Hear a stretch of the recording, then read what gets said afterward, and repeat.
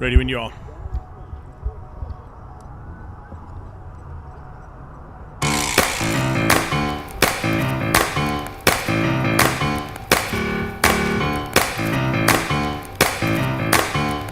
Greetings, welcome to Zwartkops. Today is the 25th anniversary of the Passion for Speed. It originally started with David Piper. It is a celebration of speed, of action, of ingenuity, of creativity, of the cars and of the people of some 60 years ago, right through to the current age of motoring. A huge variety of motor cars, plenty of action, and a reminder of where the foundation of modern motor racing came from. Cars that are so different, drivers that were brave, a program that is full of action for the day. There is plenty of family entertainment, plenty of places on which to spectate and to see the dynamics of what motor racing was and what motor racing is in terms of active participation and aspiration from the younger generation. That's exactly what we're going to be seeing today in the morning program here. It's Greg Maloney, the voice of choice, and Carl Lawrence, commentators Curso in the house. Legends of the 9 hour, starting things out there with the Little Giants and under two leaders. The M Performance Racing Series Naturally Aspirated Cup. Then we go into the Legends of the 9 hour pre-70 production cars. Evapco HRSA's Classes A to E, BMW M Performance Turbo Cup. We're going to talk about that a little bit later on and how things have changed up in terms of the difference in the BMWs. And of course that runs right through into the afternoon as well. So enjoy all the action from the 25th Passion for Speed Festival.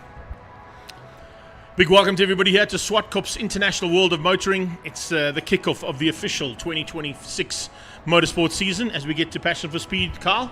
It's fantastic to be here, and already coming in this morning, the crowds are rammed. These guys have been here for 3 days. Some of them have been camping here for the entire time and watching all the festivities unfold over the last 2 days. Yeah, it's unbelievable to come to a local circuit and see how quickly it's filling up and how many people are getting in here so early in the morning.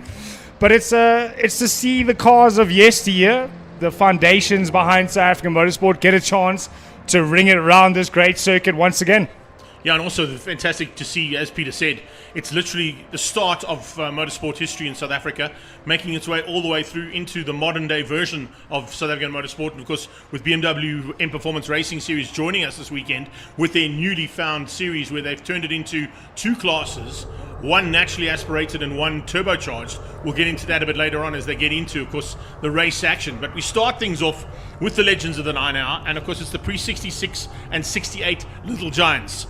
Now, Little Giants, including some of the under 2 litre classes, these are the cars that were sort of involved in the original 9 hour, and they're involved in original racing that used to happen here at Zwartkops, at Kyalami, at Rand circuit, and of course at all the famous circuits around the country, where the bigger bang cars all had sort of the factory backing and bits and pieces that could sort of get them to the front end of most races.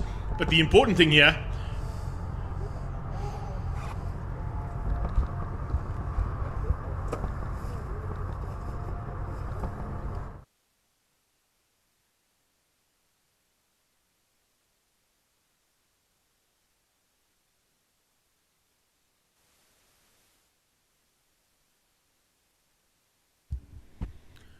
he's one of the stalwarts of the under 2 litre class, that's for sure, is Alan Poulter.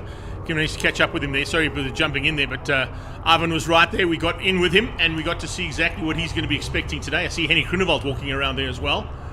But we're going to go back down to Ivan and pick up on Alan Poulter in the Volvo.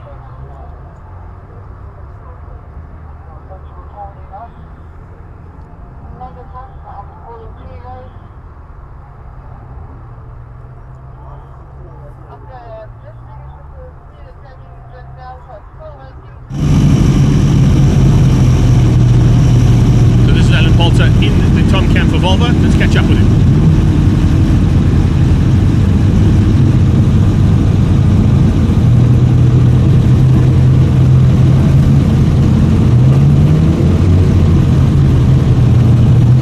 This is Alan Poulter. Morning. How are you feeling today? I'm feeling positive, strong. First race of the year. I'm very excited. Try and get a win out of it.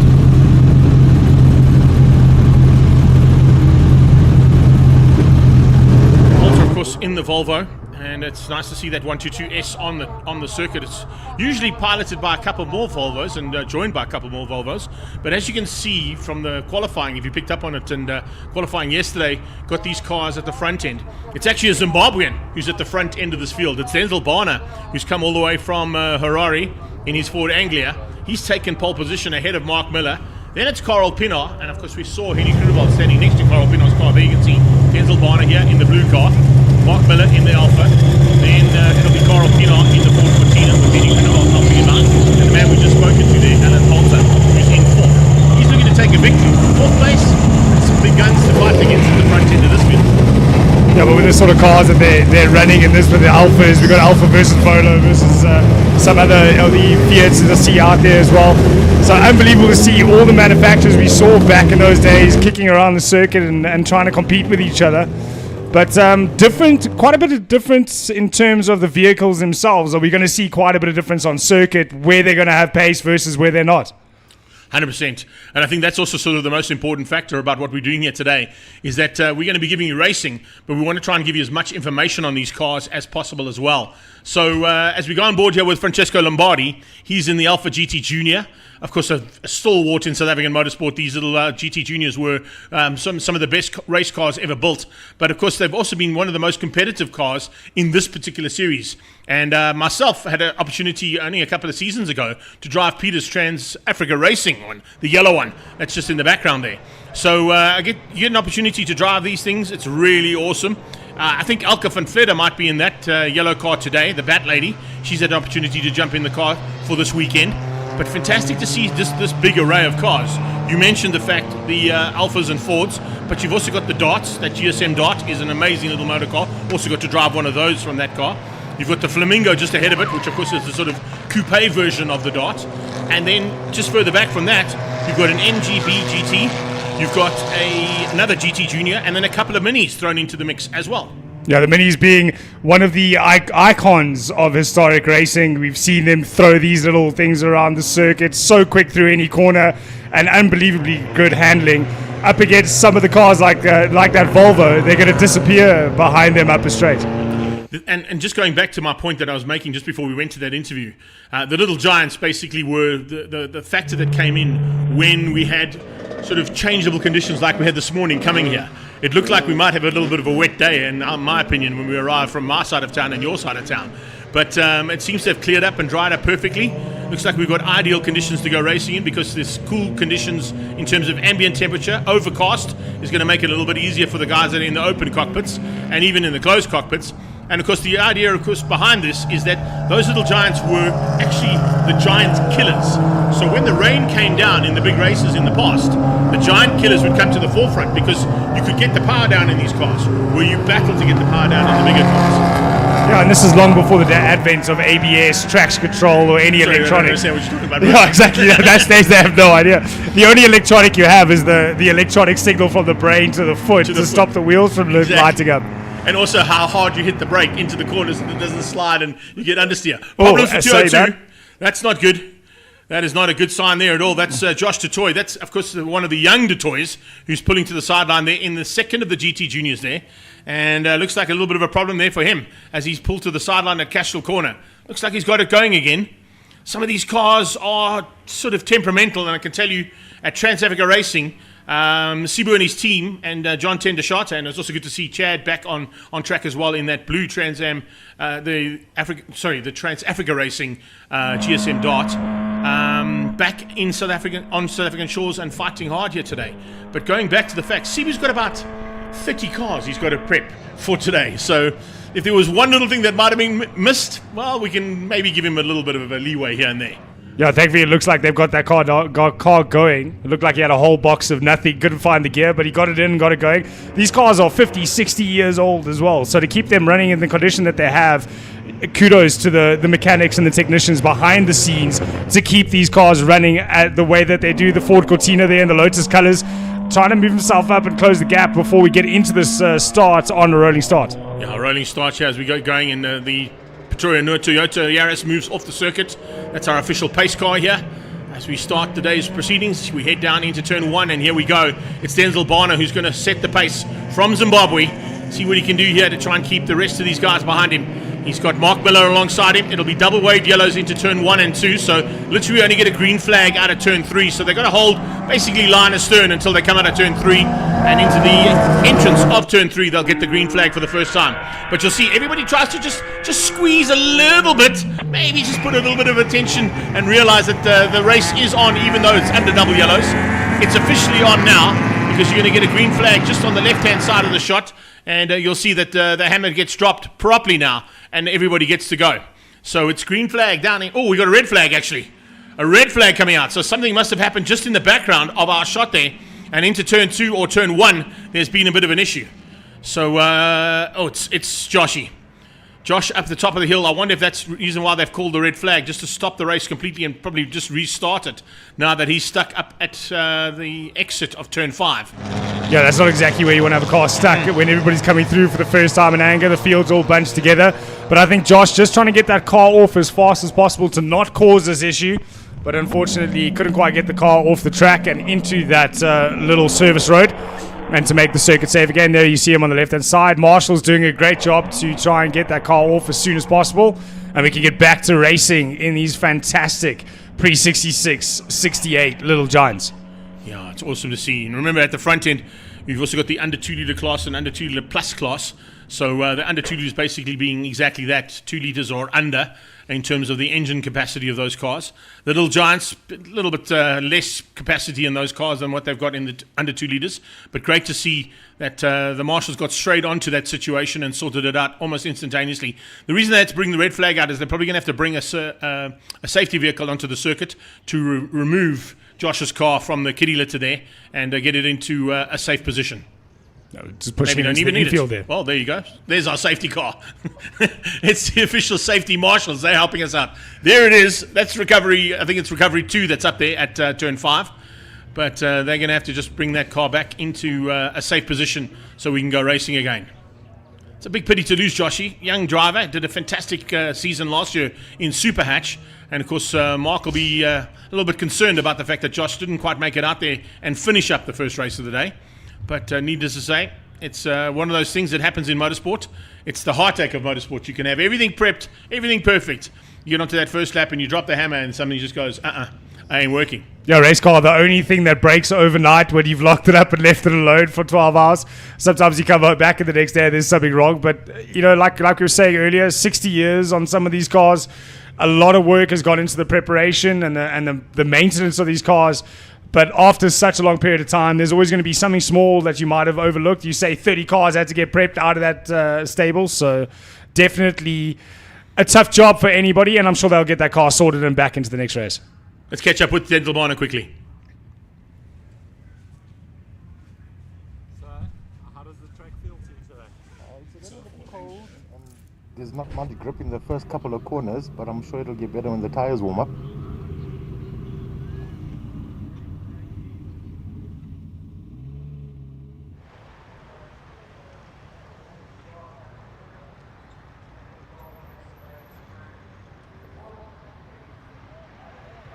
Our PTA Nuit Toyota safety car getting himself back into position, so we should be close to another start again. I'm sure it'll be under a new race conditions. This will be the first lap doesn't count. The red flag came out during the first lap, so this will be a complete restart. Yeah, full restart on this one, 100%. That's probably why they brought the red flag out, is so they could get the full restart done, so that it wouldn't affect the race distance and the guys that have sort of spent time coming all the way, especially Denzel, all the way from Ferrari, coming to have some fun here with us. All the way from Ferrari and sticks it on pole here at Zwartkops Raceway. That car is quick though. Let's catch up with Francesco Lombardi quickly. How's the track feeling out there? Feels good. Feels good. It's not wet. It's dried up, so it's good. Just unfortunately, somebody went off at the top, so we're starting again.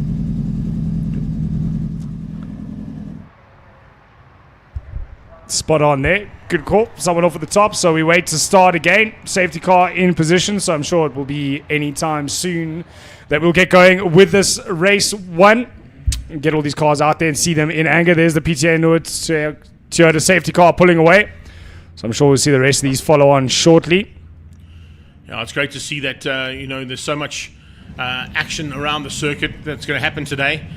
Look at that on the right-hand side of that car. All the stickers. He hasn't removed any of the official documentation stickers on his car since he started with the Passion for Speed Festival. And of course, remember today, Carl, it's a big one. 25th anniversary today for the Passion for Speed Festival. So, yes, once again, we'll be under starters orders, and it's a rolling start for these cars. So, Pretoria Noord, of course, as always, supplying us our official safety car and safety vehicles here at Zwartkops International World of Motoring. And that car will just lead them around for one more time, I'm sure. I don't think they'll do more than one lap because they already got the heat in the tyres and they weren't really stuck on the grid for that long. So it'll give them a chance just to get a little bit of extra heat back into the rubber again and set themselves up yet again to start the proceedings. Under double yellows, as we saw. But once we come out of this Cashel corner at turn 2, it's green flags and ready to race.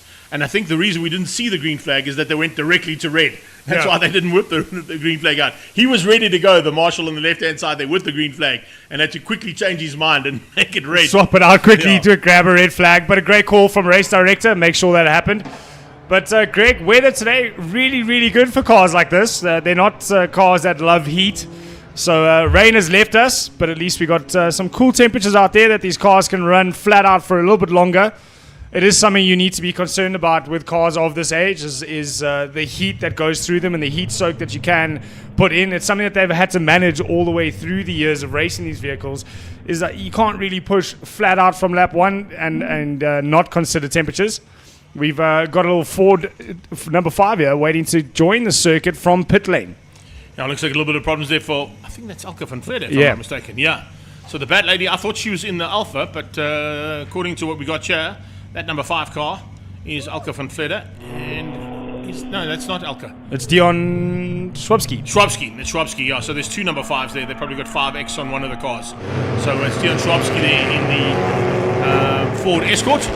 And now under starters orders as the Pretoria Noord Toyota pulls into pit lane. We start the Passion for Speed Festival for the second time. Hopefully this time we get it actually going and get the race action underway as they head towards turn 2. See if everybody gets through there nicely. As I said, great to see Chad Tendershot back in a race car here in South Africa. Oh, that's a great shot. Lights on, lights off, and we are racing. So down towards turn 1 they go. They'll hold line astern and just keep everybody side by side until they come out of Cashel Corner at turn 2. There's one of the little minis we were chatting about there, Carlos Alfonso at the back. Little mini coupe as he comes out of turn 2. It is Denzel Barner who leads things out. Mark Miller in second, and right on their tail, pushing hard, will be the Ford Cortina of Carl Pienaar. Tucked in behind him, Alan Poulter. Now, great to see that Ford Cortina with the Lotus colours on it there in third place, chasing down the front. We're on board now with Francesco Lombardi. Up into turn 4, Alpha versus Alpha on the brakes into turn 4. A little bit more of a run. Looks like he might be able to have the run up into turn 5, but another move happening. The Mini is going back down spots. 2 Alpha Juniors past him as they go through into turn 4. That's number 44. That's Nicole Donker in the Class C Alpha heading the way up the hill there. Daughter of Graham Donker. Yeah. Formula GTI and Polo Cup driver. And also participating, of course, in the all-ladies class as part and parcel of what they set up last year in that single-seater category with the Super Vs. Yes. So great to see her getting a chance to have a go and have a little bit of extra time. Seat time in a race car is always important. There's a dive on the inside there from Poulter just ahead. Poulter perfectly timed to get through there on the Cortina of Carl Pienaar. But Pienaar seems to be having a little bit of issue. You picked up on maybe a little bit of drag on the that's body rub. Body rub of some nature. Maybe the suspension has gone slightly down the back right, and he's out of shape. Big time there in that Ford Cortina. So hanging on for dear life there. Hanging on for life there. Looks like maybe that shock is just not happy. The right rear there sagging every time he turns left, just causing a bit of body rub and a bit of smoke. But still hanging on there in 4th place. But it's Norman Poulter that's gotten past and is now chasing down the leaders, Mark Miller and Denzel. They're out in front of the Ford Anglia. But that Volvo, he called it. He said he had the pace to go to the front. Look how much he's caught the front 2. No, that's Alan, by the way. Not Alan, sorry. Sorry, Alan. No worries. There are so many Poulters. That's how it goes. But Alan Poulter, as you said, closing things down now. And he mentioned he was looking for a victory. So if you can catch that Alpha and catch the little Ford Anglia, here's a little dive on the inside here from Francesco Lombardi. Just on the inside as well. Great move there from Roger Houston. Houston has also got through. So Pienaar's dropping backwards. Pino's got problems with that body rub on the car, and he's jumping behind the two Alphas and possibly into the clutches. Oh, it's on both sides now. Yeah, there's an issue there as well. You can see John Tendeshate's got through in the dart.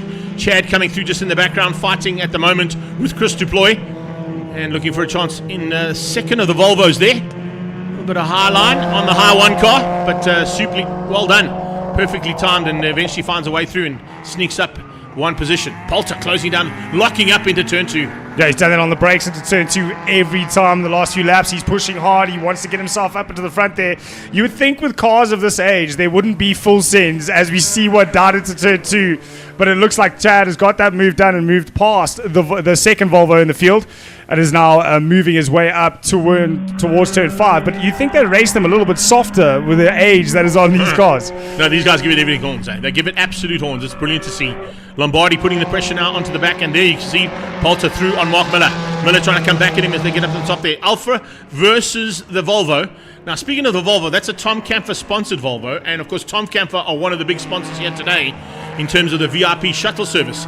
They've got those XC40s that are running around here, the electric vehicles, giving opportunities to all our VIPs to be transported to different areas around the track. So hats off there to Vic and his team for supplying us not only the car. 44 is Donka. She's out of shape, coming out of Castrol. I think just turned it around in the power there. Can she get the car started again? Are we going to have double yellows possibly down there? Because the car is in, it's not a dangerous position. It's on the inside. It's not really on the race line. But they will have to make the cars and drivers aware that there is a car basically stuck on the exit of the turn, which they're about to go. They can see yellow flag is out. So Mark Miller, even if he wanted to attempt to go there, he would have had to wait. And I think Donka's got going again. Yes, she has. You see it just ahead there of Denzel Barner. Lombardi was proper late to the brakes there into turn 2. He actually had to turn the nose left slightly. He wasn't sure if he was going to run into the back of the car in front. But Francesco Lombardi has been a rash on the back of this. Craig, remind me again whose Alpha that is in front of us. So the Alpha in front of that's Roger Houston. And of course, similar car to what Mark Miller's driving. There used to be about 9 of them, of those little Alpha Giulia Super TIs and Super GTs. They basically sort of dominated this class for a long, long time. And then we had a couple of cars come and join, like Denzel Barner's car, the Volvo. We had a couple of Ford Cortinas come in along with Coral, and a couple of Ford Escorts that joined the party as well. But initially, Trevor Tuck was involved in this class as well. And as I said, there were about 7 or 8 of them that were the dominant force in the under 2 litre category. And then, of course, a couple have gone and done different things and bought different cars, changed up their whole look and feel of how things go. And fantastic to see that the opportunity comes for drivers to throw these cars around. I mean, you mentioned the fact we're dealing with cars that are from the 60s here. The 1960s are predominantly this entire class coming out of the 1960s-ish. So from sort of 61 to 67 is sort of the bracket that these cars played around in. So incredible to think that, 60 years ago? 60 years ago, these cars were fighting in the usual contending position that you and I talk about on a regular basis. But to see, you talk about how they throw the car around. If we get a shot of Alan Thompson again into turn 1. Alan Poulter. What is with That's me him. today? Yeah, that's him. Alan Poulter into turn 1. Look how close to the edge he's parking that Volvo. As we look down into turn 4, another move being done. There's one of those Alphas you were just mentioning now, getting past one of the juniors into turn 4. Great move down the inside. Nice and completed, but the rest of them as they come through the field. But here's the car I was talking about, Alan. Look how much of the track he's using. Tail wagging, all the curb, right up to the edge of the white line. Rear wheel drive, absolutely everything she's got, and Poulter is putting pressure onto Denzel Barner. Now Denzel Barner's car, that's a really, really awesome little Ford Anglia at the front end. Of course, made famous by our famous wizard, Mr. Harry Potter, and that's the same color as what Barner's car's is. So he's got some wizardry happening at the front end there. The magic seems to be in Zimbabwe's corner at the moment, but there is some serious pressure coming from the back end there. And that 1-2-2 is all over the back of Barner and wanting a way past. Yeah, 1, 2, 3, here I come. It's Alan Poulter. They're all the way on the limit in every braking zone, in every turn in, on every corner. He's using every inch of the track.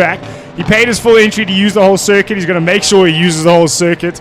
And to chase down the gap like that, I mean, look at the gap he's pulled on Miller in just a couple of laps. Yeah, he's pulled 3 seconds there on Miller, almost 4 seconds, I'd say, as they head up to the top of the hill once again. Denzel Barner now under pressure big time. But I think Alan Poulter is going to have his work cut out for him to try and find a way through. That is a very fast little Anglia that Denzel Barner's brought from Zimbabwe. And he's certainly looking to try and be at the front end of this under 2 litre plus class at the end of this one. I'm not quite sure how many laps we got going to go here, but we're certainly coming into the second half of the race, or close to the end of it, and Lombardi is feeling like he's up for a challenge as well, putting the pressure onto the back end of Roger Houston, and Houston is just soaking that pressure up. Here we go, Lombardi on the inside. Oh, just couldn't quite squeeze in there to find a way through there on that Super GT. Yeah, Roger Houston doing a great job there, great defense. He saw the cutback coming, he slowed the car down enough to get onto the power and get it out of there, so the cutback wasn't available. Ooh, Lombardi, there's that little look again. I don't know if it's just to unsettle him into turn one, but to come from that far back, he's done the unsettle, he's into turn one, he's underneath the bottom of that car, or the boot of that car. He opened that boot, he could climb in down through turn one, now into turn two to see if he opens it wide to get the send down on the brakes. He looked to the inside, but just not close enough yet. Not close enough there, for sure. As they came into turn two, Cashel corner, you can see he just had a look, but the pressure's on with 1.5 laps to go. Leaders already at the 1.5 lap stage. That's why I say 1.5. They've come through into the back markers now, coming through on a couple of the guys at the back end of the field as well, which is great to see. But those guys are now going to be well aware, and some blue flags are going to be waving frantically to warn them that the quicker cars are coming through. Probably going to get a little bit of room given by a couple of drivers there, including the likes of Donovan Mayer, just moving slightly to his left-hand side to give them some room to play. But with 1 lap to go now, I think Barner might have just enough here in hand. You say that, but that little move around the outside from Barner to get around the back market just cost him a car or two there in terms of space. Alan Poulter's going to see that. You see him into turn one. That's what I was talking about, how much of that track he actually uses how much to get that car. To get that Volvo through turn one. On the brakes into turn two. This is where we saw how strong he was the previous lap. He's within a car length. So a couple of good corners, turn 4 and turn 5, we could be seeing an option into turn 8 for Alan. Yeah, amazing stuff here from these two as they go at it. These two carrying on the battle as well. It's the sort of battle of the lipstick there. Blue lipstick versus yellow lipstick on the two Alphas as they go down into turn 2. Roger Houston, of course, famous for running that front end in slightly sort of sky blue colors. But Lombardi, of course, has run this Alpha GT Junior for a long, long time. And as I mentioned earlier on when we chatted to him, he could be a serious contender. He's going to probably finish up at least in the top 5 or 6. But coming to the closing stages now, 2 corners to go. It looks like it's Denzel Barner all the way. Yeah, fantastic to see how hard these guys have been throwing these cars around the circuit, battling it out for the win. No one's backed off. Denzel Barner, he took it easy in the beginning. Alan Poulter came to hassle him, but he's put the hammer down and built himself enough lead to take the win here. Lock up there. That's how hard Poulter was trying, even into the last corner. But the checkered flag is out. And it is the first time that we don't see Henny the flag putting the checkered flag out for the first time here at Zwartkops. So our new flag person is up there doing a superb job as always, along with all the orange army that are here today. This is Lombardi still under pressure and putting the pressure on there, trying to find a way through on Roger Houston, but I think Houston might just have enough there. Yeah, he doesn't have a problem. Houston has no problem. He's coming to the line and he's going to make it top 5. Well done there, Rog. Coming across the line for top 5 finish there.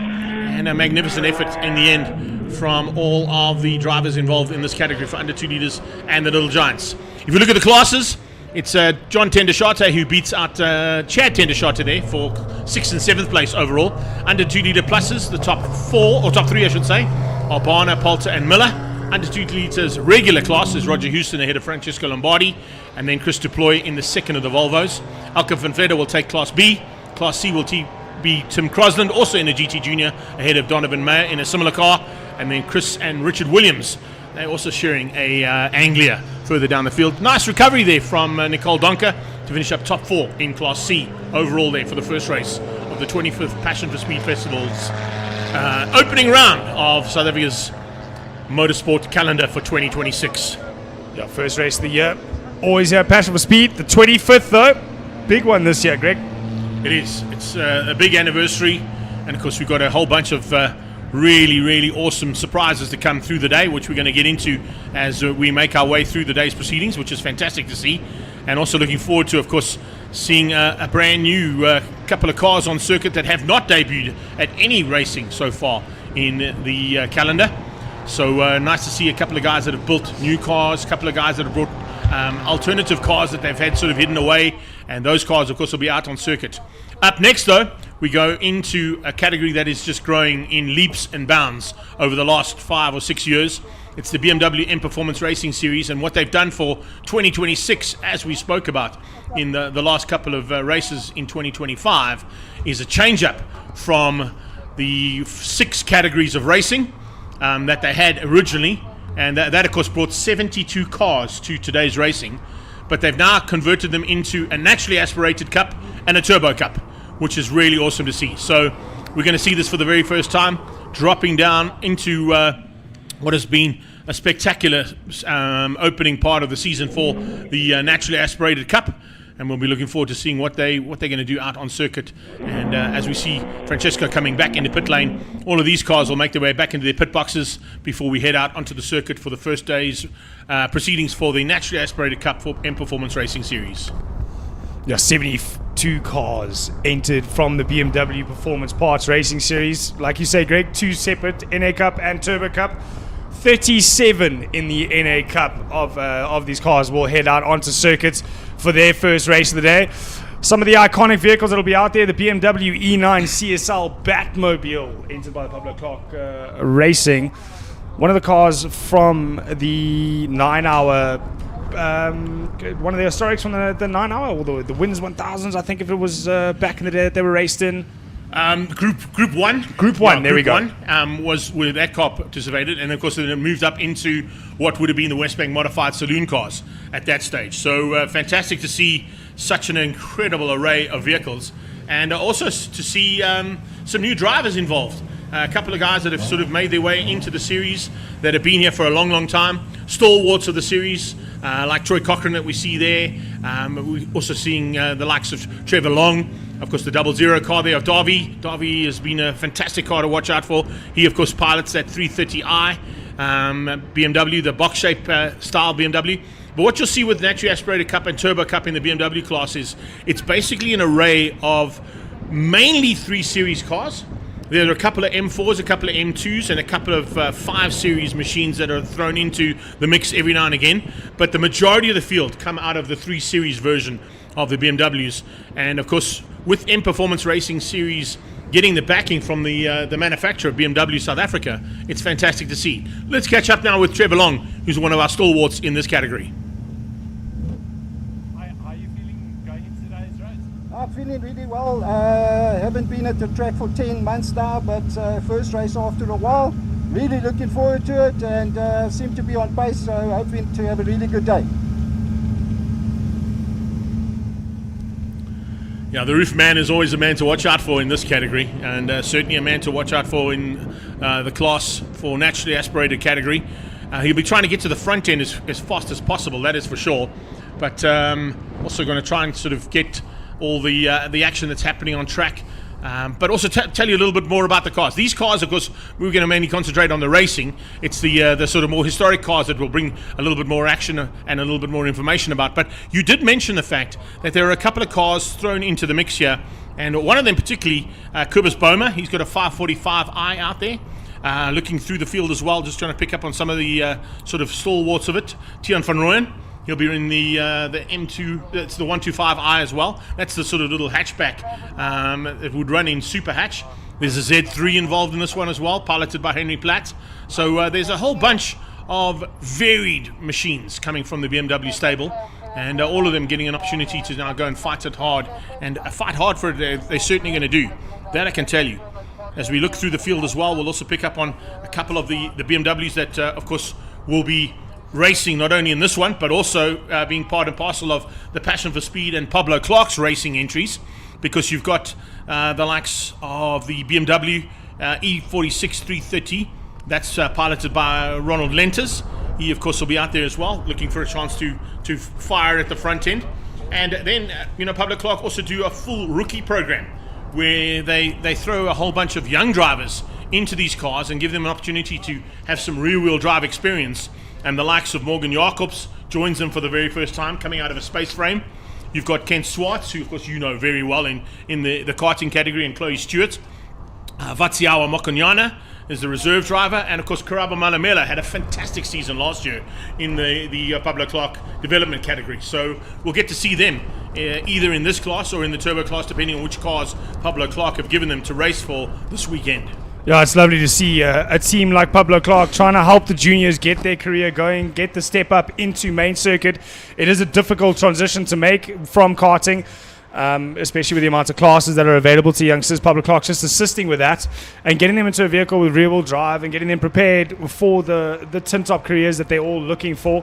And then obviously, well, not obviously, it's nice to see them do it with new technologies such as simulators and using the data and driver coaches to increase the knowledge that these drivers then need and the library that they need of knowledge to move forward in motorsport. And the other factor is, of course, is you get these young drivers who've got absolutely no fear, and they get to experience exactly what these cars' capabilities are, and then they're used by Pablo Clark for their promotional days and demo days. So if you ever get an opportunity to come on one of those demo days, you possibly get into one of these race cars and get a sort of a suicide seat alongside one of these youngsters who've got absolutely no fear. Carabo is the man I'm mentioning more than anybody else right there when I talk about absolutely no fear, because he has absolutely no fear whatsoever. There he goes through there. Ken Swartz right behind him in the AutoZone car. Carabo, of course, in the Liqui Moly sponsored machine out of Pablo Clark Racing. But at the front end of this field, it was interesting to see that we had a whole fight for who was going to have the honors of getting to the front end of the field and being the man at the front. And in fact, if I'm not mistaken, Andre van Vuuren has put it on pole position as the first time out for naturally aspirated category cars in this massive field. And they're still coming out of pit lane. That's incredible to see. Are we going to be able to get the whole field out before the rest of the cars still need to come out of the pit lane? 37 of them take to the grid today. 37 BMWs will be roaring around Zwartkops International Raceway in front of the spectators that have filled the bankings here to watch some great racing put down by these vehicles. It's an incredible field to see. 37 cars all out there doing battle. Kubus Boma, there's one of the cars we mentioned earlier on there. Out there in the AMX Motorsport, that's the 545i. So one of the only 5 series. 117 getting out of shape at the top there. That's Gernald's. Not getting out of shape. I think he was just making sure the tires were warm. Well, they're definitely not. If he spun out. He now comes and resumes his position just ahead there of the 00 of Olivier, also in the box shape. But Gernald's maybe just feeling that he hasn't quite got those tyres up to temperature. It's not always easy to get tyres up to temperature when you've got a cold circuit. They've got to take into account that the circuit is not 100% heated up just yet. And of course, with the cool conditions here this morning, overcast, it's going to be a little while before we get any track temperature of note into the actual track surface.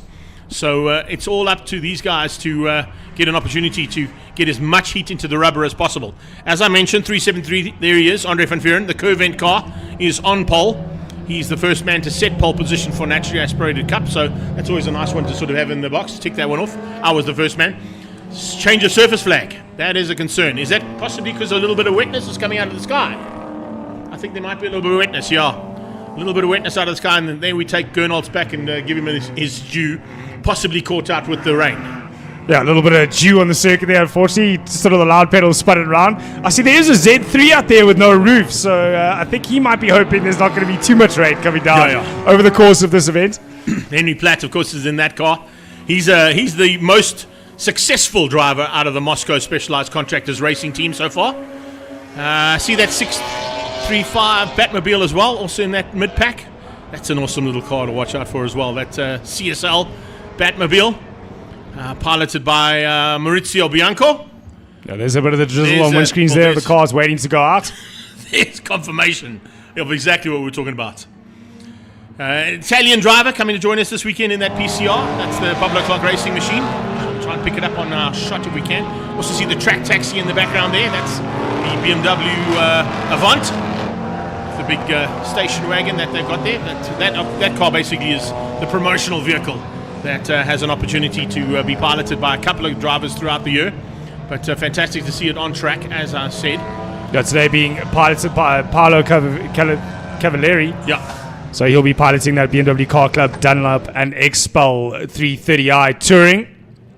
Now, Cavalieri, of course, will be out a little bit later on in his Ford Galaxy, fighting hard in the big production car battle we expected to see. Nice to see BMW also supporting there with an official safety car for the series. They did last year. I think they gave us an M2, if I'm not mistaken, as the official safety car for this class. But how's this? This is the thing that catches me the most, and I've been in this situation. You're still coming up the hill, and the leaders are heading down the hill towards the start. And you are thinking to the guys in front of you, listen, can we just close this gap up a bit, please? Because the gap is too far apart for now. There we go. We see the leaders bunching it up now as they head up into the final quarter just to get the whole group of cars together. They're still filtering out of turn 7 there. But as they go onto the main straight, Greg, the lights are ready for them. Yeah, lights are on, and the boss man is alongside there. So watch out as we keep our eyes on, of course, the boss man of the series coming through there. As they come through, they're going to put the hammer down, and it's Van Vuren who gets the whole shot.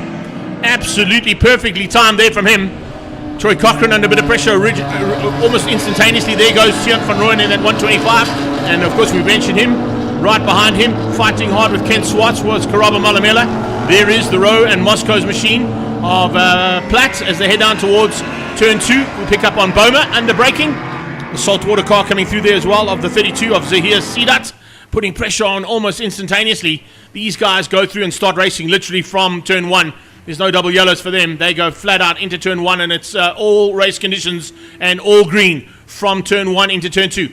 Look at the wind as well in the background there, Carl. Just watch those trees in the background. A little bit of a breeze picking up there. That'll help under braking for turn 4, because they might have to just roll off there. They won't have to actually get hard on the brakes, but as we get a little bit higher up in the field, you can see these BMWs already at it and at each other's throats.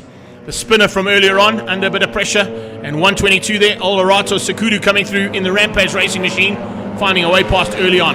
Yeah, Olarato making a step up from karting, making a full send move up into turn 5 there. Also using the BMW class to get some experience in main circuit as we watch the 1 series. That's number 56 of Mitch Kutsia.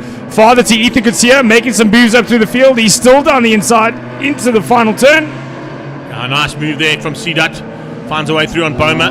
Right behind him, looks like it's the 202 or 205 car there of Reinhard Miller or Des Bloem. No, it's actually Des Bloem. Des Bloem coming through there, putting the pressure on. So Desmond Bloem, a seasoned campaigner in this class as well. He was around at the initial stages of M Performance Racing Series when it was just the BMW Car Club, and he's stuck around. He's actually been part and parcel of the series for a long time, and also had an opportunity to pilot the track taxi, which we see Paolo Cavalieri in today. And he's actually the man who resprayed that car. Oh, that's not good. There goes our Italian stallion, the Batmobile, off the circuit, and that means we're going to be losing Maurizio Bianco, unfortunately, into pit lane with a bit of an issue on the Batmobile. Yeah, Kobus Boma just trying to hang on to or regain a spot there. Got his nose firmly cut off with the door being shut in front of it, but he's still got to move up the inside into turn number 5. We'll see as the field comes through. There's one of the Auto Trader cars. That's Ken Swartz, I think, in the 346 coming through. Just ahead of this battle. That battle's not over. He's still down the inside. Bowman looks like he's gotten it done now. The TuneTech prepared car there, making his way through. Down into turn 8 we go. And we got, another big move down the inside. That's 146. That's Chloe Stewart making her way past there. Long. Yeah, Trevor Long being outgunned there. So Chloe Stewart finding a way through. Nice move from her. Trevor Long not done yet, though. He was looking into turn 1. Couldn't quite get it done. Malamela. It's Caraba. No, it's Caraba. It's very similar cars, like similar colours there between Caraba and Chloe, but Caraba Malamela definitely getting that move stuck on Trevor Long. It's interesting to see this car of Boma's. It's a 545. Now that's a box-shaped 545, so it's a slightly older vehicle than compared to everybody else's cars out there. But it looks completely in its own right here. It's not out of shape, and it's definitely not able to not run with these guys. It definitely doesn't look outdated at all. It looks like it deserves to be in this class. The racing car is sometimes 20 years younger than itself, and doing a great job there. Car 205 though hasn't let it happen, hasn't let him get away. That's Desmond Bloem. He's still looking to get that spot back from Bohm, but it doesn't happen just yet, as we see cars side by side in every corner and every shot at the moment, Greg. Custom shop BMW all over the back end of Boma, and he's looking for a way through. Can he find it? He's not going to find it just yet. Behind that, the 44 car. This is a fantastic run from Claudio Jardine. Jardine pushing hard, and the pressure coming from the back end as well on Jardine, by the looks of things, as they start to open things up here ever so slightly. You can see things starting to settle down in these little packs of cars, and it's packs of cars that are on similar lap times. And of course, remember, we still have classes B, C, D, and E, I think, in this category, even though they are naturally aspirated. It's still class B, C, D, and E in this class, so there are still classes to fight for in this class. B, C, and D, that's right. We've got one car that's in E that was on my list, but maybe that's been bumped up into class D, which would be Mitch Kutsia. There's the closed steward car. That's the silver AutoZone BMW AutoZone BMW 46 from Pablo Clark. There's the other one. That's 346. That's Ken Swart. Yeah, and as they head down the hill now, this is the man they're all going to try and catch. Now, we saw yesterday in qualifying and actually picked up on a post that BMW put out last night.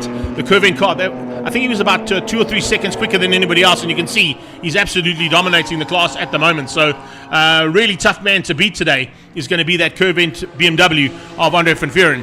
And that's the reason why. He's just getting away from this class.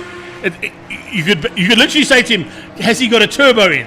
Because that's the Where did you hide it? To everybody else. And smooth as you like. No lockup, no push, no slide. Tail's not wagging. Smooth as you like, and off you go out into the front.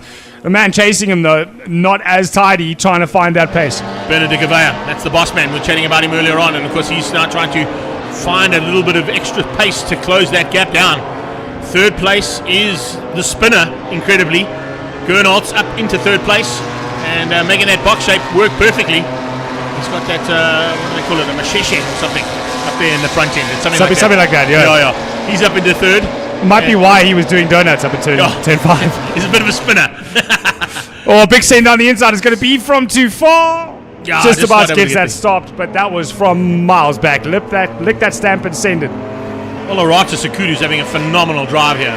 Sitting in the top 5 overall, just ahead of Davy Olafur. Now, Olafur, probably one of the most seasoned campaigners and arguably one of the most experienced drivers in this category, doing a superb job. Tian van Rooyen trying to close things down there on Nicholas Herbst. He's normally the man who joins us here in commentary, by the way. But as you can see, he's got a little bit of work to do here. So we might get him a little bit later on to come and have a chat about the turbo class. But I'm sure the boss man is going to come here, Bernard de Gavea, just have a chat about how things have changed up. And the success so far has got to be that this is certainly working well. Naturally aspirated, 3 classes of naturally aspirated, 3 classes of turbo class coming a little bit later on, and Turbo Cup is going to be as exciting as what we're seeing right now as Herbst goes into turn 3 trying to close the gap down, possibly to get up into the second step or third step of the podium. Yeah, Richard Grenth also just behind our car, currently in second place at the moment. Looks like he's got to turn a pace towards the end of this race. He's closing that gap up, and here we are back with the battle as they head up into turn 4. We saw how late that black E46 can be on the brakes. Cochrane's late though and can't quite get there in the Rhapsody car. So he has a look.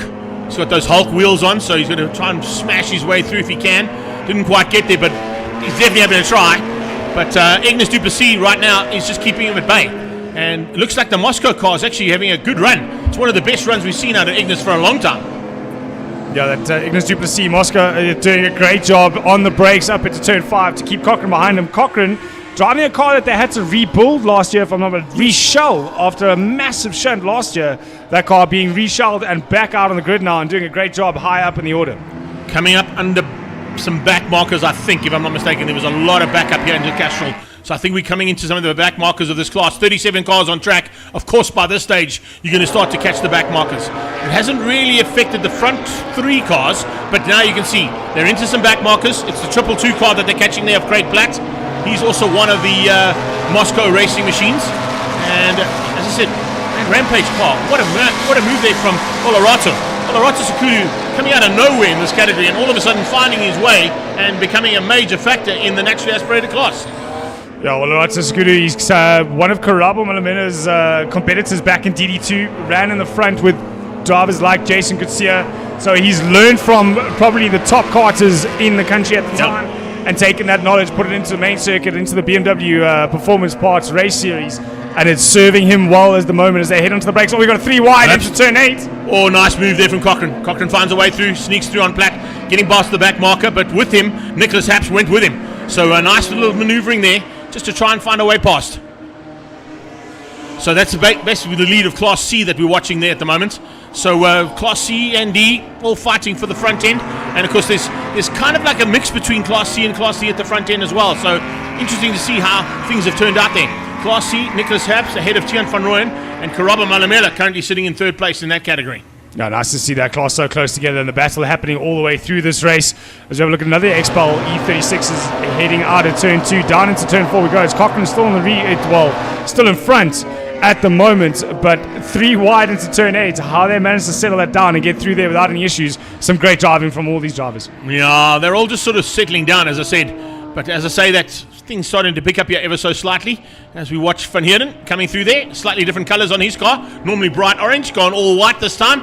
Maybe he hasn't had a chance to have the respray Get delivery done, yeah. It's still early in the year, Greg. Some guys came back from holiday a bit late. First race of the season. Haven't had a chance to spray the car yet. Or wrap it. Some of these guys now, of course, spending most of their time, like with Troy Copeland, with the Rhapsody car. Some of them being sprayed, as I said. The custom shop BMW of Des Bloem certainly would have been sprayed. But now as we come down, car with some issues. Back marker coming down the hill there. It's 191, I think, if I'm not mistaken, 161. Peter Lombard with some problems there on the SMS alert machine. Yeah, it's a Class B car, so I don't think that was a back marker pass. I think maybe just some issues. He's limping that car home just to score points. It's early on in the season, so you want to make sure you get as many of those points together as possible to run a decent series, decent season. But someone that's got no issues at the moment, that's the 373. That is Andre van Vuuren all by himself out in front aboard that Corvette E36. Yeah, he's done it to perfection right now. As Andre van Vuuren doing an absolutely amazing job to come down and wrap things up here pretty much all on his own. Hasn't really been troubled by anybody. Bernard de Gavea tried to give him a run for his money, but I don't think it's going to be happening. As they go through there, possibly onto the final lap now. I think it's 1 or 2 laps to go in this class. I didn't quite see the number on the board as they went past there, but last lap now for him, officially, as he gets down into turn 2. De Gavea is still hanging on for second place at this point in time. So Van Vuuren, of course, running Class B. De Gavea will be running Class B as well, so that's the top 2 in Class B. And then Olarata Sekudu, I think, is possibly down in either 3rd or 4th place overall. Ignis du Plessis is actually leading out Class C. Apologies on that one. I mentioned earlier on that it probably would have been one of the other cars, but it's the Moscow's car of Ignis du Plessis at this stage who runs at the front end of Class C. So up to the top of the hill goes our leader. He'll just probably squeeze through on some of those back markers, or does he? Doesn't really have to. Doesn't need to, does he really? No, doesn't have to. He can sit behind them and let them finish up their race. Doesn't have to get involved in the battle. Can leave that battle to unfold there with Justin Brown involved in the rear end of that battle. And I think it's Morgan Jacobs who's just ahead of him. Her debut for the first time in that, yes it is, Morgan Jacobs there in the M Performance and Pablo Clark machine. Checkered flag is now going to come out, and it is for the Corvette car, so Jacobs will have one less lap to do as that checkered flag comes out, and it's a win. First time out in the naturally aspirated class for Andre van Vuuren. Second place to Bernard de Gavea as he crosses the line, and then Kernholz comes through to wrap up the front end of Class B. Here comes Class C's battle to the line. I don't want to call it there. I think the Moscow's car took it. Yeah, Ignis got it. Just to hang on to stay at the front end of that epic battle that was raging between all the Class C competitors, including Tiaan van Rooyen, who nearly got there in that little 125 IS. Great effort there from him. Superb effort as well from our development drivers there, Karaba Malamela, Kent Swartz, Chloe Stewart and Morgan Jacobs. Fantastic to have them in that mix. But certainly, from what we've seen for the first time out, naturally aspirated Cup works. Class B's top 5, there you can see all the way down to Darby Olivier. As I said, Ignis taking Class C ahead of Nicholas Haps and Tiaan van Rooyen. Karaba Malamela in 4th ahead of Kobus Boma. And then Class D all the way down in 15th place, Des Bloem in the custom shop BMW, winning things out over Ruan van der Walt. Zahir Sidat coming through for the top 3 there. And a fantastic effort. Behind that, of course, further back in the field, great to see some battles all the way through. Paolo Cavalieri eventually finishing up in that top 20 overall. But looking for a chance now to wrap things up. In fact, top 25 there for Paolo, so apologies on that one. He comes through for a top 15 finish in Class D, but top 25 overall on the class there for naturally aspirated category. As we're going into the VAPCO classes, the HRSA machines, that's classes F, G and H. They'll be waiting down in pit lane. We'll be back shortly with action here from the 25th anniversary of the Passion for Speed Festival at Zwartkops International World of Motoring.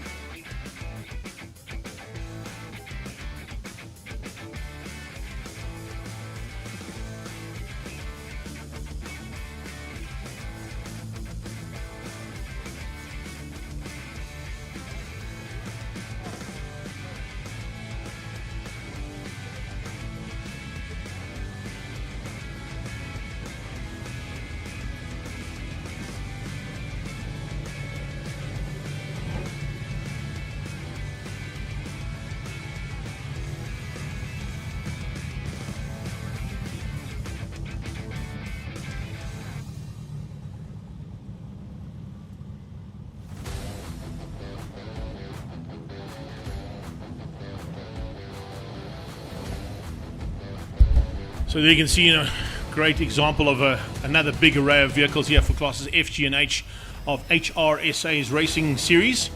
And of course the historic racing series that's been around, now picked up by of course Evapco as their official sponsor. Fantastic to have that team on board as the official naming rights sponsors for HRSA for 2026. They'll be running of course in all the inland and historic championship races that happen here at Zwartkops and also at Red Star Raceway for the 2026 season. So great effort there from them, and fantastic to have them all there. Let's catch up now with Ian Richards down in pit lane.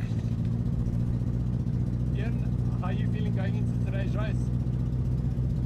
Yeah, look, it's a bit nervous, but we'll give it our best to see what we can do and hope to bring it home.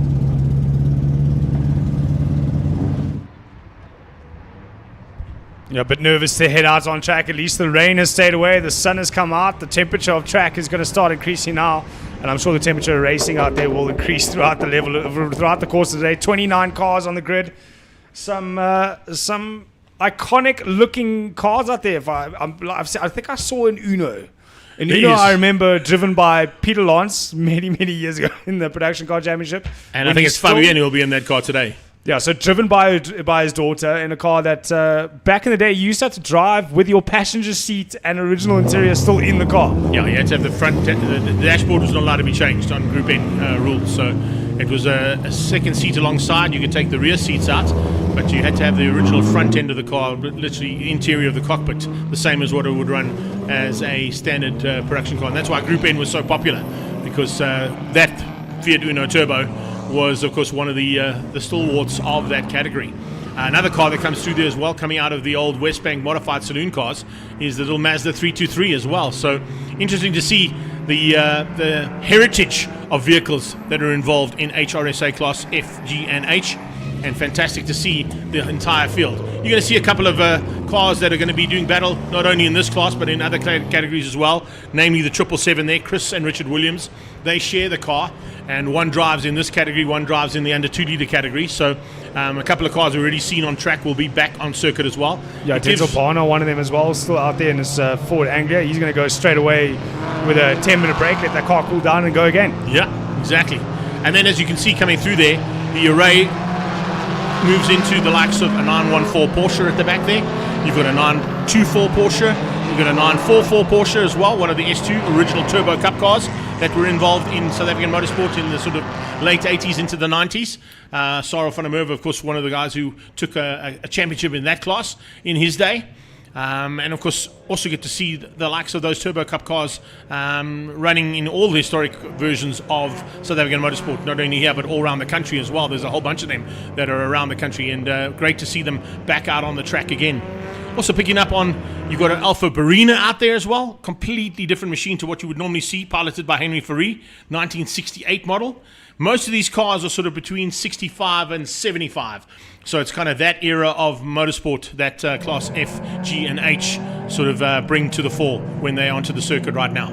Yeah, I saw cars such as the Mercedes-Benz 280E, made famous throughout the German touring car years back in the day. Then the Renault Gordini, one of them as well, out there on the grid at the moment. So cars are plenty in terms of manufacturers out on grid across these 29 vehicles. There is the Renault we were talking about, that's piloted by Mike Bishop in Class F. It's currently sitting there in mid-pack, a BMW 2002 out there as well. Did you see who his sponsor is? It's unbelievable. It says gasoline, but it's not gasoline as in fuel. It's gasoline as in jeans. Gas Jeans, Gasoline Denim Company, the original sponsor of one of those cars in the sort of 60s and 70s. So running sort of, a homage livery. Yeah, basically that. It's sort of true to the day of what they had on the cars, or the sponsors of these cars as well. You'll also get an opportunity to see, of course, a couple of cars in the old cigarette sponsorships that were out there too, which you can't mention too much about, but it is fantastic to see those old colours running out there. One of them, of course, in the back of the field, in Gunston colours there, is one of the little Ford Anglias. So fantastic to see that they get a chance to come out in the original race colours. That's the Barina. And then behind that, the 15G, of course, is Rion Draper in a little, it says Ford Escort, but it's not a Ford Escort. That's, I think, is a Ford Anglia, or it's not a Ford Escort though. He's definitely changed up his his choice of steed there compared to what he entered. Yeah, that's definitely not the Ford Escort out there at the moment. So as they come under starters' orders, the front end of this field is the Shield Ford Escort. And if I'm not mistaken, that's going to be Mr. Smallberger at the wheel. And he'll be pushing hard, well, Georgie, to try and stay at the front end of this field if he can. There's a whole bunch of those cars. Rear under rear, I'm not quite sure. I can't see what that is. It's a perfect. It's the prefect, sorry. It's the Ford Prefect. I couldn't remember the name. You got to try and remember all these cars, mate. There's a whole bunch of them here. It's the Ford Prefect of Rear under rear that is going to be fighting out there. 46 is Ian Richards. He's alongside our poleman. And Richards, of course, in a standard option dominating force in this category. 1200 GX out of the Datsun stable. The Dazzle Datsuns are at it. It's double wave yellows, though, before we go into racing proper. So we've got to go through turn 1 and 2 before we get into the full strike of what could happen out here for today in classes F, G, and H of the HRSA category.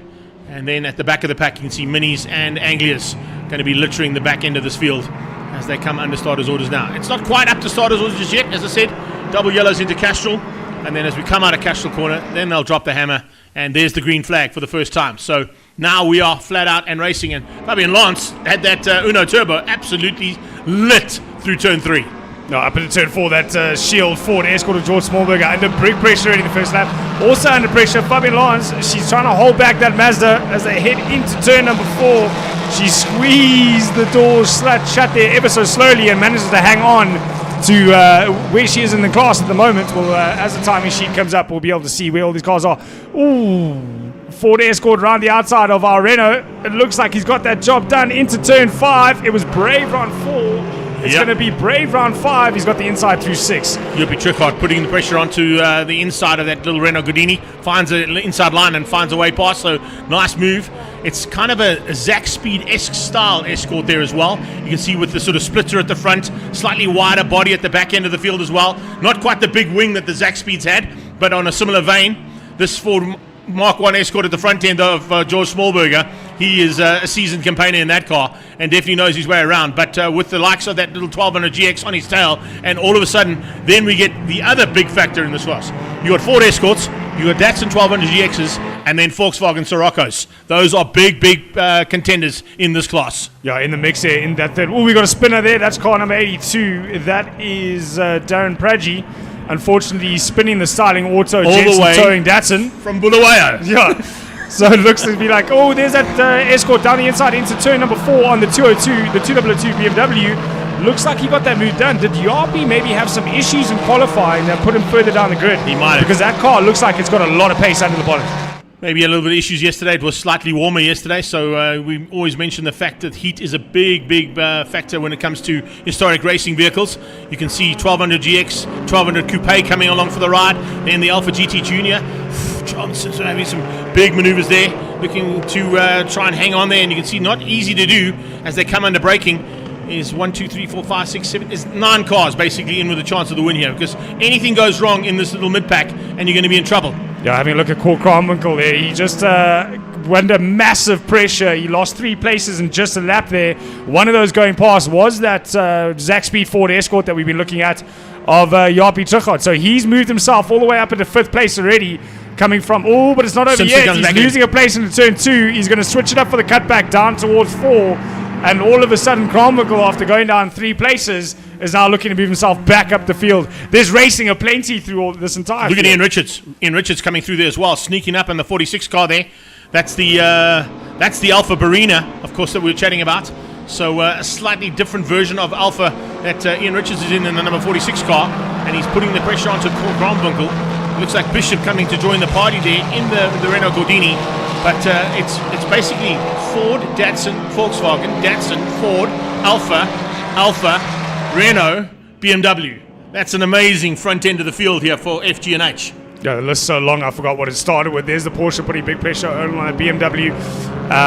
Unfortunately, that 2W2 looks really good through 5, 6, 7, and 8. But come the back straight, it seems to struggle a little bit. A long straight for these cars, turn 4, not much of a corner for them. So it's flat out pretty much all the way around there with a little bit of a break. So unfortunately, that 2W2 not having the legs, but having the handling. As we look at Trichard coming under big pressure into turn 1, he's going to have to defend the outside. You don't want to lose that line through 1. because turn 2, being a right-hander, you let it through around the outside, you're going to lose the inside line into turn 2. As we have a look further back from the field, that's the 280 Mercedes-Benz I was talking about of Johan van der Walt. He's trying to hang on to a place there into turn 1, looking down the inside of another Alpha Junior.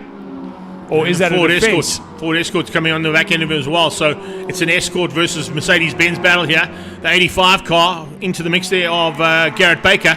That's a 1979 Ford Escort Mark II as he finds his way through and sneaks ahead now.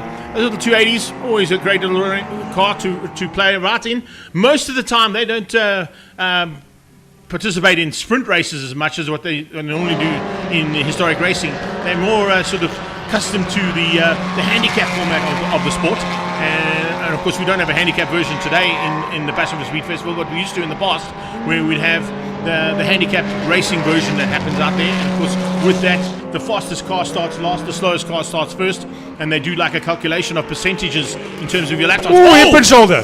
There you go. Send it onto the outside. Rian de Roux catches it. He's on the grass on the inside. Phenomenal. That thing's got traction control, bud. That little prefect is doing such a good job and just manages to hang on, only just to try and hang on there. I'm pretty sure he didn't step out of that loud pedal at all that entire time. Everything she's got. When in doubt, flat out. Yeah. Drop a gear and drop it to the floorboard. We spoke about 4 on the floor, but there was more on the floor than 4 there, that's for sure. As they come out of Castle Corner, we'll watch out for that battle as well. The Porsche coming into the mix as well. Slowly but surely making his way to the front end there is Wynand du Plessis. Now, Wynand du Plessis is also another seasoned campaigner when it comes to the handicap version of the sport, but he's enjoying life in a sprint race as well, I can tell you. Closing on the BMW. George Smallberger was our leader. He's dropped back big time. He also made a mistake somewhere on circuit. It's now the Volkswagen Sirocco out front. So a fantastic effort there so far from Dave Lation. He hangs on and looks like he's just keeping out the 2 Datsuns.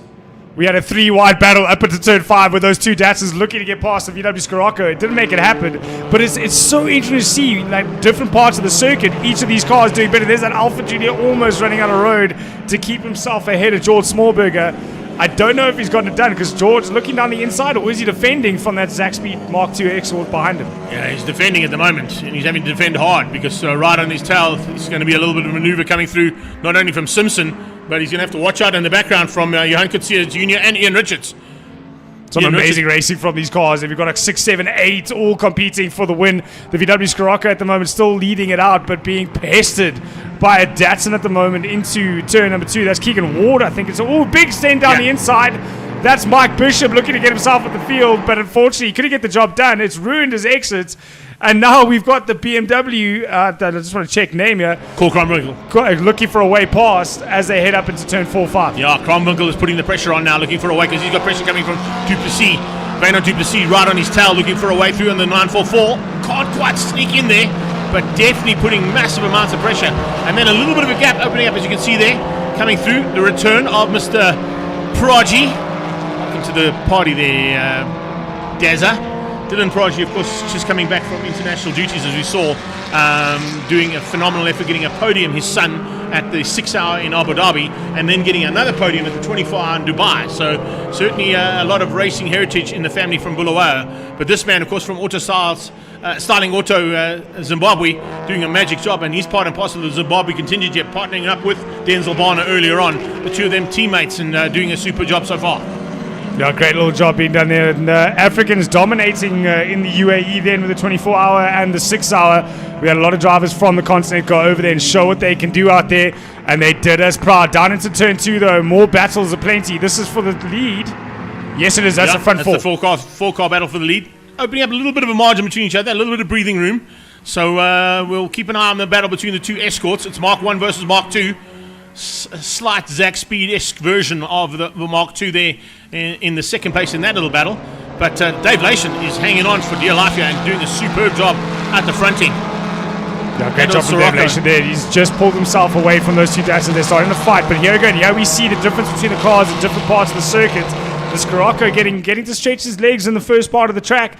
But towards the end of the lap, the Datsuns seem to come back at him.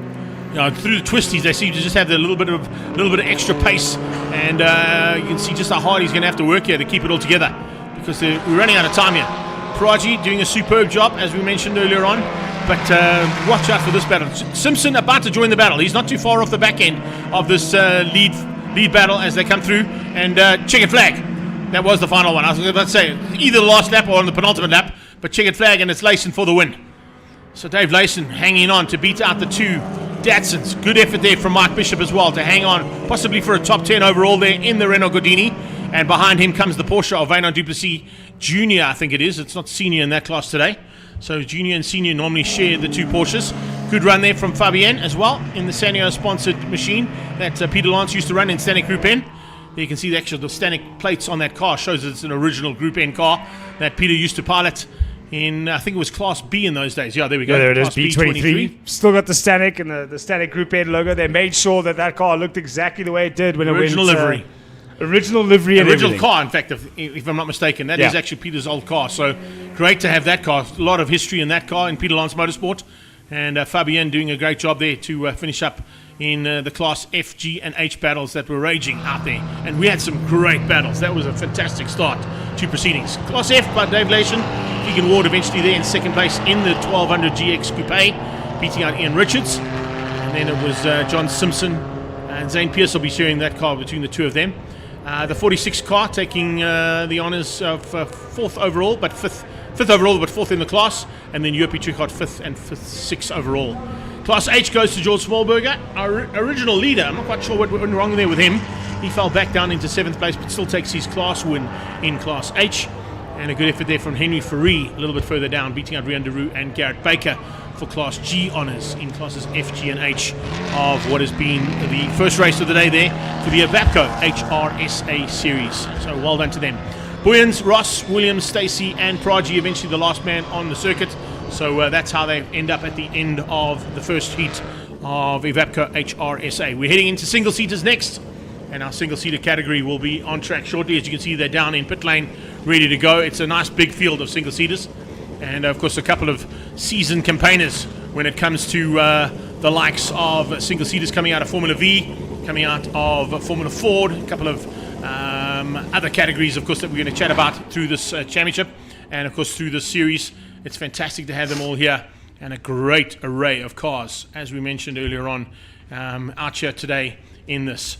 We're looking at, of course, the likes of Titans, Eagles, Dulons, Geckos, Royals, Mistrals, Capitals. We've got an Alva Mark II Porsche in there as well. Van Diemen's. They're all out there. And, of course, we've also got the famous Balls Up Formula V as well, which is always a one to mention as we get into single-seater categories. Let's catch up now with Paul Richardson down in pit lane.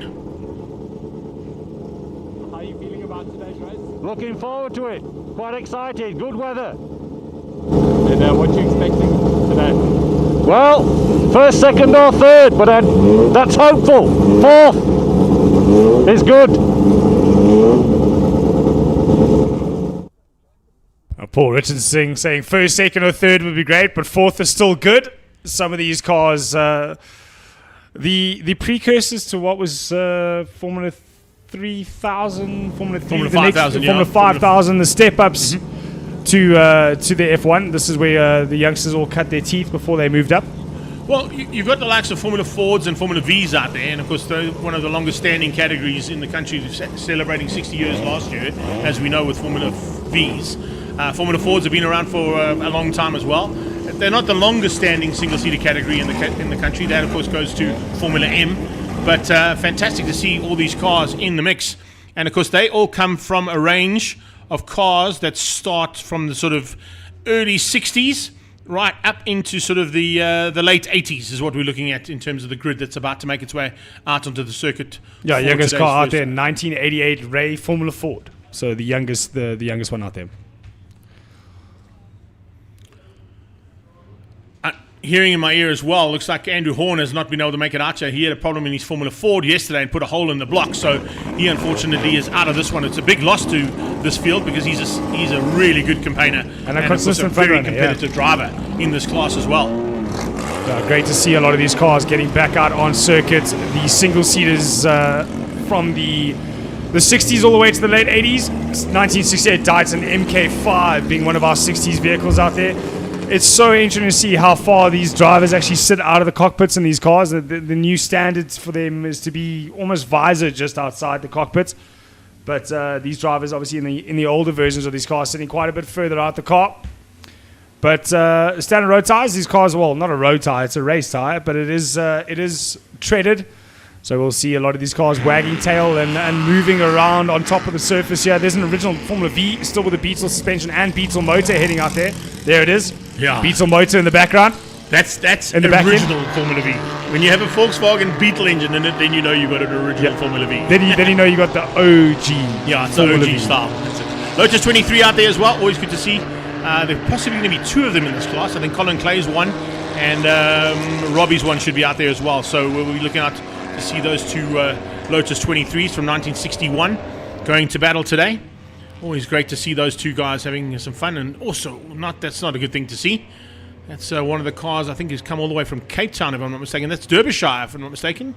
So we look to see as that's Steve from Harp Motorsport pushing that car back in. It's the 99 car, and Josh Dovey. Josh Dovey with some problems there. Dovey is in a Chevron B20. So that's a big loss to the front end of that field. And diving in, that's Richardson, the man we've just spoken to. So commentators cursed there, unfortunately, by the looks of it, eh? Yeah, or so was not it the 1, 2, or 3. interviewers' It's definitely not a 1, 2, 3, or 4, unfortunately, for Richardson. I'm sure they'll get that car sorted out and back out for the second heat. But some of these cars pushing 60 years on circuit, so a little bit of a mishap there, an unfortunate problem on that vehicle. So unable to make the start. There's one of the Lotuses lining up into the grid slots. Or is that an issue? No, lining up in grid slots. So standing start for these single-seaters. Also just getting some information thrown at us all through all forms of social media and technology as we work with these days. Apologies there. I did say Denzel was from Ferrari. He's actually from Bulawayo. So it's the two Bulawayo bombers there, Denzel and Darren, that have come to do battle earlier on today. So apologies on that one. But of course, the cool thing with single-seaters, which you always attest to, and it's one of the things I love as well, standing start, baby. Yeah. A real motorsport start, not a rolling start. No.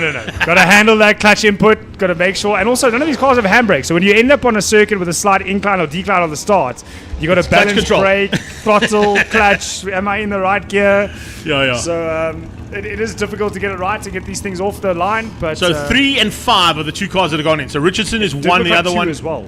And it might be 2 as well, that might be 2 as well. So we got 3 cars already off the circuit, unfortunately, that have not made it onto the track for now. But we'll keep an eye on their progress, and hopefully we can get them back onto the circuit as quickly as possible, because that's the idea. We want to try and get as many single-seaters as we can.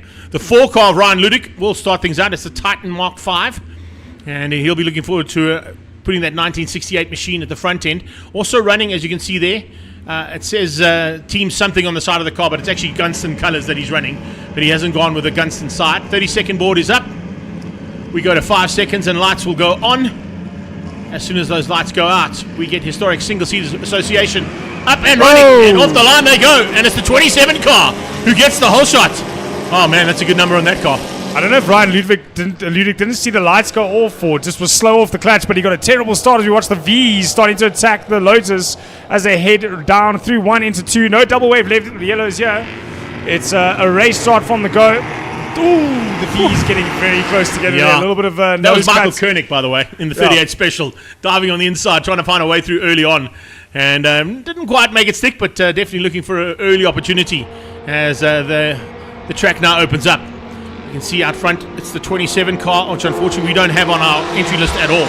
So I'm not quite sure who that is. Maybe Paulie can give it to us on the screen, but a little bit of issues there for the man on pole position, as you said, Ryan Ludick, who didn't quite get it 100% perfect off the line.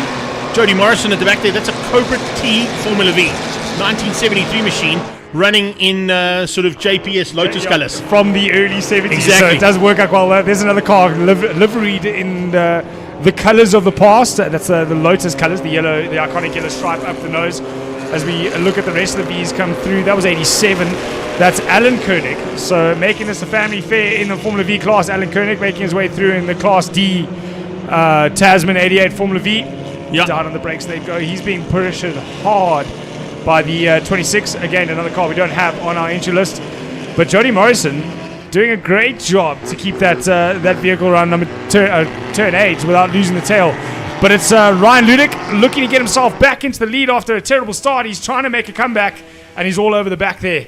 Fenter going through there as well. So Steve Fenter trying to make up some ground as he didn't quite get the qualifying he wanted. The 5.5 car as well, car to watch out for is Des Hillary.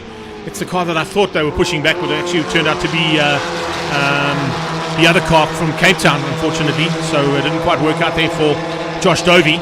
But very similar looking cars there between Dovey and the 55 car of Des Hillary. Hillary, of course, running in the Dulon MP15B. Changed up, Ryan Ludick hits the front, so he retakes the lead. And we're watching for Fenter coming through there rapidly in that number 67 Formula Ford of his. Yeah, he's driving the helmet paint very similar to the late great Chris Clark, who used to kick around here in an old Formula Ford. Yep. Something he loved doing, and something he loved coming to this event. Down the inside, they were full send on the Lotus. It looked like one of our Fords managed to get past I one of think the that was Lotuses Richardson there. actually. I think it was Richardson is back on track, so he's trying to make up some ground now and make up some lost ground having gone to the pit lane. Yes, it is. Richardson making another move down the inside. Through there on Michael Koenig in the 38 Special. You mentioned the fact the Lotus colours, also nice to pick up on that. It's nice to sort of chat about the fact that in the day, and there's Dovey. Dovey's back on track as well, just in the background. Just behind this Formula V, just picked up on the fact that they got him back on circuit. But just going back to those colours there, the green with the yellow stripe, very much Lotus racing colours was the sort of green colours with the yellow stripe down the middle. Colin Clay showing us a great example of that Lotus 23 of his. But if you look through the field as well, there's also a Porsche. The Alva Porsche Mark II runs very similar colours to it, so running in Lotus style colours of the day. And of course there were a whole bunch of famous racing colours that were put onto circuits around the world, mainly the one that we're talking about right now, and you can see 3 examples of that exact option is the Lotus colours there of the green and yellow. I think we just saw that Porsche get 3 shots as well as Koenig lost another place. There's that 99, we saw it being pushed back as Josh Dovey. He's back out on circuit and making his way up through the field, hard on the brakes though. The 2 Lotuses going at it to hammer and song, 3 of them actually having a go at each other there through turn 4, 5 and 6, but it's Michael Koenig, the 38, just behind them, just trying to stay out of the way and not get involved in that trouble and maybe pick up on the pieces as they go through this historic single-seater race. And you can see just how hard he's pushing, because the 51 car there is Ron Lydiard coming through there as well in the Lotus 51A. And of course that's the reason why he runs the number 51 on the car. It's because it's a 51A that the car is. So just showing that keeping the heritage of the car on the track as well on the number board. And fantastic to see the battle unfolding there. Michael Hillary, he's in a Lotus 23B T20, the SC machine. That's the sort of... I wanted to chat about the car, but I'm looking at the maneuver that Michael Koenig's attempting around the outside. You know, they talk about how much you have to maintain speed in a Formula V and how much you have to roll the speed, don't want to lose anything, don't want to slide anything. If you want to see how to do that, watch Michael Koenig's lines through 1 and 2. He just keeps this long, open, arcing line to try and maintain the speed in that V. You don't have the horsepower, so you got to, it's maintenance of momentum. Josh Dovey in that car was one of the top contenders at the hill climb. So he certainly knows what to do in that little machine of his. And of course, having got the car sorted out, that Chevron V20 should have the pace to run to the front end, and of course was on 2nd position on the grid. So when he rolled out and it didn't work out according to plan and they had to roll him back into pit lane, he's lost a lap. So he's got to basically make up an entire lap and then do it again if he wants to be in contention. So I think he's going to just be out there for experience. Oh, out of shape. That's the 51, I think. I think that might have been Lydiard. Yeah. No, it's not. It's the 62. It's Hillary. It's Hillary who spun out there. Yeah, I think it was Lydiard actually still on the anchors hard in front of Koenig. Koenig had to take avoiding action, had to not run underneath the back of that car.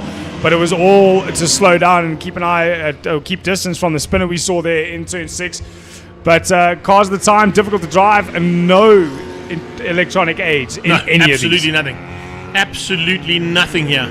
This is all on your right and left foot, and what you can do on the clutch, what you can do on the brake and accelerator.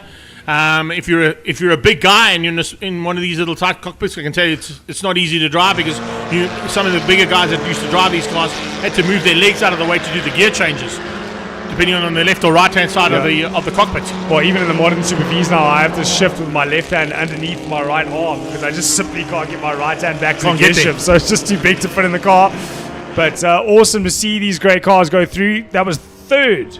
3 laps to go. 3 laps to go, sorry. 3 laps to go for the 55. That is Des Hillary in his Aztec Procurement Services Dillon MP15B. Down into turn 2, he's on the back of 126. That looks like Paul Maginot just getting out the way there. The Formula V, not much of a competitor to that. Yeah, but I think, the idea is that you've got an opportunity to see the different cars from the different eras. And of course, Manigault's car is a Wilkie Formula V. So it's a famous little Formula V from the day. And in its time, the Formula Vs basically were up to, I think, also 40 or 50 cars on a grid at one point in time. The sort of, when I first started going to Kyalami, there were at least 30 or 40 cars on the grid in the 80s. So before that, there were even more. And it just shows you that the heritage of these cars continues to grow.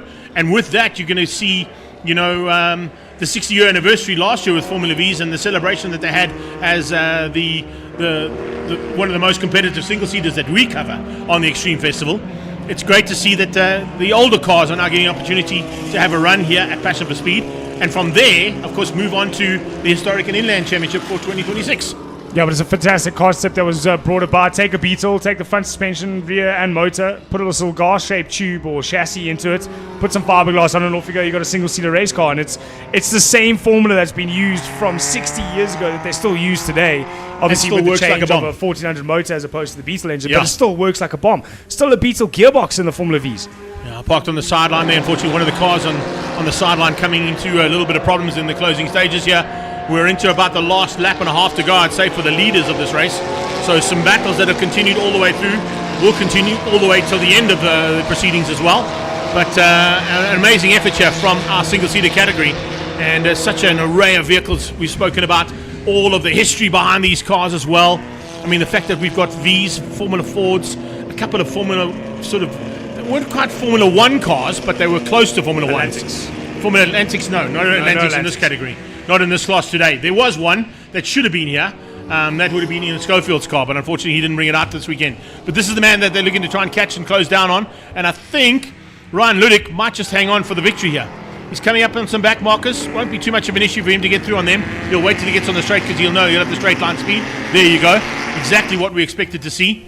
And now he's about 15 seconds up the road ahead of the second place car. So it just shows you how awesome it is in terms of the action that's transpired here in single-seaters. And if I'm not mistaken, you mentioned the Gunston livery on that car. Is that not the livery that was made famous by John Love back in the day? 100%. 100%. One of the famous drivers that have driven in the category. And, of course, John Love, of course, also a famous racing driver in Southern Africa. Not only here in South Africa, but also, of course, in Zimbabwe and Rhodesia in those days. So showing us exactly what these cars are capable of doing.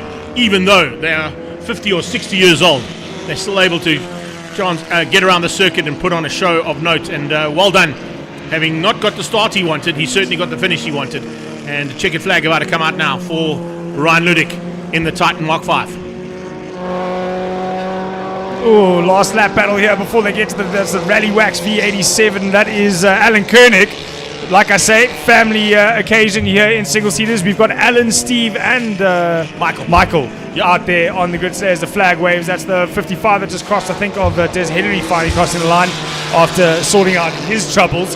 That was the historic single-seaters, the 155 coming through. That's the Jody Morrison in his Cobra TV. And sorry, here is the 99, I'm mistaken. That was a car that didn't make it out of Josh Dovey, finally crossing the line there and getting himself a finish after they sorted that car out and back out on the grid. Yeah, good effort to get the car back out again. I'm sure Stevie's going to be sorting that car out and making sure that it's ready to go for the second heat to make it a little bit more competitive.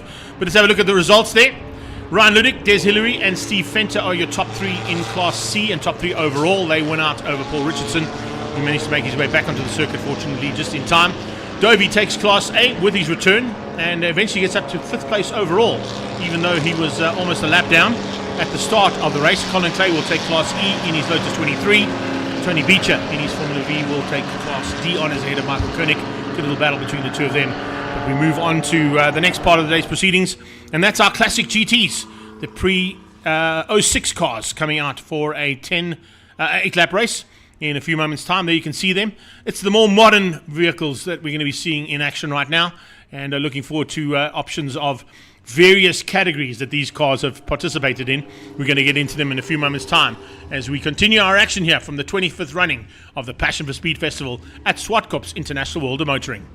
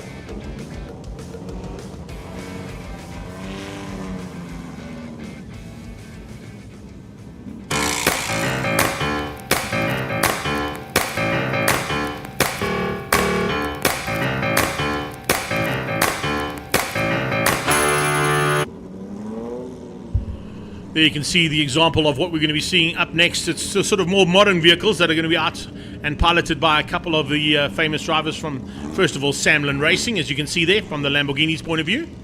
We've got a couple of Porsches thrown into the mix as well. The 786 there of Momia. The man from Toys R Us, of course, he's famous for the Toys R Us brand here in South Africa. The car alongside him, though, which we're not going to chat to, we're chatting to Mo quickly before we get into race action. Let's have a quick chat to Momia and see how he's feeling about today's action.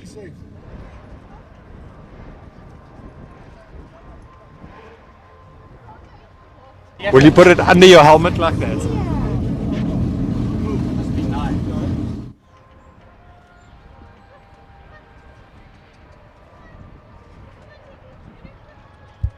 See some single seaters just being recovered there, but let's catch up now with Momia and find out what his plans are for today. Bye.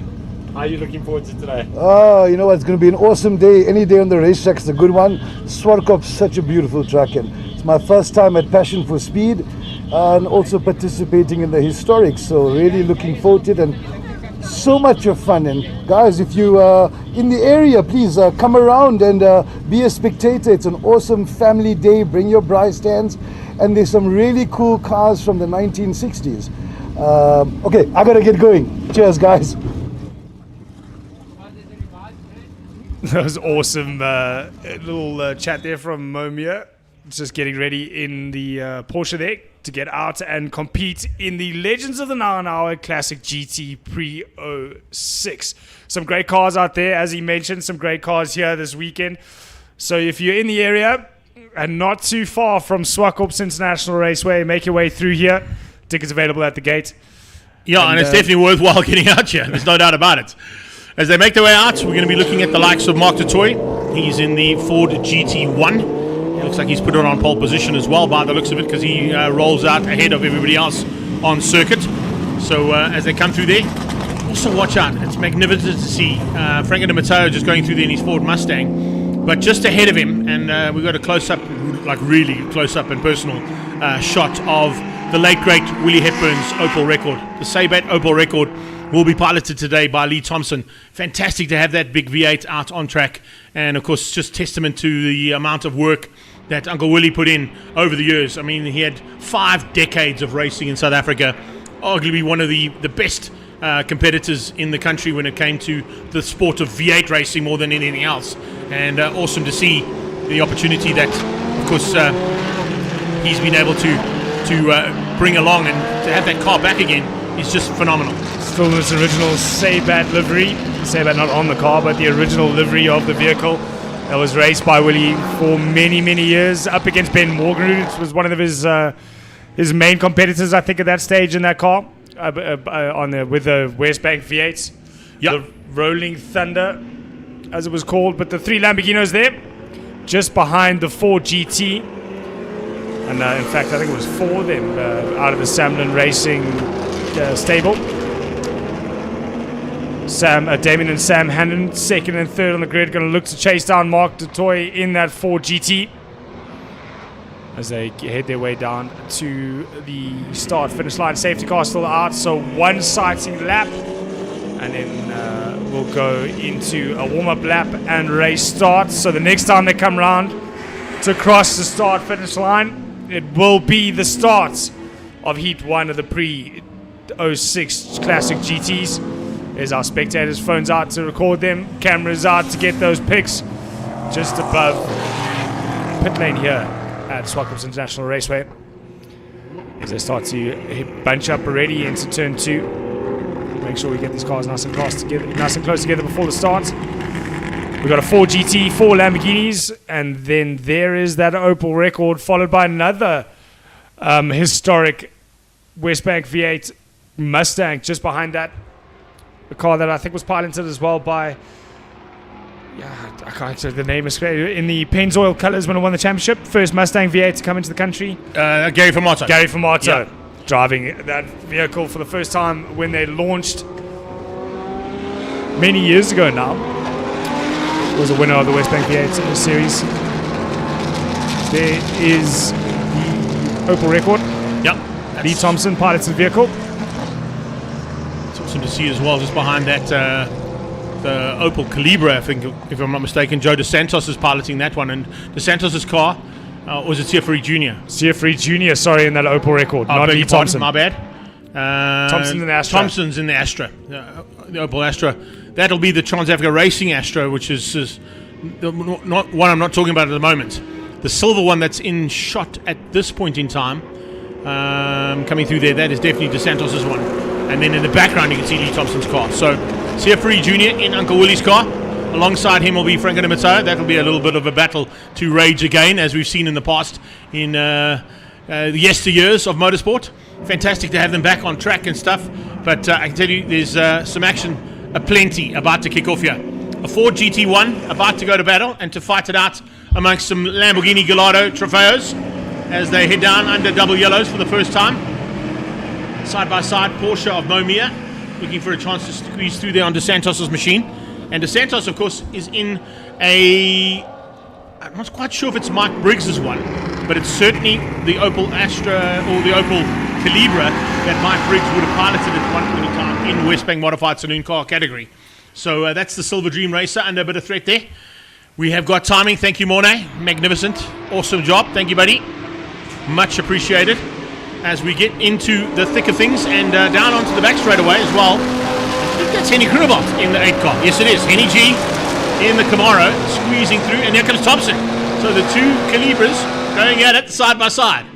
Lamborghinis thick and fast at the front end, trying to get through on that GT1 of Mark du Toit. Now, the GT1, for information of the general public listening, it's a type car. It's based on the original GT40, but of course not a GT40. That is a car that came out and was relaunched as a retro version of the GT40. And with that, a whole bunch of manufacturers that do type cars, like Bailey Cars, which has built that car, have now gone and built GT1s all around the world. So there's the original Ford that came out from Ford Motor Company, USA. And then, of course, a whole bunch of type cars based on the original GT40, but that's actually known as the GT1. Oh, at the moment, you talk about type cars. He's in a bit of a type of problem at the moment. He's being hounded by Hammond, trying to find his way past in that Lamborghini. Very, very quick at the moment. They were fighting with amongst each other, which wasn't helping their battle for the front. But it seems to have settled down, and now they're looking to get into the front there and get past that Ford GT40 Type 1 of Mark Totoy. As we look at Lee Thompson just come past shot. He was moving his way up the field, but suddenly seemed to have lost a little bit of pace there as the front six start concertinaing together. That calibre particularly was piloted by Peter Goff, and at one point in time also Harry Mayer. Ooh! T-Bone City at the top of the hill. Mo Meir with nowhere to go as De Santos got out of shape, unfortunately, and that has put him on the sideline. So Joe De Santos having to catch the car at the top of the hill. Fortunately, not a big tag between the Porsche and him, but Mo Meir, first time out, as you heard from him in the interview. Whoa, big send! Nicely done. Perfectly done there. And it's Damien Hammond who moves to the lead of the race now, ahead of Mark Totoy. Wayne Roach, I think, is the third car on track there, and the second of the Lamborghini Gallardos. So he has a review and a little replay of De Santos out of shape at the top of the hill. Just on the downshift. Yeah, just on the downshift. Yeah. Just stepped out. Around the outside went Henny G, so Henny Grunewald made up a couple of positions. Lee Thompson closing now on Franco De Matteo, so De Matteo could be in a bit of trouble here shortly. De Santos pulling in, and unfortunately retires the second of the Opel Calibres. Big move there from Lee Thompson. Finds a way past on Franco De Matteo. De Matteo, I think, was in trouble yesterday, if I'm not mistaken, if I saw communications on the WhatsApp official notification group. And it looks like he's got a similar problem. Either brakes or oil. There's some kind of issue here on the Italian Stallion's Ford Mustang. But he's now parked in the kiddie litter, and that could be... That could possibly need a safety car. It may need a safety car. Yeah, I think that was the easiest that 1995 Opel Astra ever passed one of those Mustangs in his career, but unfortunately, issues for De Matteo. Another send from one of the Hammond drivers down the inside. Sam having a go. You had a look, couldn't quite get it done, but he's got the run now down the back straight. Trinity Security Services machine having a look to try and get... Oh, and there goes Seferi. Contact. Yeah, there was a little touch there, I think. I think it might have been between him and Thompson. I'm not quite sure who the inside car was, but there was definitely a little bit of a touch there between two cars, and Willie Hepburn's record is back on track. See if he kept it on. It was Thompson. Lee putting pressure on the two teammates out of Trans-Africa Racing stable. Of course, Opel record now part of that stable. And if there's any two drivers, there's a bit of damage on the front left there. Look at the body rub coming off that front end. Yep. That's going to be a bit of a concern, and I think he might have to bring that car in. I think there might be a bit too much damage. Anyway, they're keeping under the yellows and change of surface. Yeah, there's definitely something that was dropped down there by Franco De Matteo. So change of surface and double yellows into turn 6, as we see Sam Hammond now trying to find a way through and make it Lamborghini Gallardo Trofeo cars 1, 2 and 3 ahead of the Trans-Africa Racing GT1 of Mark Totoy. Looks like, just on the timing screen, Greg, it looks like we've got a Wayne Roach there, 195. Yes, showing up in second place. Yeah, he's the second of the Lamborghinis. He snuck through there early on. There is Sefi climbing out the car, put it into gear. Sef, good idea, so it doesn't roll back. He does that, but parked on the slip road. So Roach in second, yeah, and now under attack with a bit of problems. He might have missed the gear coming out of turn 4. That's going to give Mark Totoy a chance to squeeze round there in that GT1. We saw Mark Totoy, remember at the end of last year in Extreme Supercars? Yes. Piloting this car to get it up to speed. This is the reason why. They're going to be side by side in the yellow.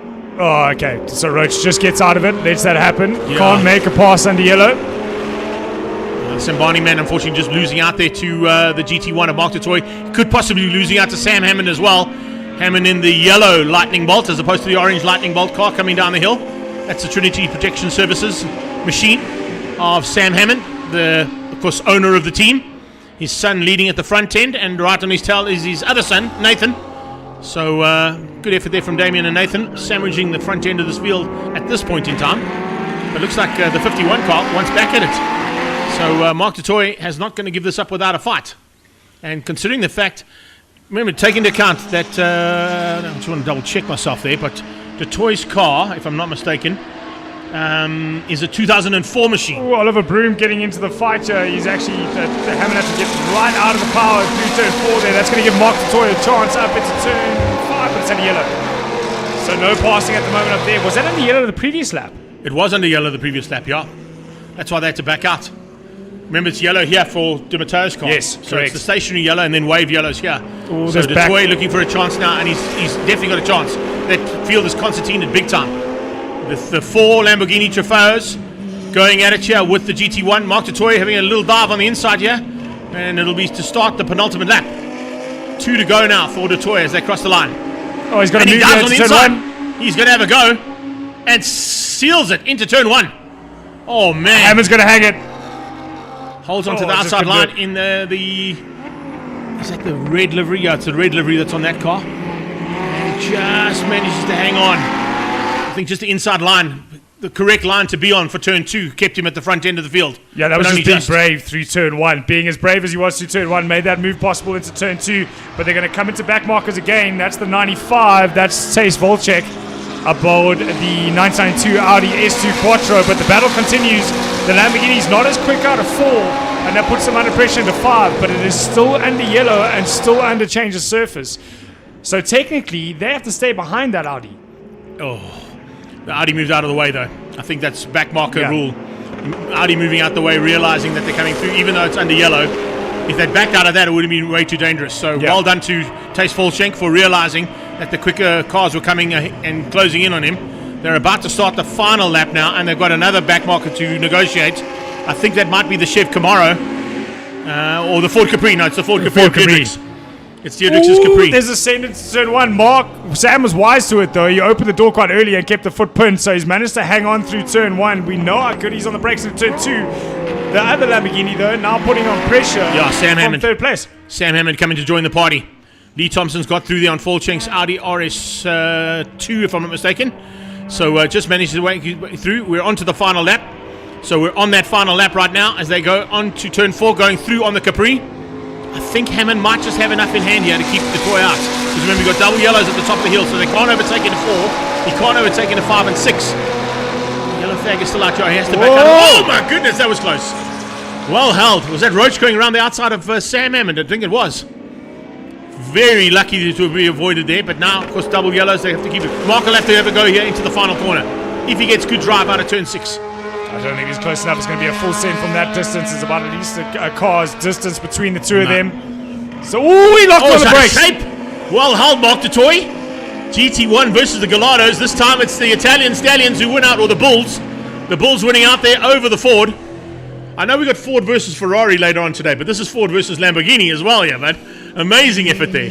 Yeah, great driving from all of those there. The sends into turn 2, locking it up on the downshift into the final corner, having the last look. Some great driving from all these drivers. And lap times, 108 they were doing in the last lap there. But a fastest lap of a 105.7 is rapid around Zwartkops International Raceway. Yeah, awesome effort there from Damien Hammond. He said it earlier on in the race pace there. But eventually wins out over Mark Toy, who splits the Lamborghinis. With Roach in third, Nathan Hammond just squeezing through. It was actually Nathan Hammond getting around Sam Hammond that avoiding action that was taken up the hill through turn 4. Lee Thompson comes through to win out, of course, the GOP category there. So well done to there, the old school machine of Lee Thompson, that Opel Astra coming through to take the victory in the GOP category. Andre Dietrichs there in Class C's Ford Capri wins out the Class C battle in 7th overall. Tej Volchenk will take 5th place in Class GT in the Audi, and then Paolo Cavalieri, who we saw in action and of course mentioned earlier on there in that BMW of his. Fantastic effort from him, also in a very similar looking Batmobile to what we saw earlier on. But Paolo Cavalieri, he's going to have a busy day in the saddle today. I think he's got 4 or 5 cars he's piloting today, so look forward to more action coming away very shortly as we go from the classic GT category into BMW M Performance's Turbo Cup.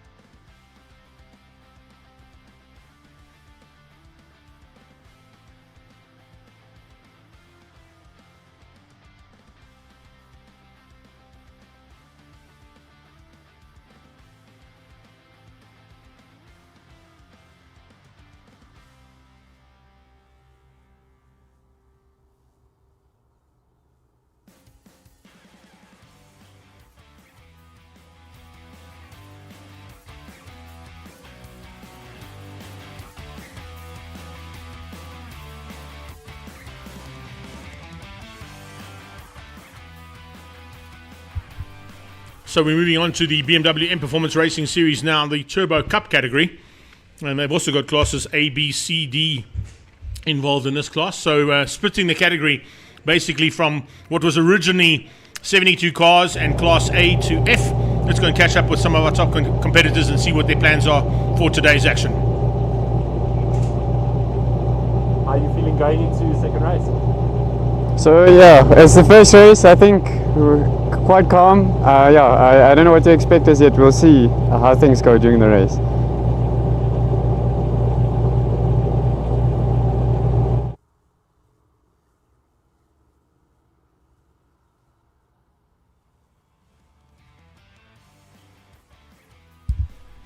Catching up, as I said, with some of those top competitors in this Turbo Class car, Turbo Cup category now. And awesome to see the amount of cars that are now involved in this one. Yeah, 34 cars on the grid from this BMW Turbo Cup series. Interesting idea, Greg. You actually got a lot of information about it last year about the split between the NA and the Turbo Cup and how they're going to go classes. I'm assuming Class A through E is just done on lap times? Yeah, so now it's based on lap times, yeah? Let's go and catch up as well with one of our top competitors there, Leonard Archer. How are you feeling going into today's race? Oh, I'm feeling great. Yesterday the practice, everything went well. I did the right times. So I'm in Class B second on the grid now, just a little bit behind Renier. But yeah, we're going to go for him and see if we can't take the first place. Leonard Archer, of course, we caught up with Cash and Nika. I don't know if you saw last night on social media when BMW put their pole positions up. Cashin, I think, was 5 seconds quicker than anybody else out on track yesterday in the Turbo Cup class, buddy. So certainly found something special in the machine that they've built for him. You can see we've got a little break in proceedings here because we have to remove the Italian Stallion out of the kitty litter at the top of the hill. The Mustang, unfortunately, went off in the previous race there for the Classic GTs, the pre-2006 cars. So we've got a little bit of time here to kill. We're going to try and catch up with a couple more drivers down in the pit lane. I'm sure that Ivan the Terrible will try and squeeze in there and get some interviews with a couple of the other top contenders in this category. But there we go, straight into it. How are you feeling going into today's race? Yeah, good. It's been a long time. We had some issues last year, but we'll give it a shot, see how we get on.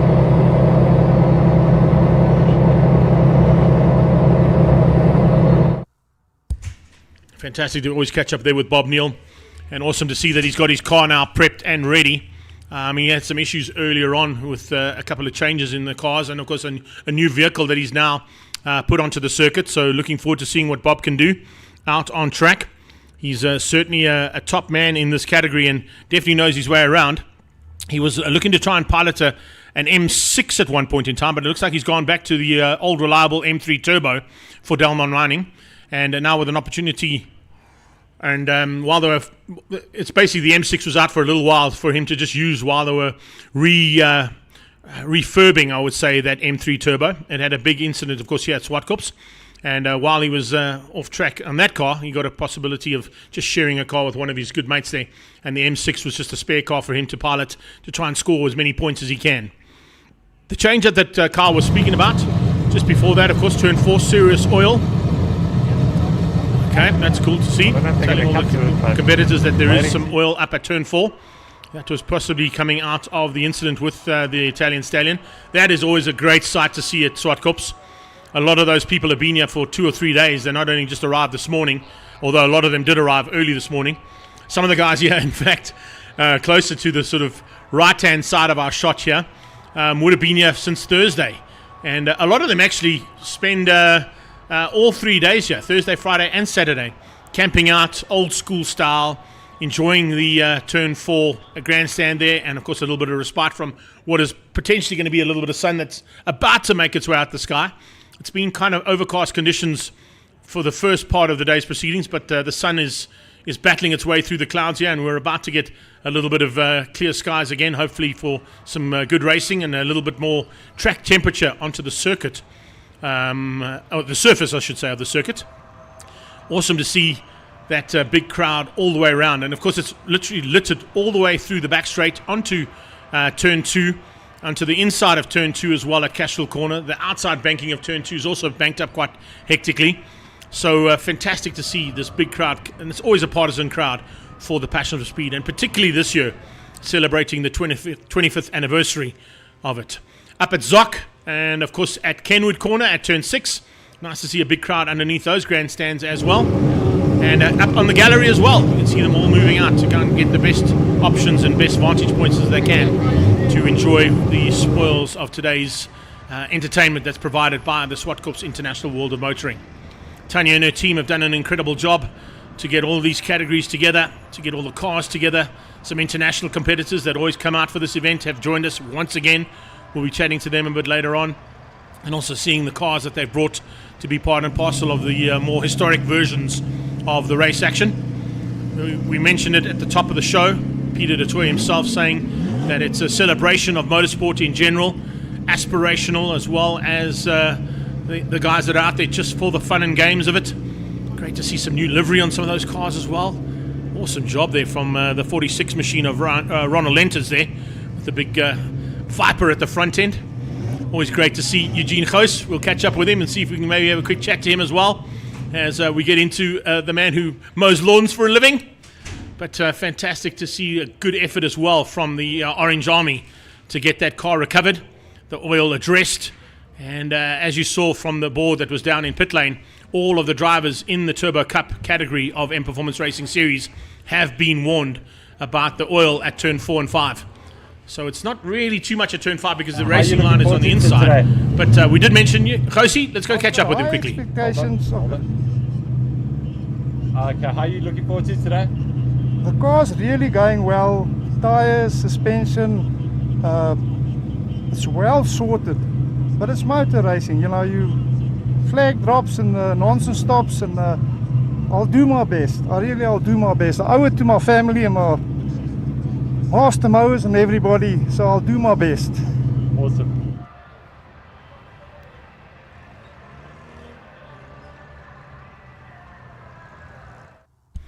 Always good to catch up there with Josie, a man who spends a lot of time in motorsport, not only in that BMW of his, he's also got a little Chevy Can-Am that he likes to pilot on a few occasions. There you can see just on the left-hand side there, the boss man, Bernard de Gavea, having gotten second place earlier on in the Naturally Aspirated Cup. Now overseeing things with Mr. Bean, our official COC for the event from BMW's point of view. Alder Diedrichs, of course, a long-time COC in Motorsport South Africa, but of course one of the longest-standing COCs for the M Performance Racing Series.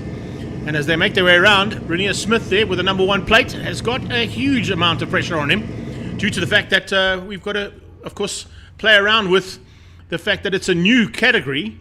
So that number 1 plate basically is last year's championship car, and it'll be the last time that that number 1 plate will be in last year's livery. For that class. For that class. A new class completely this year.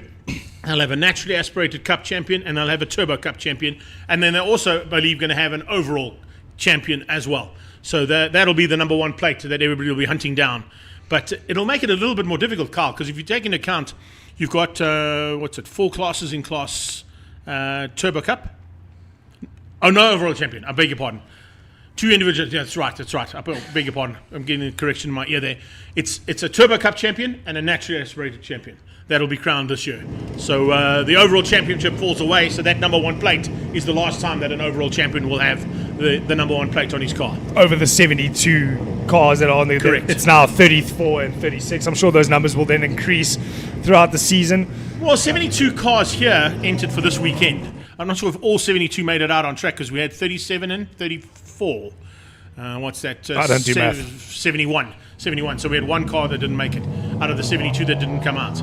But take into account, you've got 18 cars in KwaZulu-Natal. You've got, I think, 23 or 24 cars between East London and PE. And in Cape Town as well, another big class that have been part and parcel of the rules that these guys have now sort of set as the precedent. Okay, so as we get into the BMW M Performance Racing Series now, it's the Turbo Cup for the first time on track, and fantastic to see this incredible field of 34 cars about to go to battle. Now remember, they also go into race action with a rolling start, but they don't go under double yellows. No. They go straight into turn 1 flat out everything she's got. Yeah, 34 cars, all in anger when that flag drops into turn 1 and turn 2. Hard braking point into turn 2. We've got a car slow, though, on this warm-up lap. It pulls off into the grass. I can't see the number from this distance. That's 920. So that will be Carlo Gabini. So one of the Class B entries. Great job to put it right there by the service road, the Marshall Point. If we can get that car cleared and get the racing going as soon as possible on the exit of turn 3 there.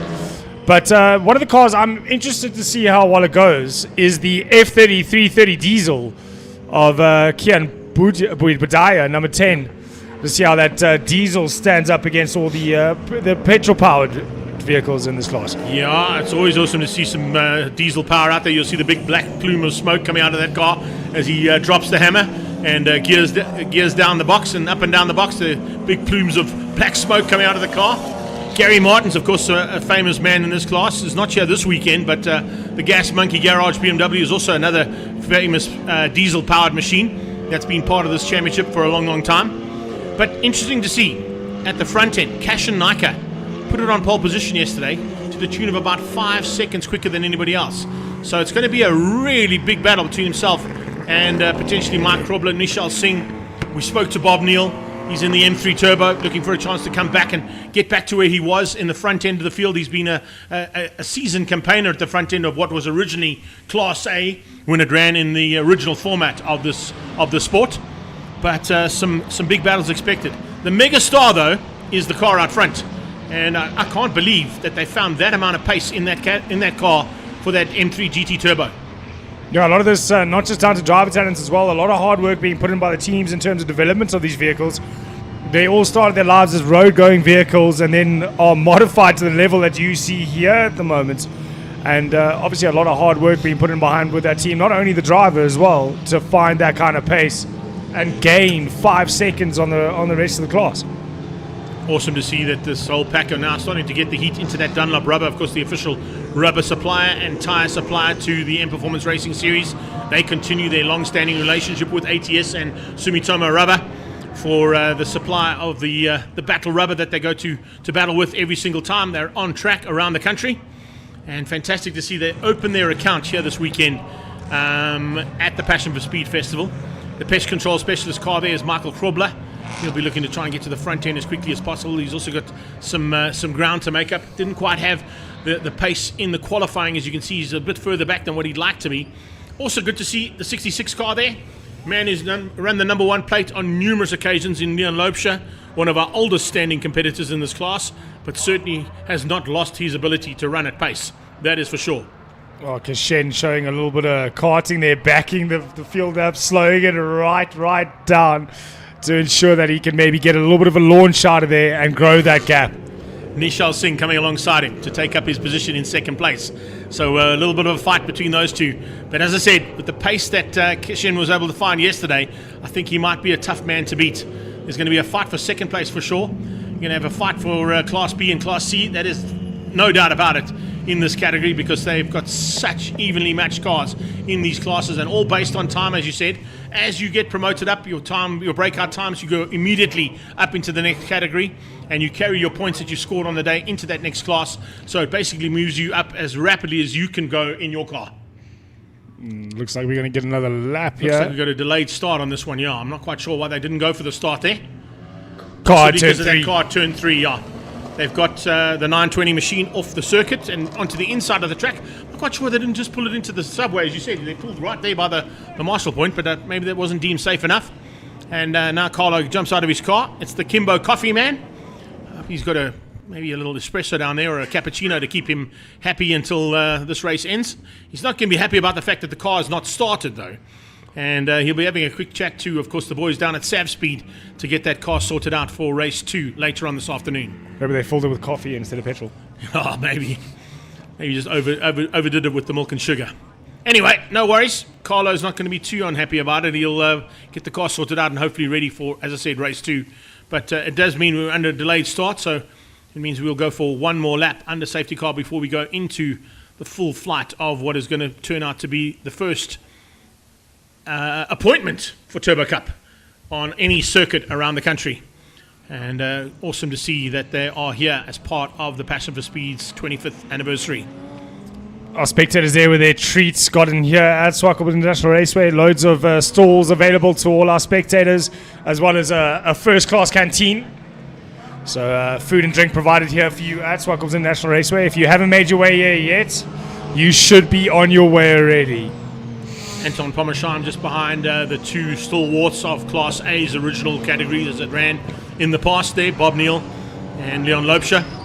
Watching for the 999 car to come through there of Cameron Christian. He had a spectacular end to the season last year. We saw him at the front end of sort of his category and fighting for honours in the classes that he was involved in. So expect to see him coming through the field rapidly as well. Just as I said, is that not last year's safety car? It could possibly be. I stand to be corrected, but there is an M2 out there. And if I run through the field quickly that I've got in front of me, it's Theo Chetty, I think, who might have bought that car. There you go. There's a great shot of all the stalls you just mentioned. We've got Castrol, the original two-stroke oils are here. So if you want to go and get yourself a really nice smell for the day, go and buy a can of Castrol, put it on as aftershave. It's the best aftershave in the world. There's a safety car in. Why have they never made that an aftershave? I know, exactly. That's what I'm saying. You cannot get better than two-stroke Castrols. That smell is the best smell in the world. Right, we are now under starters' orders. It's Cash and Nika who's going to lead things out alongside Nishal Singh. Behind them, you can see this holding that field up. The 49 car of Bob Neal. 66 is Leon Lopesha. 992 is Pommersheim. Then it is Rainier, our champion from last year, Mr. Smith. Alongside him, it's the ACD Welcome car of Leonard Archer. Coming through there as well is Oz Baggioni, the pullman. He's going to be pushing hard to try and get to the front end. They are under starters' orders, and Cashin is doing exactly what you said, Carl. Holding that field up. Almost karting-esque style here. Waiting for those lights to go out. He will then drop the hammer, and we go racing. It's Turbo Cup time for the first time at Zwartkops as they head down towards turn 1. And the first 5 cars go in there. Slightly staggered start here for Class B. And it's Rainier Smith who hangs on to get the whole shot over Leonard Archer in the ACD Welcome BMW. So Class A, Class B heading down into separate starts there. Behind them, they are rapidly starting to fight it out as they go down into turn 2. Oz Baggioni under big pressure as the 12 car comes alongside him of Vessel Mostert. He runs slightly wide in that Moscow's car, opening up a chance maybe for the second of those niche cars to sneak through, but not quite just yet. Yeah, Ethan could see us showing the experience he got in Polo Cup to send it down the inside into turn 2 and to hold that position all the way up into 3 and 4. But at the moment, that's the 25 that's Oz Baggioni in the sky blue cybersecurity E46 making his way up there in the lead, but being chased hard by Ethan just behind them as they get on the brakes into turn number 5. Yeah, coming through the oil now. The pool man will know all about the oil and water. Don't want to mixing that. Whoa! Oh, off track. 9.7 getting out of shape there, unfortunately. So just a little 67, I beg your pardon. That's Salvi Gutteri. That's the second of the Sav Speed car. So the Sav Speed boys have had a tough start of the day, hey? They really have. We got Galbini on the inside and a ready off-track excursion there for the second of the cars there of Salvi.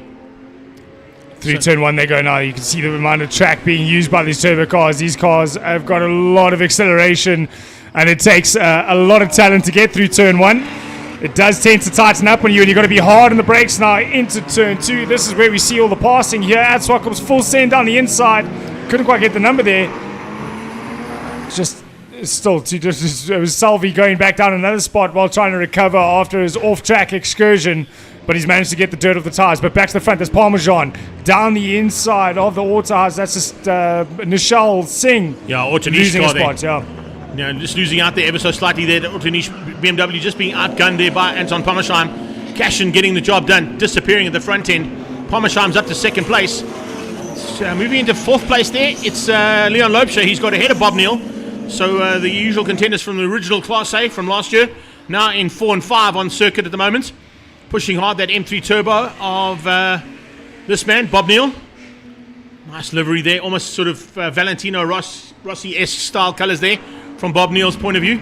Well, now Rossi and Van Linde as well. Van Linde competed in that car last year with the WRT 46, I think it is. Yes, he ran 46 on the car, yeah. Bob Neal, I think, runs 49 on his car because there was already a 46 in there of Ronald Letters. But needless to say, similar colours to what that team ran in that WRT category. Then you've got Renier Smith hanging on for Class B at the moment, ahead, and still keeping a small gap between himself and Leonard Archer. So a nice little battle between those two in the Class Bs. But once again, we concentrate on the efforts here being thrown in by the 79 machine. That car doesn't look healthy. 108 was the first lap he managed to get out, with his front guys doing 104.6 and 105.8. So 4-5 seconds off the pace at the moment is Nishal Singh. So I don't know if that car running at it is optimum. Oz Bagioni leading Class C at the moment. He's got Ethan Kutsia behind him. You can see that the EC colours there. Purple with the EC on the side of the car. So Mitch running in the naturally aspirated and Ethan running in the turbo class car. So that's how they're going to be running for the year. At the moment, Kutsia running in the 109s as opposed to Bagioni's low 109, so slightly quicker than Ethan Kutsia at the moment. And then behind that, closing down on them, is Arnold Naidu. So Naidu trying to close things down there in the SO Autotech BMW that we see in shot right now. Yeah, Class C, with the most entries at the moment in this turbo class. I'm sure it'll increase as the year goes on. As 150 goes past it, Leonard Archer, Class B, currently second in Class B, being chased down by our Class C leaders. But Ethan Kutsia, it looks like that gap seems to be getting bigger and bigger, lap by lap and corner by corner. So I don't know if he's got the pace to hang on to Oz just yet, but he's doing a great job to keep on a second place in Class C. That mid-pack in Class C also starting to rage a little bit there. 24 cars, Nick Naidu, but behind them it's the 112, as you can see coming through there, of Johan Miller. He's normally in the Hejo transport car, yeah, exactly that, as he flies through just ahead and pushing pressure on there big time. You can see Benny Late in there as well, and then a little bit further back on that, the pack that's in there as well, Varish Gunpath. You've got Nicky Dix, Hein van der Merwe, and of course Johan Miller with Kag Herbst on his tail. So it's a big fight there. Really good to see the little fight that's starting to rage between these cars. And remember, they're fighting for honours just inside the top 20 overall, but it'll be for sort of top 15 in Class C. Spinner is Kutsia.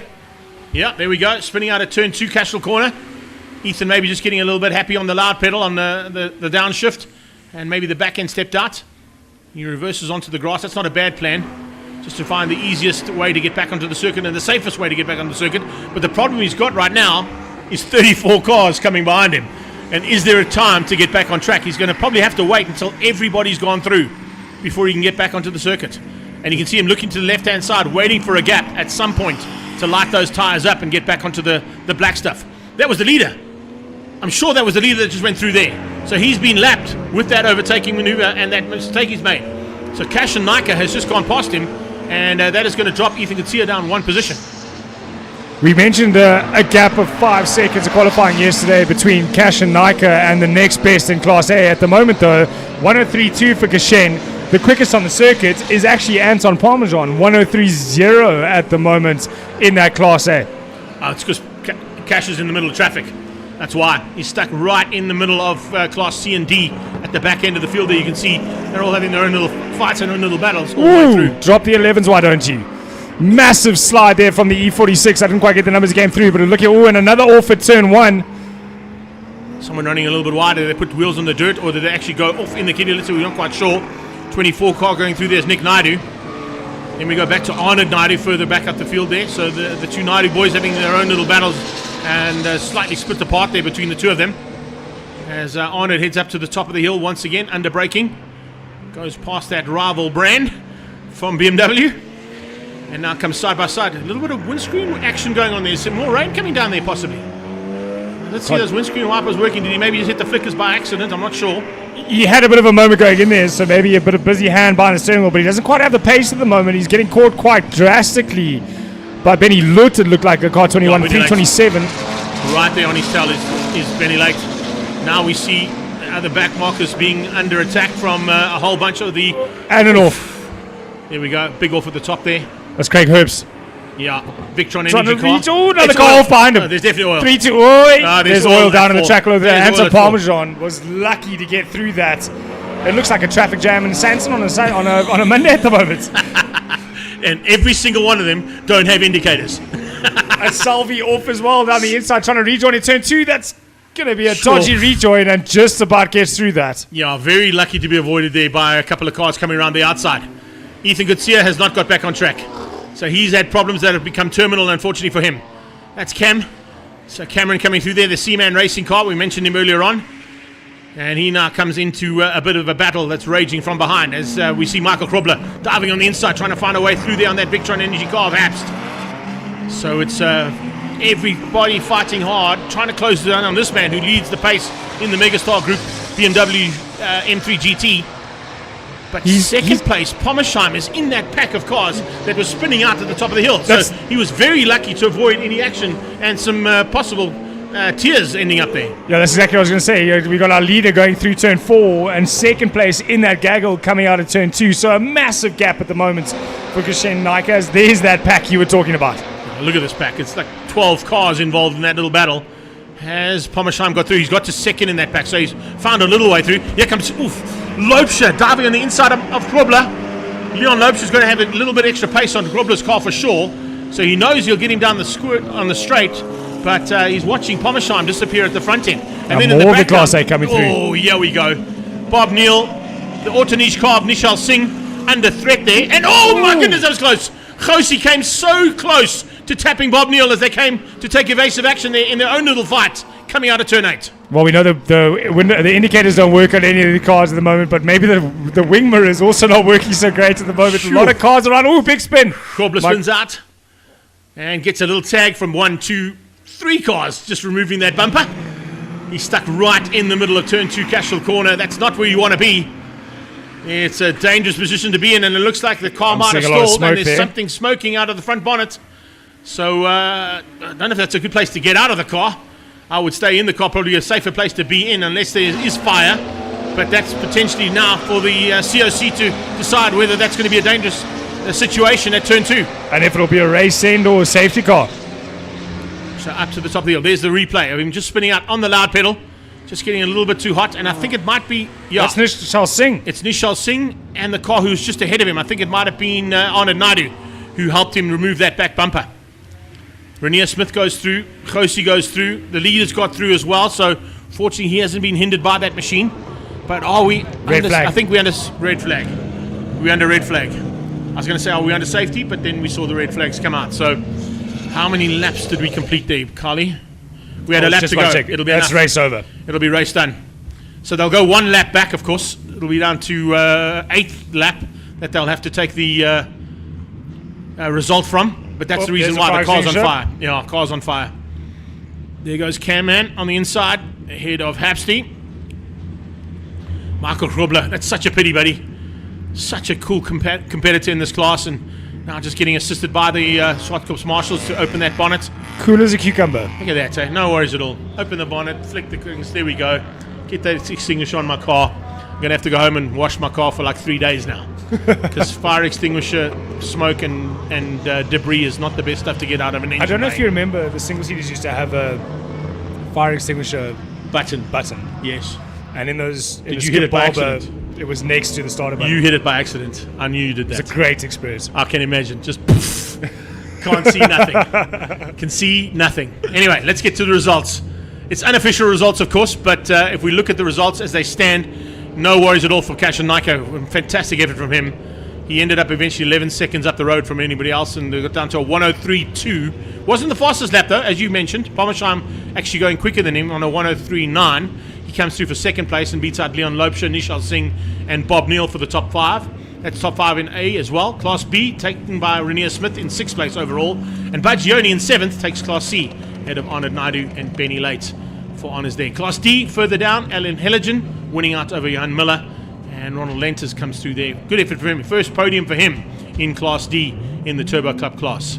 Leonard Archer eventually dropped down to 21st place. He had a bit of issue there earlier on, but he'll still get second in Class B, having completed all the way down there. And then behind him, Craigie Herbst, Mike Krobler, who's the man who fortunately pulled out the red flag. And then it was Mudli, Chetty Khos, and Ramsamy finishing up at the top end of the field. BMW M Performance Racing Series Turbo Cup, welcome to South African Motorsport. That was a superb effort and a really good start to what I think is going to be a very successful campaign for what they've done in terms of the split between turbo cars, turbocharged cars, and naturally aspirated cars. One of the highlights of this weekend is up next. It's the Legends of the 9 Hour. It's the pre-70 production cars. It's the big bangers. And we're going to catch up quickly now with Ferrari down in pre-race. Sif, you've been on track already. How are you expecting it this time around? Well, the previous race with the GT Classics with Uncle Willie record, I had a problem, so I spilled a bit of oil, slipped in my own oil, so we didn't finish the race. So I think I made the track slippery for myself for the next one. So I don't know. I see there's another recovery, so I'm not sure. Maybe oil. I don't know. So we'll see on the outlap what the track feels like, and then just give it our best. Well, that was Ferrari Jr. just giving us a little heads up on what he expects in this race with the pre-70 production cars. But there's some names here, Greg. Ben Morgenrud, Shane Frost. We've got Michael Koenig in a tin top for once instead of a single-seater. Kirsty Swanepoel, ex-Polo Cup champion and multiple national oval track campaigner and champion with Ferrari. Just say God, it's easier. Okay. I don't want to upset Ferrari Jr.'s feelings. If you go down to Cape Town and you mention Kirsty Swanepoel, you're going to say exactly that. But speaking of legends, here is a legend of note, Ben Morgenrud. Ben, how are you feeling for today's race? Strong. And what are you expecting? Well, we're on the front row today. Surfy's qualifying time yesterday and mine, I think we're separated by 1/100th of a second or 1/10th of a second. And today anything can happen.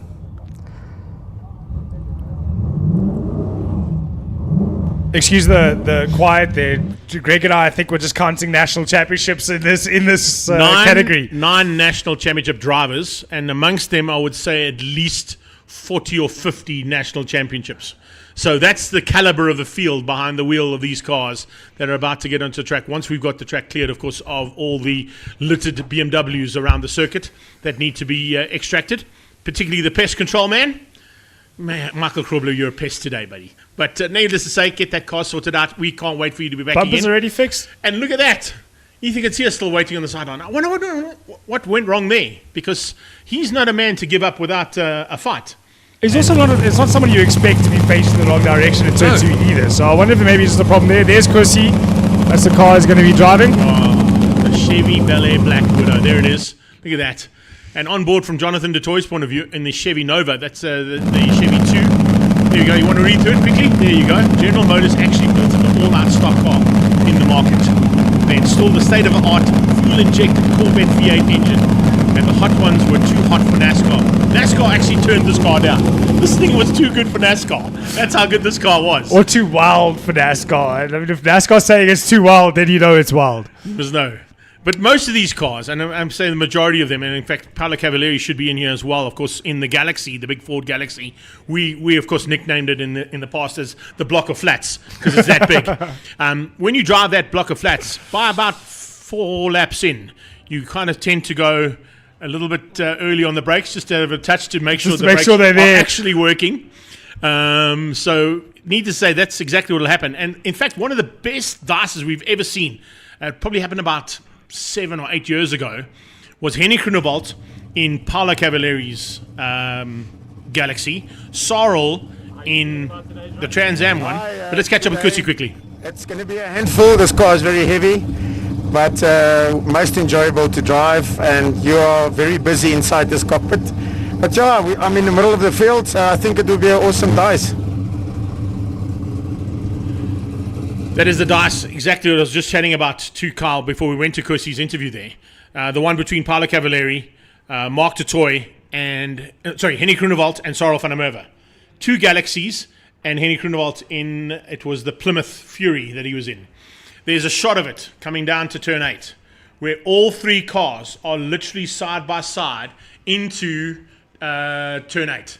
I don't think it's in the... No, so we actually looked in the box to see if it's here, but I think it's in Tanya's office. It's down in Tanya's office, but the 3 cars are literally side by side. And there's 2 Galaxies, as I said, they nicknamed the block of flats. The Plymouth Fury was not too far off. It was probably like a duplex complex. Okay, that's how big that car was. But those 3 cars came down to turn 8, literally mirror to mirror, side by side. And eventually someone had to give. And it wasn't Sorrel. It never would be Sorrel. I got the joy of racing him in one of those Polo Cup where they're invitational races. Invitational races. They have the invitational, the media car, and he was in one of them. I'm almost sure he pulled the handbrake through Malmesbury. Like, I'm almost sure. I was tapped by him in a Polo Cup race as well. It was fantastic. It's really awesome to see. And then, of course, got a chance when he drove the Turbo Cup car when I was driving in the Mini. He also had a little bit of a go with me as well. But afterwards, of course, high fives from Sorrel van der Merwe. When you get a chance to drive against a legend like that, but you take it with all arms and all feet and everything you can. You jump into any car they give you because you're going to be on the same track as Sorrel van der Merwe. And I think that's what a lot of these guys are enjoying, the fact that they're involved with. We mentioned 9 SA champions at the wheels of these cars. But take nothing away. You still got massive amounts of experience when it comes to the likes of Michiel Campagna, who's one of our international competitors in this class. And of course, he comes along with oodles of experience in Chevys and Corvettes. And the main sort of stable that he plays around in from Netherlands are the Chevy brand.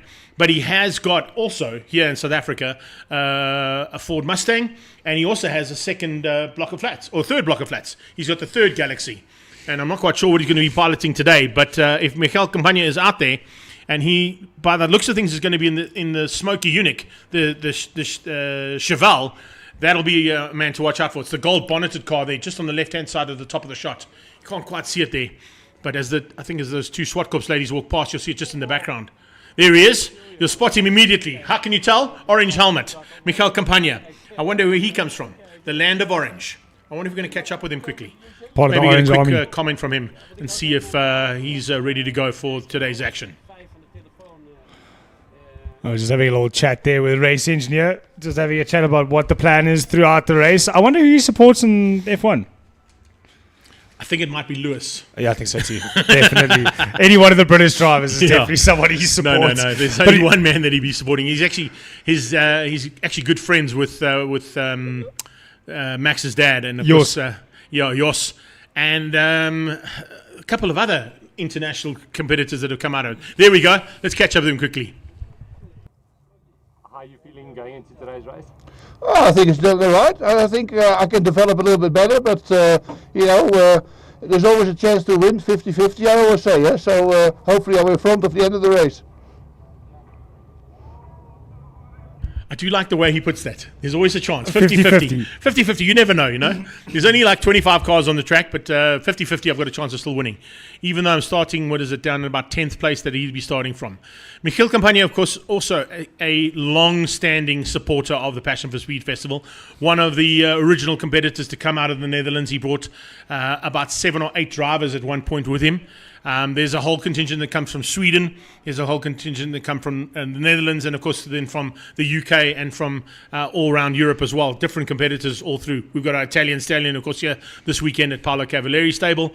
But it is fantastic to have him back here again, particularly at the 25th anniversary. And it wouldn't be the same without having a driver like Michiel at the wheel of one of these cars. And it's great to see that the Chevy, the Smoky Unique Cheval was available for him to pilot and give him a chance to go and have some fun against all these legends in these Legends of the 9 Hour production cars from pre-70s. It's always exciting come the first part of January. You come to, when we work at a wonderful circuit like Zwartkops, you get to beginning of the year and you start seeing the containers arrive and start to be delivered here to the race circuit with all these interesting international vehicles put in them for this exact event. 25 years of it, of showing these spectacular cars and letting them go around in anger around Zwartkops International Raceway. A lot of Fords, a lot of Chevys, but even a Studebaker involved in this 18-car class. Oh, yeah. It's great to see. A little Studebaker that gets out there. It's a Studebaker Lark. Interesting little fact about that Studebaker Lark. If it's the one that Warren Lombard is... yeah, it is. It is. And Lombard's one comes out of Trans Africa Racing Stable. Now, there's a man from the Citizen Motoring that's sitting in the studio with us here, and he's going to be interested with this little fact that I'm going to drop at you here, Carl. What do you think they put in as the drive shaft on that car at one point in time? Because they couldn't find one from a Studebaker. Of course, where are you going to find a 1961 drive shaft for a Studebaker Lark? If you can't find one, what do? You go to Toyota and you find a Camry and you put a Camry one and it works like a bomb. There we go. Like a bomb. So there's this one, and there was also the I can't remember what the But gold if it one was breaks called. a There was drive another- shaft, are you still going to be able to get home? I don't know. Because your car might be missing one. I didn't bring mine today, so you're safe. I learned my lesson. You know, in the old days, and we've got Sean van Linden walking past us here from Group N days, and of course he'll first want to tell you that when you hired a car as a Group N driver, you hired the car that you raced, so that if you did need any spare parts, you could get it out the hire car. I know, I've sat many times alongside a circuit with our hire car missing a few bits and pieces. And then put it on so you can just go back and say, I don't know what happened. I don't know what happened. It just stopped in the middle of the highway. Right, let's get these big bangers out on circuit. It's the Legends of the 9 Hour production cars, pre-70s. And these are arguably the highlight of the race day today. Other than, of course, the big 45-minute that's coming up in about an hour's time. We've got the official TT that happens here every year. And some big battles expected in that one. But this is going to be, I think, a highly fought battle in this particular category. We're running through a whole bunch of those competitors. We failed to mention, of course, Lee Thompson out there in that big number 177 Galaxy from Trans Africa Racing. We spoke to Michiel Campagna there in the Smoky Unix Cheval. Watch out as well for the 175 there of Chad Tendashate. That little Ford Mustang is also pretty rapid. Might not have the same kind of top-end pace as the big V8s at the front end. But then, of course, you've got some smaller V8s in there with the likes of Ben Morgenhout, who could potentially spoil the day. And then don't take out of the equation at all. Man, we haven't mentioned at all today in any form of the sport, because it's the first time he's been out on track, Jimmy T, James Temple. And James Temple in that Lindenberg Racing Shelby Fairlane will be a man to watch out for as well. So, yeah, we're in for a big battle. And looking forward to some more history being made here in this production car class. Because, as I said in the past, I can name 10, 12, 13, 14, 15 battles I've had the opportunity to commentate on live, as well as on the live stream. There is that Studebaker lock we're just chatting about. We're on board with Jonathan du Toit.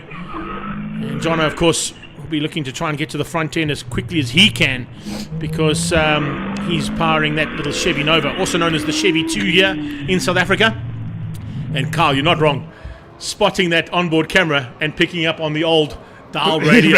Turn the radio. What if he's going to turn it on? What if he's got Hot 102.7 on there? Or what's he listening to? What's his preferred choice? Maybe it's Classic FM today. Maybe it's Classic FM today. Oh, and we're out of shape already for Kursey. So Kursey Swanepoel just getting to grips with the Black Widow. Warming the rear tyres. Yeah, that's one way to do it. Get the back end stepped out. Light them up. Yeah, put some 11s down early on.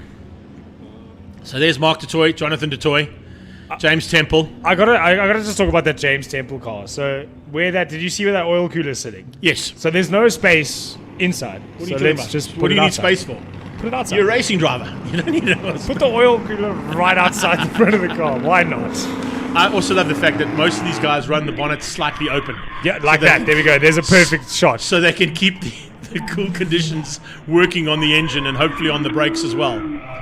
Jono, I'm just watching that steering wheel. It's slightly to the right-hand side. It's not quite dead center, is that steering wheel? Didn't you know in these cars, you don't look at the steering wheel ever. You just look forward and don't look down at where the steering wheel is. You don't have to look at the steering wheel because it's that big. You can feel it in your hands.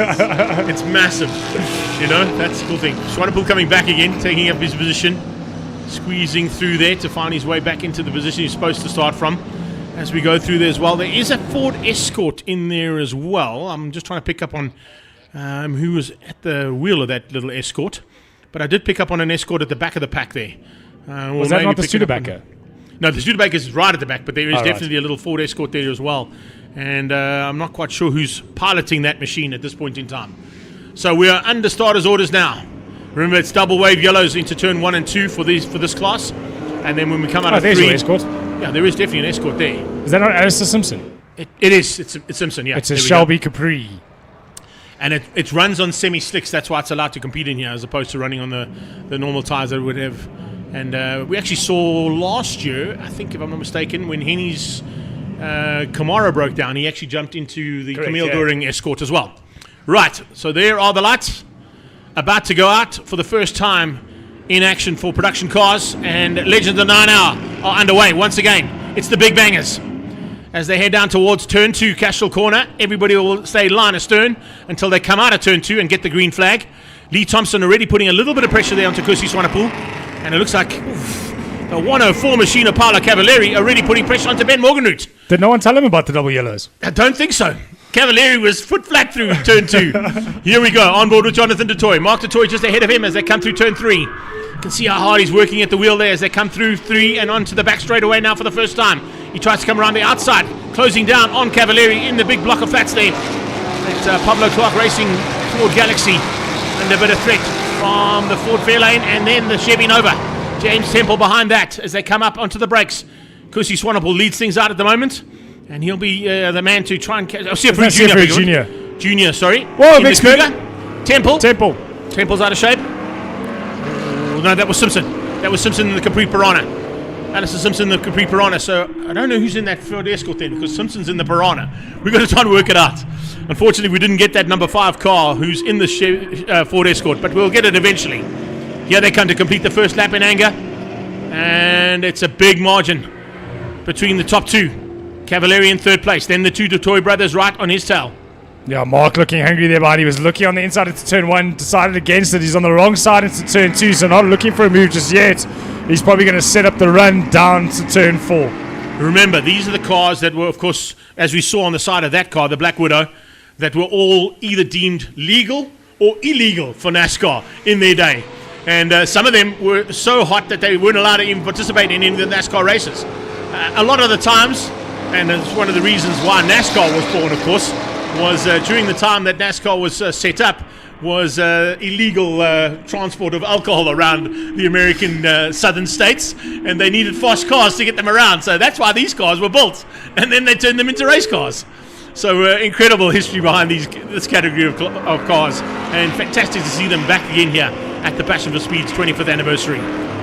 Paolo looking like he's stretching his legs a little bit, getting comfortable in that 3rd place, and Ben Morganroot getting into a rhythm and getting onto the back of CF Junior.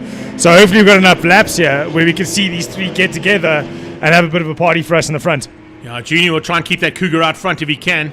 Try and keep ahead of everybody else and not let anybody come into play.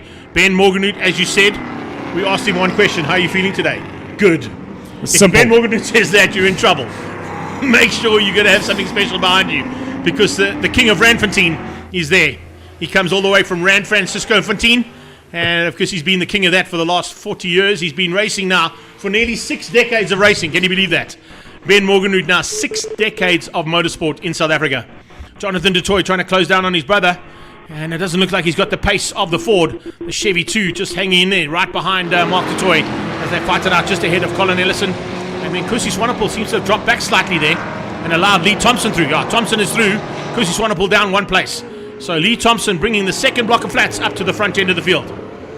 Yeah, at the moment it's still the 2 DeToys all over each other at the moment. We couldn't quite see, not Jonathan, with the other DeToys carved through the onboard. Unfortunately, the Marlboro Crane Hire sponsor beam just in front of it. So there we can see the bottom of the wheels as they come through. So just a little bit of a gap at the moment. Jonathan was pestering a little bit early on in the beginning of the race, but now backing it off and just unable to send the move and try and get that position changed. Yeah, as they come through turn 1, Ellison now under pressure from Lee Thompson. Colin Ellison being closed down there in the Thunderbolt as he gets the big pressure applied by Lee Thompson. Lee Thompson had to come from a little bit further back than possibly where he'd like to have started, but needless to say has found some pace. And if anybody can get that Ford Galaxy around, that's the Bobby Olthoff car, of course, that Lee Thompson is piloting. It's in the Olthoff colours that Bobby Olthoff used to run, as opposed to the grey colours that the Pablo Clark one runs for Paolo Cavalieri. And he now tries to close that gap down. Behind that, it's Kusi Swanepoel in the Black Widow. Swanepoel must be just having an absolute blast out there. He's not really worried about having... he would like to be at a dice, of course, no doubt about it. But to be just part and parcel of this event at the 25th anniversary must be pretty spectacular. No, these cars they're still wringing the neck of these cars to try and get positions changed and try and make some passes here. They're not driving them soft. As old as they are, these drivers putting them through their paces. Lee Thompson, thousands and thousands of laps around Zwartkops. He is based here, his workshop here at Zwartkops Raceway, so he's done a few laps around here and he's using that knowledge to good advantage to put under pressure and hopefully try and make this move stick. Now we're getting into 6 laps to go, so 4 completed. We're almost at the halfway stage. What we need to start watching for now is, have we got brakes? Can we stop the cars? And will they turn? So suddenly you start seeing the brake lights flashing long before Just they get to the tap, corner. Little confidence tap before you go and actually climb on the anchors. And you got to touch it once or twice. Yeah, let's have a look and see what Jonathan DeToy does. Oh, yeah, no, he's feeling confident about that Chevy Nova. He's not worried at all. He thinks whatever Cebu's done to that car seems to be working well. And the 65 machine trying to close down on his brother in 207. That Ford Thunderbolt just ahead of him. Yeah, you can actually see the brake ducts that they've cable tied onto the front bumpers of these cars to try and keep these brakes running and lasting for the duration of a race. 6 laps left to go. Don't want to push it too hard just yet and end up running that pedal to the floor. But Mark and Jonathan are quite comfortable with how the car's been prepared here out of the stable at Zwartkops Raceway. I know I've chatted to Sif in the past and also to Sorrel, and when that starts to happen, he says, no, you don't worry, you didn't just use the gearbox and the handbrake. So, you got to have your wits about you when it comes to racing these cars. They really are a handful. Ben Morgan, though, is becoming a huge handful here for Sefri Jr. Jr. is under big threat. That Cougar's being caught rapidly now by Ben Morgan Auto's Ford Mustang. And that fast Ford Mustang of Ben Morgan is a definite massive concern for Sefri as he looks in the rearview mirrors. Oh, it's so lovely to see these cars come out of turn 2 and actually see the 11s out the back of Ben Morgan though, down the inside into turn 4. He's not quite alongside, so maybe just enough to unsettle as they head up towards the top. He's trying to get himself past Sefri Jr. He's done that. He's unsettled him. He's got the run. Who's going to be the latest on the brakes? It's Ben Morgan at the moment, but Sefri Jr. going to come for the cut back into 6. Yeah. He's set it up. He's sideways and he's down the inside. Ah, that's brilliant. Absolutely perfectly done. Set up nicely for Morgan to take the overtake into 5, but I think Sefri saw him coming and said, right, you're going to run a little bit hot into turn 5. I'll cut back and I'll come back at you. So we've got the halfway stage reached. We're now into the second half of the race. It's 4 laps to go. It's the top 2 fighting for honours here. It's Mercury Cougar versus Ford Mustang. Oh, great driving from the two of them. A lot of respect and a lot of space given. They don't want to dent these cars, but they still want to race them hard. And you can only race that hard if you trust the individual you're racing with. And Sefri Jr. and Ben Morgan have spent a lot of time on the track together in various forms of motorsports. And as well, throughout the historic series as well, the Sefri Jr. At one point in time, remember Ben Morgan was on an oval track at some point in his career. True. And he would have been alongside Sefri Sr., never mind Jr. So, on board as the toy gets a little bit happy. Well, that Arrow helmet was shaking a little bit there as they came on board with him. He's having to work the wheel a bit more than what he'd like to, I'm sure, at this point in time. But as I said, it's that time of the race where things start to get a bit sideways. Cavalieri showing us a fantastic option of how to get a Galaxy through turn 4 absolutely lit. So if it doesn't turn, stand on the loud plate. Holy! Do that! Put it into the kitty litter. So there's a block of flats at turn 4. Anybody want to buy some real estate? We've got some at turn 4. Lee Thompson is in the kitty litter, and that car's not moving out of that kitty litter, I can tell you. That'll be double wave yellows there, or potentially a safety car. That's a very interesting place to go off at turn 4, so I wonder if he wasn't in the battle at the time when that happened. But just off at turn 4. He was trying to close the gap. He was trying to close the gap down on Jonathan DeToy and Mark DeToy, and I think he maybe just pushed a little bit too much into turn 4. So ran off. As I said, it's at that time where the cars are starting to feel the effects. Thompson is not going anywhere. Look at how deep that car is dug into the kitty litter. Oh, another spinner. Michiel Campagna, the Smoky Unix Cheval. Got it going. He's got it going again just ahead of James Temple, who now comes on the inside. Or was that Simpson? It might have been Simpson, actually. Yeah, Simpson going through there in the Capri Piranha. Remember, James Temple is in the Ford Fairlane. There's Kersey. Kersey down to turn 2. Black Widow in full flight, and great to have him as part of this celebratory event. There is Temple, the 23 car. And in fact, Temple just ahead of John T. Needham. So the two there's Fords the going Cheval at again. it. I wonder if there's something wrong with that car. I think there might be. That's Michiel Campagna coming out of turn 8. And the Smoky Unix Cheval. Now, Smoky Unix, of course, a famous contraband runner. That's why it's on the side of the car. And I love how you looked for that PC word for a little bit. Way to do it, Got to keep it PC. Right, we're on to, I think, the final lap here for these two. No, 2 to go. 2 to go. 2 to go for these two. So we got cars stricken everywhere, but they're continuing to keep this battle going between Sefri Jr. and Ben Morganroot. Oh, Ben just getting off the brake early to roll that mid-corner speed and get the run out. He's just not close enough. He's not as close as he was when we saw him make a move. But whether or not the slipstream can help him get closer through 4, and maybe he can have a dig at 5. If we watch through turn 1, how busy are the hands of Mark DeToy at this stage of the race? Yeah, Johnny's working hard there for sure. And I tell you something, Sorry, John. I'm waiting to adjust the sound because I think you can't hear the radio. I'm waiting to just sneak across there and turn the volume up ever so slightly. Lee stayed in the car, best bet. Definitely stay in that block of flats. Safest place in Zwartkops to be right now. Unfortunately, but just stuck in the kitty litter. So we're going to... Whoa! The Mercury Cougar is starting to feel the effects of the pressure being applied by Owen Ben. Morgenroot is all over the back, and he definitely wants a way past here. He is going to be fighting hard here for honours as they head down onto the brakes into turn 8 and start the final lap. Oh, they're closer together now on this final lap. Ben Morgenroot's left it to the last lap to have a go at CF3 Junior. Both these cars looking like happy dogs at dinner time, the way they're wagging tails on the way out of every corner. But it's Ben Morgenroot versus CF3 Junior in the final lap here on the 25th anniversary of the Passion for Speed in the pre-70 production cars. Now, where does Ben have the opportunity to overtake? Because remember, you've got yellow flags into 4, so he can't do it there. 5 and 6. So he's got to try and get it at 5 or 6 because he can't do it down into 8 because we've got Michael Campagna's car stricken on the outside there. So it's got to be done through 5 or 6. Let's see what's going to happen. We've got a lap to go, and Ben Morgenroot now looking for a chance to close things down and get through on CF3 Junior. They're putting on a show for these fans here at Zwartkops International Raceway. You see how packed the grandstands are and even how packed the pit wall is as we watch here. They enter turn 5 to see what happens. One of the back markers come through. They're the two of them side by side. Yeah, side by side as they come out of turn 5, now into turn 6. We watch Jonathan DeToy hanging in there.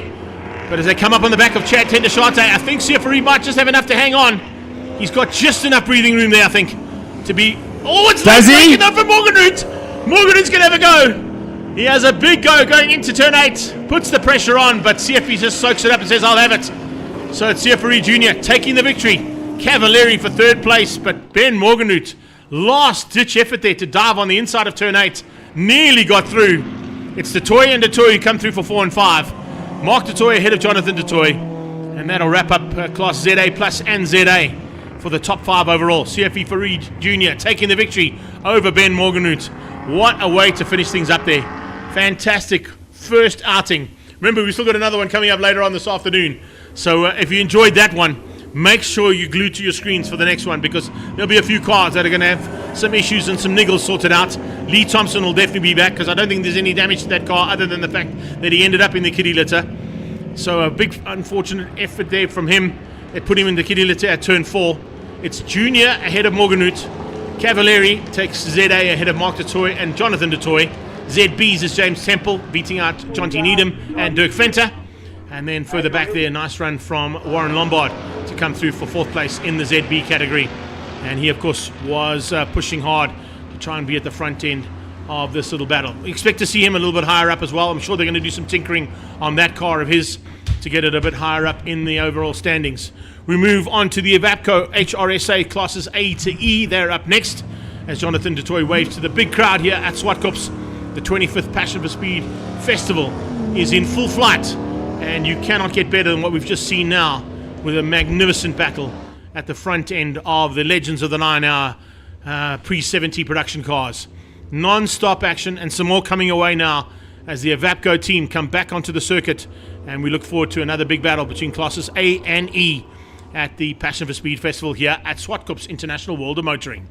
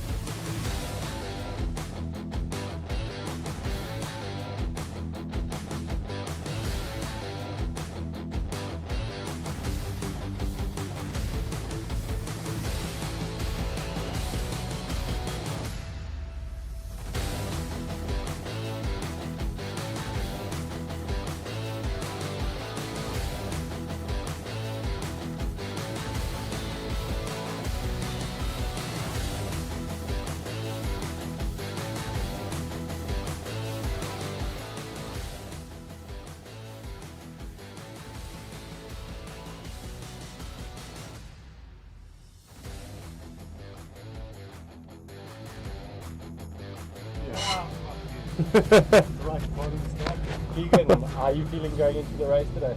I'm obviously excited. Always fun to be at the Passion for Speed. It's been a family thing to be here. I think we've been here the last 15 years. Obviously excited to drive the Porsche. I've been asked to be put into this class, and this little rotary to my right seems to be on my heels. So let's see how race 1 goes. Here's a season campaigner, if you've ever seen one. Keegan Campos joining us as part and parcel of the Avapco Classes A to E in HRSA. A man, of course, who was robbed in East London with a victory in his BMW in the touring cars last year. And he's had a tough time of it, he really has. But fantastic to have him back here as part and parcel. And as he said, it's a family affair because his brother Jason is here, and I think Roy is also racing today. So it's all 3 of the Campos brothers, or as we like to call them, the Campars. But they're all here, and they're all ready to battle, particularly Keegan in this one. I hope he has a better day in the car than he did on the golf course more recently against the Peppers. I believe he had a bit of a tough time amongst the Pepper clan, hey? Let's go down and catch up with a few more people that are involved in this one for this weekend. Going to spend the race chasing the back of the Porsche. How are you feeling?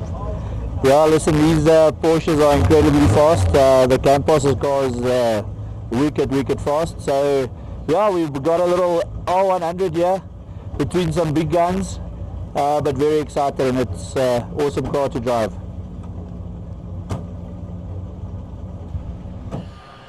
Nice to see a rotary powered car in this pack of cars, Carl. It really is. That Mazda R100 of Zwartkops. As he said, he's going to be in amongst those naturally aspirated Porsches, but that rotary powered machine is always a danger in amongst those Carreras at the front end. If you look just left of the Avapco car of Andre van der Merwe's, you'll see 1, 2, and I think there's a little bit further down 3. VW Scroccos. Exactly, Volkswagen Sirocco's. Definitely the hunt at the front for this class. There is some serious competitors in those little Volkswagen Siroccos as well. I mean, you say it's nice to see the Mazda R100 rotary on track. I can't wait to hear the Mazda R100 on track. I've heard them go around a few times.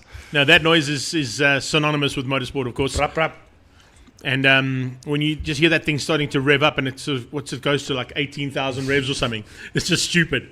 But certainly, definitely a car that has been synonymous in South African motorsport in the past.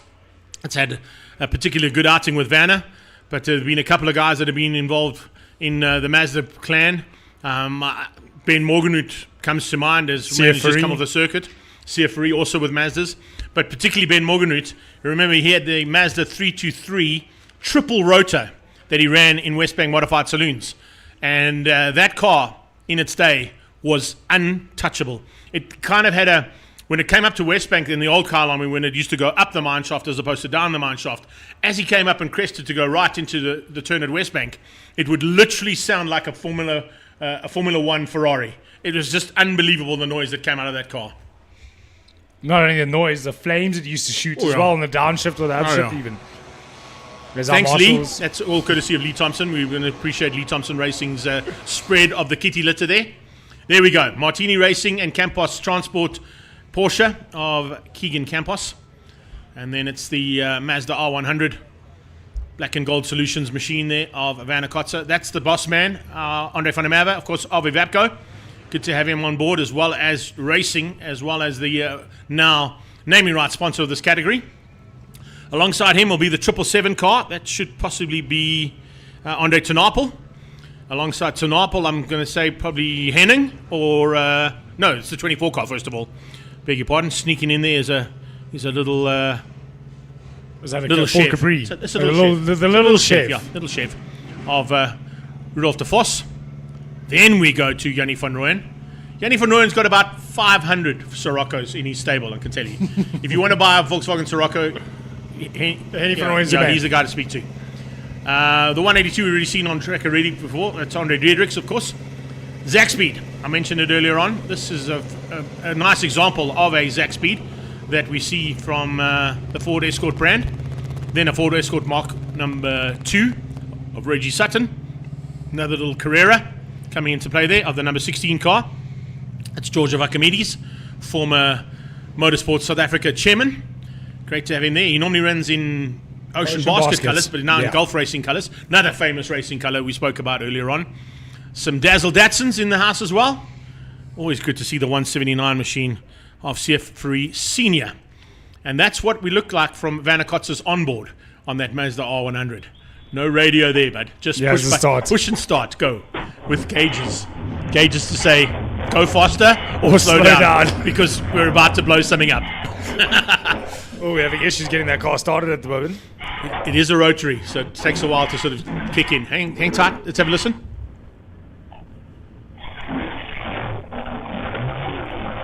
There you go. You wanted to hear what it looks like. That's what it sounds like. That's from onboard. From outside, it sounds even more hectic. It sounds like a beast. It really does. I mean, if you're standing too close to that car when it starts or when it comes past you, you're not going to hear much for a little bit afterwards. No, it is pretty spectacular. Watch that car go into battle, and here we go on board with him as he follows Keegan Campos out onto circuit for a rolling start for Ivatco HRSA Classes A to E. Already trying to get some heat in the rubber. Probably not a bad plan. Full slicks for most of these cars that are out on circuit. So full no trade slick tires for the majority of these cars. A lot of them running as close to time period as possible, I think. Yeah, pretty much as close to as they can. There is a Zack Speed version there of Mr. Townsend, I think it is. That's his car that we didn't quite get a shot of earlier on. Nigel Townsend in that Ford Escort Zack Speed. It hasn't got the big wing on the back that Piazza Musso's car had. Yeah, I was about to mention that car. That one, same colours. Actually got invited to Goodwood Festival after it launched here at the Passion for Speed Festival. So nice to see that Zack Speed Escort on track of Nigel Townsend's. Also saw just coming out there one of 3 of those 1200 GXs. So the AA car, of course, is Sean Hepburn. Great to have him out there, but unfortunately he has a handicap. If any car breaks down, he has to stop and help them. So Sean Hepburn, thanks for that, buddy. We appreciate it. But there is the one I was mentioning, the yellow car, the red car, and a little bit further back should be the blue car of the 3 Jensen brothers and son. So it's Travis, France, and Peter that'll be piloting those 1200 GXs.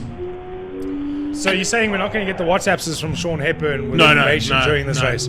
I must say, though, massive shout out to him because he's been sending me WhatsApps throughout the last 10 days of hell that I've been through. Gavin London, also in a 1200 GX, will be looking to try and get to the front end and fight it out amongst the Porsches and Escorts ahead of him. A couple of Siroccos thrown into the mix there too. Nice to see Neil Lobb as well, Fiat Arbath. Don't get a lot of those out on track too often, particularly the type car like that one. And then, of course, the Ford Cortina at the back there, the little Lotus Cortina of the 141. And we saw that earlier on in the hands of Carl Pienaar. I think he's got a chance to go out here.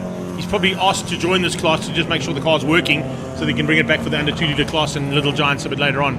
So we're getting a second opportunity to get the car on circuit. Well, he definitely didn't get asked to fill the grid because there's already 42 of them out on circuit at the moment. That'll kind of do the job, 42 cars. But have a look at the cars here coming to the pit lane. There's Andrew Horn.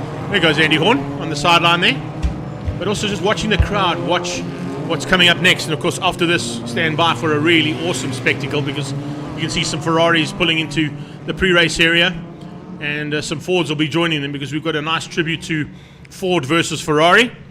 That'll be coming up, and Peter de Zoer will be joining us for that as well to chat us through the epic battle that, of course, raged for what was the supremacy at Le Mans in those days. We'll be chatting about that in a few moments' time, but we're going to chat about these cars first and foremost before we get into the thick of the battle there. Cam Foster, also in a 1200 GX.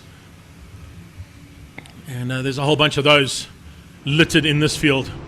But it's Porsches, Siroccos, a little Chevy, and a Mazda R100. Little wave to the crowd there. Some fans must be up turn 4 there for Werner. If they are up at turn 4 and watching us on the live stream, you got an onboard shot there from your man giving you a wave as they come up now to take up their positions and into start positions. Even a wave there to Keegan. Keegan, thumbs up, good luck, have fun. Nice sportsmanship there from Werner. I think that's the vibe and the atmosphere of the Passion for Speed here. I absolutely love it. It's all about having fun, enjoying it, and showcasing South African motorsports to as many spectators and obviously fans watching us on the live stream. If you are watching us on the live stream, throw a comment, throw a like, throw a share. Put it all over your socials as possible. Please like and share it as far as possible. Pass it on to all your friends, fans, and family around the world, because this is the start of 2026's motorsport season in South Africa. Campos will lead things out in the RSR. Martini Racing and Campos Transport Porsche, piloted, of course, originally by his dad Roy. His brother Jason is piloted as well. But this weekend, they've given the duties to Keegs. And he will look to now bring this big field of 42 cars under control for the start. Rolling start. Look at that field. It's just amazing to see. They keep coming down the hill. They'll turn around the corner. The lead cars will already be under starters' orders as the last cars come out of the final turn.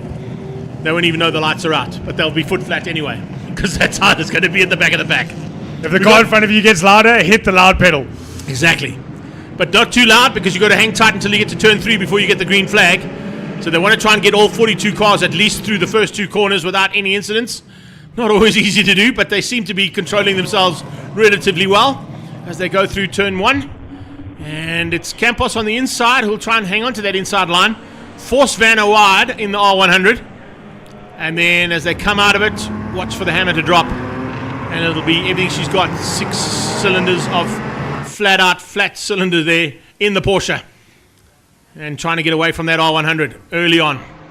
The R100 pushing hard. It didn't work for him. Round the outside goes the R100 of Werner Kutzer. He's going to have to be brave with that Porsche next to him. Keegan Campos able to hang on to the inside line, but the switchback is on. That Mazda R100 screaming at over 80,000 RPM up onto the brakes into turn number 5. He's still got the Porsche next to him. Oh, and there's that flame.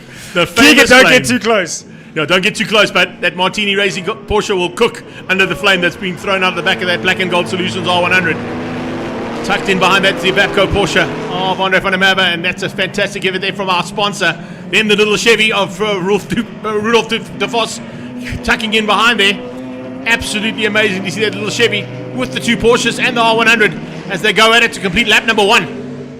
And if I'm not mistaken, that Porsche is air-cooled. Yeah, air-cooled, baby. So air-cooled Porsche. Luckily, he doesn't have to worry about the flame coming out the exhaust there all over the radiators. He can get a little bit closer. But Keegan, maybe a little bit tentative into turn 8. Last time he went through there in full anger. It didn't work out for him. So Keegan just setting himself back in. I'm sure he'll be back on the back of Werner Kutzer very, very quickly as we look at the Gunston. Capri, yeah. Further back here, a couple of examples of some old Group N style cars and some touring cars. You mentioned the 190s that used to participate in German There's touring the Alpha. cars. The Alpha's in there as well. The 156. Exactly. 155. The 155. So we've got some German and Italian touring cars in this mix as well. Fantastic to see. Look 2 at the 190Es and the Alpha going at it. I was fortunate enough to be on the Oh, microphone. spinner. There we go. That's the Piranha out of shape there of Andre Diedrichs. The Gunston colours there of Diedrichs trying to get...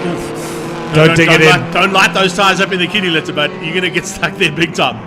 A hit down the inside of the Escort. It looks like he's left the door open for the Porsche behind as well. Not enough space. So a great move from Sean Hipman in the AAA. In the AAA, what is he driving? 1200 GX. 1200 GX. Yeah. Then the Escort of Greg Steen behind him. So Craig having a good run. Oh, Campos in turn 1. Thanks for coming. That's the way you do it. Has he got enough though to keep out the R100 under braking for turn 2? I don't think so. I think can they just see Vanna sneak on the inside line here? Yeah, he's got that inside line sorted. Oh, he struggled to get that car stopped though. For sale. Well, that's always a nice, good place to advertise your car for sale. Is at the Passion for Speed Festival, Carrot Henning. But I think that might be one of Henny van Rooyen's. Yes. Yeah. Oh, full send on the inside there. They're squeezing nice and tight. Bit of hip shoulder on the exit. Going to lose 2 places and 1 corner there as the fight continues. There's an Escort with a hand out the window, so I think that Escort's struggling at the moment. Unable to get through to side by side through 4. There comes Johnny van Rooyen all the way through the field. Then you got the Jensens. Tucked in behind them is the 20 car of Stuart Armstrong. Mark II Escort going up to the top of the hill. Here comes the number 1 machine of Johan Goos. Trying to close things down there. And I remember Gosie used to run in the 24 karat colours. The gold colours there. Slightly different livery now on Gosie's car after he wrapped up the championship last year in this class. So running, try and get to the front end of the pack at least. Closing things down on Senior. Then Hepburn. 59 Porsche behind that is Hammond Klucher. He's going to be sharing that car, of course, with Scotty Temple, I think, today. So probably going to have some dual duties there for Scott Temple to do. We also found out that Scott Temple will be taking over a little bit later on in a couple of minutes' time. Little Chevy. De Vos out of shape out of 3. Catches the little Chevy. Keeps the power on. And gets it lit sideways. Left, right, and eventually onto the circuit. Yes, eventually. Yes. I thought the Found some drifty black demo stuff. was only at 20 past 11. Yeah, I know. That's what I thought too. But clearly we were going into things a little bit rapidly. Here we go. The Foss got it sideways, managed to catch it, got it back onto the black stuff, and gets going again to stay just ahead of Avakamides' Porsche.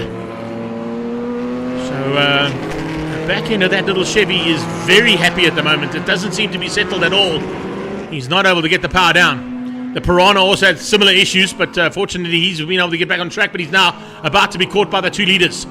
So Deirdrick's under pressure, probably going to get a blue flag to warn him that the top 2 cars are about to come up. There comes a Nassim. Oh, lovely. How was that? That was like 5 seconds of flame out of the back of that R100. So if you guys are struggling to light your braais, give Werner a shout. You'll pop past it and sort it out. He'll just pop past and get those brickheads sorted out in 2 seconds flat. Here we go. Porsche on the inside of the big Piranha. Easily done. And puts himself, but it's nicely done there from Keegan.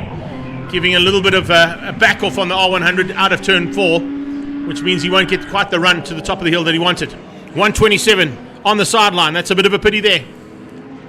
Not quite sure who that is because I don't have him on this list, but some problems there for one of the escorts.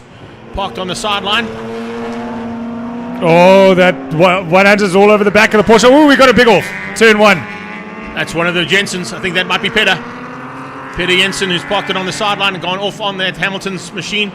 He's kept it running and kept it out the wall, so he's able to get himself to rejoin on the exit. But here come the leaders to turn 1 at the same time.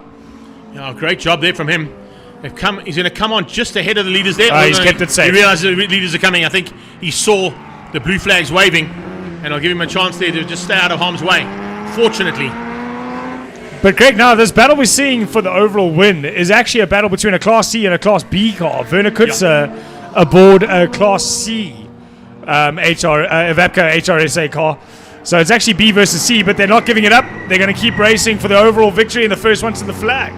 Yeah, listen, it doesn't really matter what classes you're in this category. It's based on time, and of course also sometimes based on the power output of the car, but mainly based on time. And the lap times that come out of these cars will bump you up into the class ahead of you. So what you're going to try and do here is you're still going to fight hard, even if you're in amongst the Class B and C cars, and you're a Class E competitor or you're a Class C competitor. You're going to be fighting just as hard because it's all about the fight in this class. It doesn't really matter what category you're in or class in this category. It's the fight that you want to be having and the epic battles that are raging right now, as you can see here with the number 1 car of Johan Goos. Coming up on the touring cars now. This is Campos sneaking through on the 190, coming up on that Alpha. That 155 machine of Gerard Murray. It's great to have that little 155 in this little mix. But it opens up a door for Werner Kutzer. Kutzer dives on the inside and gets through on Campos. Campos, don't get that close. You're going to burn the nose of that car. You're going to have a new Porsche badge have to be ordered if you're going to get that close to that Mazda. This is fantastic stuff. Here we go. Into turn 4. He's late to the brakes there before, but not late enough to keep up with that light R100. The weight difference on these cars now starting to show, but there's the power difference. The Porsche able to get their 11s down and up the inside into turn 5. Are we going to see the switch? The Mazda deep on the brakes. He's going to turn it late for the Apex. There it is. Early on the power. Holds it. Keegan's wise to it. Yeah, wide open there. He knew exactly how to place that car to keep the... Sideways Kutzer. There we go. What a catch out of turn 6. Kenwood Corner's seen some action already today, and that was the biggest action we've seen so far, as Werner Kutzer had that R100 lit. Big time through turn 6. Checkered flag is out. What a run to the line there from those two. That's how you fight for honors. Watch for this. There's going to be some high fives. There's already out the window. Yeah, already out the window going, brilliant. Loved every minute of that. Here come the 2 Siroccos and the little Chevy. Coming through there, I think Van der Merwe will be third still. Yes, he is in the Porsche. Then it's going to be Tenapel. Yanni van Rooyen just missing out. Yeah, De Vos just squeezing him out there. Yanni van Rooyen comes through for the second Sirocco on track, just ahead there of Avakamides. A fantastic effort there. And then Reg Sutton. Here comes Seferi Senior, just hanging on to keep out the 5.9 machine as they come through there of Herman Klucher. And then it's the other Sirocco of Johan Goos. And I think Goosey just got beat up by Ron Kramer. Kramer coming through there just in the closing stages to beat him to the line. So there is unofficial results there. Keegan Campos loved that. His hand was already out the window. He's banging giving the roof, saying that was brilliant. Loved every minute of that. An epic fight there between himself and Van Kotze. Andre van der Merwe comes through to take second place in Class B though. And Tanapa will take second place in Class C with that second and fourth in the overall standings. De Vos will take Class B's third place in fifth place overall. Yannick van Rooyen wins out Class D, and Siefri Senior will win out Class E for Classes A to E in the Evapco HRSA. What an amazing run there from those cars. And of course from here on we move into a really special tribute to something pretty spectacular here this weekend. Peter du Toit will be coming to join me here in a few moments time as we see the final cars making their way back into pit lane. Spectacular effort, ladies and gentlemen. That is definitely one of the best races we've seen of the day. All through the pack we saw that. And also, I didn't get quite to mention that car, but great to see it out there too. The number 88 machine and a number 325 IS coming out there as well to be part and parcel of the Evapco machine. Nicely done from everybody behind the scenes here so far. We've had a good clean day's racing and now looking forward to an epic battle that will continue straight after our next demonstration, which are lined up in the pre-race area. As you can see, we're going to be chatting about those cars in a few moments time with Peter du Toit as he comes to join me here as part and parcel of what is going to be Zwartkops' 25th anniversary Passion for Speed Festival, and a tribute to the battle that raged at Le Mans for a long time between Ford and Ferrari.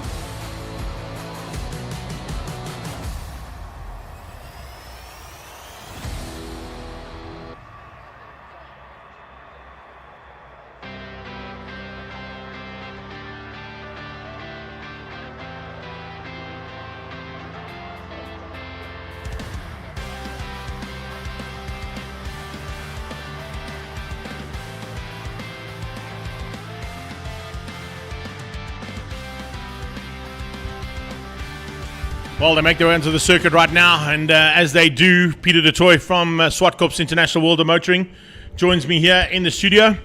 Uncle Pete, before we get into Ford versus Ferrari, so far I think the day's been pretty spectacular for the race action that's been provided and the big crowd that is always here at Zwartkops. Well, it's a great compliment to us for the support we're getting from the public to come and watch the icons racing and the classics racing and then the modern BMWs.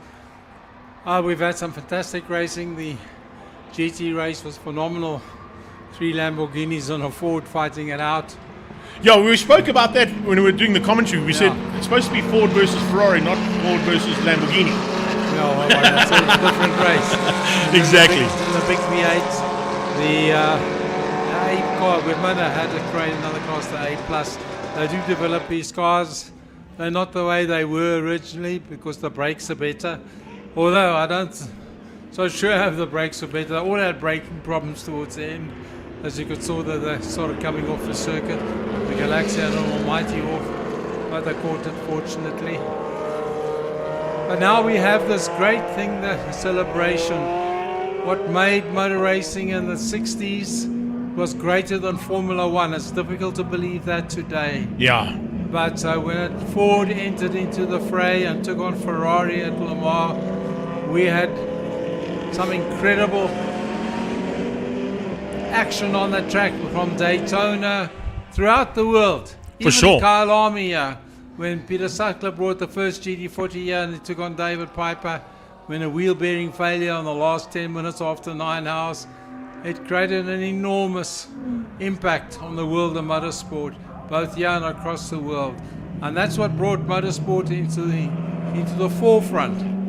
As the Americans say, we said about Formula One of those days, and they looked at a Formula One car and say, sure is pretty, but it ain't big. The cool thing is that the Americans actually went to Europe first to find the Ace before they put the V8 into it. So the AC Ace was the original car, that the GT40 then... Daytona on the circuit, just to show that. But also we have here we had the GT40 and then Ford brought out the Ford GT. And that's what Colin Lazarus is driving around the circuit now. He's the Ford agent here in Centurion, big Ford agencies. But stuck to Ford, and he's got this amazing collection. There's one now. That's the Ford GT. That's the one that Mark's car's based on. Yes. Mark's race car. And of course that's another version of it there. That is the one that won the 45-minute here some years ago. That is the Mark 3 or 4. Yeah. I'm not sure. But the Mark 2 is the one that's leading the parade. So I think it's driven by Mark, the yellow one. So give them all a big wave, because it was this that stimulated motorsport, brought the big manufacturers in, and then Formula One realized to be somebody, to be something, you got to go make Formula One big. And then Ford built the iconic 3-liter Ford Cosworth engine. There is, of course, Mr. Laz himself. There we go. That's the new version of the Ford GT. Yeah, that's a road registered motor car. Yeah. We won't talk about price. But listen, I don't know. Comprehension of some of these cars cost, but they're there, they're iconic, and we believe they last forever. Well, they do. You think about, we're driving cars that have come out of the 50s and 60s here, Uncle Pete, and it's like 70-year-old cars, and they're still putting on a show like we saw earlier on today when Mark was out in the GT1. Okay, that's the 2004 one, but that particular one there that he's in now, the yellow one that's out of your stable, and then right behind that, you've got a type car or a replica that was built by Bailey Edwards of the 330p4 Ferrari. Well, the original one that car is based on the original one. Yes. The David Piper one, the green one. That David Piper, he's not with us today. He's 95 years old and had a hip hop, so he couldn't come to South Africa. And that car was based as a tribute to the David Piper one, the green car. The green car, yeah. That raced here on a number of occasions. And of course, he's been a big supporter of this event as well, originally known as the David Piper Series before it became Passion for Speed. Yeah, that's right. Because, the modern generation, you talk David Piper, who is he? Yeah. Because I remember when I was part post-war generation. I was a teenager, still in those years. But we all knew David Piper. He just kept on winning. Yeah, and say at Kyle Army and the Springbok Series. So that, so we try, I think, morphed into. There we are, number 21. That car, number 21, has got the same number as the last Ferrari that won at Le Mans up until recent years. Yes. The hypercars, they now Ferraris. But 51 was the car that 21 was the car that won Le Mans in 65, and that was the end of it. After that, it was all Fords. And that one being piloted, I think, today by Scotty Temple, because I believe Andrew Teixeira wasn't available. So Scotty Temple getting into that car to drive it around, tucked in there behind Mark in the GD40. Yeah. Now, is the yellow GD40 the original one, or is that one of the type cars? No, that's based on the National Belge car that came to South Africa. Okay. So it is it's authentic recreation, the right engine, gearbox. That is the package. The real package, that's the original car, is hanging on a wall. Can you believe it? Sure. Somewhere in Belgium. So that must get right and itch into your itches like you cannot believe, because you're a firm believer in putting a race car on the track, not putting it in a museum. No, the cars must be raced. That's what they were built to do. Yeah, that's why I've sold a lot of my iconic motor cars that I had. Peter Bailey there on the right-hand side in the 40 car. 40 car. And next to him is Charles Needham in a road-going GT40. He's just got the car, so... And then a couple of modern Ferraris as well. We've got the 430s. Then the 230. They're from the mid-2000s. They're not, that's like, can't you believe it, how life passes by. That's more than 20 years. So unbelievable, yeah. And at one point was one of the serious classes to be in Europe. You had the 430 Cup and the 360 Cup that used to race, and they were pretty spectacular actually, because you had some of the modern day Formula One drivers and some of the modern day sports car drivers that were all part and parcel of it. So well, that's not Mark in the silver Ferrari. Mark is in the yellow. That's I think Jonathan's probably Jono car. driving Mark's car. That's but actually Jonathan's car. But anyway, guys, that is just so lovely and so beautiful to see the yellow and the red. And number 9 is the actual the Gulf colors of the actual cars that won. They won the last 24-hour race with Jackie X. Hans Herman was in the Porsche. I can't remember who Jackie X's co-driver was that year. 24 hours, only had 2 drivers, and he won by something like 15 seconds after 24 hours. One of the greatest finishes of the 9-hour itself. That black GT40 there of Charles Needham, that is car, it's same color scheme of the car that won Le Mans in 1966. That were the 2 New Zealanders, Denny Home, and the other New Zealander, can't remember his name, but Bruce McLaren. McLaren, yeah. Yeah, Bruce McLaren. And they drove that black one, car 40, the car behind him. Has got a number on it. And the other big factor, of course, that came into play with these cars was the development that came through from Carroll Shelby's point of view, and the amount of effort that he put in to get the cars to be competitive against the Ferraris. That was a big thing because, he was a gambler. Yeah. He said and Ford didn't like him. Yeah, they didn't like him. Well, you know what happened? Because he bounced the chief executives of Ford, to tell them what what they could do to get the car to go quicker. They're doing, and they didn't believe him, and it was their engineers that were offended. But he came along and he took a bet in the 1966 Daytona 24 Hours. He said, if I win that race with the GT40, the cars are all mine. And he won on the last lap. Unbelievable stuff. 427 motor. And there was a certain Italian that was a little concerned by the name of Ernesto. That wasn't too happy about that. Not at all. But that's what it was. That's what it does. It's a magnificent car. They really are. I mean, they're iconic in terms of motorsport. And to have such a big collection of them here just today.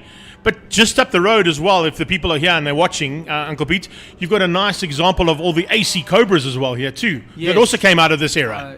They should have actually been on this parade with some of the Cobras there and the Daytona Coupes. But those cars are racing today, and they're all on axle stands at the moment. One of those days in which what goes wrong today seems to be brakes. Everybody's having braking problems. You saw in the last big V8 race. I bet this morning when you woke up and saw it was overcast, you thought that's great because that's good for the brakes. Yeah, well, it doesn't seem to have helped. Yeah. But it hasn't. Yeah. The South African sun's come out, and sun's out here as always at Passion for Speed. Oh, that's good. It certainly is. There's nothing like a little P4 Ferrari. Well, that is the story. And car number 9 was actually car number 9 that won in 1966. Yeah. Or 67. In the Gulf Racing colours as well. Yeah. We've mentioned a few of the racing. I mean, the Ford Racing colours there, the white, blue, and the sort of dark blue colours that Ford Racing was synonymous with. And the black one was. And the black one too. New Zealander colours. But then you mentioned the fact that the P4, when it raced in Piper, ran in green colours, which was quite unique for Ferrari. That is Enzo Ferrari always says the Englishman. So the Englishman is the green car. But it was successful, so you don't have to worry. Actually, he earned his stripes. Enzo really loved David Piper. And so the result is he didn't only race the green Ferraris, he raced the works Ferraris, the P... Threes. 412, no? I think the 412s, yeah, that's right, yeah, the 412, that's right. He raced them for part of the team in those great endurance races of the past. That's lovely memory, something to write about, something to cherish. We had it all here in South Africa. We certainly did. And it's a celebration and the world.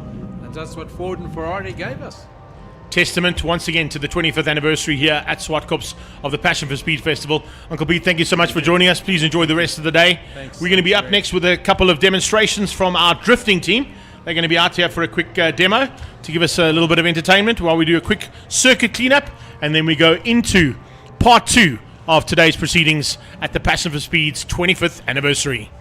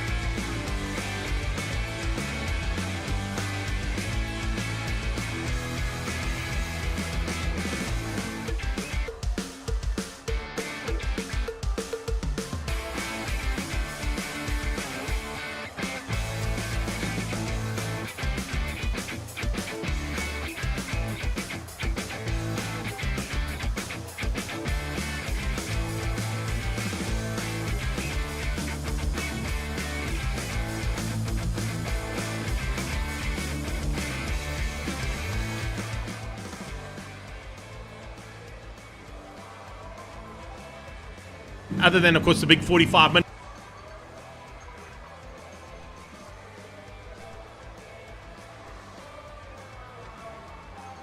This is going to be, I think, a highly fought battle in this particular category. We're running through a whole bunch of those competitors. We failed to mention, of course, Lee Thompson out there in that big number 177 Galaxy from Trans-Africa Racing. We spoke to Michiel Campagna there in the Smoky Unix Cheval. Watch out as well for the 175 there of Chad Tendershate. That little Ford Mustang is also pretty rapid. Might not have the same kind of top-end pace as the big V8s at the front end. But then, of course, you've got some smaller V8s in there with the likes of Ben Morgenhout, who could potentially spoil the day. And then don't take out of the equation at all. Man, we haven't mentioned at all today in any form of the sport, because it's the first time he's been out on track, Jimmy T, James Temple. And James Temple in that Lindenberg Racing Shelby Fairlane will be a man to watch out for as well. So, yeah, we're in for a big battle. And looking forward to some more history being made here in this production car class, because as I said in the past, I can name 10, 12, 13, 14, 15 battles I've had the opportunity to commentate on live as well as on the live stream. There is that Studebaker lock we're just chatting about. We're on board with Jonathan du Toit, and Jono, of course, will be looking to try and get to the front end as quickly as he can, because he's powering that little Chevy Nova, also known as the Chevy 2 here in South Africa. And Carl, you're not wrong, spotting that onboard camera and picking up on the old dial radio. Turn the radio. What if he's going to turn it on? What if he's got Hot 1027 on there, or what's he listening to? What's his preferred choice? Maybe it's Classic FM today. Maybe it's Classic FM today. Oh, and we're out of shape already for Kursey. So Kursey Swanepoel just getting to grips with the Black Widow. Warming the rear tyres. Yeah, that's one way to do it. Get the back end stepped out. Light them up. Yeah, put some 11s down early on. So there's Mark du Toit, Jonathan du Toit, James Temple. I gotta just talk about that James Temple car. So did you see where that oil cooler is sitting? Yes. So there's no space inside. What are you talking about? What do you need space for? Put it outside. You're a racing driver. You don't need to put the oil cooler right outside the front of the car. Why not? I also love the fact that most of these guys run the bonnet slightly open. Yeah, like that. There we go. There's a perfect shot. So they can keep the cool conditions working on the engine and hopefully on the brakes as well. Jono, I'm just watching that steering wheel. It's slightly to the right-hand side. It's not quite dead center, is that steering wheel? Didn't you know in these cars, you don't look at the steering wheel ever. You just look forward and don't look down at where the steering wheel is. You don't have to look at the steering wheel because it's that big. You can feel it in your hands. It's massive. You know, that's the cool thing. Swanepoel coming back again, taking up his position, squeezing through there to find his way back into the position he's supposed to start from as we go through there as well. There is a Ford Escort in there as well. I'm just trying to pick up on who was at the wheel of that little Escort. But I did pick up on an Escort at the back of the pack there. Was that not the Studebaker? No, the Studebaker is right at the back, but there is definitely a little Ford Escort there as well. And I'm not quite sure who's piloting that machine at this point in time. So we are under starters orders now. Remember, it's double wave yellows into turn 1 and 2 for this class. And then when we come out of 3... there's your Escort. Yeah, there is definitely an Escort there. Is that not Alistair Simpson? It is. It's Simpson, yeah. It's a Shelby Capri. And it runs on semi-slicks. That's why it's allowed to compete in here as opposed to running on the normal tyres that it would have. And we actually saw last year, I think if I'm not mistaken, when Henny's Camaro broke down, he actually jumped into the Camille Goering Escort as well. Right, so there are the lights about to go out for the first time in action for production cars, and Legends of the 9 Hour are underway once again. It's the big bangers. As they head down towards turn 2, Cashel Corner, everybody will stay line astern until they come out of turn 2 and get the green flag. Lee Thompson already putting a little bit of pressure there onto Kursey Swanepoel, and it looks like the 104 machine of Paolo Cavalieri already putting pressure onto Ben Morgenhout. Did no one tell him about the double yellows? I don't think so. Cavalieri was foot flat through turn 2. Here we go, on board with Jonathan du Toit. Mark du Toit just ahead of him as they come through turn 3. You can see how hard he's working at the wheel there as they come through 3 and onto the back straightaway now for the first time. He tries to come around the outside, closing down on Cavalieri in the big block of flats there. That's Pablo Clark Racing Ford Galaxy under a bit of threat from the Ford Fairlane and then the Chevy Nova. James Temple behind that as they come up onto the brakes. Kursey Swanepoel leads things out at the moment, and he'll be the man to try and catch. Oh, Junior, sorry. Whoa, big scooter. Temple's out of shape. Oh, no, that was Simpson.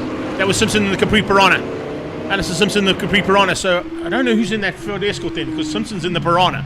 We've got to try and work it out. Unfortunately, we didn't get that number 5 car who's in the Ford Escort, but we'll get it eventually. Here they come to complete the first lap in anger, and it's a big margin between the top 2. Cavalieri in 3rd place, then the 2 Dutoy brothers right on his tail. Yeah, Mark looking hungry there, but he was looking on the inside into turn 1, decided against it. He's on the wrong side into turn 2, so not looking for a move just yet. He's probably going to set up the run down to turn 4. Remember, these are the cars that were, of course, as we saw on the side of that car, the Black Widow, that were all either deemed legal or illegal for NASCAR in their day. And some of them were so hot that they weren't allowed to even participate in any of the NASCAR races. A lot of the times, and it's one of the reasons why NASCAR was born, of course, was during the time that NASCAR was set up, was illegal transport of alcohol around the American southern states, and they needed fast cars to get them around. So that's why these cars were built, and then they turned them into race cars. So incredible history behind this category of cars, and fantastic to see them back again here at the Passion for Speed's 25th anniversary.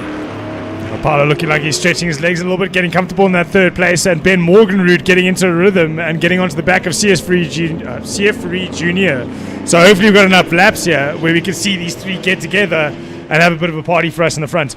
Yeah, Junior will try and keep that Cougar out front if he can. Try and keep ahead of everybody else and not let anybody come into play. Ben Morganroot, as you said, we asked him one question: how are you feeling today? Good. Simple. If Ben Morganroot says that, you're in trouble. Make sure you're going to have something special behind you, because the king of Randfontein is there. He comes all the way from Rand Francisco Fontaine, and of course he's been the king of that for the last 40 years. He's been racing now for nearly 6 decades of racing. Can you believe that?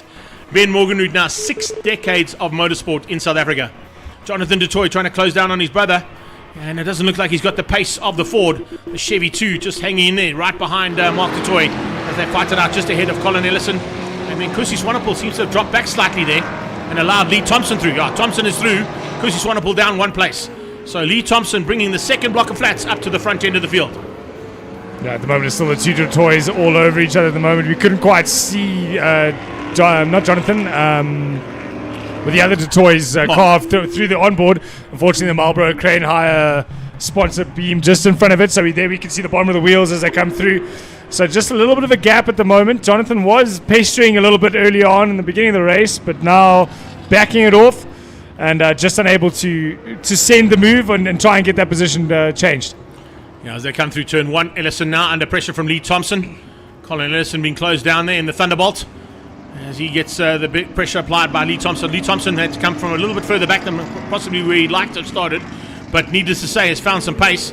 And if anybody can get that Ford Galaxy around, that's the Bobby Olthoff car, of course, that Lee Thompson is piloting. It's in the Olthoff colours that Bobby Olthoff used to run, as opposed to the grey colours that the Pablo Clark one runs for Paolo Cavalieri. And he now tries to close that gap down. Behind that, it's Kusi Swanepoel in the Black Widow. Swanepoel must be just having an absolute blast out there. He's not really worried about having... he would like to be at a dice, of course, no doubt about it. But to be just part and parcel of this event at the 25th anniversary must be pretty spectacular. Yeah, these cars they're still wringing the neck of these cars to try and get positions changed and try and make some passes. Yeah, they're not driving them soft.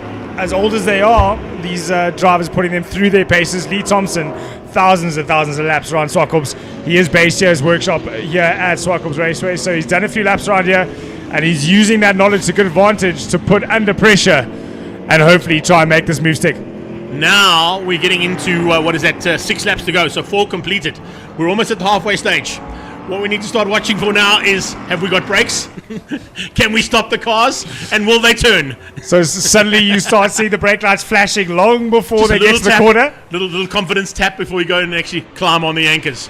And you've got to touch it once or twice. Yeah, let's have a look and see what Jonathan Dutoy does. Oh yeah, no, he's feeling confident about that Chevy Nova.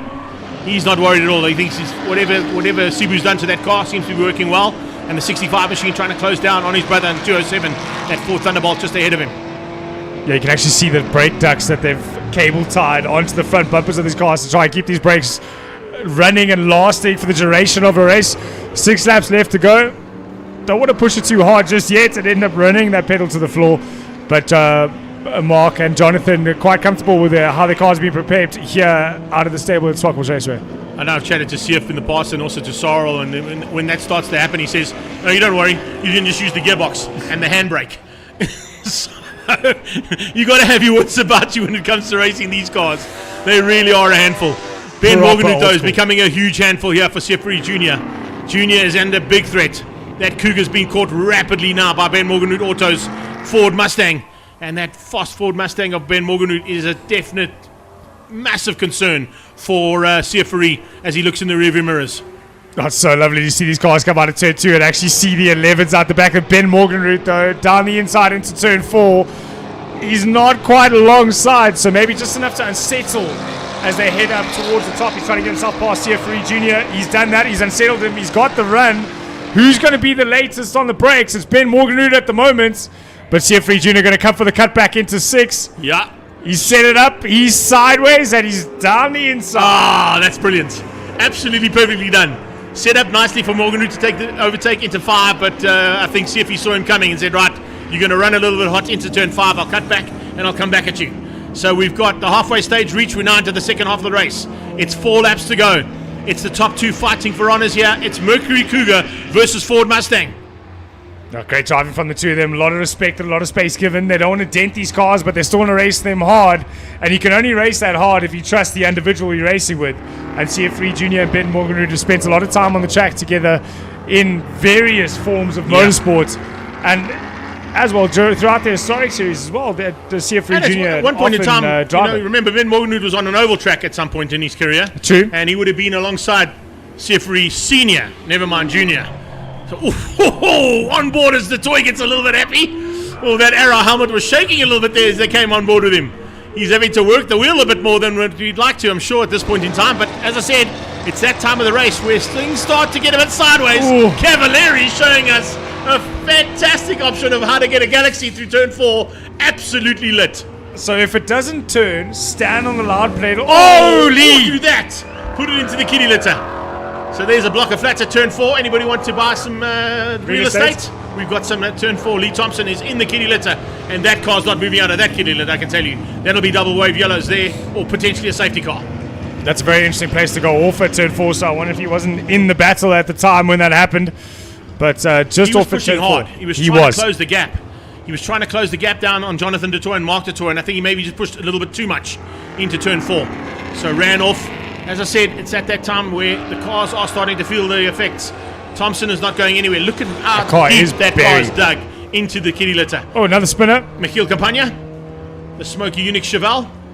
Got it going.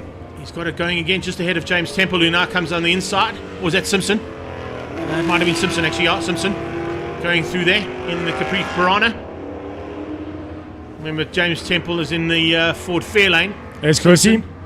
Kursi down to turn 2. Black Widow in full flight, and great to have him as part of this celebratory event. There is Temple, the 23 car. And in fact, Temple just ahead of John T. Needham. So the two there's Fords a going Cheval at again. it. I wonder if there's something wrong with that car. I think there might be. That's Michiel Campagna coming out of turn 8. And the Smoky Unix Cheval. Now, Smoky Unix, of course, a famous contraband runner. That's why it's on the side of the car. And I love how you looked for that PC word for a little bit. Way to do it, you know. Got to keep it PC. Right, we're on to, I think, the final lap here for these two. No, 2 to go. 2 to go. 2 to go for these two. So we got cars stricken everywhere, but they're continuing to keep this battle going between Siefri Jr. and Ben Morganhood. Oh, Ben just getting off the brake early to roll that mid-corner speed and get the run out. He's just not close enough. He's not as close as he was when we saw him make a move. But whether or not the slipstream can help him get closer through 4, and maybe he can have a dig at 5. If we watch through turn 1, how busy are the hands of Mark Dutour at this stage of the race? Yeah, Johnny's working hard there for sure. And I tell you something. Sorry, John. I'm waiting to adjust the sound because I think you can't hear the radio. I'm waiting to just sneak across there and turn the volume up ever so slightly. Lee stayed in the car, best bet. Definitely stay in that block of flats. Safest place at Zwartkops to be right now. Unfortunately, but just stuck in the kitty litter. So we're going to... Whoa! The Mercury Cougar is starting to feel the effects of the pressure being applied by Owen Ben. Morganhood is all over the back, and he definitely wants a way past you. He is going to be fighting hard here for honours as they head down onto the brakes into turn 8 and start the final lap. Oh, they're closer together now on this final lap. Ben Morgan's left it to the last lap to have a go at CF3 Junior. Both these cars looking like happy dogs at dinner time, the way they're wagging tails on the way out of every corner. But it's Ben Morgan versus CF3 Junior in the final lap here on the 25th anniversary of the Passion for Speed in the pre-70 production cars. Now, where does Ben have the opportunity to overtake? Because remember, you've got yellow flags into 4, so he can't do it there. 5 and 6. So he's got to try and get it at 5 or 6 because he can't do it down into 8 because we've got Michael Campagna's car stricken on the outside there. So it's got to be done through 5 or 6. Let's see what's going to happen. We've got a lap to go, and Ben Morganrud now looking for a chance to close things down and get through on CF3 Junior. They're putting on a show for these fans here at Zwartkops International Raceway. You see how packed the grandstands are and even how packed the pit wall is as we watch here to enter turn 5 to see what happens. One of the back markers come through. They're the two of them side by side. Yeah, side by side as they come out of turn 5 now into turn 6. We watch Jonathan Dutoy hanging in there.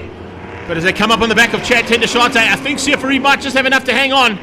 He's got just enough breathing room there, I think, to be... Oh, it's late breaking up for Morganrud. Morganrud's going to have a go. He has a big go going into turn 8. Puts the pressure on, but CF3 just soaks it up and says, I'll have it. So it's CF3 Junior taking the victory. Cavalieri for 3rd place, but Ben Morganrud, last ditch effort there to dive on the inside of turn 8. Nearly got through. It's Dutoy and Dutoy who come through for 4 and 5. Mark Dutoy ahead of Jonathan Dutoy. And that'll wrap up Class ZA Plus and ZA for the top 5 overall. CF3 Junior taking the victory over Ben Morganrud. What a way to finish things up there. Fantastic first outing. Remember, we've still got another one coming up later on this afternoon. So if you enjoyed that one, make sure you glue to your screens for the next one because there'll be a few cars that are going to have some issues and some niggles sorted out. Lee Thompson will definitely be back because I don't think there's any damage to that car other than the fact that he ended up in the kiddie litter. So a big unfortunate effort there from him. They put him in the kiddie litter at turn 4. It's Junior ahead of Morganrud. Cavalieri takes ZA ahead of Mark Dutoy and Jonathan Dutoy. ZB's is James Temple beating out John T. Needham and Dirk Venter. And then further back there, nice run from Warren Lombard to come through for 4th place in the ZB category. And he, of course, was pushing hard to try and be at the front end of this little battle. We expect to see him a little bit higher up as well. I'm sure they're going to do some tinkering on that car of his to get it a bit higher up in the overall standings. We move on to the Evapco.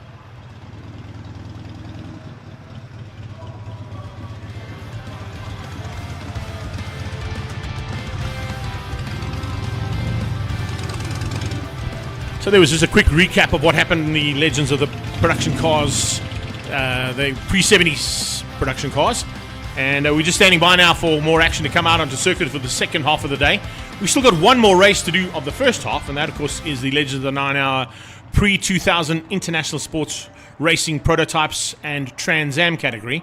And then we'll be heading into the world-famous TT here at Zwartkops, the 45-minute endurance race.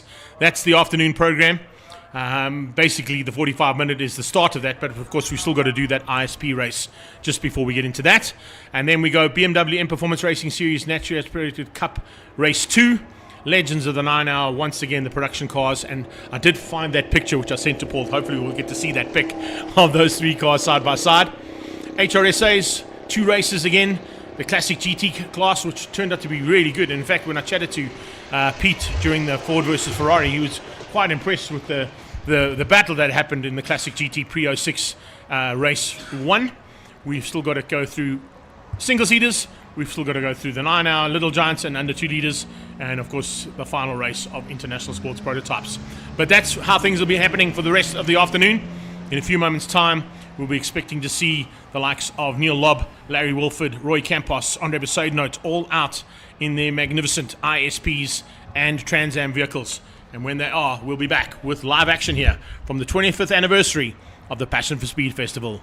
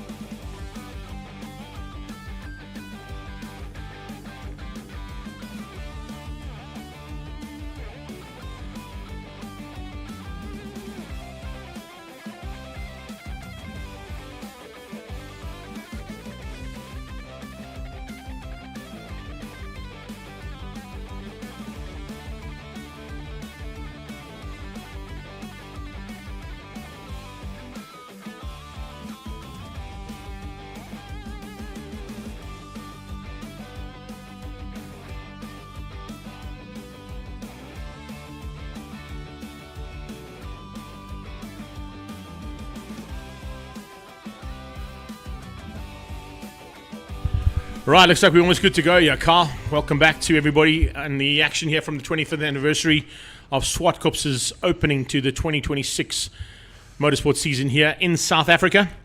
If you've just joined us, welcome. You've missed out on a huge amount of action. Do yourselves a favor.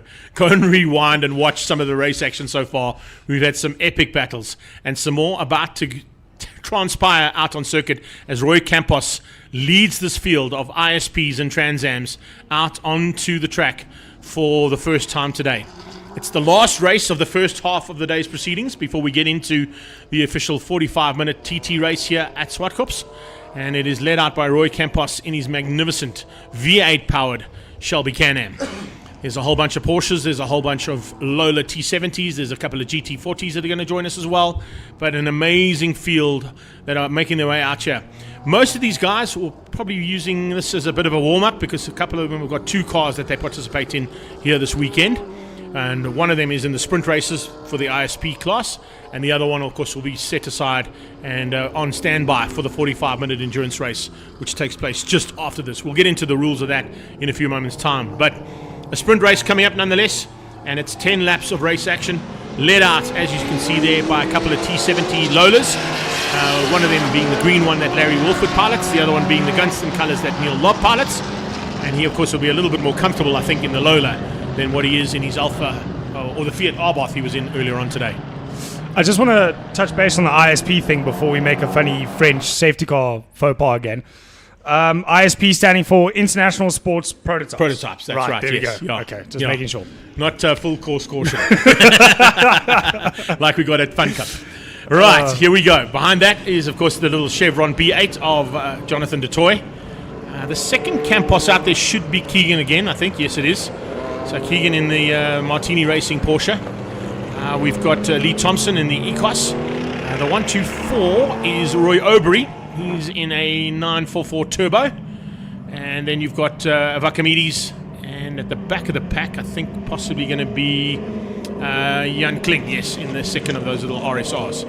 The 917 Porsche is Peter Bailey. 14 is the Lola T70 Spider. That's the Walls ice cream car that, of course, Mark du Toit pilots.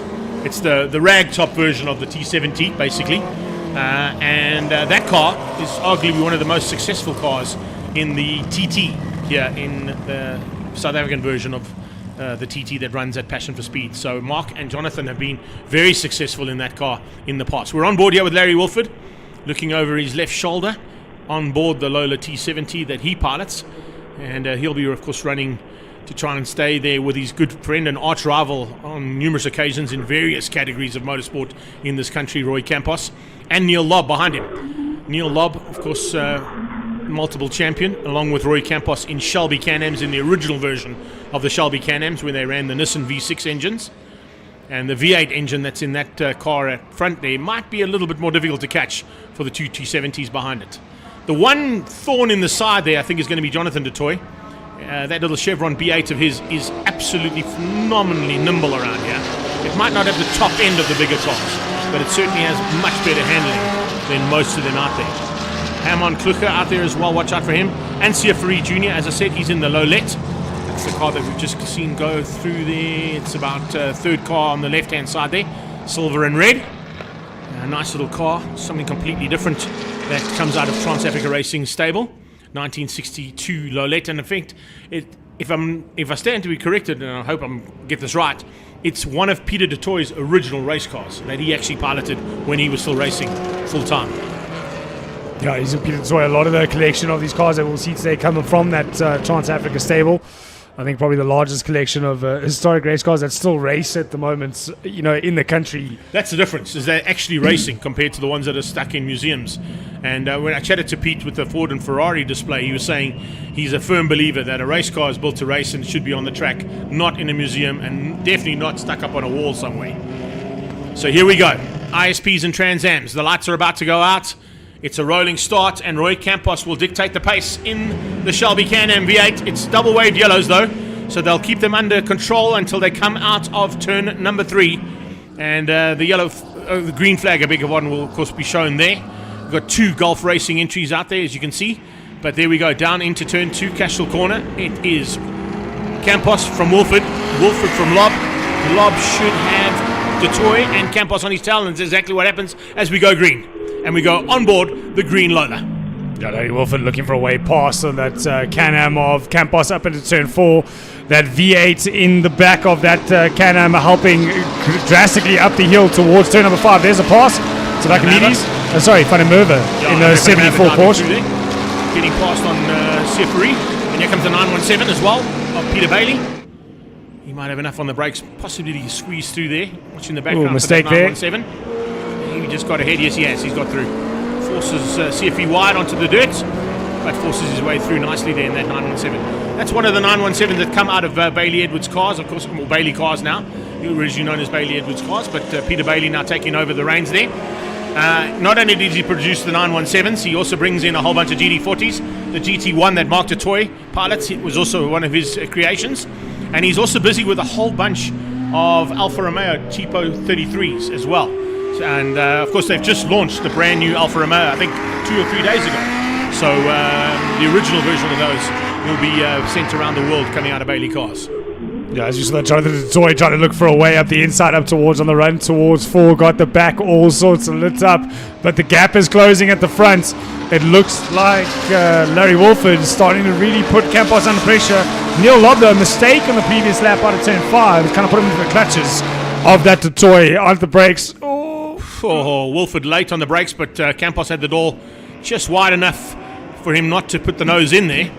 And as you said, just behind that, as we watch this battle from on board on Larry Wolford, you can see just how hard he's working to try and find a way through here on Campos.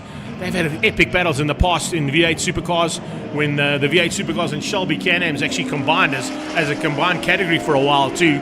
There were some great little battles between them. So they've been on track together on numerous occasions, the two drivers at the front end.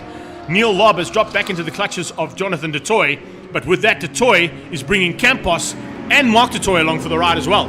Yeah, we got a 4-car battle here for 3rd place at the moment. Neil Lobb under big pressure there from Jonathan du Toit, but it's Keegan Campos early on the power. Whether he's got the legs to drive that Porsche all the way around the back section of this Zwartkops International Raceway remains to be seen, but the battle at the front still rages on. Yeah, it does big time here as we go back on board here with Larry Wolford. Here comes Mark du Toit sneaking through on Campos. So the Lola T70 Spider is just squeezing through and getting ahead of the Porsche. Now sets his sights on his brother just up the road. And the two of them trying to close down on that Gunston coloured Lola T70 of Neil. Misgear! Misgear from Campos. And just opens up the door. That's given Larry Wolford the lead. It looked like Lob now just starting to push the envelope there a bit, getting that car a little bit sideways to get a bit of breathing room on that du Toit behind him. He doesn't want to lose any spots and get away from this front gap, especially if these two start fighting. Yeah, now they are starting to fight. That's the thing. So it's probably going to slow them down, but we'll keep an eye on those lap times. So far, fastest lap of the race has come out of Campos. In fact, out of Wolford, 106.22 on that last pass. So with that overtaking maneuver, he puts in the hot lap and tries to open up a little bit of margin. It was about half a second across the line. It remains at about that same gap now as they come through turn 3. But it's the green car who now leads out at the front end. That Lola T70 Mark 3B is out front and trying to get away from the Shelby Can-Am.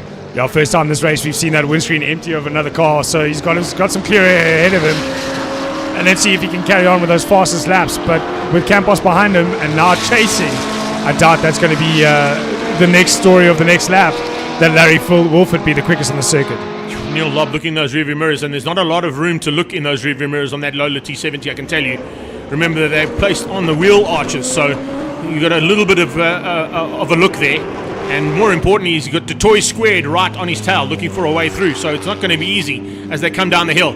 Roy Aubrey pulling into the pit lane there, unfortunately, for GWM, and Haval Edenvale in the Porsche. He's unfortunately out of this one in that 944 Turbo. But needless to say, the battle continues, and there's a bit of a gap that's opened up there between first and second. So I wonder if that issue out of 5 is a problem.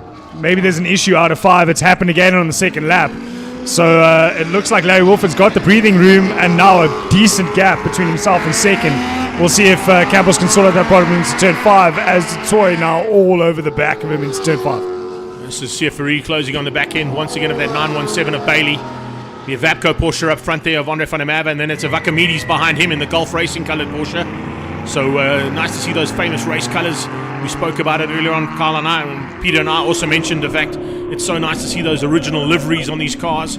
and getting the public up close and personal as to what the heyday of motorsport was here in the 60s, 70s and 80s in South African motorsport. But this little Lola T70, oh man alive, Lob is in trouble. Here comes the toy.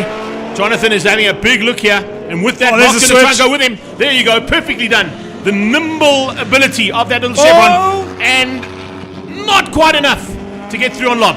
Oh, that was brave from Lob on the brakes to go in that deep. I think the toy got a little bit of a... Jonathan got a bit of a fright and actually didn't think he could get that car stopped, but he got it stopped. He still got the inside through 1, but that's outside through turn 2.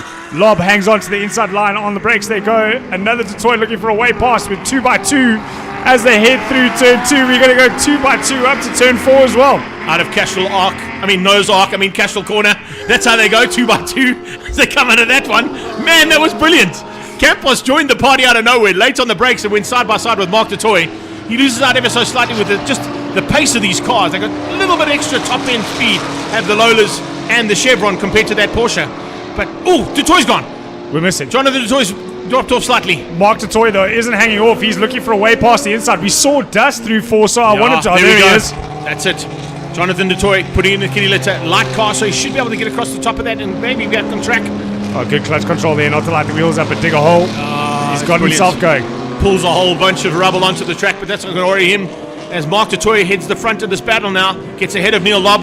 Neil Lob looking in his rearview mirrors and now just sees Campos all over the back of him. Oh, big smoke. Big smoke out of the Lola T70 Spider. The ice cream car with a big puff of smoke coming out of the final corner onto the main straightaway. And some more down into turn 2. So much so that we actually saw Neil Lob and Campos move to the inside just in case there was oil that was being dropped. But it doesn't look like it at the moment.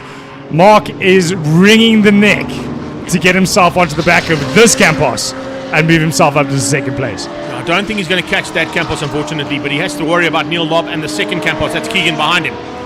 Mark hasn't given up, though. Despite the smoke blowing out of the back of that car, it's not affecting the drive. So maybe did they overfill the oil? I'm not sure. Maybe there's a bit of an issue that he can drive through and potentially still get to the end of the race and finish up on the podium. Well, it is where the exhaust sits, so maybe a little bit of a drip of oil onto the exhaust as he swings it through a left-hander, causing all that smoke. But these cars are old enough to smoke. They're over 18, so they're fine. And they were allowed smoking in those days, as you can see from the Gunston colours there. But more importantly, the Walls ice cream car. On the back of that car, it's quite an awesome little thing to go and have a look at if you get a chance to, and you're here at Zwartkops, or if you ever get a chance to get to Zwartkops and get down to Transavia Racing, go and have a look at that Walls ice cream Lola T70 Spider. It says, catch us and we'll give you one, or catch us and we'll give you ice cream or something like that. It's amazing. But basically it was a catchphrase of the Walls ice cream group that if you could catch the ice cream truck, then you could buy an ice cream. So hats off to them for keeping that delivery going, and the phrase behind it. Oh, Avakamides. Oh, it's stop me and you can buy one. That's it. There Stop we go. me and you can buy one. Okay, so that's what Avakamides is looking for. Maybe trying to get himself an ice cream. He reverses onto the grass. Yeah, well, there we go. Fortunately, the slip road was there for him. Coming up on the GD40 now, that's the 9 car. And coming up with a bit of attack from the 2, and a little bit of a concertina there, because Wilford, I think, has rolled out of it ever so slightly there. You can see him short-changing as well.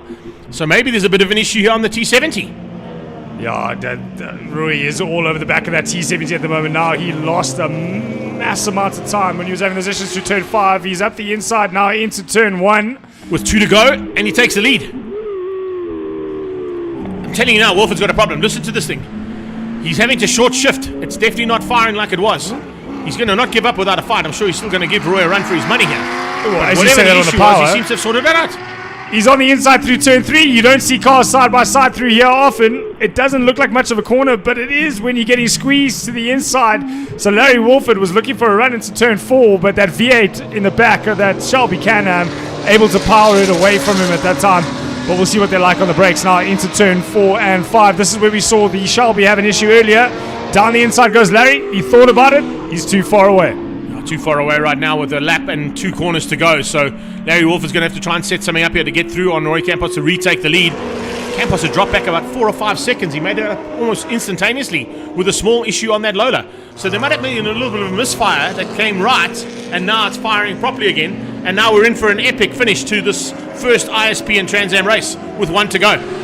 Yeah, with 1 to go, maybe Larry Wolford thought he had a big enough gap to back it off as far as he did. Not quite using those mirrors.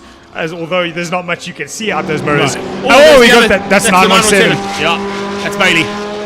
Bailey in the kitty litter at turn 4. So there'll be yellows into 4. So that's going to hinder a possibility here. Yeah, he's going to have to roll out of it. Larry's going to have to roll out of this one because that's gonna coming be out of yellows turn at 3. 4. And there'll be yellows at 4. And they're coming up on a back marker as well. Oh, back marker up into 5. Jan Not aware Kling. the leader's coming through just Jan yet. Kling, watch out, but fast cars coming through here rapidly. Larry Wolford on the inside of This the is going to make it campus. interesting. Oh, shut the door firmly. Shut the door firmly in Larry Wolford's face there to Watch Roy that back. Campos. Looking for a cutback now. Can he find it? Oh, just couldn't get the car rotated enough to get it done. But he's still looking into 6. 6 through 7 down the hill. Will Wolford have a go now? He's on the inside line. Didn't quite get the drive down the hill though. No, Campos has got it. Campos will hang on, only just.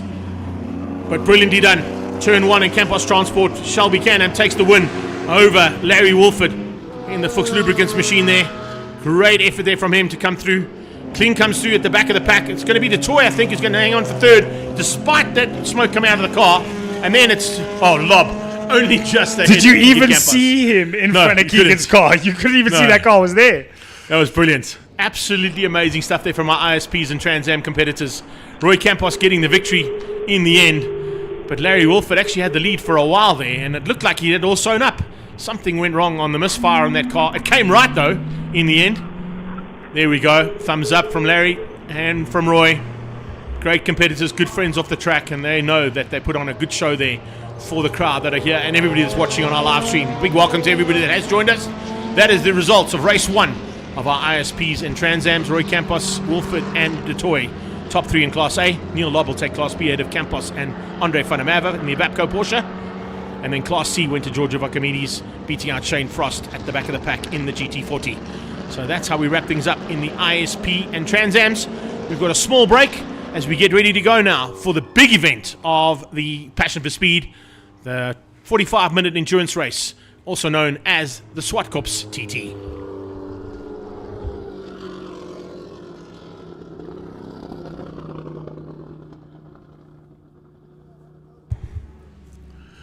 While we do have this break in proceedings as well, ladies and gents, we are going to stop the live stream feed on Facebook just so we can reload it, because Facebook only give us X amount of hours now on the live stream.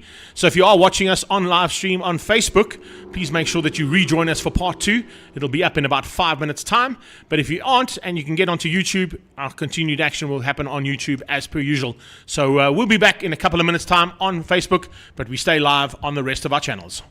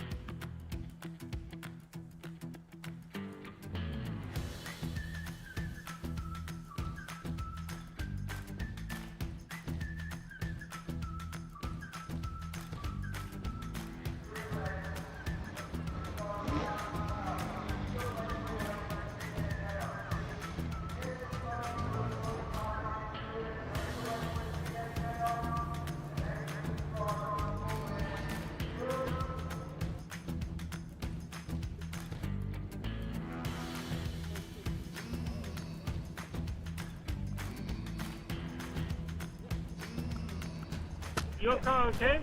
Yeah. It's an African car, so far it's okay.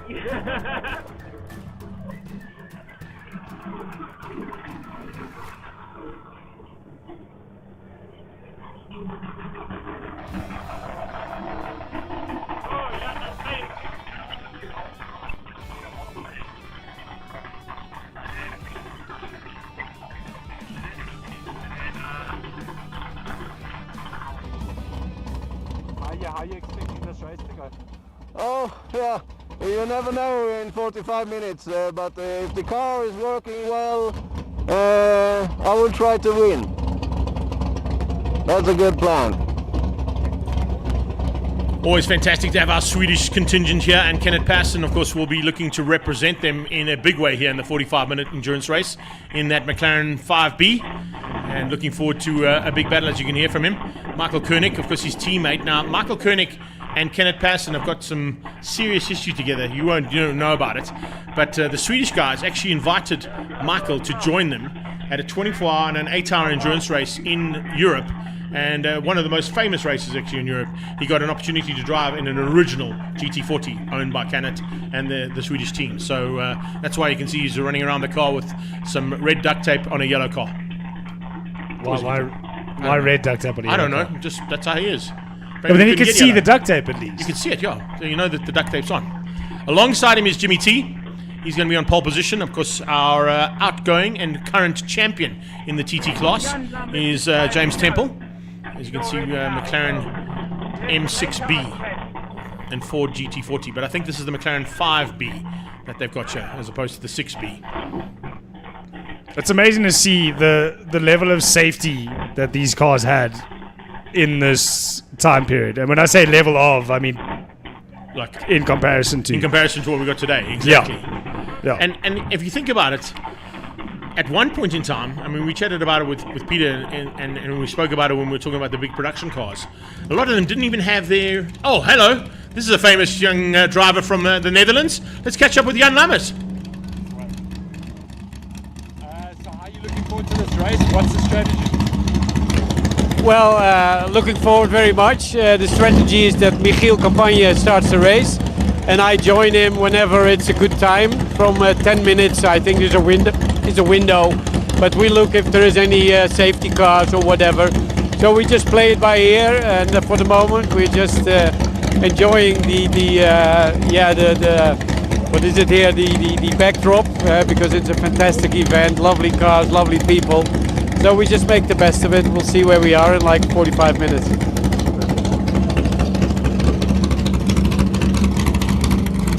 So there we go. We did see them earlier on. I thought it was Jan that was chatting to Michiel Campagne when we chatted to them in the production cars, but I wasn't, because it was a side-on view and I didn't quite recognize the little bit more grey he's gone compared to the last time I saw him.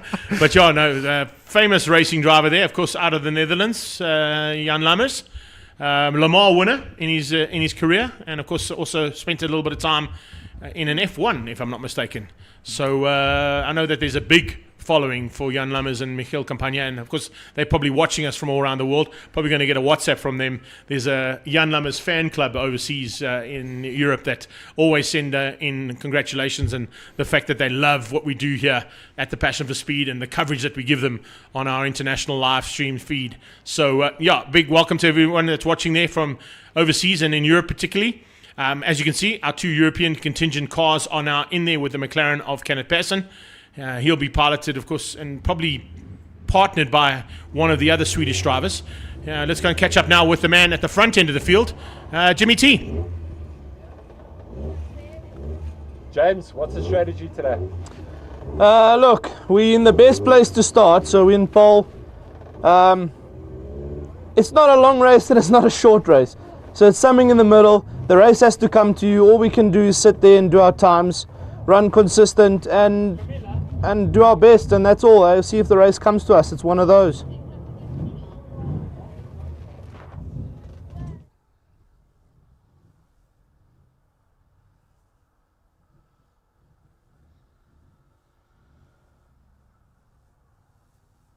Well, that was James Temple. It's not a long race. It's not a short race either, Greg. It's kind of like a kind mid. of the in-betweener. You know, as an endurance driver, you're sort of used to doing, 6 hour, 8 hour, 12 hour, 24 hour. Yeah, this is more a stint length. Yeah, it's a stint length. But I can tell you, in the past, if you look at the list of drivers that have won this in the past and the battles that raged for those wins, it's not easily done to win a TT here at the Passion for Speed Festival.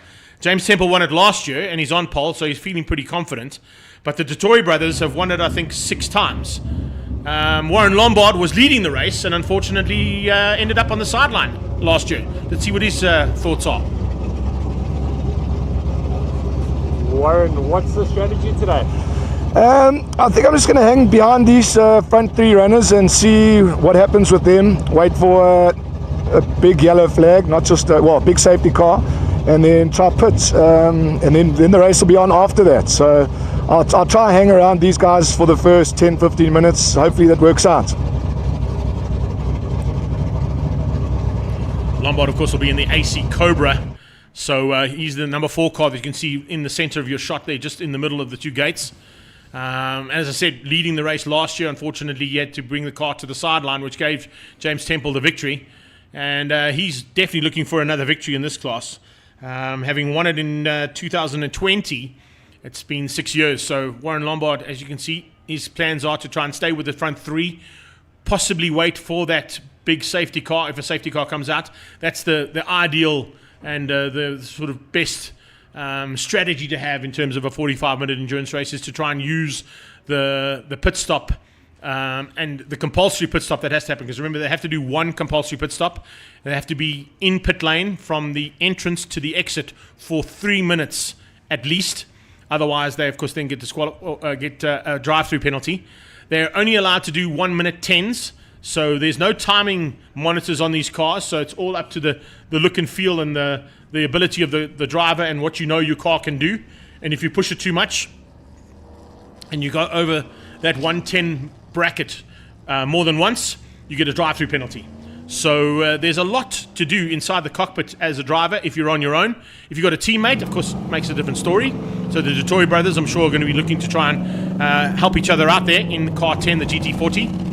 And whoever else has got teammates with them will be looking to try and use those teammates to their advantage. But nice to see an array of cars as well being allowed to jump into the 45-minute endurance race. You see the K80 Estates BMW there as well. I was literally going to interrupt to look at the Anthony Taylor K80 Estates E36 that is out there. It's one of the heroes of the production car era here in South Africa. And I think going to be piloted by a couple of heroes out there as well, because by the looks of things, we've got the likes of Sean van der Linde, who will be joining Clive Wilmot in a Ford Escort. He's not in the BMW that he would have raced, of course, in touring cars or in production cars or in Group N. But great to have him as part of this field. Kusi Swanepoel is back out there as well. We've got the 2 Dovies, Jake and Josh. They, of course, also been at the front end and close to victories in this race in the past before. Roy Campos also be looking to pilot and get through and hopefully be at the front end and in the mix by the end of this race. As you can see, they're just battling to get that BMW fired up as they come through there. The 24 car, of course, will be Dirk Venter. He's part and parcel of Lindenberg Racing. There's another great example of a Stanek Group N replica car there. Chris Davison, the GSI Generator Services Inclusive Superboss. And that, of course, is not the original car. It's a replica. But I do know that there's a couple of those original cars hanging around in a few stables around the country that Mike Briggs, Grant and Willie Hepburn, of course, Grant McCleary and Willie Hepburn would have piloted in their day. Yeah, a lot of these cars got a lot of victories under their belts in terms of when they raced and what era they raced these cars. A lot of wins under the belts across the field for all these cars. I mean, we've seen the Lotus Cortinas, we've seen that McLaren 5B, which I think was one of the last cars that Bruce McLaren himself drove before his unfortunate passing. The Peter Baileys, what was then the Bailey Edwards cars is now the Bailey cars. So, I mean, Dirk Venter running, as far as I know from what I've spoken to, one of the only carbon fiber Shelby Daytona coupes that have been produced anywhere in the world. Obviously being supported by that Liebenberg Racing stable, some great cars coming out of there as well. It's amazing to see motorsport history in its finest, not only in the museum, but more so around the track of Zwartkops International. Schwabski in these little Ford Escort as well. The other big factor, of course, is that if the big gunners all fall out of it, these slightly smaller and less powerful cars possibly could come into the mix, because it's 45 minutes. You've got to be in it for 45 minutes. You can't pit with the first 10. You can't pit in the last 5. If you're in the last 5 and you're into the pit lane, they're going to shut the pit lane and you're going to end up in the race in pit lane, which is not what you want to be doing. So there's a lot of factors to take into account here. They've got to be well aware of all those factors. The teams on the sideline, I'm sure, will be feeding information to their drivers as much as possible. But you can see it's a really nice array of cars that litter this grid for this 45-minute TT endurance race. Yeah, 30 cars on our entry list at the moment. I mean, we've got cars such as a Ginetta G4R, something that hasn't been seen on a circuit for many, many, many years.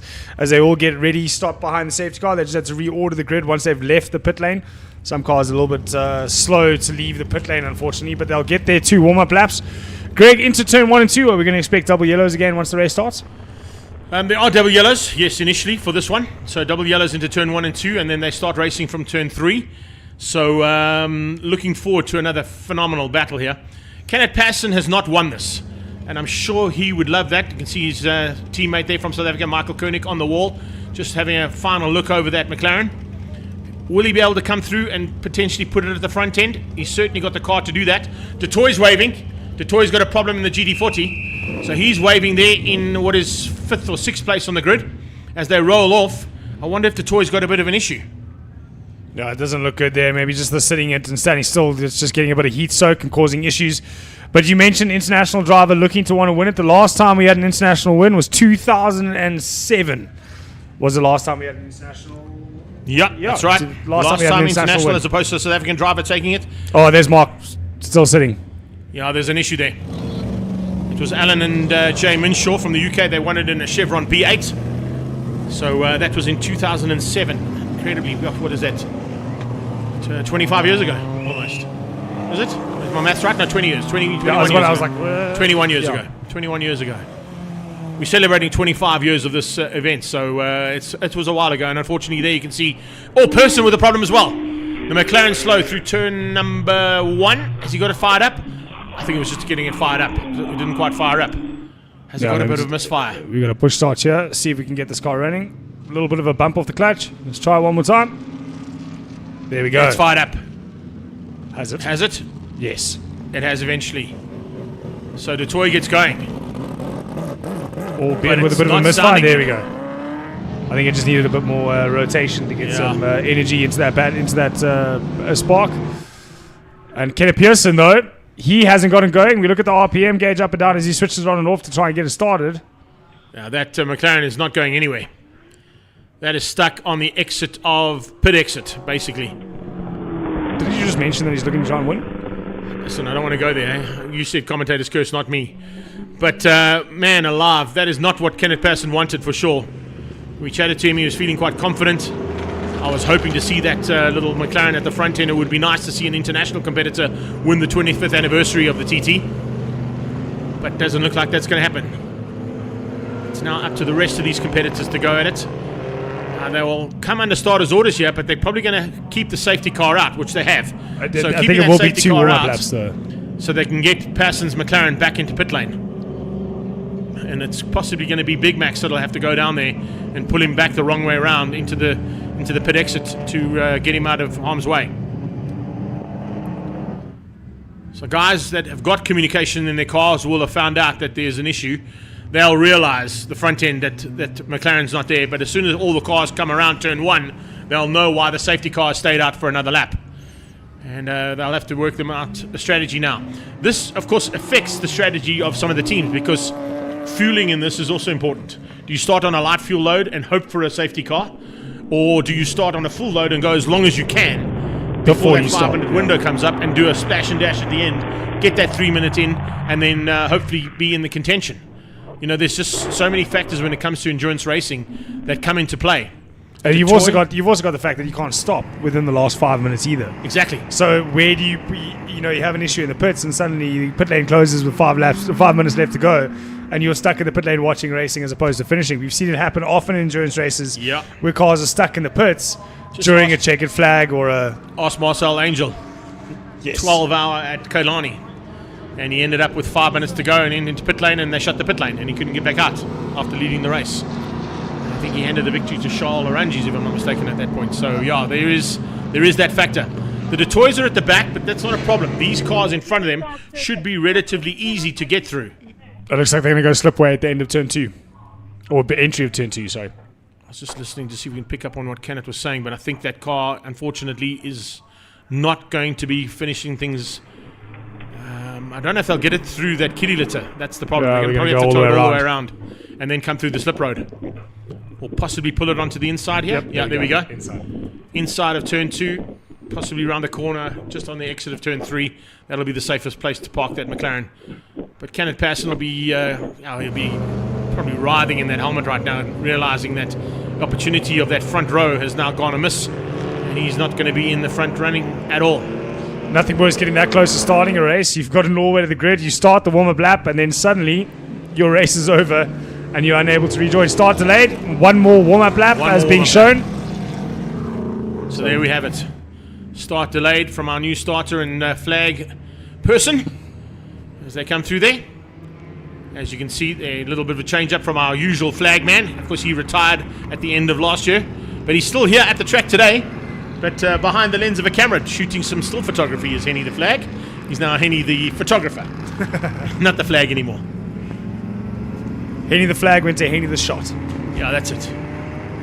Getting the shots around the track, along with all of our media contingent out there. There's a huge amount of them out there, and we do appreciate all of the work that they put in, along with our own cameramen here as part and parcel of the live stream production, and our production crew behind the scenes as well, in the director's box. So there is a big media contingent that can cover this particular event, and it's an international one as well. Come out here for Passion for Speed. It's not often you get to see these museum type vehicles in all their glory around a race circuit. So it's always important to make sure we get those photos, get those stills, get those videos, and make sure we can show the world that these cars still pedal and they still manage to get themselves around a racetrack, albeit some of them with issues. And don't forget, we're also going to be giving the South African public, as well as all of our international competitors, 2 post-production shows as well. So if you haven't caught all the action today, you'll be able to catch that in about 2 or 3 weeks' time. 2 post-production shows of all the action that happened here this weekend. So standing by for the start now. We're under starter's orders. James Temple will lead things out over Bailey behind him. Alongside him should be Passon, but unfortunately the McLaren has gone missing. And as they head down towards turn number 1, Lombard slots into 3rd place, followed through by the rest of this pack. They all have to maintain station, and that must be exceptionally difficult for Detoy to be waiting at the back end there and having to wait until he can get the hammer down, try and close things down. There is the stricken McLaren on the inside. Unfortunately, didn't even get to start the race. He made up about 400 meters and then pulled to the sideline. Yeah, out the pits, back to the start-finish line, and that was it.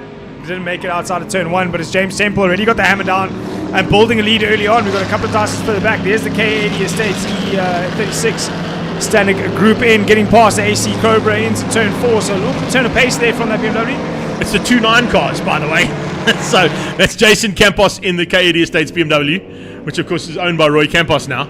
And then behind him is Ryan Cranchai and Patrick Mortier. So Ryan Cranchai also making a welcome return to South African soil and getting into the AC Cobra Coupe. Yeah, Campos looking like he's got a proper turn of pace at the moment in that BMW. He's all over the back of that GT40 now as they head down into turn 8, but the AC Cobra isn't done yet. Looking down the inside, looking for a way past, but it's not on just yet. Has anybody told them there's 45 minutes of racing, or are we just going to get it all done in the first lap? It's pretty much all done in the first lap, as you can see. So yeah, Campos, Cranchai and Kursi Swanepoel fighting out there. Jan Kling just ahead of them as they came through to complete that first lap in anger. The rest of the field coming through and starting to make their way around is the Porsche 910. Nice to see a whole bunch of those, and of course that 910 piloted by Steve Pickering. He closes in on the back end of Simpson by the looks of things there in the Alpha. You watch the back of the pack come through turn 1, and you can see that the mid-pack definitely heating up here, particularly with Campos and Quanchai. And then the second of those little chevrons, the B8, coming through there, pretty rapid as well. That's the BMW powered one, and today will be piloted by Alan Meyer. Slow car. Car slowing up the hill there. I think it might have been Dovey. I think it might have been that. I think it might have been Dovey's car. I'm just wanting to double check as they come up under braking. The Marauder goes a little bit wide, coming out of turn number 5. Oh, Jonathan making big moves up the field now as he passes that 17 of Alan Meyer. Gets himself through and gets himself going again. He's managed to pull himself a little bit of a gap already just after the pace to get past this gaggle of 4 or 5 cars. We've got it looked like the Ford Escort or the Angler coming down the inside now into turn 8 as well. So a 45-minute race, but we're going to race it like a sprint, first 2 laps, and make up as many positions as possible. Oh, there's a mistake. That's Venter. not... Is that Venter? Dirk Venter off the side of the track, I think. So unfortunately just running wide there in the Lindenberg Racing and Shelby SA Daytona. Oh, 2 cars involved there though. The Marauder also off the circuit there. So unfortunately issues there for the 1974 Marauder. It's today piloted by John and Chad in Deshate. Also just picking up, got a yellow flag at the top of the hill. Somebody must have run wide onto the... There it is, yeah. It is Dovey. I was right. It was Josh Dovey that pulled to the sideline. That's the Janetta that they pilot. Janetta G4R if I'm not mistaken. So nice to see. That's how easy it is to push out of the way. The driver can move his own car. It's like picking up a go-kart. Nice to see the driver actually getting the car out of the way. Normally it's not something drivers do. But just to help on this race, don't want to make too much work for the marshals. Help them push that car down that split lane, that slipway and out of the way so we don't get in any early safety cars or yellow flags. They can't pit for the first 10 minutes. So a safety car now wouldn't help or change the racing in terms of stops. But that car now well out of the way. It won't be causing any safety cars. Car number 8. That is the Mark Miller. Yeah, Mark for Miller. Daytona. I think he's on his own in that car for this one. The 21 car in front of him is the second of those GSM, the Trans-Africa Racing Shelby Daytonas. And that one is piloted by Michiel and Jan Lammers. They're going to be piloting that and teaming up. So at the front end, we've got 3 contenders, big time, in this race. Michiel always said, 50-50 chance, so 4th place, he's sitting quite comfortable. I think it's Mark Dutoy who started the race. I stand to be corrected, but looking at the helmet and the driving style, I think Mark's in the car first and Jonathan will finish. It's usually how they do it. Carla could be wrong.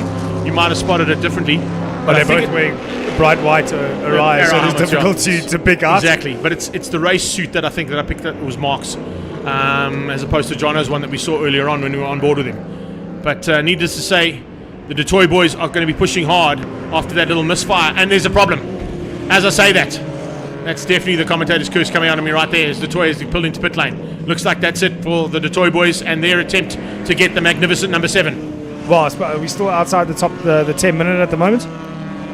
Yeah, we are, but unfortunately, if it is a terminal one, you have to pit. Yeah, sure. So that pit stop will be a terminal one. So I don't think it's going to be a cause. If he does come back out again, there's a potential that he might have to stop take the again. penalty. Yeah, that was the question I was asking. Does he have to stop again or just take the penalty because he's come in inside the 10 minutes?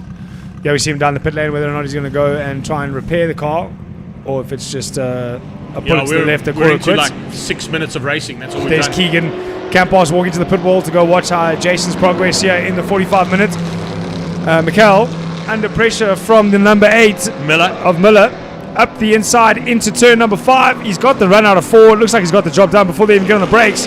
So Bunny lets it go. It's a 45-minute race. Don't want to be battling this early on. Could be a bit of a team challenge here as well, because remember, they're both out of the same stable.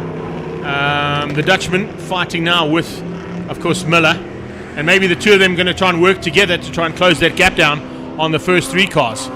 Behind that is Jan Kling, the other man from the Netherlands in his GT40.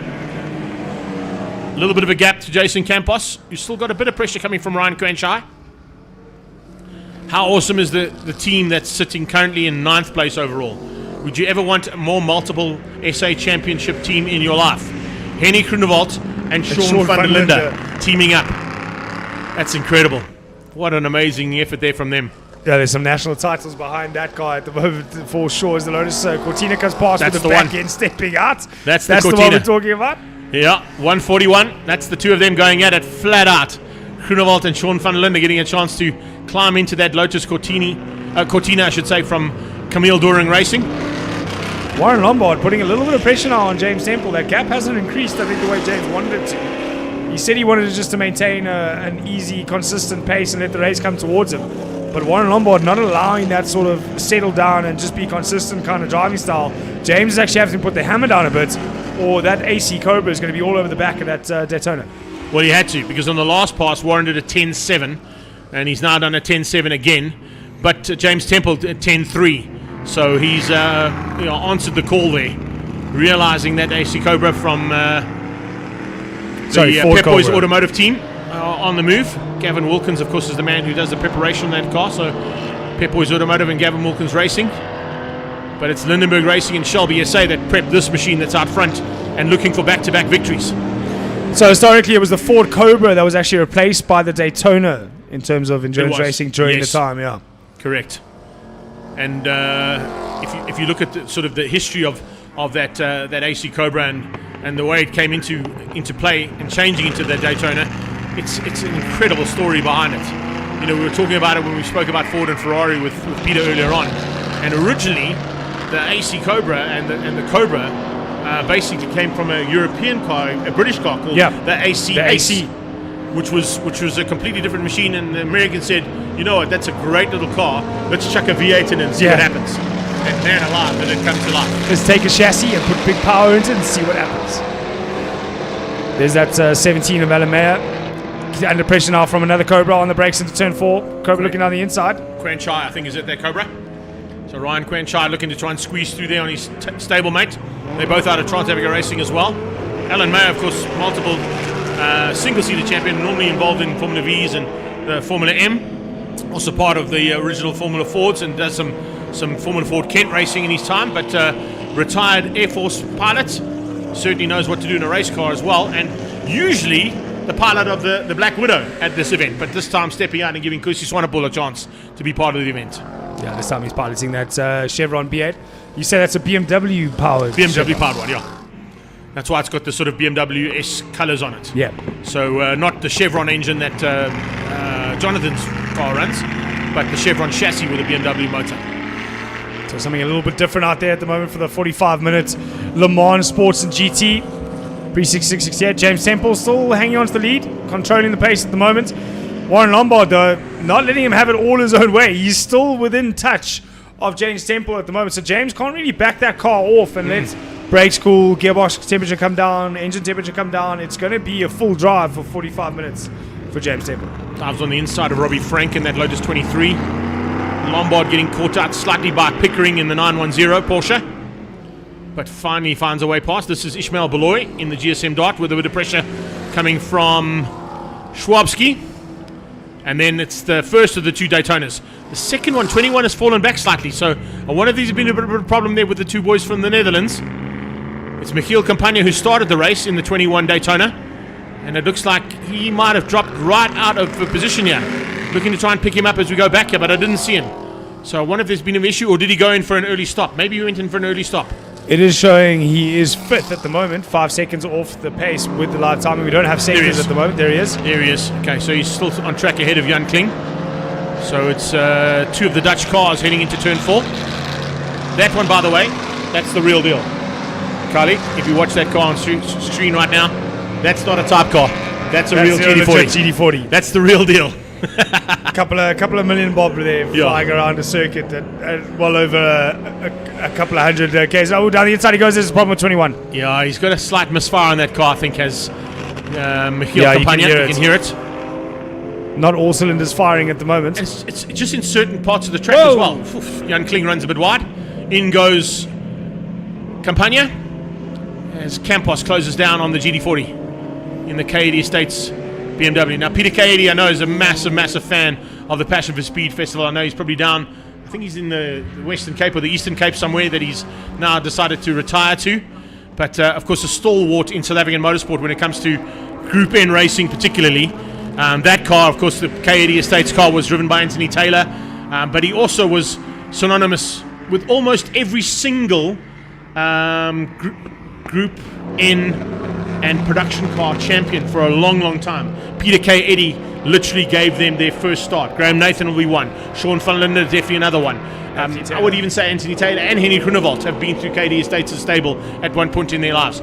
I know that Pete used to walk around with a shirt, and on the back it had all the champions that he'd crowned as part of his team and where they'd gone to in their careers. And there's a lot of them. I distinctly remember in a red VW Caravel with Dave Ray being driven to all the circuits. All right, looks like they're handing back to, this is Jan Lammers climbing in the car now. So Jan Lammers will take over from Michiel Campagna. So they're using this opportunity to come in to change drivers, and hopefully Jan can find maybe a little bit of issue and drive around whatever the small niggle is on that car. Right, there's the timer. Now they're just making sure they stick to the 3 minutes in the pit lane so they don't have to come in again. I don't think they would have needed to do a refuel on this car. It's got quite a big tank on this car, so he might be able to hang in there for the whole end of this race. But as soon as he gets the clearance, he'll fire that thing up and get back out to the track. They've dropped down slightly out of the top 10, so he's got a bit of work to do. But remember, all the other cars that are out on track still have to do their compulsory pit stops. Interesting to see that nobody's working on that misfire issue we thought we heard out of that car earlier. Maybe it was something that we just picked up on and wasn't an issue. I don't know. Maybe there was a plan there to get him out as soon as possible. Look at Campos all over the back now of Kling. I'm going to be dead honest. I'd be so nervous driving behind that car. You know it's an original GT40. You're looking for a way past. Like it's going to be difficult. Oh, there it is. Great move on the brakes to unsettle him. Gets it down the inside into turn 6.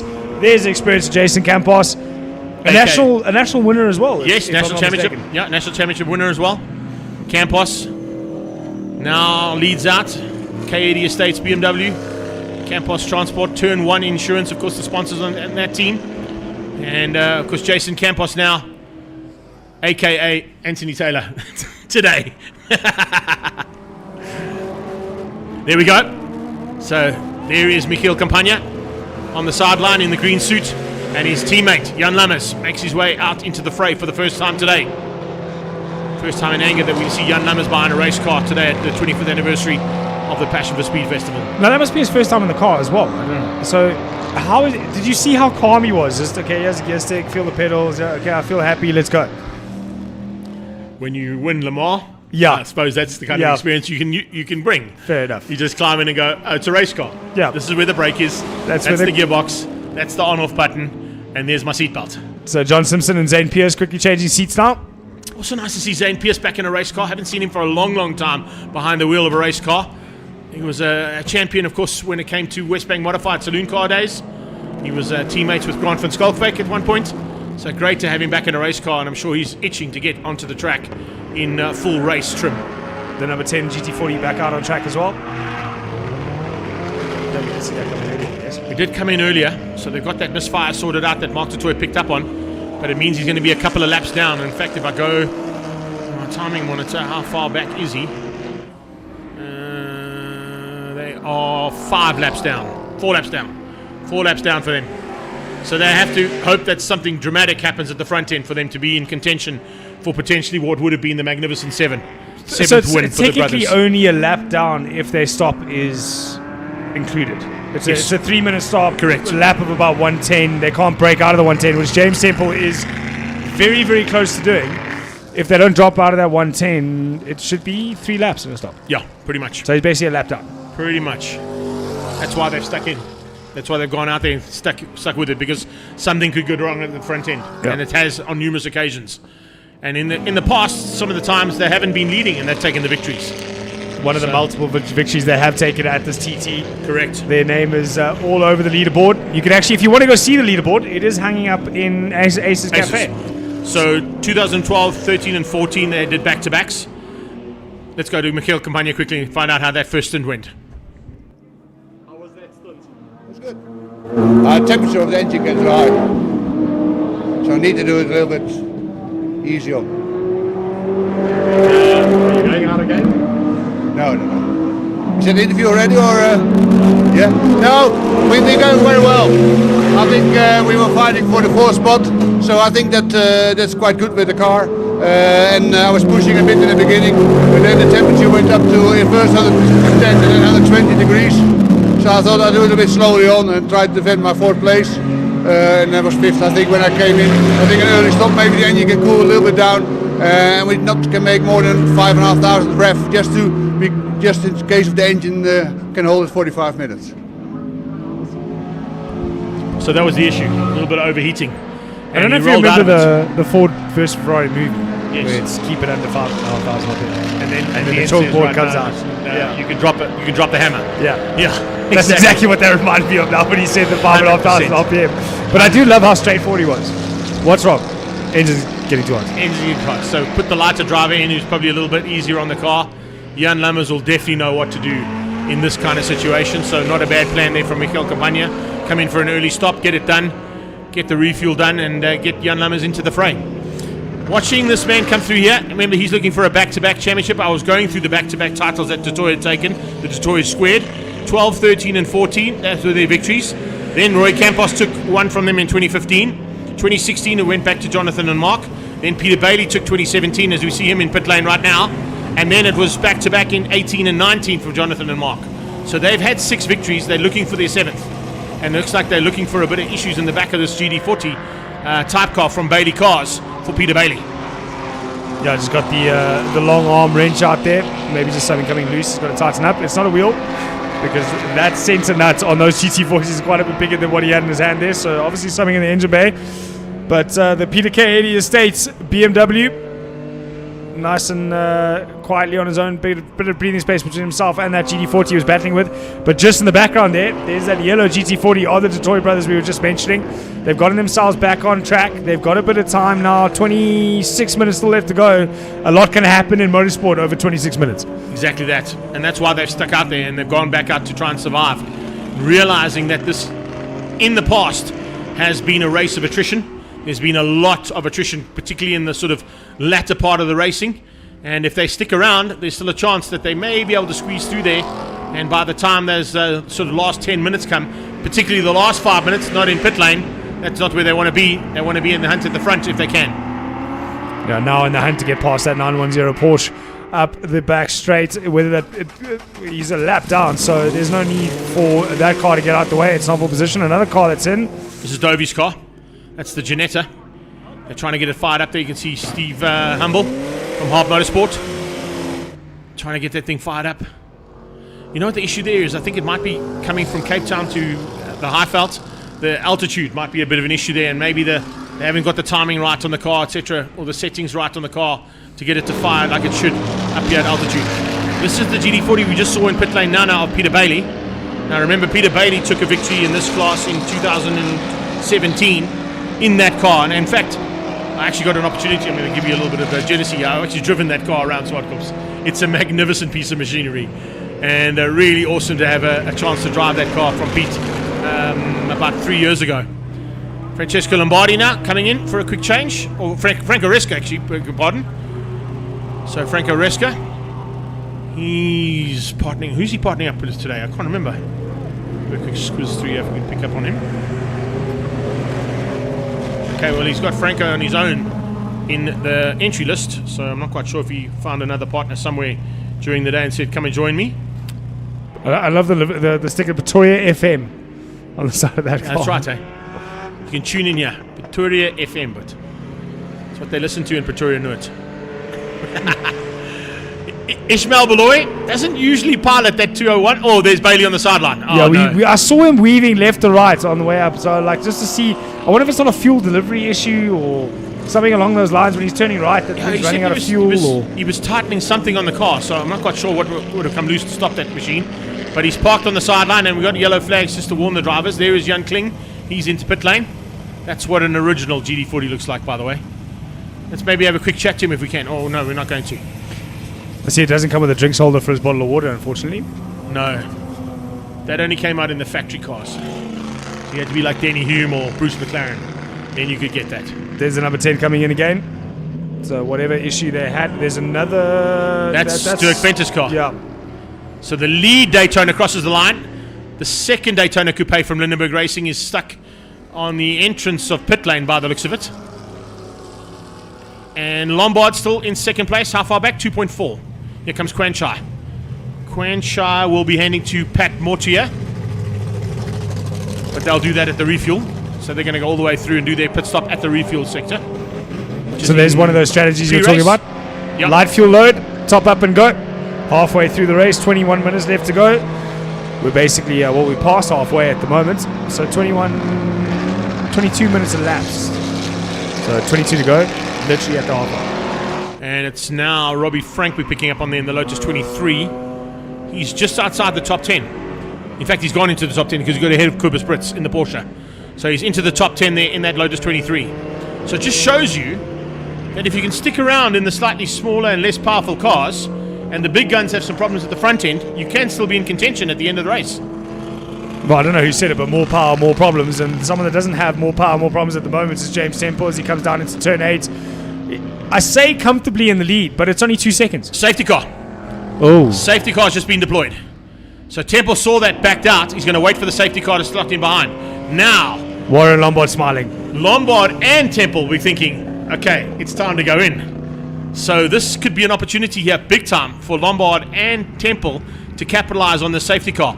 How far ahead is Miller? Because Miller's in third place. He hasn't pitted yet.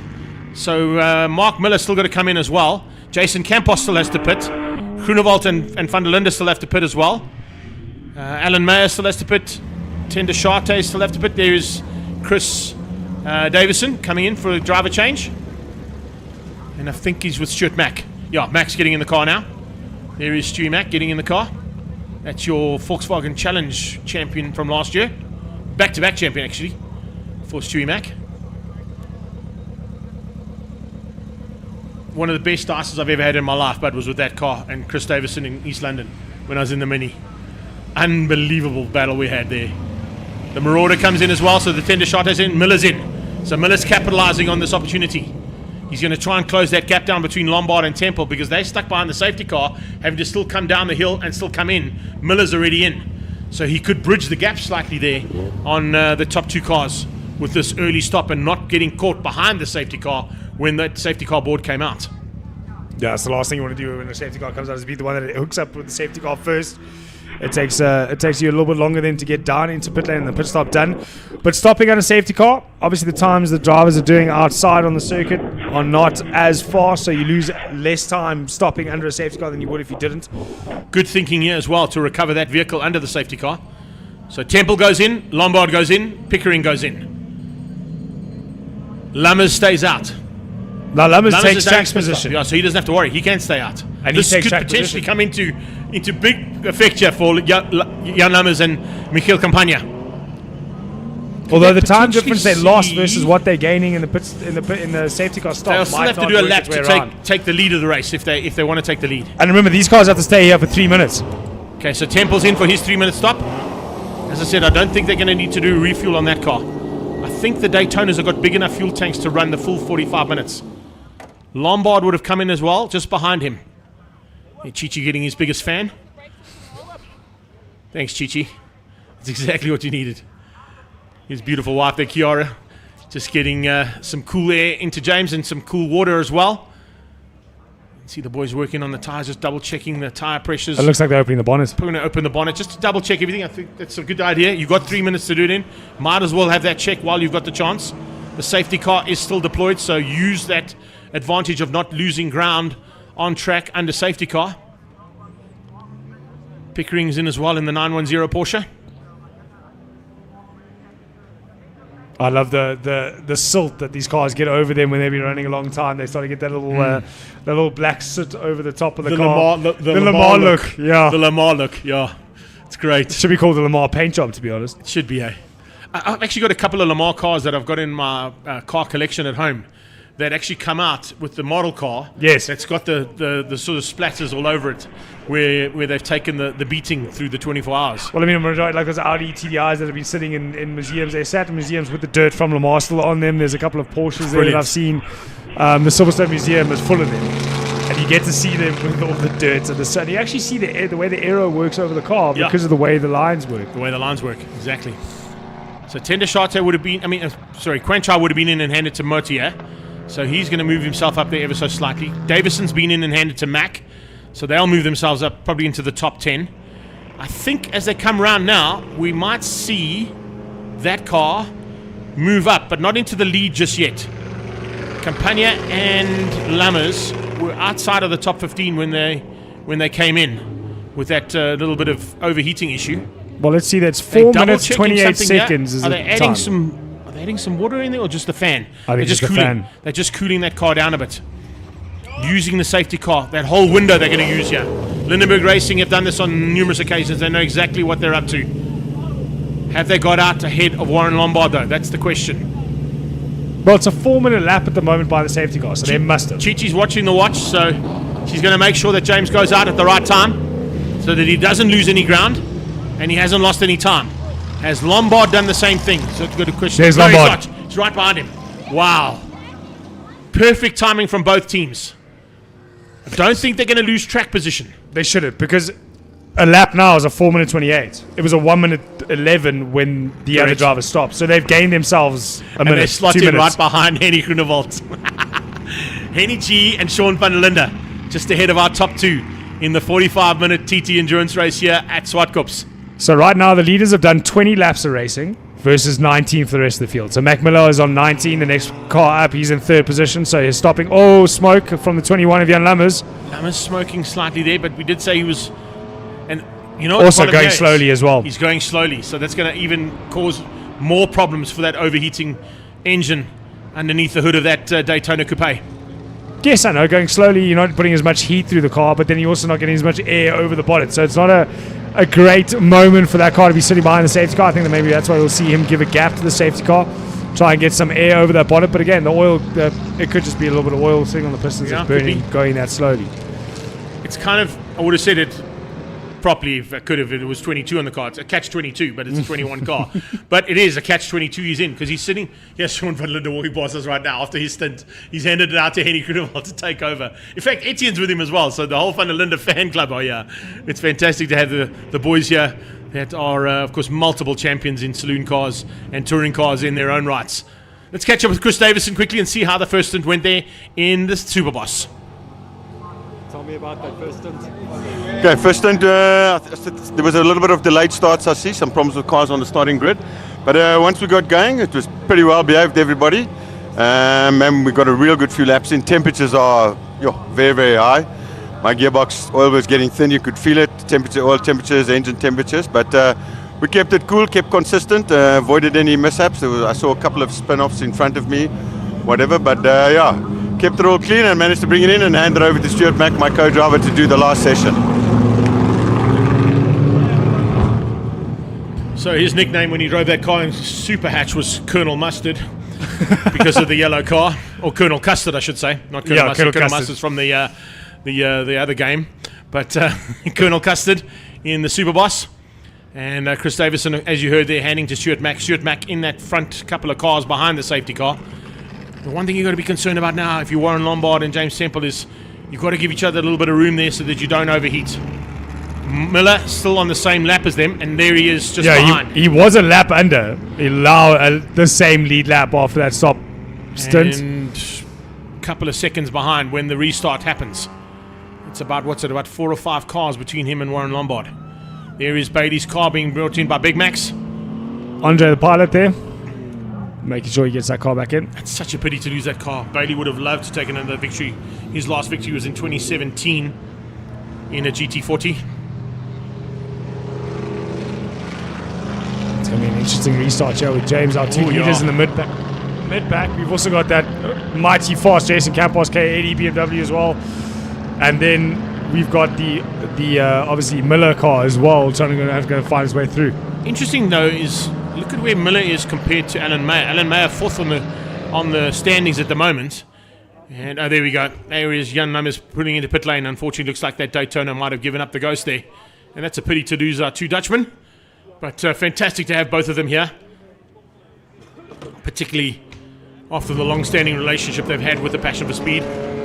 Lammers has been out here on a few occasions, but Michiel Campagna, I don't think he's missed any of these things, to be honest. I think there's 1 or 2 that he missed during COVID time. And sometimes when he had a couple of cars He brought that absolutely incredible Corvette Stingray. Yes. The 1 year. Oh man, was that a machine? That was something spectacular to watch.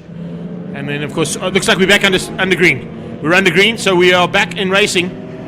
And we'll watch to see the progress now of James Temple. Let's catch up quickly with Jan Lammers and find out exactly what went wrong with that car to make him retire. Jan, tell me about what happened there.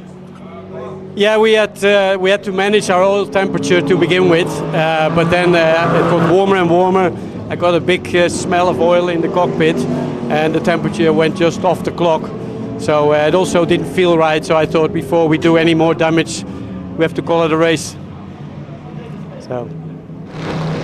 It is a pity to use a man like Jan Lammers in an endurance race like that, but it is unfortunately what happens. There is a change up for third. Alan Mayer has got through, and was that James Temple slowing, or was that... It was! That's Temple! That was Temple slowing. Well picked up there, Carl. Just behind the K80 Estates BMW is James Temple. He's got a problem. Let's have a look at the car comes through the second down. number. 100% Temple. 100%. 33 car there of James Temple slowing down. Remember, Dirk Fentis parked on the entrance of pit Yes, lane. you are correct. So it's definitely James Temple slowing down. Warren Lombard now leads.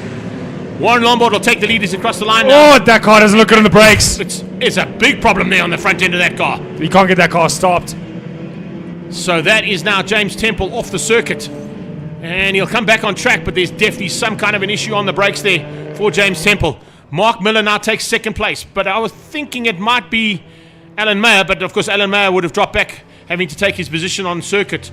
But he's ahead of Miller on the track, according to what I saw when we were just about to pick up on the action that's just unfolded for the lead of this race. James has slowed that car down plenty. He might find, sitting behind the safety car, going slowly, those brakes have overheated. That's what I thought. And he can't get that car stopped now. So I was about to pick up on that when we saw them coming through under the safety car, saying the problem you got now sitting behind safety car is that you're not going to get that airflow through the car, and the cooling doesn't happen as well as when you're in full flight.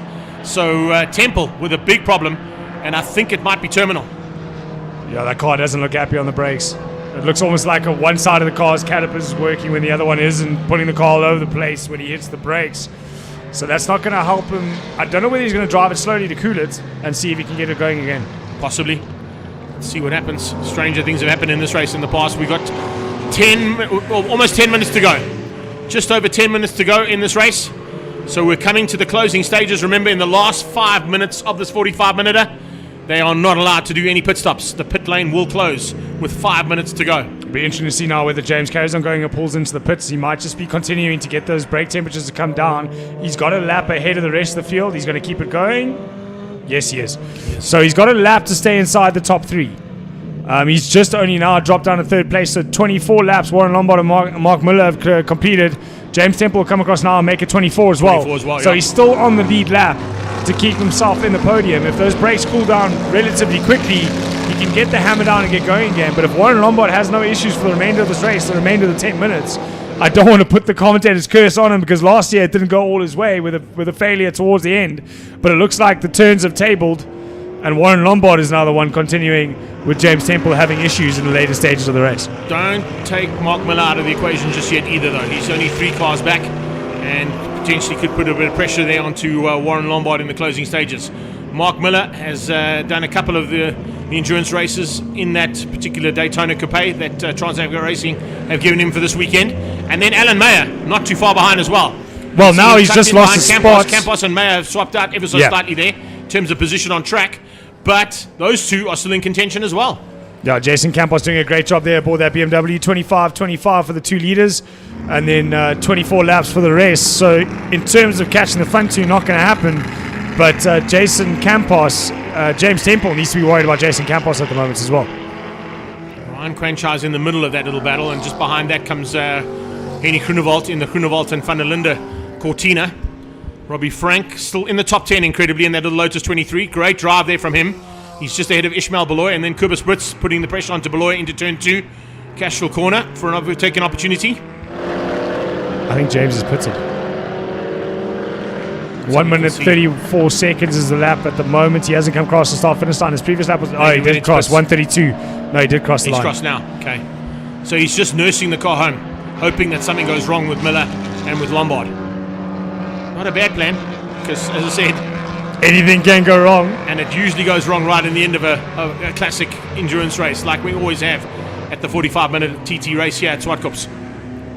There's another number 5 Escort Mark II heading through turns 5 and 6. Here we're going to hear from another driver. Kenneth Pearson, let's find out exactly what went wrong. What's happened was the fuel pump shut off in the start. Just shut off. So no fuel, no race. That's racing. It's such a pity to lose it to that. I mean, he's so cool, calm and collected. Yeah. No fuel, no race, 100%. 100%. But that is such a small issue that you would not normally look at the beginning of a race. You think, oh, fuel pump's working because we've just driven around 4 times to warm up. Yeah, it's and got we're all power, good to go. it runs. Everything's good. We're on the line. Okay, let's go. And as you roll off, boom. Suddenly fuel no pump. more go. There you go. There's They're Mike working on the Koenig fuel pump looking right to find now. it. The two Koenig boys, AJ and Michael, trying to get that car probably ready for maybe another effort in the ISPs later on. Can't ask for 2 better guys to be working on a fuel pump on a McLaren, I suppose. If the Koenig boys can get at it, hopefully get it sorted out. There's our Lindenberg former race team. leader. Oh, man. Oh, there's Warren. He's going to lose the lead lap. This is such a pity for James Temple. This is such a pity for him. He was looking for back-to-back titles here for the Shelby South Africa and Lindenberg Racing team. It's not going to happen this year. But he's still got a chance of a third. He's still got a podium chance. Still very much in contention for a podium if he can just nurse this one home for the next 6.5 minutes. So not far behind Warren and Mark Miller, because you can actually see Warren in the back of that shot between James. Yes. Not far behind him is Jason Campos, which is his contender for podium position. Yeah. And that'll be on the same lap. So at this lap, if not the next one, we'll see if Jason Campos can get that K80 Estates car past that of James Temple and onto the podium. A Group N car on the podium in the 45-minute TT.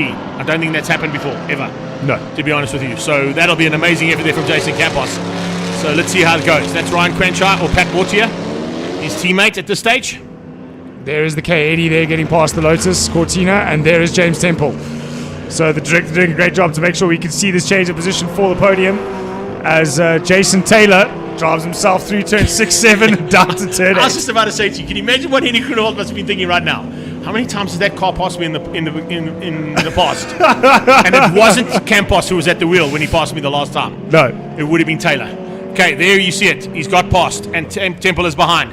So we should have a change up here. That's Franco Reska's Alpha, I think, on the inside there. Yes, it is. So we got Lombard, Miller, Campos now to third. You're Yeah. spot on. Temple is now fourth, and Alan Mayer is about to catch him past him, so he's actually got through. So Temple's dropped down to top 5. So Temple just circulating. You can see the way that nose is dipping on the car. He brakes, gets off, brakes, gets off. He just can't get that car to slow down. Yeah, we got another battle. Escort Mark II versus Alpha Junior. Yeah, GT Junior there of Simpson. Simpson, I think, handed to his teammate. I'm not quite sure. Robbie Frank has now been caught by them as we're watching Jan Kling still hanging on for a top 10. He's in 9th place overall in the original GT40. I can't believe there's an original GT40 kicking around. It's amazing, International Raceway. That's- It's unbelievable. Well, let's find out exactly what happened down in the pit lane there quickly. It's better. Yeah. Okay. Yeah. Tell us what happened there. Throttle cable the throttle got stuck open coming out of turn 4. It's getting on the power again to go up the hill, and it was jammed wide open. Had to knock it into neutral and pull off the track. Unfortunately, mechanical failure. Not much we can do. It is a big pity to lose the Dovey boys so early on in that Ginetta, but you can hear from Josh exactly what went wrong. That must have been a scary moment up to 5 with the throttle wide open. I've had that happen in a Formula V. In a I Ginetta lost it. G4R, that's 200 k's an hour, bud. Easy. Without even worrying. I can tell you right now, that's a very fast little sports car they've got. Unfortunately, as you heard, slamming it into neutral, and there was an exit road for him. Thank goodness. Yeah. 5 minutes is up, so pit lane is closed. No more pit stops. If you go into pit lane now, it's dead man's land. Do not go into the pit lane if you can help it. We got 4 minutes of racing to go here in the 45-minute endurance, and it's Warren Lombard with a second ahead. And look how close it is for the lead. This is for the lead with 4 minutes to go. 4 minutes to go, and we've got the Cobra that was replaced by the Daytona in international Le Mans racing, fighting for the win here. with a pre-66, 68 Le Mans Sportster GT. Exactly. Oh, history repeats itself here at Zwartkops Raceway. Reverses itself. Reverses itself. There exactly, we go. Yeah. So Lombard going to try and hang on here to keep out Mark Miller. I think Lombard had a look in the mirrors and realized who it was behind him, and that was full position, and suddenly put the hammer down because that car 8 was all over the back of Warren Lombard. Lombard's last time at 12.4, he normally kicks around in high 10s. So maybe just backed it off knowing it's the last 5 minutes, looked at his mirrors and went, oops, can't do that. Problem here for Alan Mayer. Alan Mayer slowing down. So 4th place could be in contention now. Ryan Quanchai could move up slightly. Chad and John Dentejata and the Marauder could possibly sneak up ahead of their stablemate. So Warren Lombard, he knows exactly how to position this car, having been crowned the V8 Supercar champion last year. He'll know exactly how to place the car around the circuit. Oh, that's and big body rub. Certainly not going to want to throw it away in this stage of the race. That is serious body rub there on the Alan Mayer's BMW-powered Chevron V8. Oh, that's the kind of rubbing is racing you don't want to see. It looks like that suspension is let go on the left front of that car. And the body now just lying on top of that wheel. But Mark Miller making me seem a little bit uneducated there because he suddenly hung onto the back. He's brought the gap down from 1.1 to 0.8. So he has the pace to hang on to the back of Warren Lombard at the moment with 2 minutes left to go as we watch Alan Mayer limp the car around to try and get, I'm sure, to the pits. He won't be trying to get that car to finish. No. He's going to go into pit lane right now. He's actually gesticulated. He put his hand out and said, right, away you go. Send Steve Pickering on his way in the Marauder of the Dentejata. So here's Lombard on the inside of Beloy. Open up a little bit of a margin, and he gets a little bit more breathing room as he gets that GSM dart between himself and Mark Miller. Not for long though. Mark Miller's already got the run out of 4. This is where that Daytona is really good. Yeah. So it looks like through 8, 1 and 2, the Cobra a little bit slightly better. Yeah. And then through the next half of the track, this is where the Daytona comes in with its legs. Seriously good legs at the end of the lap, that's for sure. But it's end of the race coming up as well. We've got 1 minute and 20 to go. So it's basically 2 laps of racing, I'd say, here. Because remember, it's 45 minutes plus a lap that they'll go to. So Warren Lombard is going to push hard here to try and keep it all together. Let's have a look and see if they give him the last lap board. No. Nothing yet. So he's still racing. So I would say this is penultimate lap for Warren Lombard. Yeah, the next lap will be the last lap because the timer will run out and it's 45 plus a lap. So definitely next lap will be the last one. Warren Lombard kind of has control at the moment unless Mark Miller gets the hammer down here through turn 2. He seems to be struggling through turn 2 through the course of this race. There's the gap. It's increased through turn 2. Let's see it close. Alan Mayer's trying to finish that car. Alan Mayer stayed out. I think possibly because he's in for a chance of a top 5. That's the only reason he would have stayed out. And they're closing in on Temple as well. So they're catching 2 cars that were in contention earlier on and are no longer in contention. Temple's gone back to 5th there. That pass was 4 position, so Temple's gone back into 5th. To 5th ahead of Mayer. Ahead of Mayer. Correct. Here we go. Lombard on the inside. And followed very closely by Mark Miller. He's not going to give up without a big fight here. We're going to go into the last lap here with these 2 nose to tail in a 45-minute race. Cobra versus Shelby. And this is probably one of the closest races we've had in the last 10 years at the finish of a 45-minute car. I can tell you that right now. Absolutely nothing in it between these top 2 as they head onto the final lap, and they're about to get that 1 lap to go board. Time is done. 1 lap out. Warren doesn't have that. Flag! Flag is out. Lombard, lucky there. I thought they're going to have still 1 more lap to go, but the 45-minute is done and dusted, and it's Warren Lombard last year who had absolute nightmare at the end of the race, turns into victory here in 2026. What a run there from Warren Lombard, beating Mark Miller, but only by 0.6 of a second. That is definitely the closest margin ever in a TT that I've ever commentated on. After 45 minutes of racing. 45 minutes of racing, 0.6 of a second separates the top 2, and it probably would have been 3 separated by at least maximum 2 seconds. Yeah, exactly. If James Temple was able to continue. Yeah, if Temple had stayed in there, we would have a 3-way fight for the lead. Look who's in 3rd spot there, Greg. Jason Campos, Group N car on the podium for the South African Tourist Trophy. That's the first time a Group N car, I think, is podiumed at a Tourist Trophy event as well. So history in the making here at the 25th Passion for Speed. It's Warren Lombard who gets the victory, his first victory ever. A fantastic event from him. Sorry, second victory. He took it in 2020. Second victory. Pardon on that one. It's his second victory. I'm just thinking about last year where it all went haywire for him. But he comes back for a second victory here, and Warren Lombard takes the 25th anniversary edition of the South African Tourist Trophy, winning out over Mark Miller. Jason Campos takes Class C, so it's ABC 1, 2, and 3 there as well. In fact, ABCD 1, 2, 3, and 4, incredibly. That also must be a bit of history in the making there for the first 4 cars. Each are the leaders of their respective classes in Class A, B, C, and D. So well done there to Warren Lombard. Mark Miller is happy with second place. Campos will be stoked with third. And well done to the Tendeshates for 4th place in the Marauder. Temple hung on for 5th place. He managed to nurse that car home to get a top 5. And then behind them came Henny Groenewald and Sean van der Linde. Alan Meyer, Ryan Quanchai and Pat Mortier. 9th place with Jan Kling in the original GT40. And top 10 going to Kobus Brits in the Porsche. That wraps up all our action from the 45-minute endurance South African Tourist Trophy here at the Passion for Speed Festival. What a finish. 0.6 of a second after 45 minutes of endurance racing. That's the way you do it. And let's have a look and see how Warren Lombard is as he climbs out the car. I bet he's going to be a very happy man.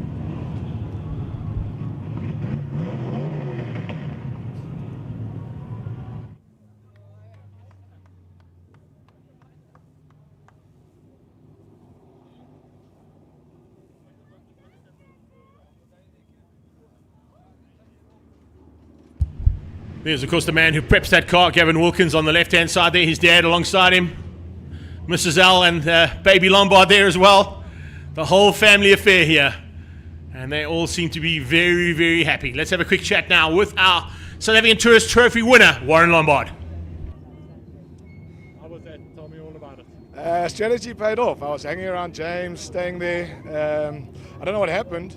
Pit stop was perfect, and then he just slowed down. I thought he was going to back me up and then try to pull away from me, and I just slowed down. But strategy definitely worked. It was perfect. Well done. Cool, thanks.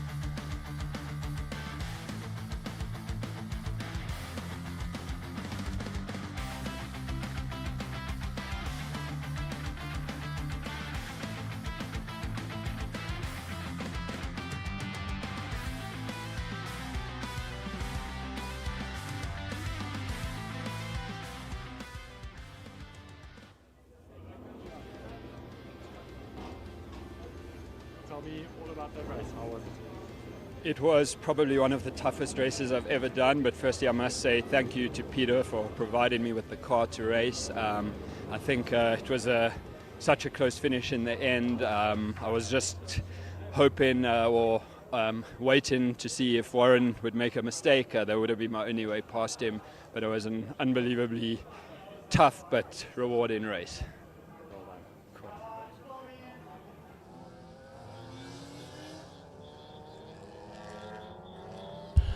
Awesome stuff there from Mark Miller, second place in the South African Tourist Trophy TT 45-minute endurance race. And a magnificent effort from him to be 0.6 behind Warren Lombard after 45 minutes of racing. But now we go into the second half of the day's racing, and we kick things off here with BMW M Performance Racing Series Naturally Aspirated Cup. Sorry, Greg, I was quiet there. I was sorting out my papers. I see you were doing a bit of paper shuffle McGee there. I've only just learned to read. Just give me a break. It's okay. We understand. We understand how it works. It's all good.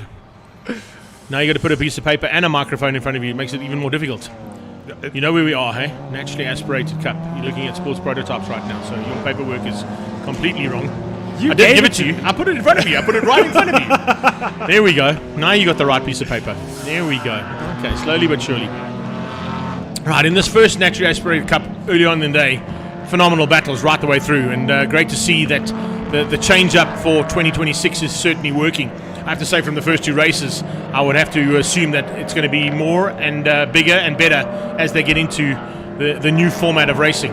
For those of you who've been watching M Performance Racing Series for the last couple of seasons, they've now changed up into two separate categories. One is turbocharged, and one is naturally aspirated. And there are certain classes in each of those categories as well. So a little bit of a change up. We spoke about it last year with the boss man, and of course he finished up in second place at Bernard de Gouveia in race number 1. But it was Andre van Vuuren who was literally the class of the field. No one had an answer, and I even started to ask and question you whether or not he was naturally aspirated, because he had such good pace in that car. Yeah, it's been unbelievable to see the breakaway, but we've seen the breakaway in both classes at the moment. So obviously development stages are going to carry on now. There's going to be a gap to chase. It's the first race of the year. Only now do the other competitors know what times they need to be achieving and know where the bar is. Yeah. And as you and I say often, the minute the bar gets raised, we've all got to chase it and get to that again. So you will see these competitors turn up the boost a bit or turn up the work a bit in terms of the normally aspirated class and find that gap and get back onto it. 100%. That's exactly what they're going to be doing here, is that the bar's raised. They're now going to search for that bar as quickly as possible. They would have been tinkering in between the two heats to say, well, we can just change the map up here slightly. Maybe we can do a few tweaks here and there to get everything just firing a bit better. And if that's the case, well, maybe Van Vuuren might have a bit of a closer run of it than he did in the first one. Certainly the mid-pack battle wasn't a problem. There was some epic little battles between the cars in that mid-pack. And as you can see, as they do in BMW M Performance Racing Series, it's a reverse grid of the top 5 cars. So there is going to be a slight change up, and Van Vuuren is going to have to come from 5th place on the grid to get through on Olivier, the 122 machine of Olorata Sekudu, who had arguably the best race of his career in a BMW. There's no doubt about it. Then he's got to try and find a way through on Gernholz and on Bernard de Gouveia. So the first 5 inverted. Going to be a little bit of a change up there in terms of Class B for the naturally aspirated class. Ken Swartz will start from pole ahead of Karabo Malamela and Tian van Rooyen. So Ignis du Plessis, who of course was the winner of Class C, will have to come from the back of Class C to make his way to the front end. And then Class D side of things, it's going to be Chloe Stewart who's on pole. So first pole for Chloe in Class D as well, which means that it was Reinhard Miller and Rowan van der Walt that were fighting for the front end. They'll have to come through and see how well they do at the end of this second heat of racing. Safety car moves into pit lane. We're going to see 3 little separate starts. It's just a gap in the starts really more than anything.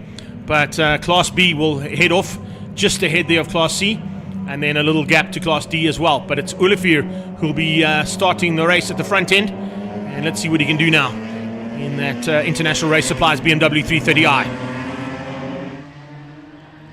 No yellow flags here through 1 and 2 like we've seen with the historic vehicles. They're going to be flat out in racing as the Class Bs go past us. We now wait for the Class C to get started. Into turn 2 goes Class B. And it looks like the 00 there of Davy Olivier has got himself a great start. There's that 73. We saw a lot of Kobus Boma in the first heat. He's looking for that outside line into turn 2. He's going to want to get the run out to move himself up the field. Ooh, big moment for the Z3 on the exit of turn 1 there. Managed to hang on to it. Yeah, Platt just catching that one coming out of turn 1. But as we watch them go through turn 4 now, you can see a little bit of a change up as we're watching for the progress of Van Vuuren. How quick has he got to the front end? Has he been able to squeeze through early on? It's now Bernard Gavea who's under pressure there from Gernholz. And you can see Davy Olivier hanging on, but no sign of Andre Van Vuuren. Has he been bumped up? Yeah. Has he possibly been bumped up, or did he not make it out? Because I don't see him on track at the moment. The Curve End BMW is not in that top 5. And he, of course, was the winner of race 1. So, not quite sure what's going on there. But anyway, we'll try and pick up on some of that information, maybe passed on to us from the sidelines there. If anybody's got that information, please do send us a WhatsApp. Whoa! Oh, here we go. That is a massive moment there between Herbst and Malamela. Carabo catching it, but a big touch there between him and Nick Herbst as they came down the hill towards turn 8. That was almost carbon copy of what we saw the Ribeiros. Carabo had no idea there was a car on his inside. He moved left for the overtake, and suddenly there was contact. Great catch with the back end swapping all over the place for him. Awesome catch from Carabo. Very lucky to catch that one was Carabo Malamela. But that was going for second place in Class C, trying to sneak up on the inside of Nicholas Herbst, and of course Herbst also got involved. There it is. Okay, so retirement for the race 1 winner. 0-0, unfortunately. So Van Vuuren parked on the sideline and out of race 1. Definitely not what he wanted. There's that car 56 of Mitch Kitsia trying to hold on to. There's the contact. He moved left. Absolutely brilliant catch. Great driving for both of them for that not to turn into an incident that could be all kinds of ugly with all that group of cars behind him. Especially with the crowd around him. I mean, there's a massive crowd around him, including Des Blum.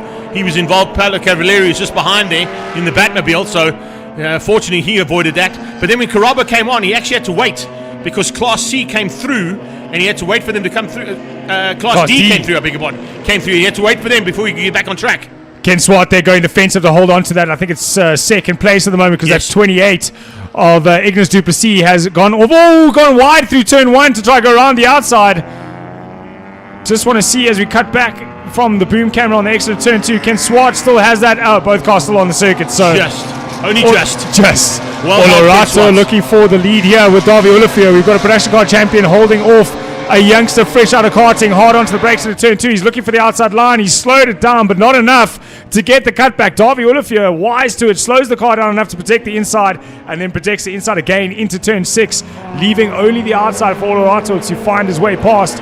And that's brought the other two from a 2-car battle for the lead now to a 4-car battle. Gavea and Gernholz coming into play. Here's the overtake for the lead. New leader.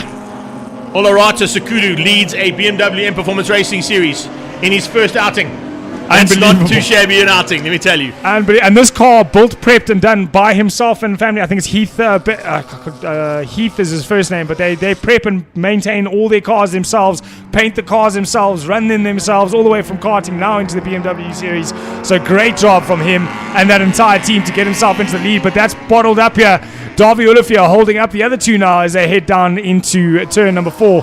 That's Ken Swart now holding off the 73 of Bowman.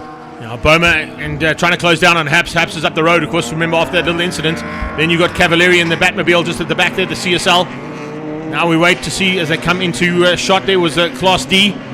Class D competitors also in a big fight here in the mid-pack. You can see the Viper car coming through there, the 786 machine of Zaid Ashmal. As he comes across the line, he's stuck in between two of the Moscow's cars there, if I'm not mistaken. And the two other Moscow's cars there. Coming through for the fight with that Viper Protection Services car. Then behind that, it's the 4th of those Moscow racing machines. So there's a big contingent out of that team that are now involved in Class D in the naturally aspirated class. Boma now trying to find a way on Swart. Swart opens up the door. Auto Trader car side by side there with Kubus Boma. Oh, that was brave from Swart. He hung on the loud pedal all the way around the outside there. They hang on to the inside for the left hand, and he's kept the inside now for turn 8. He's got to be good on the brakes and stop. Oh, there's a big dive from the inside there. That was the 1 Series, the 125i. That is Tien van Rooyen.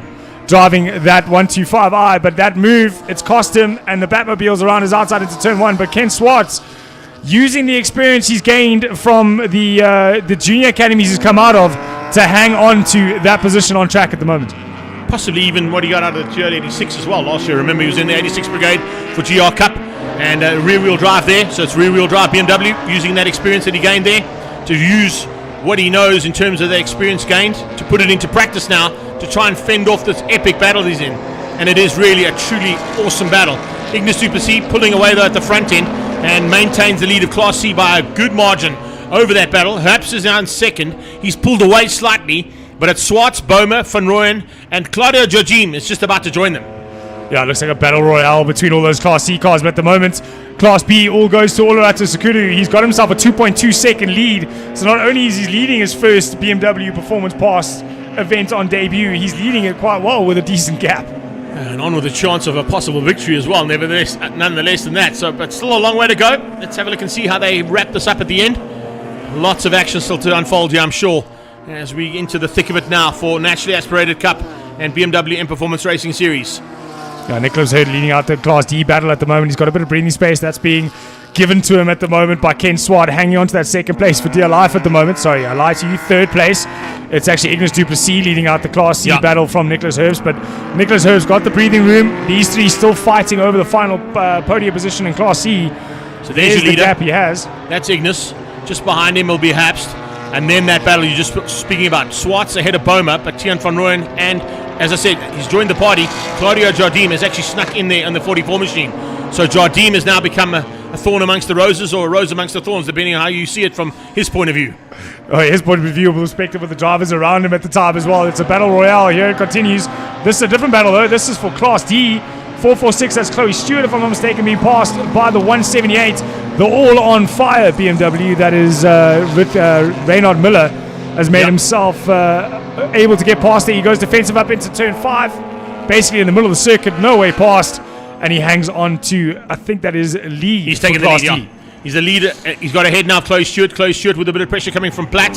So the second of the AutoZone cars are, I think it's our one and only lady rider in the BMW this weekend.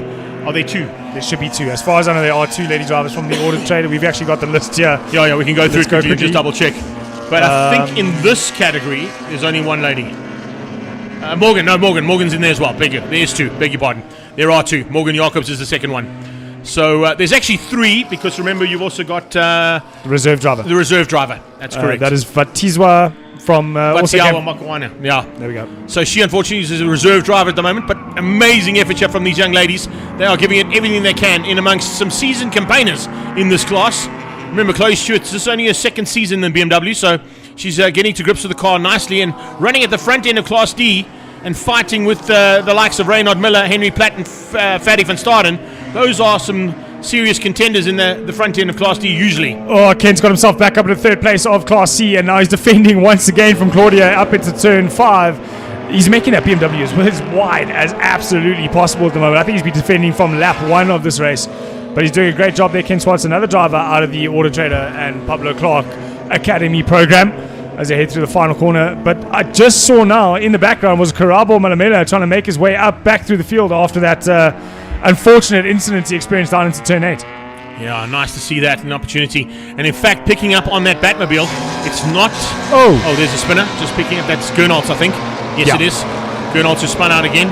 It's his second spin for the day. This time it's for position, though, and he's going to lose out big time there, because he's going to drop right behind some of those Class D competitors in that mid-pack battle.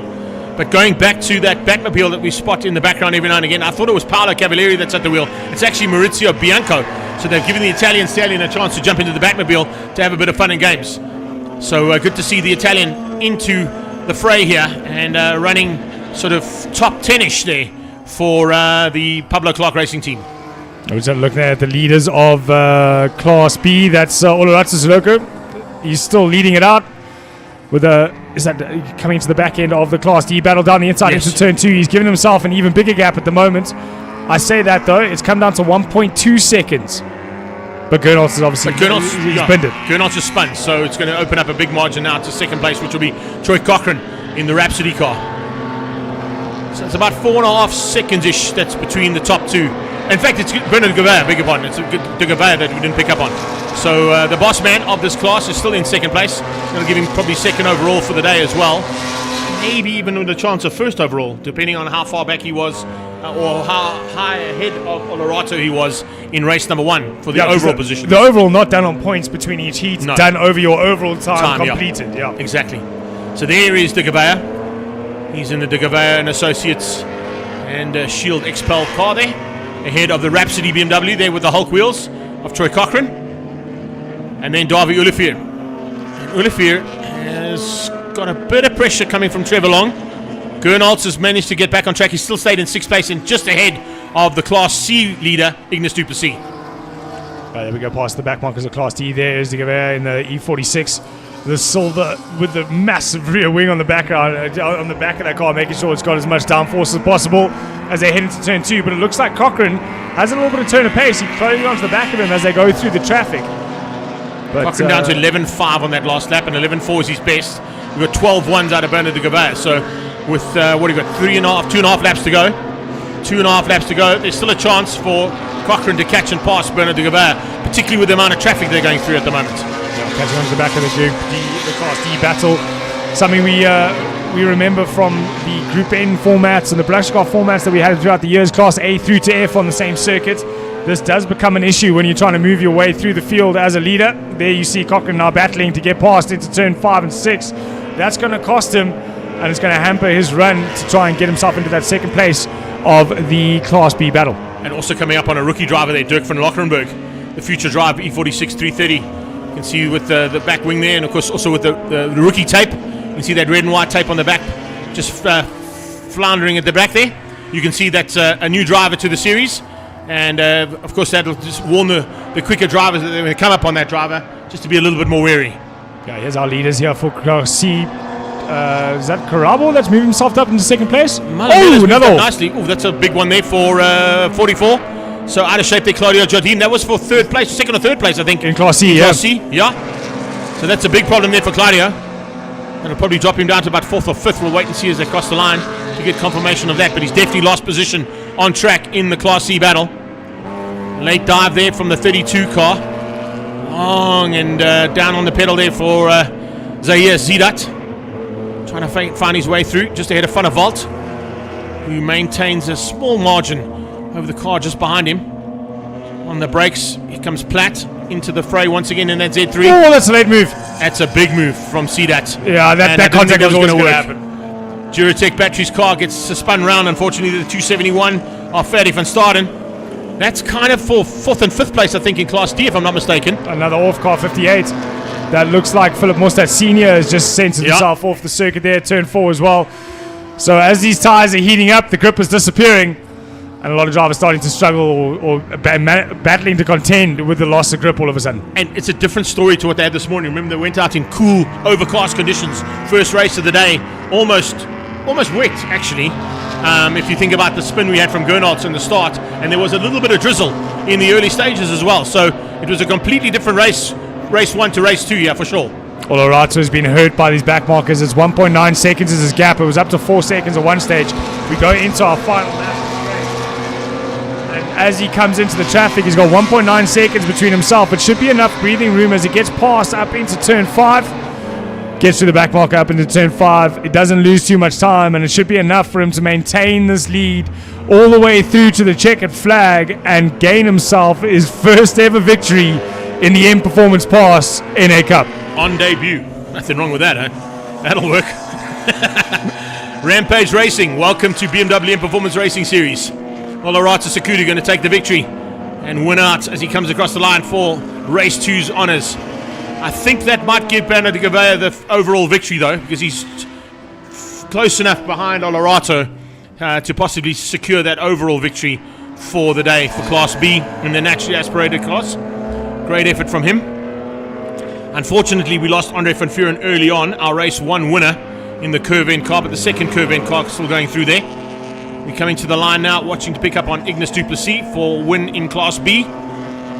And I think that might have been him just across the line there. So Ignis du Plessis, yes it is. He comes through for the victory in Class C, beating out Nicholas Haps and Ken Swartz. There is Swartz, who hung on ahead of Boma. And then all the way down, we look for Reinhard Miller in the fire car. He'll be coming through for the victory for Class D. He's managed to stay ahead there of Chloe Stewart. Chloe Stewart actually got caught and passed, though, by Karabo on the last couple of laps as he made his way back to the front end. And Karabo actually nearly caught Miller as they come to the line. There you can see him just in the background there with the Liqui Moly and the Pablo Clark Racing colours. So well done to him. Good recovery. Great effort there from Chloe. She's on the podium in the first race of the season for naturally aspirated Class D. In a brand new built car. Because the last race at Red Star, that car was not all too good. No, it was slightly second hand. Anyway, that's how we do things. And well done as well there to our Italian stallion. Great to have him as part and parcel of this one. Maurizio Bianco just outside the top 10. So Class B honours, Olarata Sakuru on debut takes the victory ahead of Bernard de Gavea and Troy Cochrane. Davy Ulafir and Trevor Long, your top 5. Class C was Ignis Duplessis. He had Nicholas Herbst down in 8th place in second with Kent Swartz, Boma and Maurizio Bianco, top 5 there as well for Class C. D went to Reinhard Miller, ahead of Chloe Stewart, Henry Platt, Ruan van der Walt and Arie van Heeren. And that wraps up our BMW M Performance Racing Series Naturally Aspirated Cup, races 1 and 2 of the season.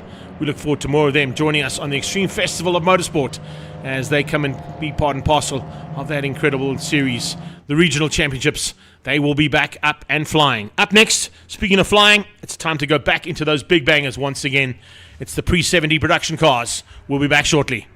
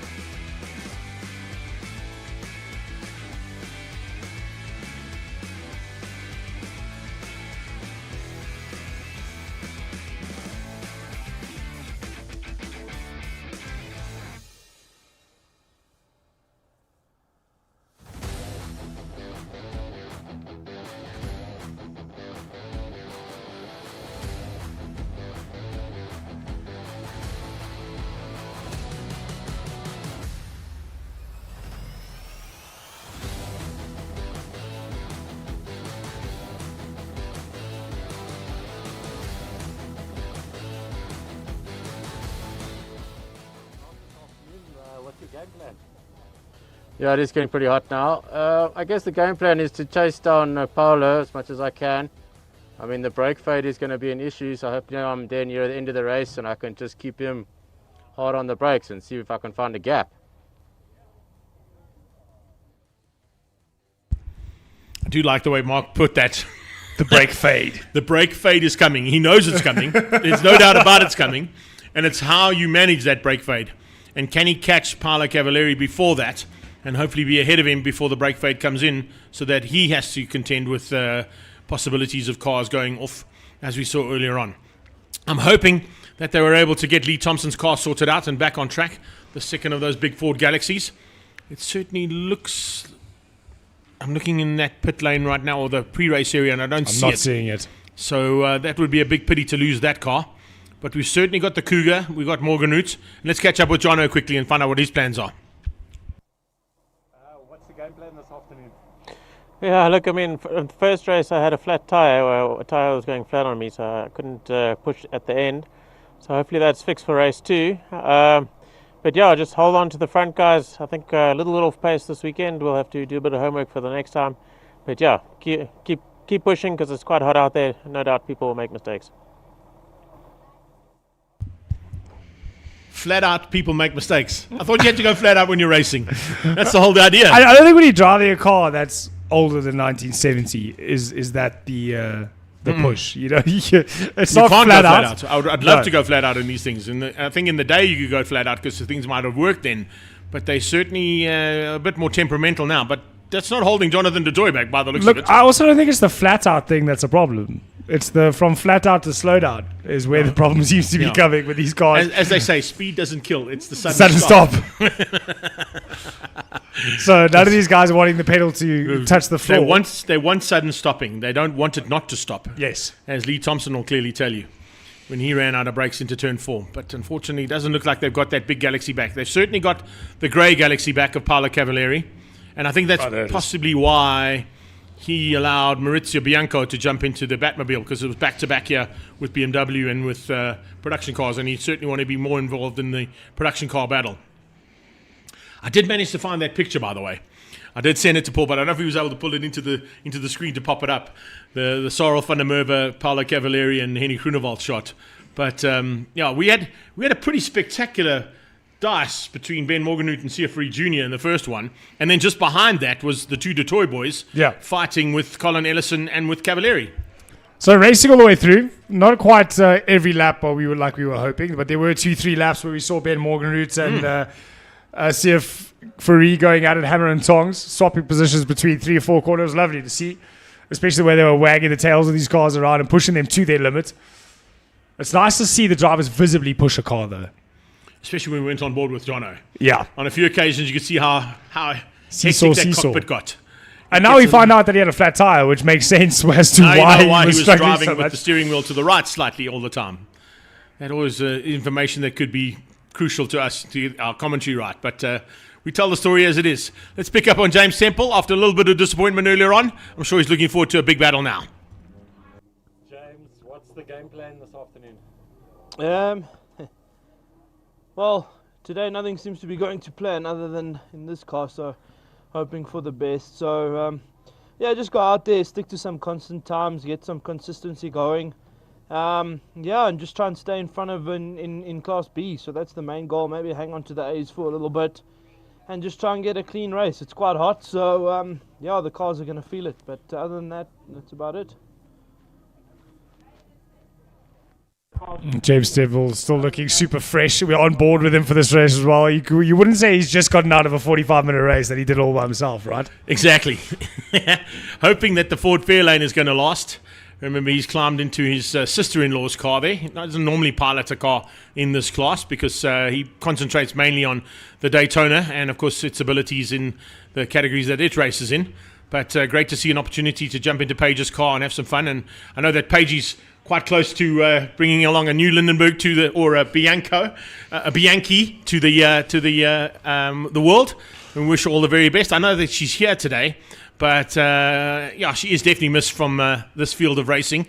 And the ZBs are probably going, I'm glad she's not here, because she normally puts on a phenomenal effort to keep them at bay. As we wait for these cars to go, obviously with a circuit cleanup from the Gagler cars we saw go off. Quite a few drivers pushing the limits in this heat here at Zwartkops Raceway. It does ruin the tyres a bit in terms of heat. I'm not saying track surface, saying the heat itself does tend to cause issues for a lot of drivers, especially in the younger cars that are pushing flat out every single lap. So unfortunately, a couple of guys going off, they're going to have to tow those cars off and then sweep Kittilitz off the circuit and we can get going. So that's what the delay is at the moment. But these cars, they look fast standing still, that Mustang. They do, eh? It's amazing. You kind of look at them and go, hang on a second. 2 Thunderbolts alongside a Mustang and a Mercury Cougar's front right headlights, and they all look exceptionally quick, even though they are like almost 60 years old. It's amazing to think that these guys were going at it in the 60s and 70s, and it's just grown into this spectacle that unfolds every single year, opening up the Motorsport Championship season for 2026, and every single year Zwartkops Passion for Speed Festival and our either legal or illegal NASCAR versions. It's almost apt that we start the year with the heroes of yesteryear, though. Of course. No, of course. I think it's the way to go.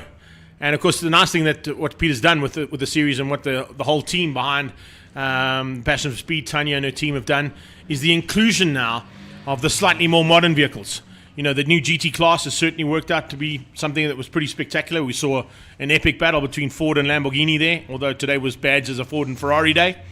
But you bring in the Trans Am cars, the ISP cars, the BMWs, the more modern day race cars that are now sort of forming into what are now becoming when you and I were sort of younger, we looked at them as historic and classic cars. Yeah. Those cars were the modern cars when we first started racing. Now they're becoming the historic and classic cars, like you and I are becoming the historic and classic commentators. I'll be the historic one, you can be the classic one, okay? but it's that kind of feeling because, you know, as you go through and you pick up, and I looked at the GT class and I went, a GT class under 06, pre-06. Yeah, I suppose that's about right. It's 20 years. 20 years, yeah. 20 years has to 20 happen. years. Has to happen. Well, I did actually get a request from someone racing a 2002 PCR for my sticker kit. Okay. The stickers that I ran in 2002 on a PCR go-kart to put them in historic racing overseas. There we go. What a way to go. So, Carl Lawrence replica. No, I think it was just the stickers of a PCR. I think it had nothing to do with my name. I think it was just the sticker kits we ran back in South Africa then with the Castrol livery on it. I promise you, I'll be absolutely blown away if one day I arrive at a racetrack and I've got to open up the commentary and a Mini Cooper S rolls out in my Monster Energy G&H Transport colours, because that was completely unique livery, I can tell you that right now. Right, as they roll out, the big bangers make their way onto the circuit one more time for arguably one of the biggest draw cards to the event at the Passion for Speed. These massive big production cars from the pre-70s are about to go at it once again, and I'm sure we're in for another epic battle amongst the front end. ZA and ZB, of course, will be fighting hard as well. They'll be pushing each other to the limits and past them. And let's see what Michiel Campagna can do, maybe to redeem himself ever so slightly. He hasn't quite gone according to plan for the man from the Netherlands, but he's out there once again in that smoky Unix Cheval, and he'll be looking forward to another big battle in that mid-pack.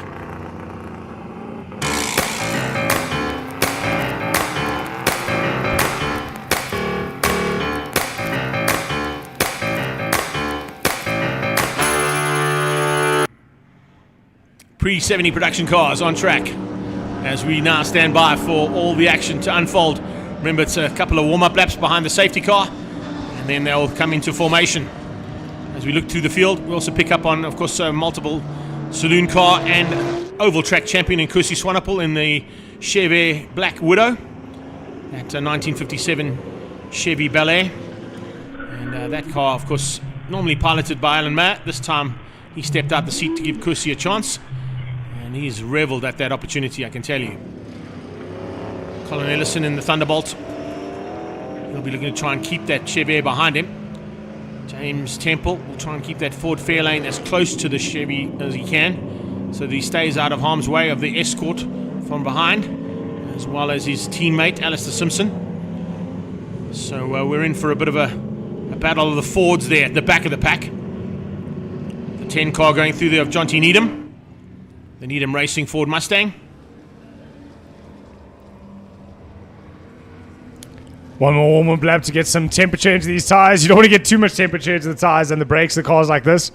We have heard the complaints from drivers and the idea of brake fade does become a problem, trying to stop these boats.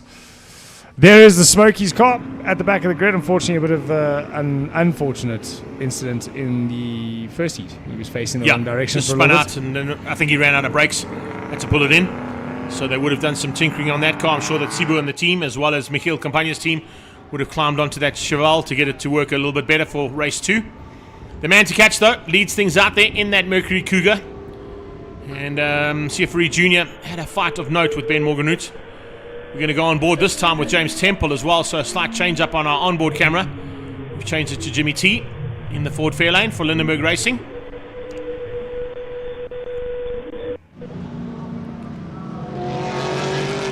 The Ford Mustang in shot there, that's Chad Tendershate in the 175. Slightly different colours on that car as well. I don't normally see a metallic purple with a yellow stripe down the middle, but that's Chad's choice of colours. But most of those Mustangs ran that famous Mustang stripe down the middle, as you can see with Ben Morganhout, the GD stripe. Right, so it's time to make that little Pretoria Toyota GR exit the circuit and hand the duties to Ferrari Jr. Ben Morganhout said he was good to go earlier on. I think he's probably going to be reveling a bit more in these conditions, because he definitely looks good to go at the moment. I think works better in the sun than it does in the overcast conditions. Cavalieri is up for the challenge, there's no doubt about it, and he'll be bringing Mark du Toit and Jonathan du Toit along for the ride as we go under double yellows for turn 1 and 2. We'll wait to see as the lights go out for that green flag to pop out of the entrance of turn 3, and that's where the race starts. Ben's giving him a bit of space here on the start, more so than he did in the first heat. So it looks like CF3's got himself a bit of area to stretch his legs, but it looks like I think it's Mark du Toit all over the back of Cavalieri on the exit of turn 2. It'll be interesting to see if he's going to have a look up into the top part of the circuit. Here we go, up into turn 4 and 5. Ben Morgenrud having a look at CF3 up, but it's Mark du Toit down the inside of Cavalieri as he gets the back end out on the brakes, trying to get that thing on the brakes as late as possible into turn 4 while he still has a solid brake pedal, but it wasn't enough to stay ahead up into turn 5 and 6. He comes narrow, opens it all back up though. So Mark not brave enough on the brakes, but side by side up at the front. It looks like Ben Morgenrud's on the inside of CF3 Jr. CF's going to try and go the long way around to hold on to that lead as we still look at Mark du Toit behind Cavalieri, but he's got the job done. Ben Morgenrud chops the nose off CF3 Jr. and gets himself up into the lead early on in this race too. Yeah, leads into the first lap being completed there. Well done to him, sneaking through and finding a way out of turn 7. Eventually cementing it down into turn 8 and now trying to pull away from CF3 Jr. and Cavalieri. You saw Mark du Toit all over the back end of Cavalieri, and he's putting pressure early on, which caused a little bit of a step out. Here comes Cavalieri on the brakes into turn 2 on the inside of that Mercury Cougar. Looking for a chance now. Paolo Cavalieri on the back end of CF3 Jr. Didn't quite get there. It's all going to be a horsepower run now up towards turn 4, and it looks like CF3 Jr.'s got that horsepower benefit out of that car as they head up towards turn number 4. Paolo Cavalieri looking a lot more racy. Oh, we've got a loot. Ellison. Oh! Ellison sideways. Oh, that's a massive one. Ellison got completely out of shape. That was a little bit of fuel, I think, that just sparked on the exhaust, but Ellison is completely out of shape there. Jonathan du Toit's also got some problems. He's gone off at turn 4, and he goes onto the rumble strip that actually is there for the top of the hill, but there's a big possibility of a red flag here. We're going to stand by for that, I'm sure, shortly, but that was a massive moment for Colin Ellison. Something broke on the car because he literally went to the right-hand side of the circuit. You got hands out there from CF3 Jr. Yeah, so already. it must be a red flag already. And I'm sure the flag is out. That red flag would have come out, but it's a massive moment there for Colin Ellison. As he came off the circuit, he literally went to the right-hand side of the track and ended up smashing into the tyre barrier right in front of that massive partisan crowd down that back straightaway. So red flag is definitely out now after a big incident on lap 2 of the second heat of the production cars. Pre-70 production cars, and a huge moment for Colin Ellison. Of course, we'll wait to see if the driver's okay before we go to the shots of the car, but there you can see them coming to the grid to take up their positions. They'll resume their positions probably from the start. There'll probably be a full restart after that big incident. Ben Morgenrud and CF3. CF just chatting to one of the guys there on the sideline saying he's not quite sure what happened there. But Mark du Toit is also parked on the grid now as well. So as they come to the line, they'll all take up their positions back on the grid, and there'll be a full restart of this one once they get all sorted out. It looks like CF a little bit animated there, walking towards Paolo Cavalieri's car, so I'm not sure if they made contact before that came out. But he seemed just a little bit animated as they got out that car. Just having a look now out of the commentary box. Animated in a production car race. It looks like driver's out of that car, so he's all right. He's up, he's out, and he's walking out of the car. That's fortunate. That's the Thunderbolt upside down. That is not the way you want. There is Colin Ellison. You can see him there being checked by Hunnelly and Doc, just to make sure that they're all okay. Donovan and Hunnelly first to him to make sure that Colin is all right. He's going to be shaken, that's for sure, but maybe not stirred.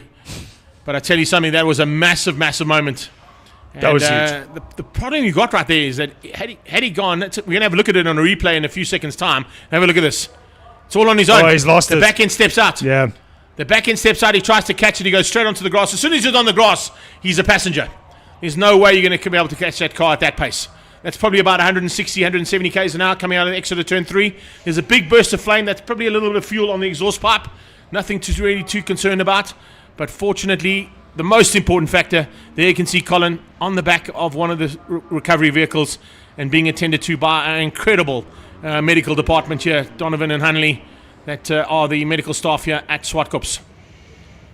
Is Brady from Zwartkops Marshals and Carl Army Marshals Association putting out the fire that could potentially have caused some more issues there. I'm not quite sure how they're going to get that car back onto its wheels. That is a massive vehicle. Trying to figure out how we're going to get that thing turned back over. That is a massive car to turn back onto its wheels. That could possibly just be a new monument for Zwartkops. Oh my goodness, that's huge. All right, well, they're all climbing out of the car right now because there's going to be time on the grid. There's going to be a lot of time before we get things going here. So, as you can see, we've unfortunately had to stop the second race of the pre-70 production cars at Zwartkops after a massive moment on lap 2 there for Colin Ellison. He lost the back end coming out of turn 3. He literally went sliding across the track, and as soon as he hit the grass, he became almost similar to what Etienne van der Linde was at East London when he got onto the grass down at Cochabana. It just became an aquaplaning car. There's no way, and you just sit there and you tuck in because there's no way you're going to control that. Grab a belt and hang on. Exactly. Yeah. You're just a passenger at that point, but the Armco and tyres doing their job. Slow the impact. 100%. Designed to do exactly what they've done. Take the impact and make sure that there's Colin walking across the track right now, in fact. He's going to walk in between the cars there. He's got a blue overall and carrying a white helmet just past the red flag now. So there you can see, and also a huge supporter of this event and of all historic and motorsport events at Zwartkops is Colin Ellison. So it is fantastic to see him walk away and to be okay. But we've got a big cleanup operation to attend to.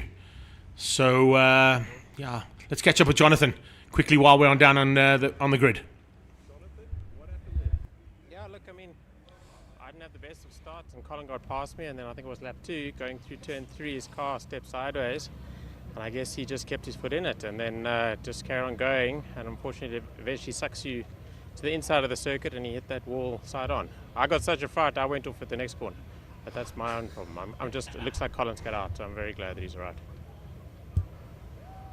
It does tend to happen that way. You kind of go target fixation. You see what's happening in front of you, and it's just that, you remember you're doing 180, probably 190 k's an hour in these cars to turn 4, and if you just go off for 1 second, that 1 second is, enough to make you miss your braking marker, which is exactly what happened there with Jono, and he admitted it himself. But it also stands to the camaraderie that all these drivers have in this this racing that they're doing. Because at the end of the day, yes, they're all racing for a win, they're racing for a trophy, but they also realize this is more a showcase for the audience as well. 100%. We want to show off the great cars. We want to have a bit of fun. Yes, we're going to race hard, but if you see one of your compatriots go off like that, his first concern being, I hope he gets out of the car. Let me have a look at the mirrors and see what's going on. And unfortunately going off at turn 4. Yeah, that's it. Anyway, as you can see, a big cleanup operation that's going to be done now by the Orange Army. We'll leave them to it, and we'll be back with action as soon as we've got a clean circuit.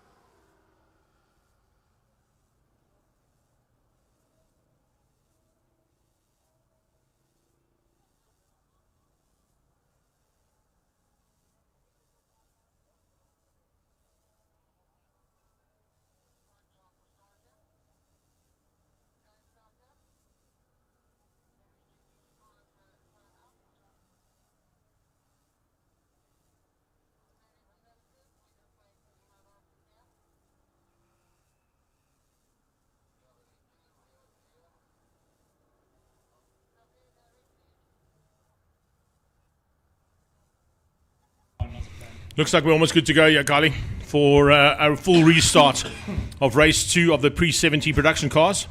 After a massive crash with Colin Ellison's Ford Thunderbolt going onto the inside of turn 3 and hitting the tyre barriers between the 2 straights here at Zwartkops. That tyre barrier and Armco doing exactly what it was designed to do. Take the impact, stop the car from sliding across, and fortunately Colin Ellison got out the car eventually and walked away. And looks like pretty much shaken but not stirred.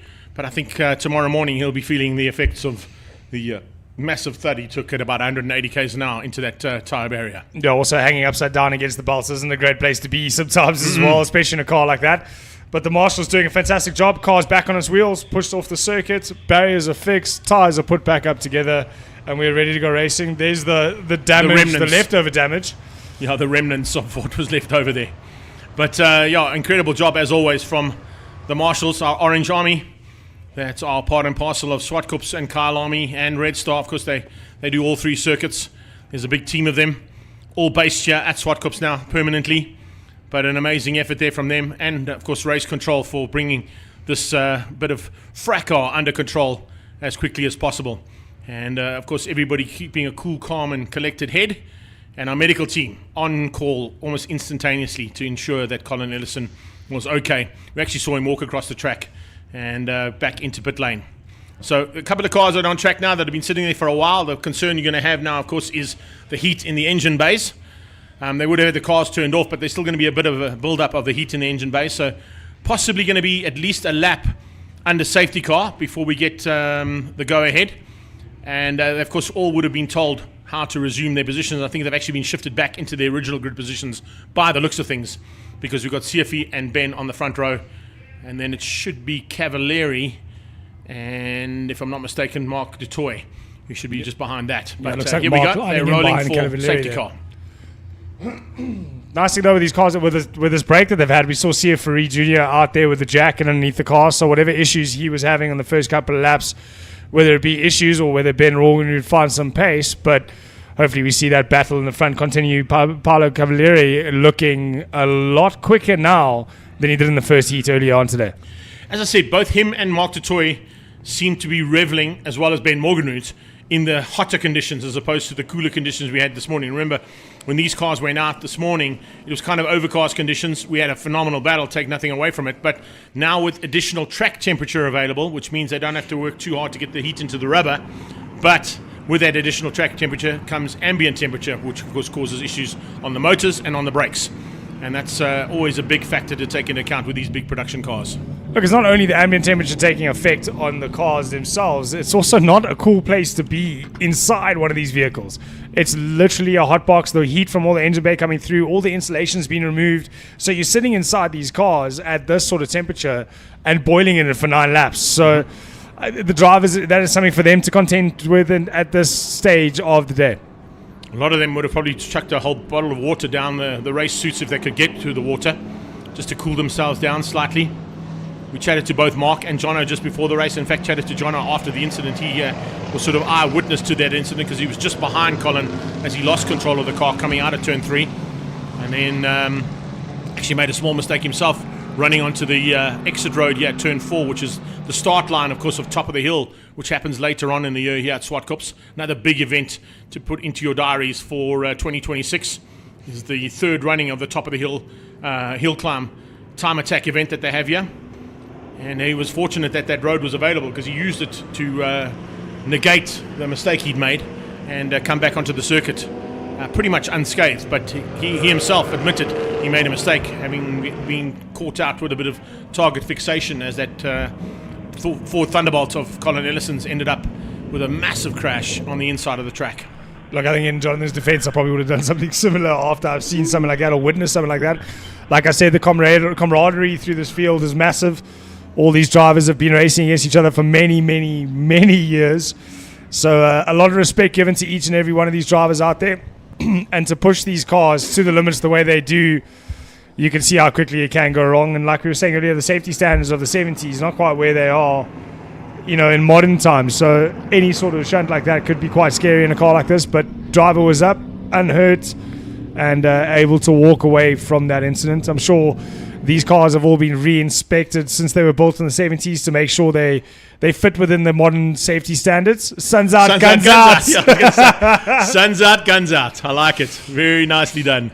But also, just to pick up on the safety factor, if you take into account, if you bought yourself a Mercury Cougar or a Ford Mustang or a Ford Galaxy in the day, there was no safety belts. No. It was literally just the lap belt Yeah. that went around your midsection. That And was a it. massive bench seat. And it was a massive bench seat as well. So when they ran these cars, when they did them as the prohibition allowed them to play around with, and NASCAR was born, a lot of the times they were running with absolutely no safety factors in these cars at all when they ran them as the illegal prohibition cars. But when they get into the race trim, of course, then they had to look at the safety factors and build in the roll cages and some safety belts, etc., and maybe some single seats for the cars. But even in those days, the single race seat was nothing like it is today in terms of the technology that's available. And I mean, roll cages built out of aluminium to save weight. It just wasn't really. They weren't worried about the driver too much. They were worried about the speed. But nowadays, we worry more about the driver. All these cars are set to a more modernized safety standard as we get ready to start race 2 for the second time. Standing by now for race 2 action as the lights are about to go out. Remember, it's double yellows for turn 1 and 2.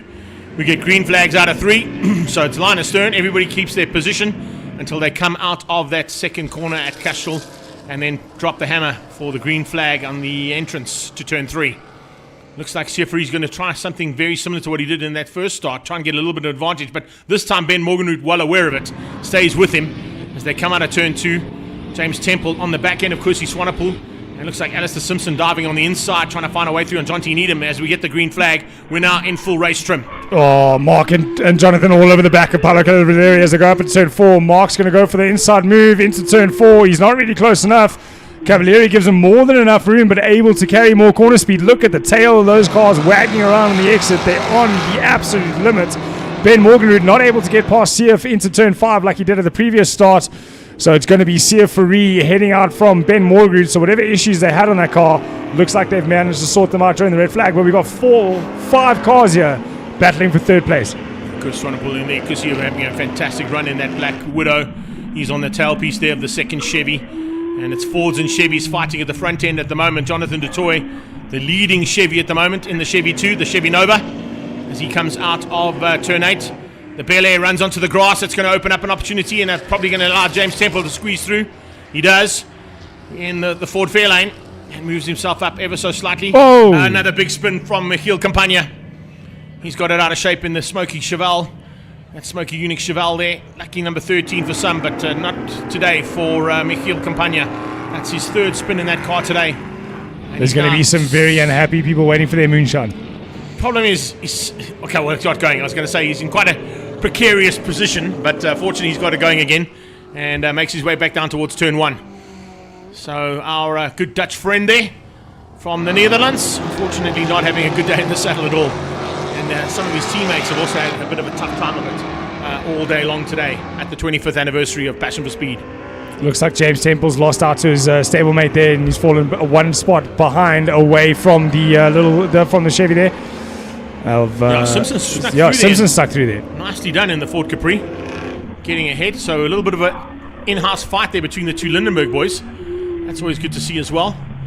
So also for ZB honours, remember, between the two of them. Because, no, Alistair Simpson's actually ZA, so apologies on that one. It doesn't look like that was that Dirk that got past him? No, Simpson.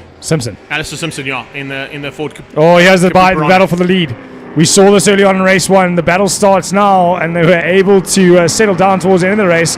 But Ben Morganroot went to the outside onto turn 2. He's got himself the run up towards turn 4. He closes the gap with a slipstream, and I mean, that boat of a car in front of him is going to be making a big hole in the air for him.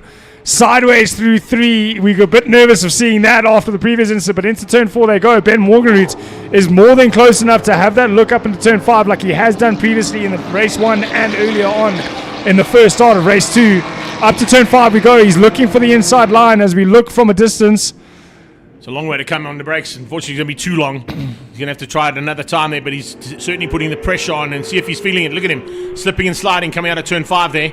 Starting to feel the effects there of coming to sort of what is going to be the halfway stage of this one. Remember, it's a 9-lapper as opposed to the full 10 laps after that first incident that we had with Ellison.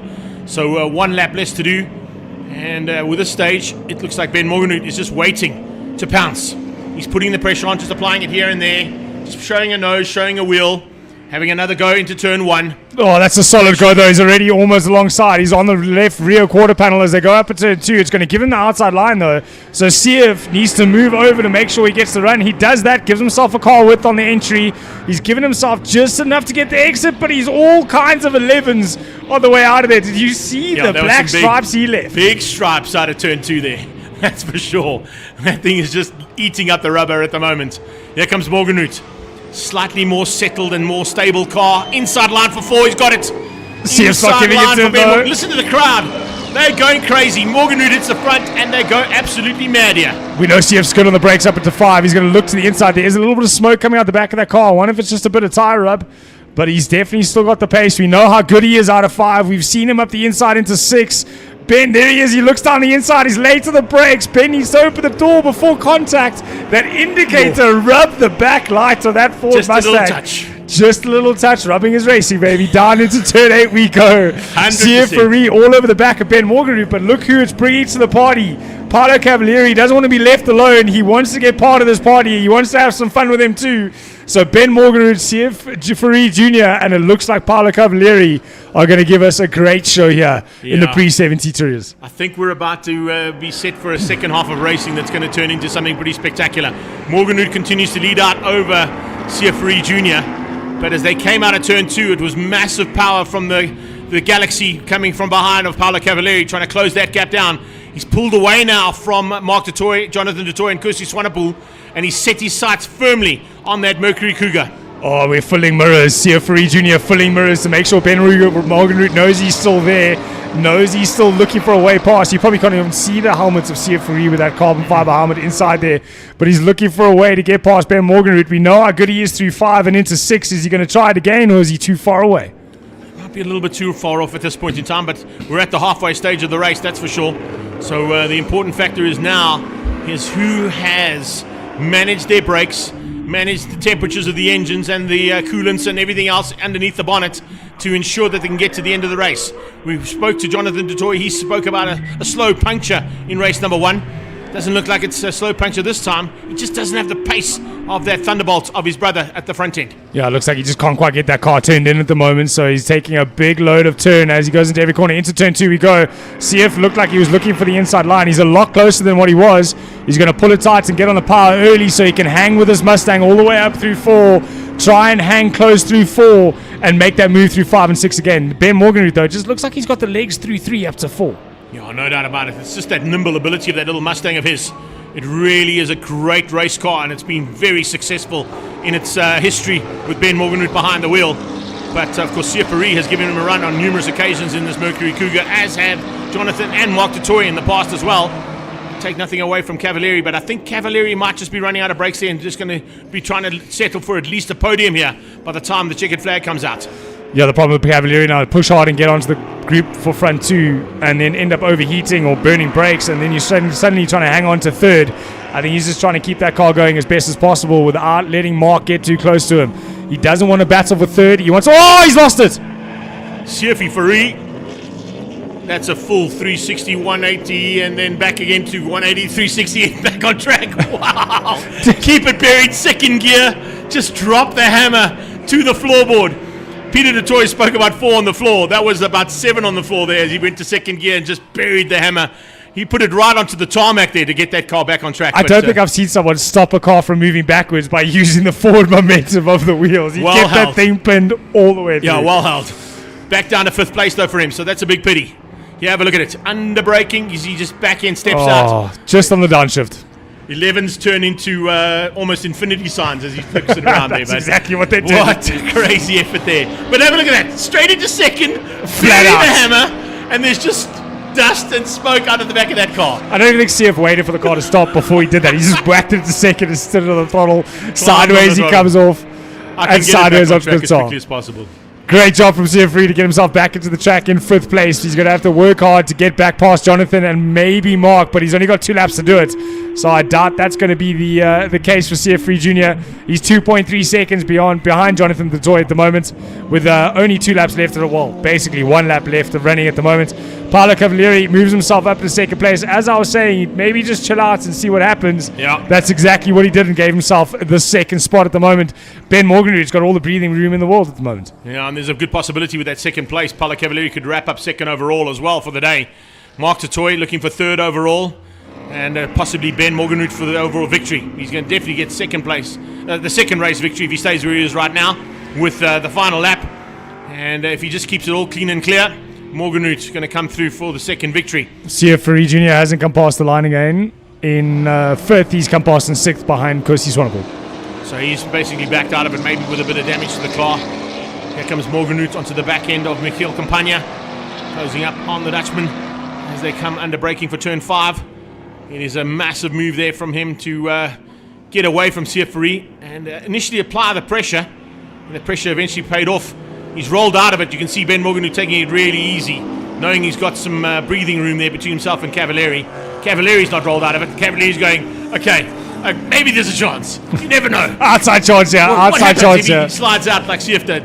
But it's highly unlikely with the amount of experience behind Ben Morganroot. Checkered flag is out. Morganroot gets the second victory on the second attempt of the start there. A 9-lapper brings the race to a close with Morganroot at the top, Cavalieri in second, and Dutoy in third. Mark, that is, ahead of his brother Jonathan. Kosi Swanepoel is going to come through here for a potential fifth place, I beg your pardon, in the Black Widow. So a good effort there from Kosi Swanepoel. And I think Junior is going to come through for sixth place to wrap up what has been a spectacular second race of the day here for our production cars of the pre-70s. The legends of the 9 hour, as always, providing magnificent race action. And more of the same to come your way now as we go to Class A and E of the Evapco HRSA series. So Ben Morganroot gets the victory. He wins out over Paolo Cavalieri and Mark Dutoy. Those are your top 3. Cavalieri will be very happy with the second step on the podium. Good possibility that he's also wrapped up second overall there behind Ben Morganroot, due to the fact that CF3 didn't finish up in the top 6 in race number 2. Well done to Kosi Swanepoel in the Black Widow. Great to have him as part and parcel of the 25th anniversary. And awesome to have him in the Black Widow as well. He's enjoyed himself, I'm sure, in that car all day long. Alistair Simpson came through to wrap up the ZAs, but James Temple did hang on for the victory in the ZB class, beating John T. Needham and Dirk Venter to the line. So well done to the 3 of them, and an epic battle between the Fords at the back of the pack. But standing by are HRSA Classes A to E. Let's catch up quickly with Werner Kotze and see what his plans are for race 2. This afternoon, and you don't have a Porsche to chase. Tell me about it. Yeah, it's extremely hot right now. It's very hot in the cars. I hope our old vehicles are going to be happy. And yeah, unfortunately, Keegan Campos they had some car trouble, so he's out. But I got a lot of fast Porsches. Andre is still here, George and Rudolf de Vos in the big Can-Am. So we're still going to have a pretty awesome show.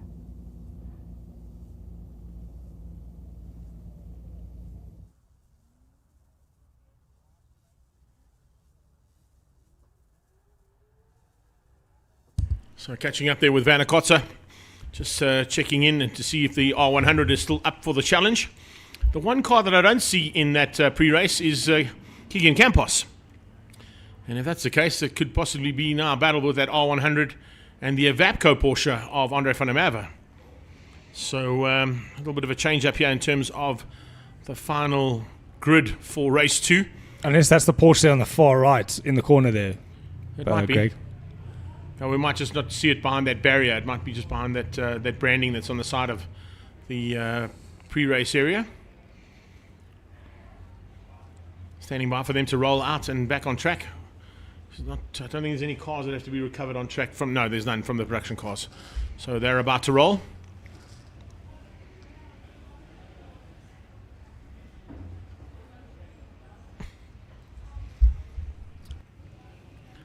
After a pretty spectacular production car race, hopefully these guys are going to provide more of the same that they did in the first heat of racing as well. We had some really good battles right through the field, in fact. We've had battles right through the day, in fact, Greg. We've seen some really great battles right through the day. We have. it's been a pretty spectacular 25th anniversary. It's not what you expect when we say historic racing. You expect to see line astern, let's not dent cars, let's be nice, they're expensive, they're old. Yeah, none of that. If you go to Europe, that's how they race. No. No. It's not how Saffers do it. It's everything she's got and gives it everything she can. That's for sure. It's fantastic to see all these guys coming out to give it exactly that. When in doubt, flat out. Yeah, as much stick as possible. I'm not seeing a Porsche. I don't see Campos's Porsche. So I wonder if Keegan has decided that one race victory was enough.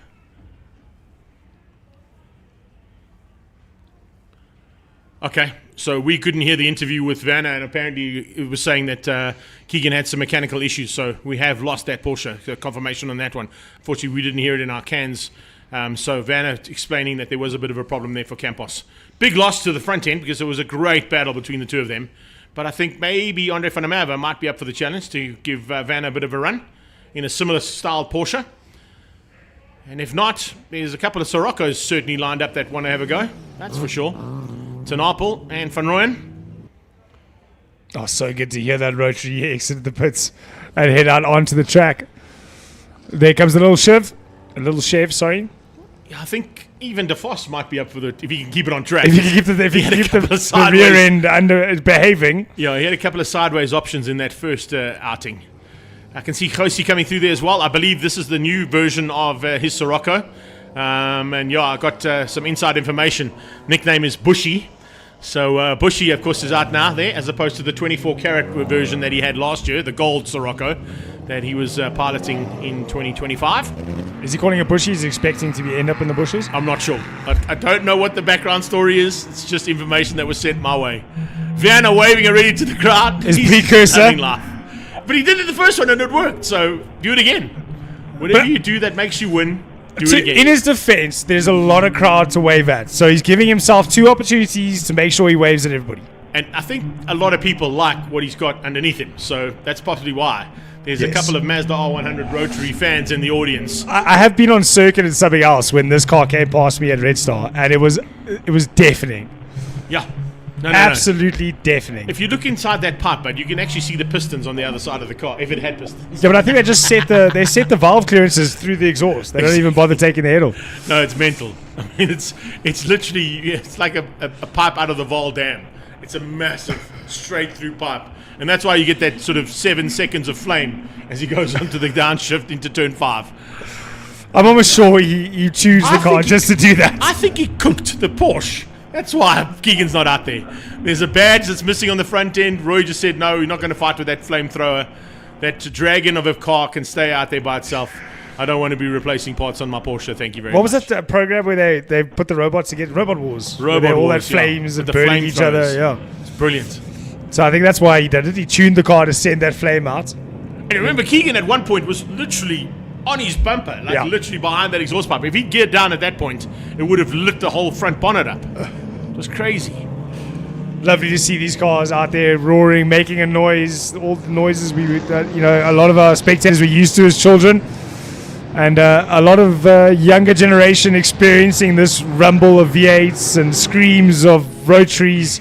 And I like the way you put that, because I took a walk when we had the crash just to go and have a little comfort break, but there are a lot of youngsters in the crowd here today, and I'm talking under the age of 13, which are getting first-hand knowledge of South African motorsport history and heritage here at Passion for Speed.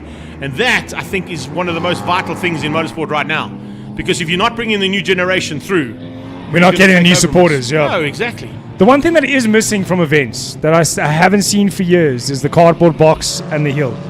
Oh, yeah. Do you not remember doing that? Oh, no, I've done Sliding that down the cardboard box. Look, unfortunately, I don't think there's a big enough hill here at Zwartkops to do that.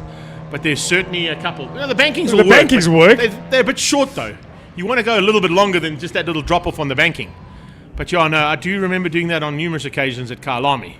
Because at Kyalami, there's a couple of bankings that you can go down on. And it's normally, it wasn't a cardboard box. It was a beer box, bud. You get your dad's beer box and you go and grab it. They'd be drinking the beers and you'd be sliding down on the cardboard. I think my dad's was a J&B box. Boy, it all does the same job. Here we go. Under starters orders, are we? And it looks like we're about to go to... No, we're not quite there. That's the spread of the field, by the way. Did you see the Honda Ballard in the old Accord livery from the British Touring Cars? British Touring Cars, Accord Racing. Mike O'Sullivan and I'm just trying to remember the other. Rob Clark are the two drivers. Yeah, of Rob those Clark, two cars, yeah. So the two of them now. There they are. There's the touring cars. In amongst the touring cars. 190 Mercedes-Benz and a 155 Alpha. Now those little Honda Ballards. There's two of them there. Also pretty dominant force in Group N racing for a long time. There's another group in the back, that K80 Estates that we saw in the 45-minuter. He's also on the back of that touring car battle. I wonder if that might be Keegan in that car. Because that car's job's done for the day. It was there for the 45-minuter. So maybe they put Keegan into it. Said start at the back and see what you can do. Let's go to the race start though now. We wait for the lights to go out as they... no, we got safety car still. Okay, the remainder was safety car out there. Maybe the pack... I think the pack spread too wide. Yeah, they're trying to bunch it all them up a bit. I mean, I saw the spread of the gap there. It was literally going into turn 2 and we had the leaders up to turn 5. The gap was way too big. They've got to concertina this field up. Yeah, the last thing you want is this group of cars in the first 2 laps. There's this first group and there's still a second group to come. That second group's got to close them down. So I think the concern is when these are all still bunched up together are going to be catching the back of that battle. Exactly. It's not exactly what you want to do with this many. It's unbelievable to see how many cars on the grid. 42 cars on the grid. Unbelievable. Yeah, so it's our biggest field. I think that must be reaching the max of the circuit. 37 with the BMWs. Yeah, I think the maximum's 45 here. I think the maximum's 45. Oh, there's the blue smoke. Nice little rich mixture on that carbureted rotary. I can just imagine the smell in that little Chev. I can. I'll be sitting right behind him all day long. I hope he's got Castrol. I just stay right there the whole time. What is it? RD? What was the Castrol? RD50. The caster base oil. It's the one that's on sale here. Yeah. That they used to put in these rotaries to keep the apex seals nice and fresh. Yep. Oh, that smell. Because they ran on the 2-strokes as well for the MX bikes, motocross bikes, anything that had a 2-stroke engine ran Castrol, and you had that smoke coming out. And of course, 2-stroke blue smoke, can't go wrong. It's amazing that they've gone back to caster-based oils now in modern times. That's what we're all using in the karting world, caster-based oils. Great smell out there in the cars. There's great sound from that rotary. Werner Kutzer looking to get himself a win here in the second heat. He's got a little bit of an easier run without that Porsche Keegan Campos, but I think the rest of them will have something to say about it. Should we go racing out? There goes the safety car. I think on the warm-up lap as well, we've lost Andre van der Merwe. He's pulled into the pit lane in the Evapco Porsche because he's missing there from the second row ahead of the Foss. So that Evapco Porsche, unfortunately, looks like it had gone into pit lane and might have retired. We're under starters' orders now. It's double wave yellows, of course, for turn 1 and 2, just to keep this whole pack at bay, keep them under control, get them all through turn 1 and 2, hopefully unscathed. And then out of turn 3, we get the green flag, and that's when we go racing. You know, it's a big field when they're already into the grass before they go through the double yellows, just trying to fit all these cars on one circuit. Here comes our touring car group. Their race has started, but they're also in the yellow all the way through, so they're taking it nice and slow into turn 2. They're not under race pace. Here they will be. There's the green flag. There goes that R100. That Mazda Arts and Sale. There's the, Arts in front. I just saw the for sale sticker as they came past the outside of the airport. No, Henning's got the for sale car. Then you've got the number 1 car of Josi, which is, because his nickname is Bushy. And then you've got Tinapel. There comes the Foss on the inside. Oh, the you called it. Putting pressure right at the front end, right from the word go, to put that R100 under massive pressure. Then we've got 3 Datsun GX 1200s going side by side. London is the third of those cars. Massive flame out of the R100, but it's a little Chevy on the inside. The Foss! Ooh. That was close. That nearly was a touch between the little Chevy and the R100. That would have ended up in big tears. You can see how the R100 can get into the throttle a lot quicker than what that Chevy. The minute the Chevy does, it starts sliding the rear and he can't get the nose turned in. So it's Chevy versus Mazda out in front. We've got VW versus Porsche. It's an all-German group at the back there with a couple of Datsuns in the mix. And then we got the Datsun group race. Is this German versus Jap here? German versus Jap. And then, of course, the little... where are you going? Hold it. Jensen held it. Yes, he did. Well done. That's an amazing effort there. Well done, Franz Jensen. Keeping that car in the bay. And well done, everybody else, for missing him. Because they all had to come off the loud throttle there big time. Some of them went left and right and avoided the spinning car, but fortunately, he was able to stay on track. One of them was Diedrich's. It's Peter Jensen on the inside there, his brother. And along for the ride comes the little Zach Speed Escort. Mark II Escort versus Mark I Escort coming out. And then a little Datsun 240Z in there as well. So jumping into the mix there, all of a sudden we didn't see much of that car in the first heat, but certainly now in the second heat coming into play there. So we got 3 abreast going into turn 4 here, Greg. We've got Datsuns on the inside. Around the outside goes the 200. Did he make it through? And then we've got a Honda Ballard fighting with the 3 Series BM into turn 4, being followed by an Alpha 155.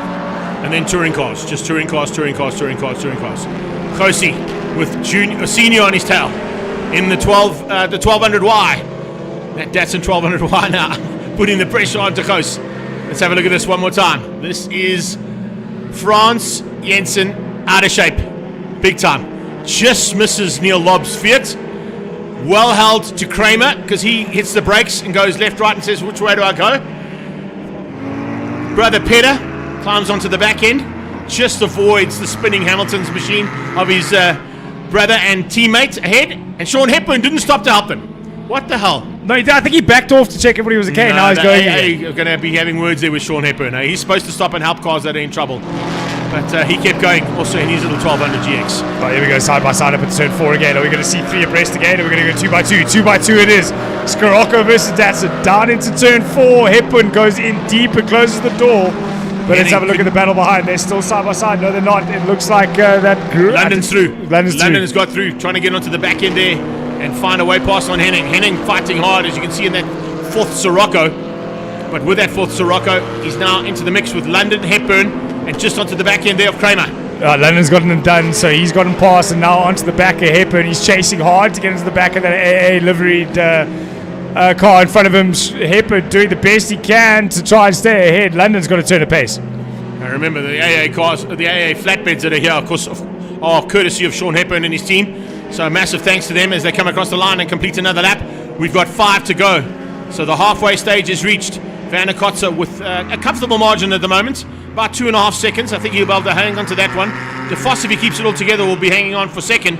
But De Vos has to be aware, because up to 3rd place right now, we haven't seen much of him as we watch this battle continue and still ensuing here between Hepburn and Grant Kramer as they go through turn 3 up towards 4, is Mo Mia.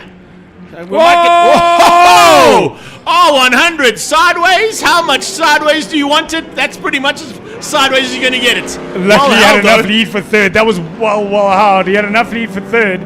I mean, to stay in 2nd, ahead of 3rd.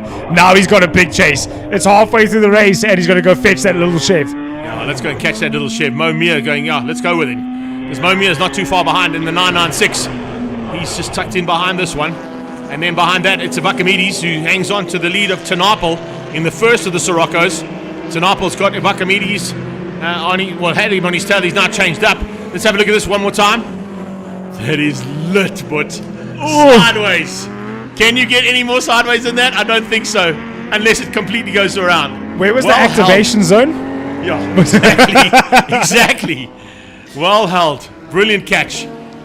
So it drops him down to 2nd place, unfortunately. So Van der Kotze into 2nd, and now looking to try and close on De Vos. But Mo Mia has got his sights firmly set. Look at the lap times. We've got 11 7s out of Mia. We've got 15 9s and 10 7s out of the rest of the pack. But it's so close between these 3 cars. Rudolf De Vos in the little Chevy now leads out comfortably over Van der Kotze. But it's about 2.8 seconds that Kotze's got to try and find now over the next 3.5 laps. Laps up. Look, he had 2.5 seconds built in 3 laps. So he should be able to close 2.5 seconds in 4. Let's be honest. See if he can get it done. We'll watch the lap times as they come over the line. The little Chev was able to do low 108s, but he's sitting in 110s at the moment. His last lap was a 110.5 and a 111.2 from Werner Kotze. So Werner, maybe cooking those rear tires, doesn't seem to have the pace at the moment. Yeah, amazing stuff here from these guys, and they're pushing hard. There's another massive flame out of Werner as he comes under braking for turn 2.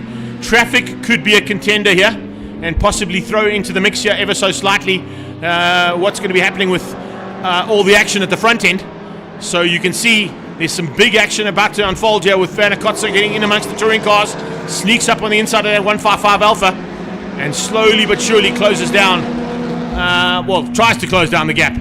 I think the traffic might have caught him out there because he's lost about a second in that traffic. I was just watching the timing monitor as they came through. So Rudolf De Vos controlling things from the front, and the little Chevy might still have enough in hand here with 2.5 to go. Yeah, the flames coming out of that car. Werner Kotze, he's pushing it hard. You can see the tail sideways always, but he doesn't want to push too hard and have the same mistake again. It looked like just on the downshift as he came off the clutch. That's why that back end stepped out on him. But driving that 0-2-4 as hard as he can to get back to the lead of this race. Look, the overall's still tied up for him. Second. Picked up a second there. A second on that lap. So with 2 laps to go, he picks up a second on each lap. He's going to be right there at the end. Yes, overall is still up for grabs, for sure. Overall victory for Werner Kotze is definitely still on the cards, but I think he doesn't want to worry about the overall right now. He's more concerned about catching that little Chevy. Yeah, pushing hard to get onto the back of him. Here's our touring car battle as the front catch it. It's the two 190Es heading through turn 4, being chased down by this, the Can-Am, the little Chev number 24, being piloted by Rudolf de Vos. Rudolf de Vos. Oh, he's off. He's off again. Is that Kotze? I think it might be. It had to be. I think it might be. Werner Kotze might have gone off. It's Werner Kotze. It's definitely him. He's MIA. There he is. He's rejoined. Oh, and Mo Mia's not catching him. So what we thought was a race for the front. Firmly set on that little R100. And again! Oh, there's problems on that R100. Mo Mia goes around the outside in the Toys R Us Porsche. Finds a way past. Perfectly done. Moves up to second place. Mo Mia, this is debut for him at Passion for Speed. He's going to get a second place on the podium. And it looks like Avakamides might be able to squeeze through as well. Oh, yeah. Werner just can't get that car stopped. He has to be so early on the brakes. So it's obviously swapping ends on him when he gets on the brakes. There's a lot of something coming out the back of that car, whether it be smoke or a vapor of some sort. But let's watch it on board and see if we can identify a problem.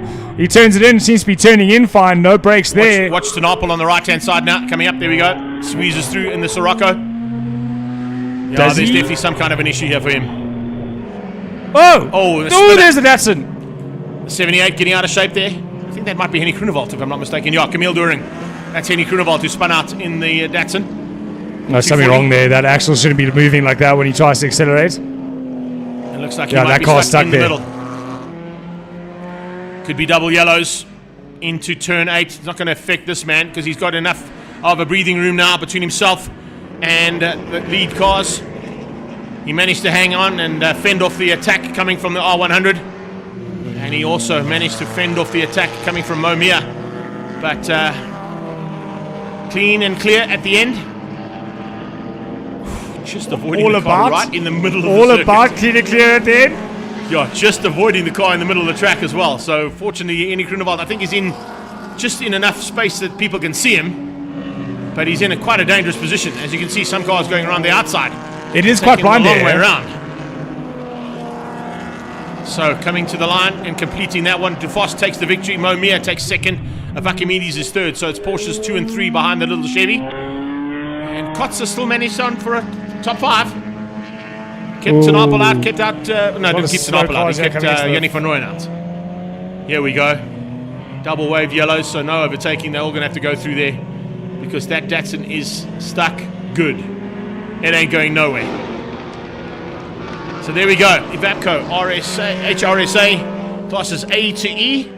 Some more incredible action provided once again from this class, as they did earlier on in the day. And from here, we go into some seriously turboed machines.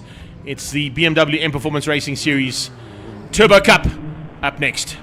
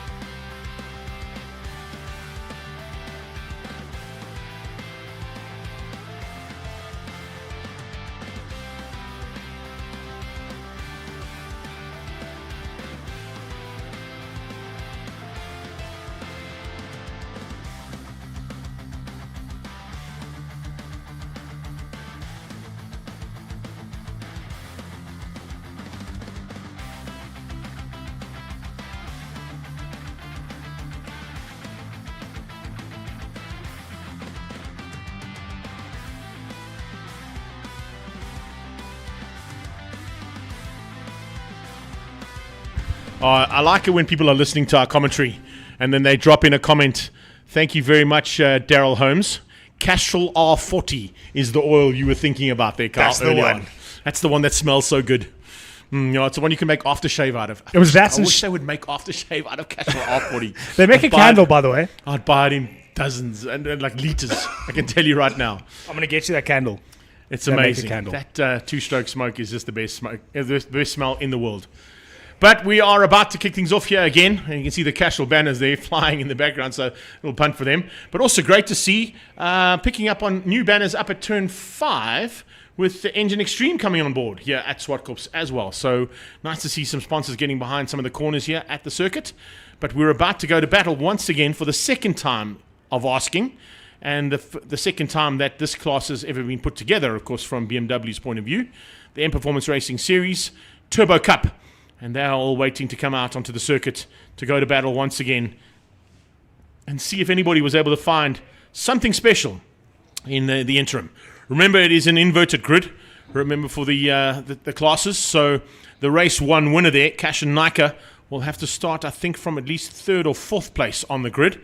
But with the pace that he found early on, I mean, you can't really take into effect anybody finding anything special over the last 4 hours since they were on track. So I think Cashin possibly will just bide his time, find a way through, get past on Lopesha, get past on Bob Neal, and get back to the front end, and then just sort things out as he did in race number 1. But we see this often in most series, not even a series that's changing over. There's your Engine Extreme banners that have just joined the circuit.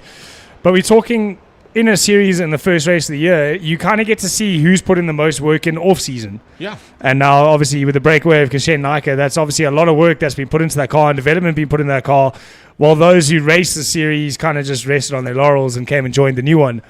Those that have put a bit more work in, a little bit step ahead, but the rest will catch. No, I agree with you to a certain point. I think Cashin came in with a really good car. And I don't think people realized how good that car was until he came out and said, okay, this is qualifying. You have 5 seconds.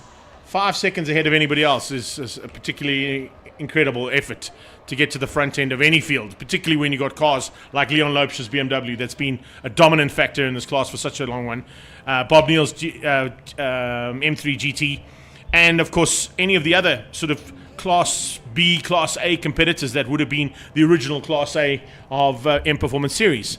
So, yeah, I agree with you, as I said, to a certain extent. But I think what Cashin arrived with was a conquering beast that has now moved the bar even higher. Yeah. And as you said in the previous commentary with the naturally aspirated classes and with all the other classes that happened, that bar has now been set, and now it's time for everybody else to catch and possibly pass, maybe run in contention with, run side by side with. We'll have to wait and see as they come out for this second heat now. Yeah, the times will tumble as the wick gets turned up. We've seen it in every class that I've been involved in terms of even as a driver or as a mechanic or as a coach. There's that one that steps it forward, the next one fetches, and as you see it, the lap times just start tumbling. So it'll be interesting to see, with this being the first event at Zwartkops this year with this class, when they come back, what those lap times have come down to. The interesting thing as well is how this class is working. I didn't quite get a chance to chat to Bernard, but he was walking up the stairs as I was walking down. But Bernard de Gavao was basically saying, you know, the thinking behind a turbo class and a naturally aspirated class is certainly awesome. And nice one, Vic. Thanks for that comment, buddy. But also just picking up on the way that they've changed up the sport here from BMW M Performance Racing Series, I think bodes well for the future, because, you know, this is a category where you are automatically bumped up if you bump out of the class. So you carry your points that you've scored into the next class, but of course it also depends on how many cars per class in the turbo class and in the naturally aspirated classes that are there too. So yes, for the first time we won't have an overall championship crowned, but we'll have a Turbo Cup champion and we'll have a naturally aspirated champion. So 2 number 1 plates for 2027 coming up. Yeah, it'll be amazing to see how that all settles itself in. Like you say, as everybody starts developing, moving forward, putting more time into their cars, more effort into their cars, and the time start tumbling, you start moving up into different series. I mean, not different series, into different classes. Yeah. How that affects your points grab over a weekend. Because going from B to A doesn't mean you're going to go from the front to B to the front to A. Not You're going to go necessarily. from the front to B to maybe middle A, maybe back or of just A. at the back of A. You might So your just points, break in. Exactly. So your points no longer work out. So it's going to make an interesting championship throughout a season. Bob Neal makes his way onto the circuit, followed by Nishal Singh, then Leon Lopesha. And as they come through there, it's probably going to be Pommersheim. And then behind Pommersheim will be Cashin. There we go. So, yeah, top 5 inverted, as per usual. Pommersheim also making the step from B to A this year? He was in A last year. Last year. Yeah, just at the back end of Class A. But also with Pommersheim, he was the fastest car in race number 1, remember. Fastest lap time came out of Anton Pommersheim with about 3 laps to go. So he found some pace on a similar vein to what Cashin Naika was able to do. So if he can find that pace earlier on, maybe he can play around and be in the mix a bit.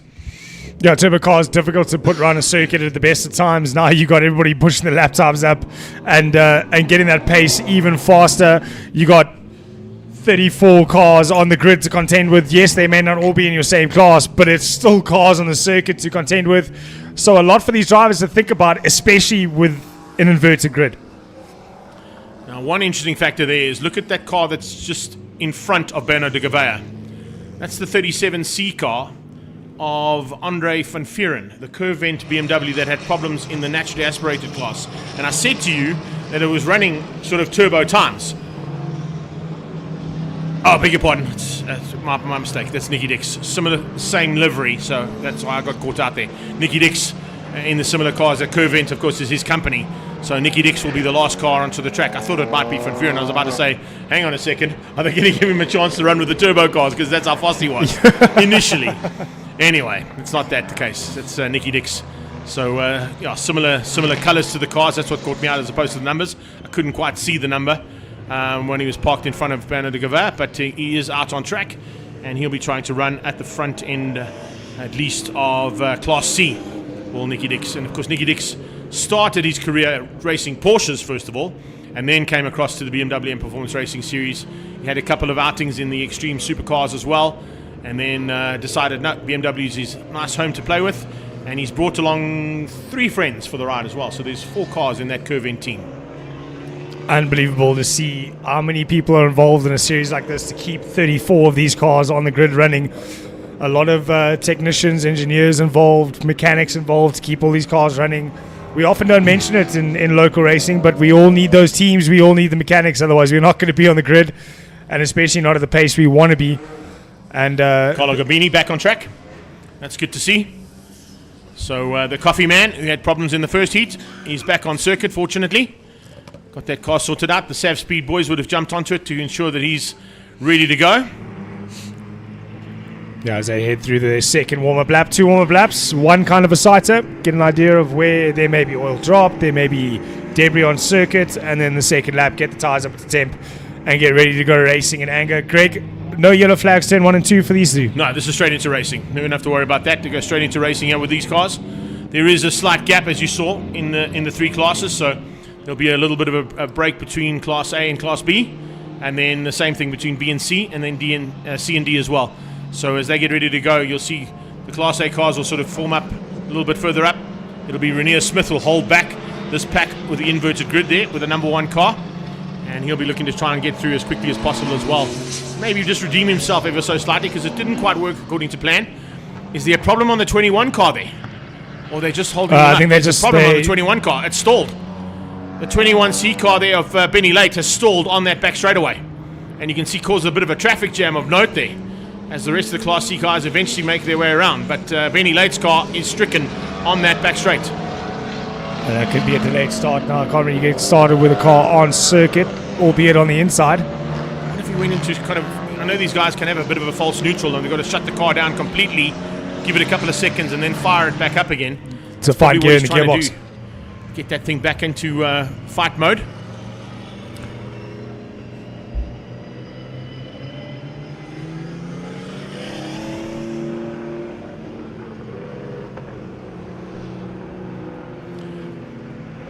That's also quite cool. I don't know if you picked that up. I did. I got it in my cans, yeah. Interesting factor, of course, is not based on combined times for the overall victories here. it's based on points scored on the day. So they've got to do a little bit of calculations before they come to prize giving to give us the official results for the day. So we can't give you who we would think potentially might be the overall victor for the day until the points scored have all been classified correctly. Yeah, very much. I think they've kept the safety car out. They have. Yeah. They've kept that safety car out for an additional lap because of the car stricken on that back straightaway. So this series is running very much the way we do in the karting world. It's all points throughout. We do 3 heats throughout the day, so all points gathered over those 3 heats are then added together, and that gives you the overall exactly overall winner. In fact, the majority of international series, as far as I know, run on that premise. If you do have multiple heats on a day, yeah, especially the ones you're involved with.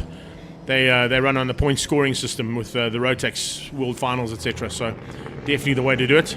It's only, I think, when you get into the final that it counts. Doesn't matter where you finish. Yeah, at international events like that, they whittle you down from 100 drivers, 106 down to the final 36 in the final, and that's done over points accumulated.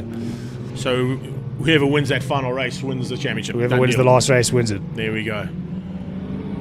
Remember, these guys also don't only involve themselves on the circuit racing side of things as the M Performance Racing Series, as we see them today in their debut in the 2 new classes, but they also do a lot of Gymkhana style events and time attack events, separate events to the Extreme Festival that they're involved in as well. There's a huge camaraderie amongst the club competitors as well in this category, so it's always awesome to see. The 21 cars got going again. So maybe just that false neutral. I'm telling you, it was like a false neutral. And he had to get it fired up again to get back into contention. Have you tried turning it on and off again? Exactly, pretty much, yeah. IT crowd. Get that IT. And listen, most of these cars run on IT. Yeah. You've got to put a computer onto the car at some point to get it to work. All right. Misfired. Download data. Let's put that BMW into the pit lane. And let's get ready to go now for Heat 2 of Turbo Cup. That's quite a fast start here from the Class A's at the moment. I haven't really bunched up the field. Well, Bob Neal is dictating the pace, so he can set the pace if he wants to. If those other cars don't stay with him, that's their problem. Oh, he slowed it down now. So Neal and Singh on the front. And alongside each other for the second row is Leon Lopscher and Pommersheim. Race 1 winner and early pace setter in this category, particularly Cash and Nika, starting from 5th place. They will wait until those lights go out before they drop the hammer. Cashin just going to watch potentially for a jump start. But side by side, they head down towards turn 1. And right behind them come the rest of the pack. Leonard Archer moving through the pack rapidly in the ACD Valcom machine. Cashin had a dive on the inside into turn 2. I'm not quite sure if he was able to make it stick to get behind Pommersheim. We'll wait and see. And then Class C and D down towards turn 1. 46 car coming through there of Ronald Lenters. He had a fantastic outing, finished in 5th place overall in race number 1, so definitely looking for another chance to be there. Pommersheim under massive pressure as Cash and Nika starts to apply that pressure early on. He's got through on Lopscher, but Pommersheim went through on Lopscher as well, so some manoeuvring. Van der Merwe comes through there in the Sav Speed car. Oh, does he? Runs a bit wide, opening up the door, and that opens up for Benny Late to squeeze through. Yeah, Nishan Singh having the same issues we saw him have in the first race. Doesn't quite have the pace that he had in qualifying. He's fallen right back in Class A as Kashen Nike goes past him. But Nike is still unable to get past Parmesan already in the first lap. Car 25 to the inside to defend into turn 6. That was our Heat 1 winner in Class C. That's Oz. Oz Baggioni. Yeah, Oz Baggioni, the pool man, doing a super job there once again, trying to get back up to the front as quickly as possible. A lot of moving and shaking here into the final quarter. Oh, he had a big look there, trying to find a way through there on the Krobler car, but not able to get through. Krobler Motorsport doing a super job to block the attentions being shown, but not able to make it stick there. The 9-4 car coming through in Hein van der Merwe, not able to make it stick just yet. Yeah, on the brakes into turn 2, Van der Merwe nice and deep. Looks like he's going to get it back onto the apex and still get the drive out. So that battle's going to continue all the way through another lap. 4, 5, 6, and 7 are coming in terms of corners to get a pass done as the Victron Energy E46 comes through screen. And we look back at the battle for Class C. Down into turn 4, like I said, that battle's going to continue as we watch the Moscow Motorsport E46. That is car number 12, I think it was. That's Vessel Mostad. Yeah, Vessel Mostad coming through there nicely. Nishal Singh now putting the pressure onto the leader at the front end. No, the leader of Class C, I think it is. Yeah, the 21 car of Benny Late. So Class C starting to open up here pretty rapidly. And you can see with Still 9 to go, probably 8 to go now as they cross the line. Kashanika has hit the front. He's taken the lead over Bob Neal. Leon Loebscher is moved up to third by the looks of things, according to our timing monitor. But we watch this pack go through, and there is absolutely nothing in it between those three cars. The 21 car is absolutely hauling right now. Considering the fact that we had to take an extra lap to get him going, once he got going, it looks like he's certainly up for the challenge. Just going back to our Class A battle there, I'm not seeing Anton Parmesan in the timing sheets. I think he's gone missing somewhere on track as well. So might have dropped down through the field or possibly into pit lane. But Parmesan, yeah, you're spot on, has gone missing from that top 5. And it's Bob Neal and Loebscher who 3 and 4. Nishal Singh is up into 5. And then it's Rainier Smith leading out Class B at the moment for the number 1 car ahead of Leonard Archer. We pick up on the 920 car there of Carlo Garbini making a welcome return. Garbini is in 8th place overall and currently 3rd place in Class B. Yeah, he has a C battle here into turn 6 at 29. Looking for a way down the inside, but the door was closed firmly. Sorry, 25 in his face. That's Oz Badrioni again. Looking to repeat the win he made in race 1, or got himself in race 1. Trying to repeat that here in race 2, but the reverse grid making it a bit difficult for him to get to the front early on. Arnold Naidu making it even more difficult for him to get into 2nd place. That's Hein van der Merwe around the outside and finding a way through eventually. So van der Merwe doing a super job. Cameron Christian and Wessel Mostert are just up the road from him, but right on his tail, not too far behind, was Varish Gunpath. So it's turning into sort of little packs of cars, similar lap times, similar capabilities of the drivers, and they're all in the little fights that they're fighting for honours.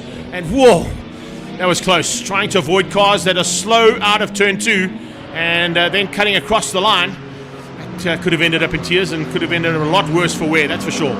Now that Heinz got to the front end of this pack, he's now trying to make ends meet to close the gap down on the front end of the Class C battle and maybe join the likes of Benny Late, Arnold Naidu and Oz Badgioni for a potential podium.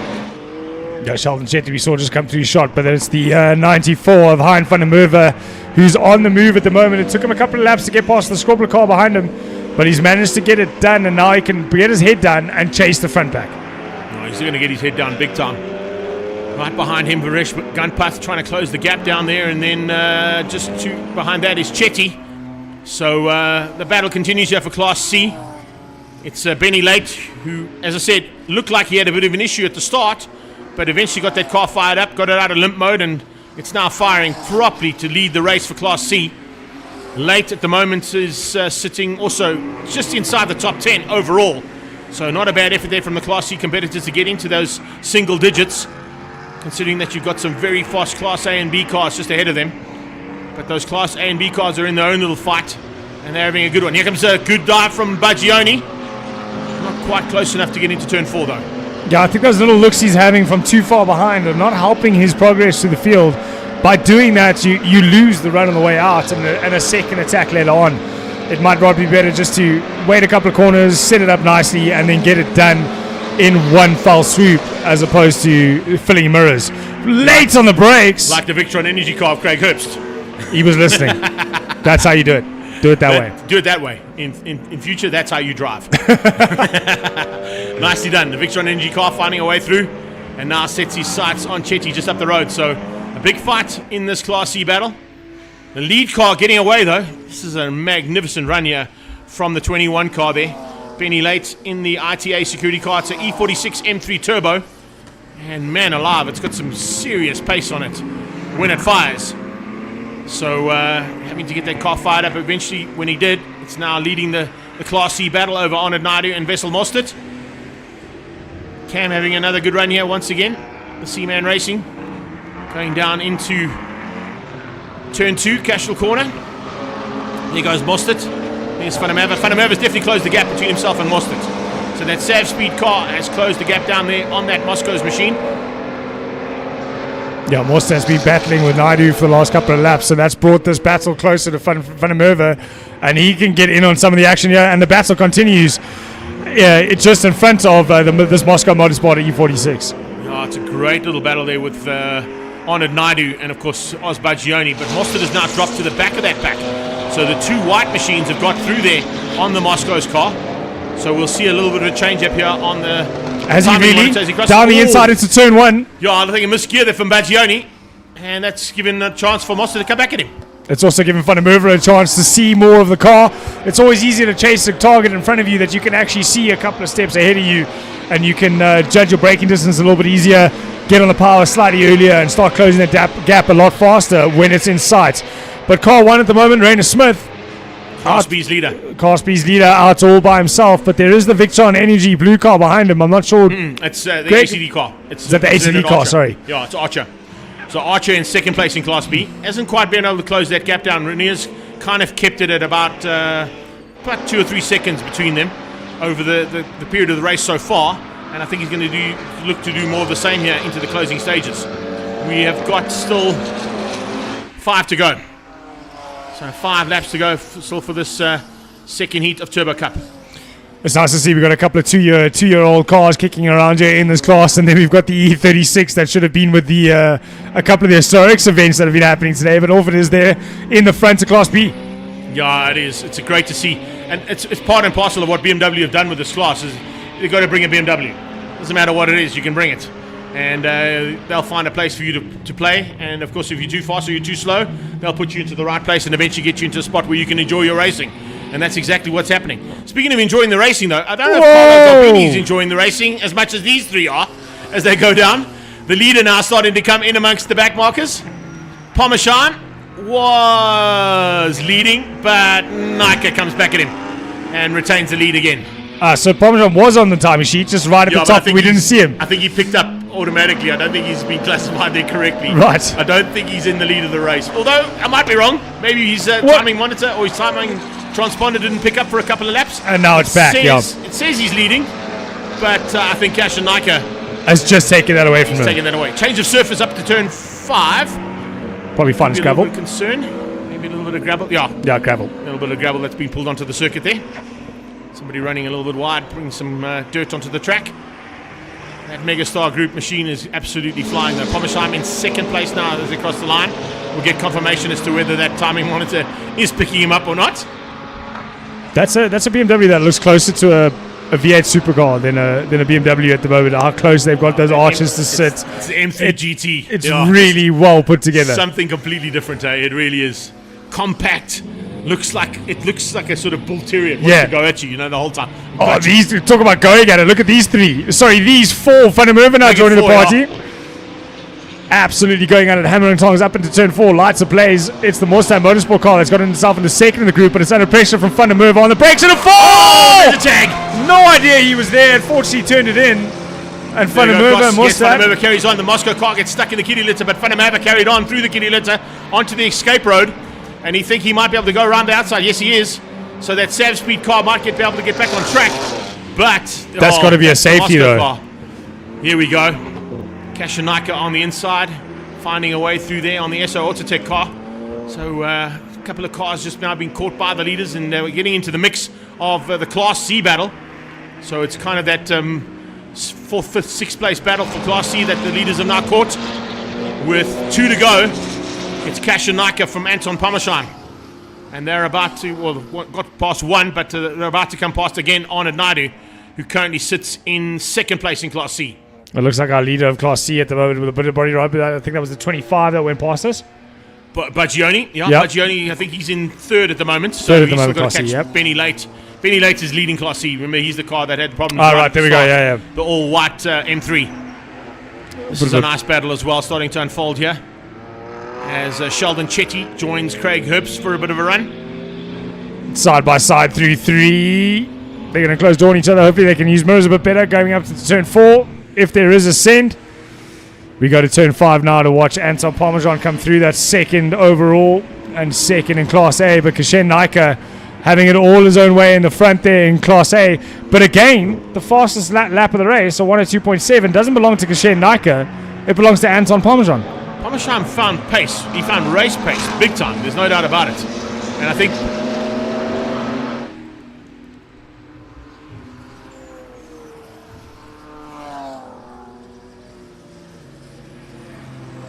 how's that? That's a little bit of news there. Anton Pommersheim actually coming into the race day in Class B, found pace and decided, let me put some slicks on, I'll go to Class A. Great move, Anton Pommersheim, because, man alive, that's 2 races in a row that you've got basically setting a lap record for a new class. So it was a 103 in the first heat. It's down to a 102.7, of course, because of the slightly better conditions that they're racing in.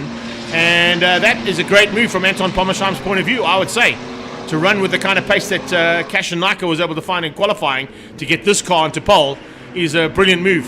So hats off to him. Yeah, I was walking past Pommersheim outside on one of the quick comfort breaks, and he did say, yeah, Class A now as I walked past. So that's what was my question earlier. Wasn't he B versus A? So there's the answer. But no one had an answer for this car here. Cashin Naika comes across to take a victory from 8th on the grid. Yeah, amazing stuff there from him. Coming through for a double victory on the day as well for Turbo Cup. So what a debut for Cashin Naika. Similar to what we saw coming out of Olerato. So Olerato Sekudu and the debut from Cashin Naika with victories apiece for both of them. Just bodes well for new guys coming into the series. You want to come in and be part and parcel of the series, you're definitely going to have a good run of it. Lopsha's going to hang on, I think, just to keep out Bob Neal in the background. Craig Herbst going across the line. He's happy with that.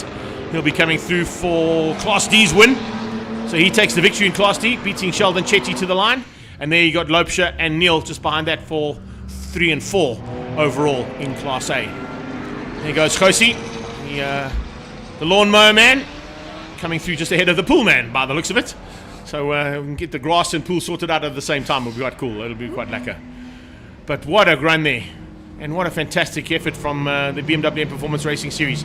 72 cars entered, 71 competed. And it looks like almost every single one of them completed both heats of racing in Turbo Cup and naturally aspirated as well. We had a couple of cars that had some issues, but they either finished race 1 or race 2. That just also shows the amount of effort that's being put in from this club's point of view. But well done to Cashin Naika for a double victory on the day there for Turbo Cup. We move from Turbo Cup, we stay with sort of classic modern vehicles as opposed to the historical ones, and we go straight into the new class, Classic GT, for pre-2006 cars.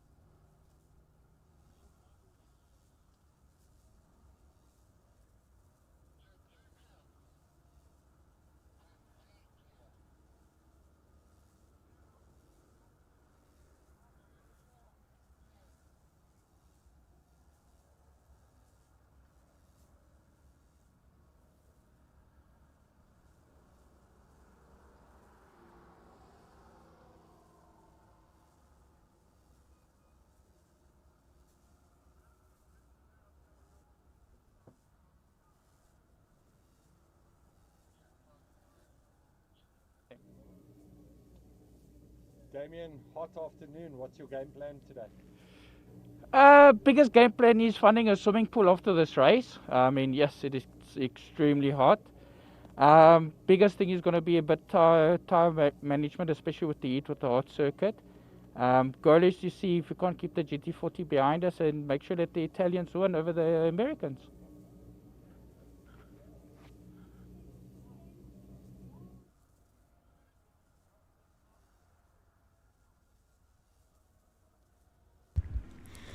So there you can see the game plan coming out of Hammond.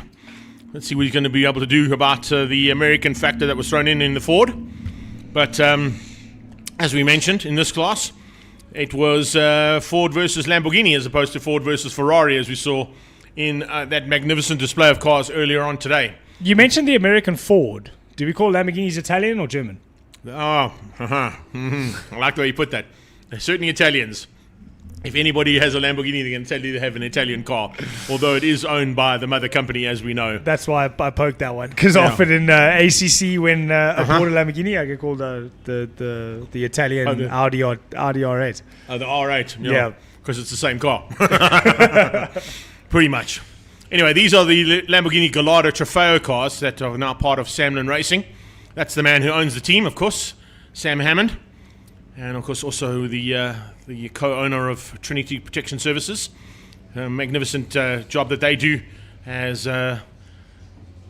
a category of cars that you can go and participate with on track days. Yes. And you can actually pay to drive those cars or be driven around by either the Hammonds or any of the pilots that they choose for that day. So it definitely shows that there is a niche market in South Africa where a lot of guys are prepared to go and pay to drive a Lamborghini or get driven around in a Lamborghini, which is awesome to see. Wouldn't you though? I've driven one. I haven't. I've had a go, yeah, fortunately. But that was before Sam took over. I got a chance to have a go in one of the G&H cars when they still had the Lamborghini Gallardo Trofeos. So amazing effort there from the team there. There's This Bianco. is Mr. Bianco.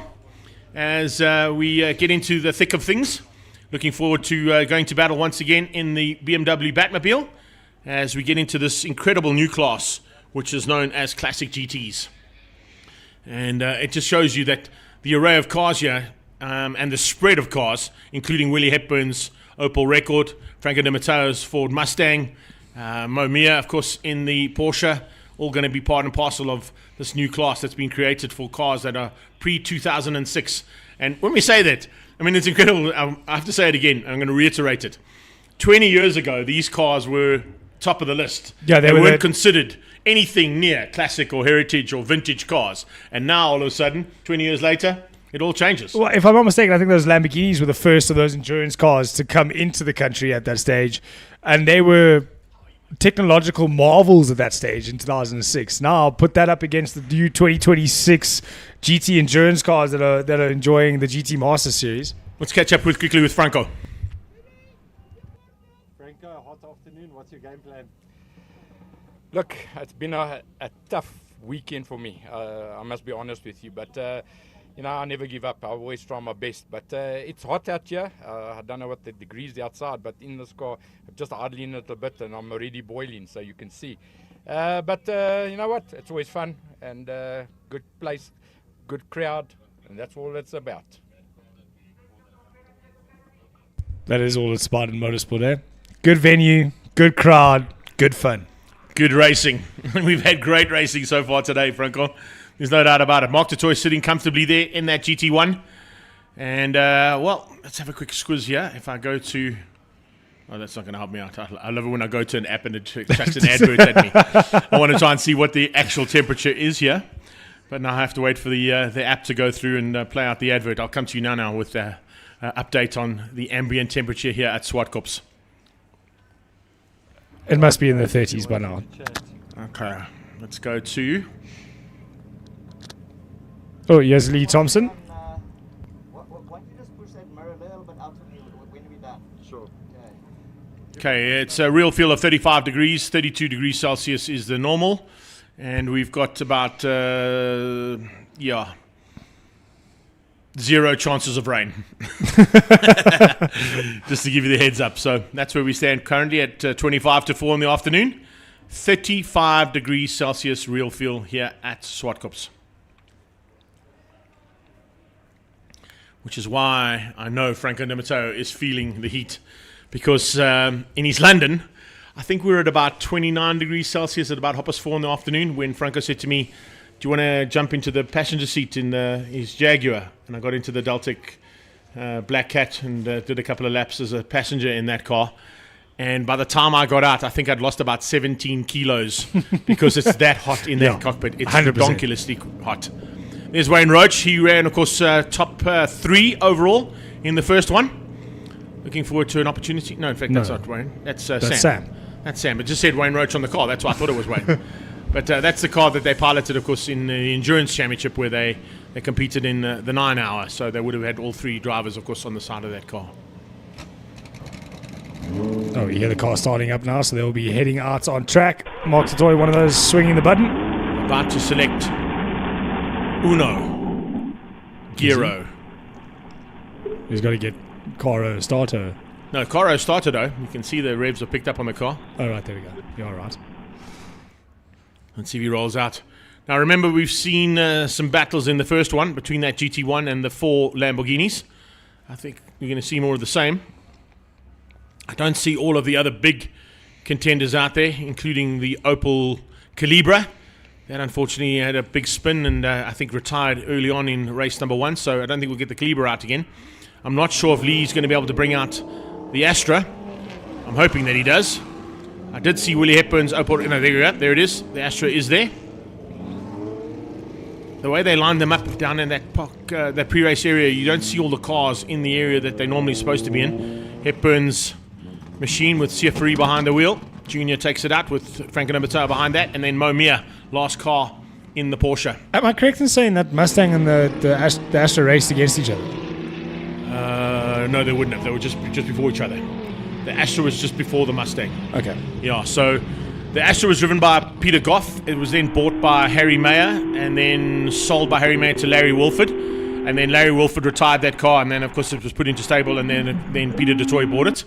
And that's when Gary Formato came in originally with STP colours. Yes. And won the championship in his debut. In his Mustang. In the Mustang, yeah. And then they went Pennzoil thereafter. They went Pennzoil after that, yeah. Just trying to remember. I was 15, 16 at the time. No, it's all good. So. I've got to try and remember it as well. I hadn't gone on to full commentary at that point in time. I was only just doing sort of PA stuff at Kyle Army and sometimes here at Zwartkops. But yeah, I was involved with the West Banks in quite a big way at those days because my dad, of course, ran West Bank Motorsport at that time. So that's the reason why I can kind of remember. And the other reason I remember Gary Formato is because at that point I was, and I still am, with Oakley, and Gary Formato was picked up by Oakley, and I had to go and fetch a whole bunch of stuff from him in PE to bring to him, shoes and caps and t-shirts and some sunnies at that stage as well. So they still make the best one of the boots. drivers. That was still the best pair of boots I ever wore, was a pair of Oakleys. Oakley race boots were top class. All right, we're under race conditions now as they come under starters' orders. We got a couple of laps under the safety car to get some heat into the rubber, into the brakes, into the engines, hopefully into the minds of these drivers to give them a good race and enjoy all the factors that come into a race day like this. That S2 Audi is a good looking car. Won't lie, out there on circuit with the wide arches and the bodywork, exhaust coming out the bonnet. Definitely a good looking car to have out there. Very, very sort of World Rallycross, World Rally Championship style that it comes into its own there, as opposed to circuit racing. There wasn't a lot of them that raced in circuit in the that particular trim of Audi, the S2 Quattro. That was more the 80s versions. Yeah, it was, and of course it was sort of the bigger Audis that Sorrel drove and Aberdeen and Moss were involved with. Those were the sort of more dominant ones that came out of the Trans Am series out of the United States. But always good to have an Audi all-wheel drive machine on circuit. And he didn't have a bad run actually in that first heat. Wasn't at the front end, but still managed to get his class victory. So as that Pretoria Toyota makes its way to the sideline, we come under starters' orders with Hammond and DeToy on the front. What the drivers can't see anything coming down there. Well, they can see, but we can't because the sun is basically right into the rear of those cars. So we pick up the glint of those cars, but it's definitely going to affect them going into turn 5 and 6, that's for sure. They're going to feel the effects of the lower sun now in the closing part of today's proceedings. This is DeToy on board, closing down on Hammond. Damien trying to hang on to the lead of the race for now. Mark DeToy was able to get through early on and give the Lamborghinis a bit of a run for their money. Looks like Siafari Jr. having a little bit of a battle there with the Audi, but the Opel Record will probably have the straight line pace down that back straightaway to find a way past and sneak through on the Audi. Oh, for a second there, those three Samlin Racing Lamborghinis didn't look like three cars at one stage. They were so close together. It looked like just one. But as they fanned out on the way into 4, you could see it. A bit of a move coming from DeToy up on into turn 5, but not close enough. But it looks like we have had a swap for 4th and 5th further back. On the brakes into turn 2, using a lot of the curb to go. Ooh, a little bit too much curb. He had to grab a lot of oversteer on the way out. But he's brought himself... Oh. Thompson. I thought I picked up that in the background. I wasn't quite sure that I spotted it right. But yeah, Lee Thompson parking the Astra on the sideline. That's going to be in harm's way, I would say.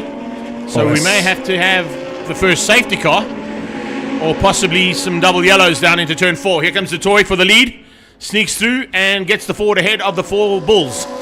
So those Lamborghini chauffeurs now fall into 2nd, 3rd, 4th and 5th place on track behind the GT1 of Mark DeToy, who Mark leads out. DeToy on the outside of 2, which means there must be a car on his inside. Can't quite see through the mirror there, helmet's in the way.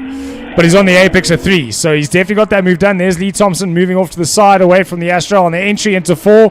As we pan up to the drivers, they're side by side. There's got to be a yellow flag there. Yeah, there's definitely a yellow flag, which means Hammond had to come out of that. Hammond had to come out of it as well. Sam Hammond, that is, on the 9.5 car of Wayne Roach, the 195 car of Wayne Roach. So everybody had to back out, realizing that Lee Thompson brought out the yellow flag. They can have a go now because it's green flags at the top.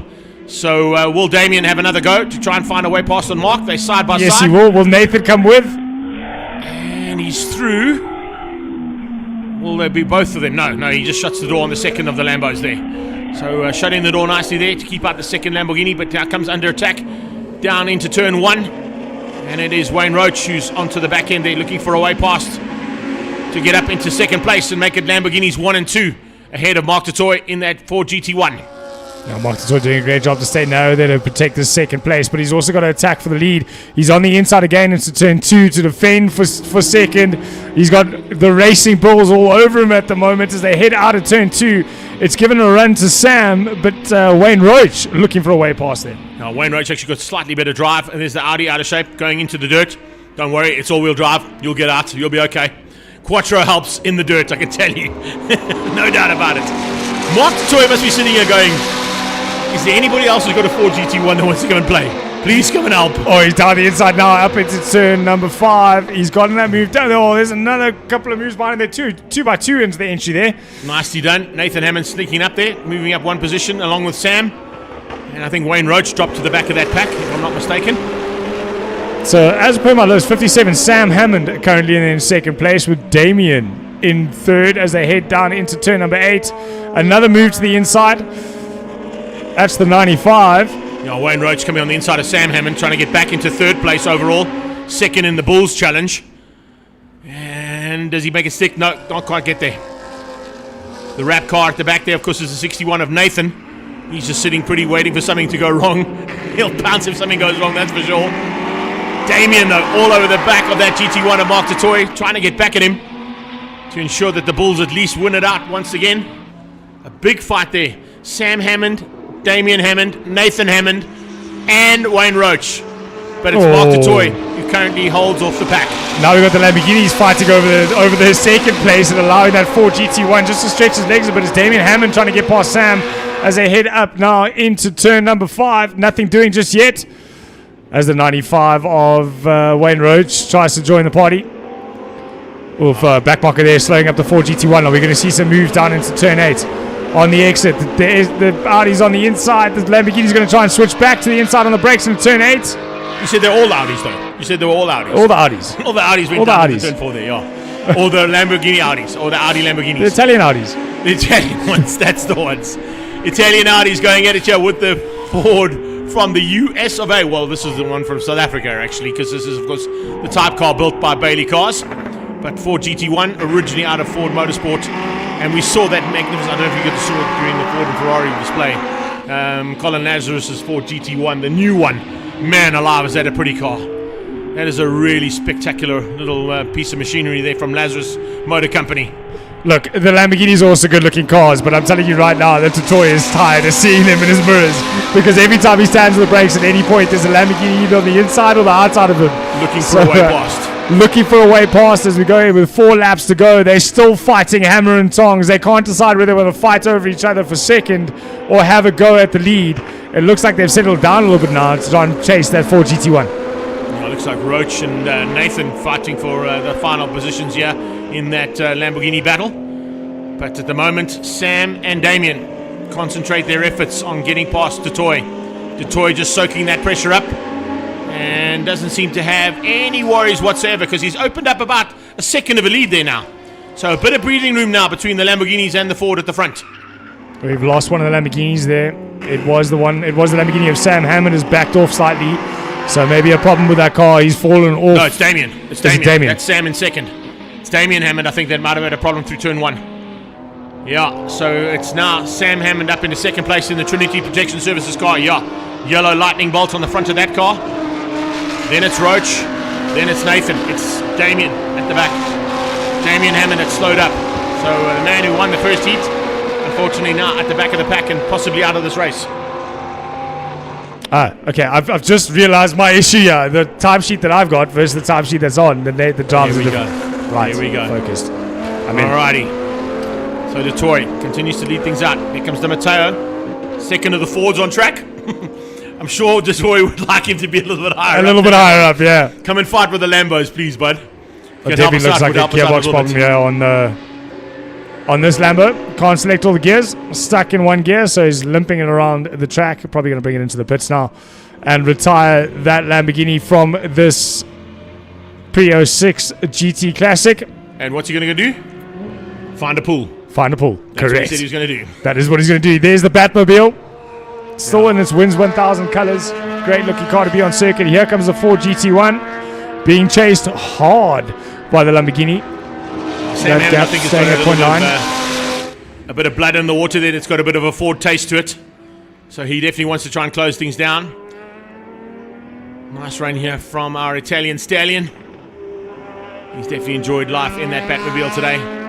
Didn't quite work out in the first heat of naturally aspirated BMW in Performance Series. But since then, they've got the car working perfectly. And I think Mr. Bianco has had a good time of it out there. It does say Paolo Cavalieri on the timing monitor, but it's definitely Maurizio that we saw at the wheel of the car. And you can see just from the helmet, the different helmet there, that Paolo Cavalieri doesn't run an open face one like he does. But here comes the leaders closing in on that Batmobile. And they are down to the last lap, onto the final lap now. So Hammond's got to do it on this lap, or Detroit is going to take the victory. And that'll probably secure him the overall victory as well. Yeah, Mark Tatoy coming up on the back mark. This is a nervous moment in the last lap. You're not quite sure which direction he's going to go.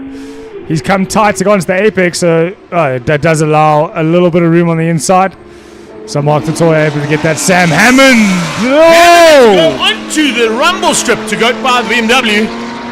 And Hammond, fortunately, went through the kitty litter and didn't connect the BMW. But he had to go onto the rumble strip on the inside of turn 4, which unfortunately has cost him second place. I don't think the BMW saw him, to be very honest with you. Detoy's got a massive margin now over Wayne Roach for second. So Wayne Roach is going to come through for second. Detoy's going to get the victory, but Sam Hammond, so unlucky to have to go up onto the rumble strip, spun out, and then him and the BMW went through the kitty litter to end up on the exit of turn 4.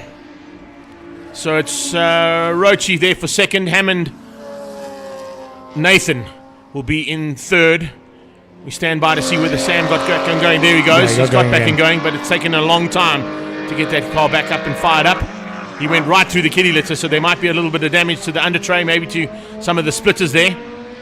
And as he gets on the loud pedal, there's a problem. That car doesn't want to go anywhere. He said, no, I'm not going to go any further than that. So that's a big pity to lose that car. Yeah, the sudden change of the weight transition of getting that front wheel up on the curb is not something those cars like to experience. And it's just shown us what the end result will be. There's the curb on the inside. He just climbed up onto it, and that just upsets the car and swaps ends on you. He was very lucky not to collect that CSL on the outside. Let's have a look at it. He goes on the inside of the BMW. He goes onto the rumble strip, gets out of shape, then spins out right in front of that BMW. Fortunately, the Batmobile was well aware of what was happening, and he went to take evasive action. He actually had to take evasive action a second time here as they came onto the slip road, and just missed out twice there on hitting the Lamborghini. There's our winner. There's a happy man, and I'm sure that him and the family are going to be pretty happy with the way things have gone today here at Zwartkops. And nice to come home with a victory in that GT1 in the brand new pre-2006 Classic GT class. I think he's going to have to grab a trolley or something to carry all the trophies on. There might be a couple there for him. Yeah. So from our pre-06 GT class, we move into classes F, G, and H of the HRSA. And that goes, of course, into our fourth last race of the day. They're standing by. As soon as we got those Lamborghinis and BMWs out the way, they'll be on track for more action here at the 25th anniversary of the Passion for Speed Festival.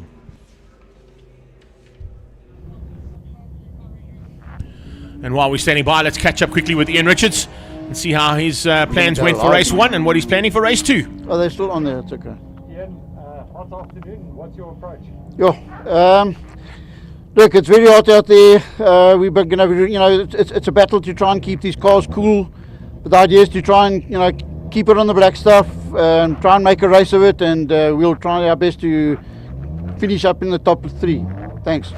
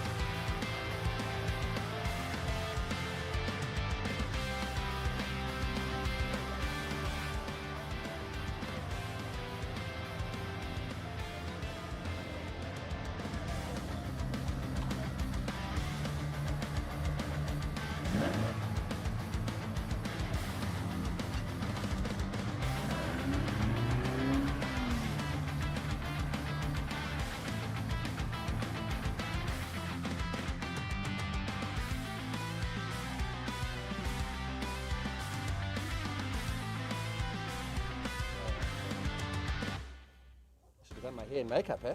Okay, so hot afternoon, what's your approach? Very, very hot afternoon. Yeah, I'm just going to go out and have some fun. Hopefully we get to the finish line.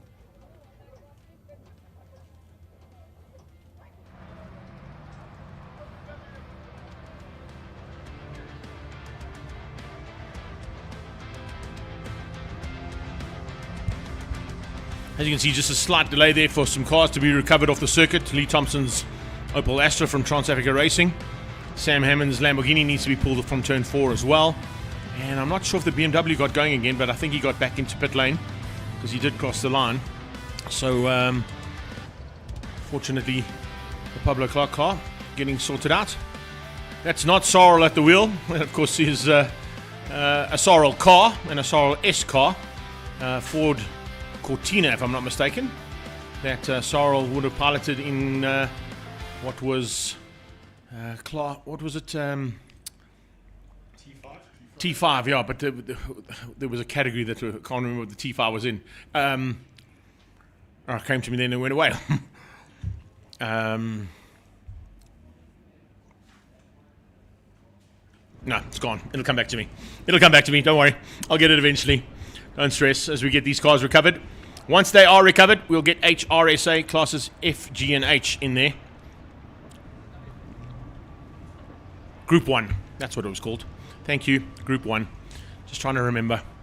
I knew it was group something, but I don't want to go T group or N group or I don't know. But weren't you telling me about Group 1 like 2 hours ago?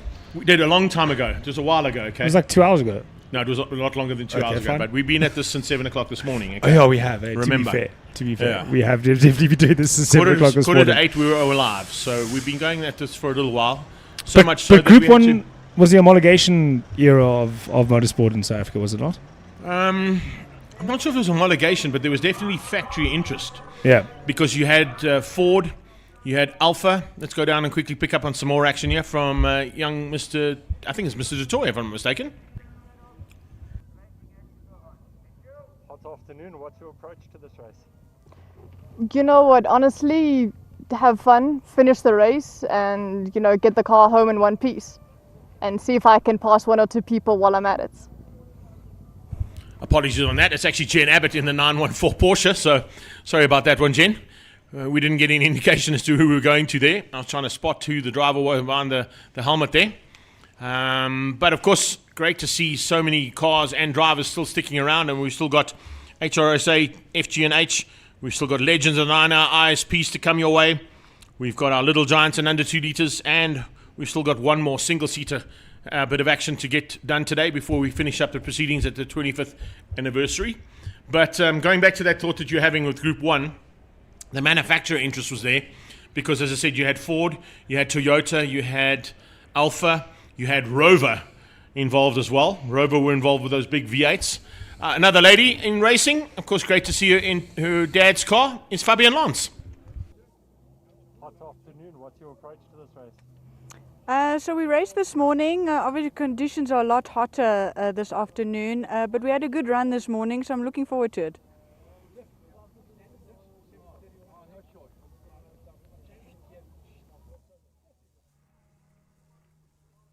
Fabian Lance there in her father's Uno that he competed in the Group N. He was actually standing behind the car there. He still preps and maintains that car. It's been sitting at Formula K for the last couple of weeks while he works through it.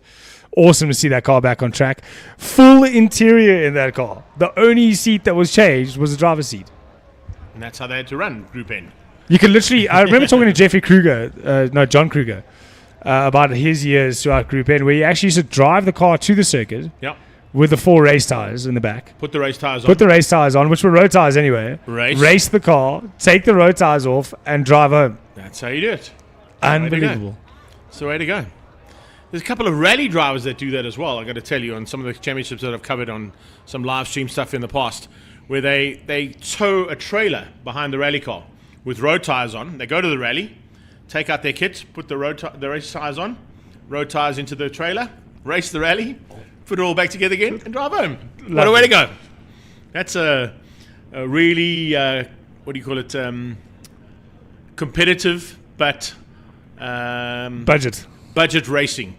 What a way to go. What a way to go. Well, that's how racing was. I mean, also like the aero thing wasn't done by computers. It was done by pieces of paper and old school recording cameras And fans. Yeah, to try and figure out what these cars are going to do. Oh, no, that's blocking the fan. We need to smooth that surface out a little bit. Yeah, unbelievable that they produce race cars such as the GT40 and all the cars that we've seen today going around the circuit. And never mind the technology to get these literal tin cans to handle and become race vehicles. And in fact, go like hell. Exactly. Yeah. And cars that were produced to go out on the road, but with a bit of a performance idea behind them to create a decent race car. And that, of course, brings into the fact that, over the last 50 years of racing or 60 years of racing or even 70 years of racing, those sideline projects that came in from the likes of what we talked about with Ford versus Ferrari with Carroll Shelby, or you bring in, you name any of the sort of top aftermarket developers that came into motorsport. Those guys made gazillions out of motorsport because they were the modifiers. Well, and the guys that could make the cars go quicker than what they were intended to do. And we've seen a lot of them on the Zach Speeds, the AMGs, the what was BMW's Alpino, yeah. Alpino. All those sideline companies that came out to produce motorsport going road vehicles that then produced their own road vehicles thereafter. Before GR was TRD. Yeah. Toyota Racing Developments. And then GR took over. So, there's a whole entity that comes behind motorsport when you look at the development of these cars in their day and development of current race cars currently racing worldwide. That aftermarket industry is massive, and it just shows you that no matter what you say in terms of motorsport, what happens on the track is fantastic, but the growth around motorsport in general is also a major factor to look at.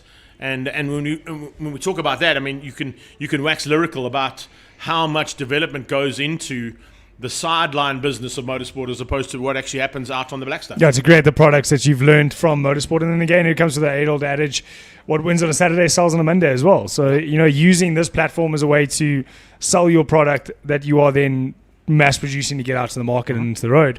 But it's all done and developed and marketed on your circuits. Time to kick those tires and light the fires by the looks of it. As the Toyota makes its way onto the circuit, we're going to now lead the cars out. Dave Lation will be looking to possibly wrap up a double victory here if he can in that Volkswagen Sirocco, but he's going to be pushed hard by Keegan Ward. Interesting fact with Keegan Ward, you're going to laugh at this one. When he was in grade 7, guess who his teacher was? Was it you? Yours truly. Oh, wow. Did he pass that year? He passed that year, yeah. Okay, good. And he went on to good and better things, fortunately. His dad actually was my golf partner, so it was really cool. That is pretty cool. And he also used to race. So fantastic to have Kiki Ward and the Ward family out here. And great to have them as part and parcel of the 25th anniversary. But this entire pack of cars is worthwhile having, because if you take what we had in Class A to E and we chuck in F, G and H, what are we sitting on here? 29 cars, and it was 42 cars in the other one. So what's that? Do some maths for us, Charles. Come on, citizen. We have a citizen motoring assistant in the commentary box. He's doing official plusing on the paperwork as well, not even using his calculator on his phone. He's even doing the old school way. One number above the other number. Potentially be the wrong figure at the end. 76. 76. That sounds right. So that's the biggest field. That is the biggest bigger field. than BMW. Yeah, 76 cars are good. There's that Zach Speed we were talking about, the Zach Speed Escort. I don't know if that's not legit. There's the Shield one of George Smallberger, also Ford Escort. There is the Uno we were talking about. There's on board with George Smallberger, aboard his Escort. The Shield Mark 1. There's a couple of those, eh? Yeah. The Smallbergers, of course, were nicknamed by me about 20 years ago or 10 years ago. You've got Derek, you got George, and you got Charles. So Derek was Big Mac. George is the quarter pounder, and just the cheeseburger is Charles. Charles. Yeah. There we go. So you keep it in the Smallberger family and the Shield family, and that's of course the nicknames we gave those three boys.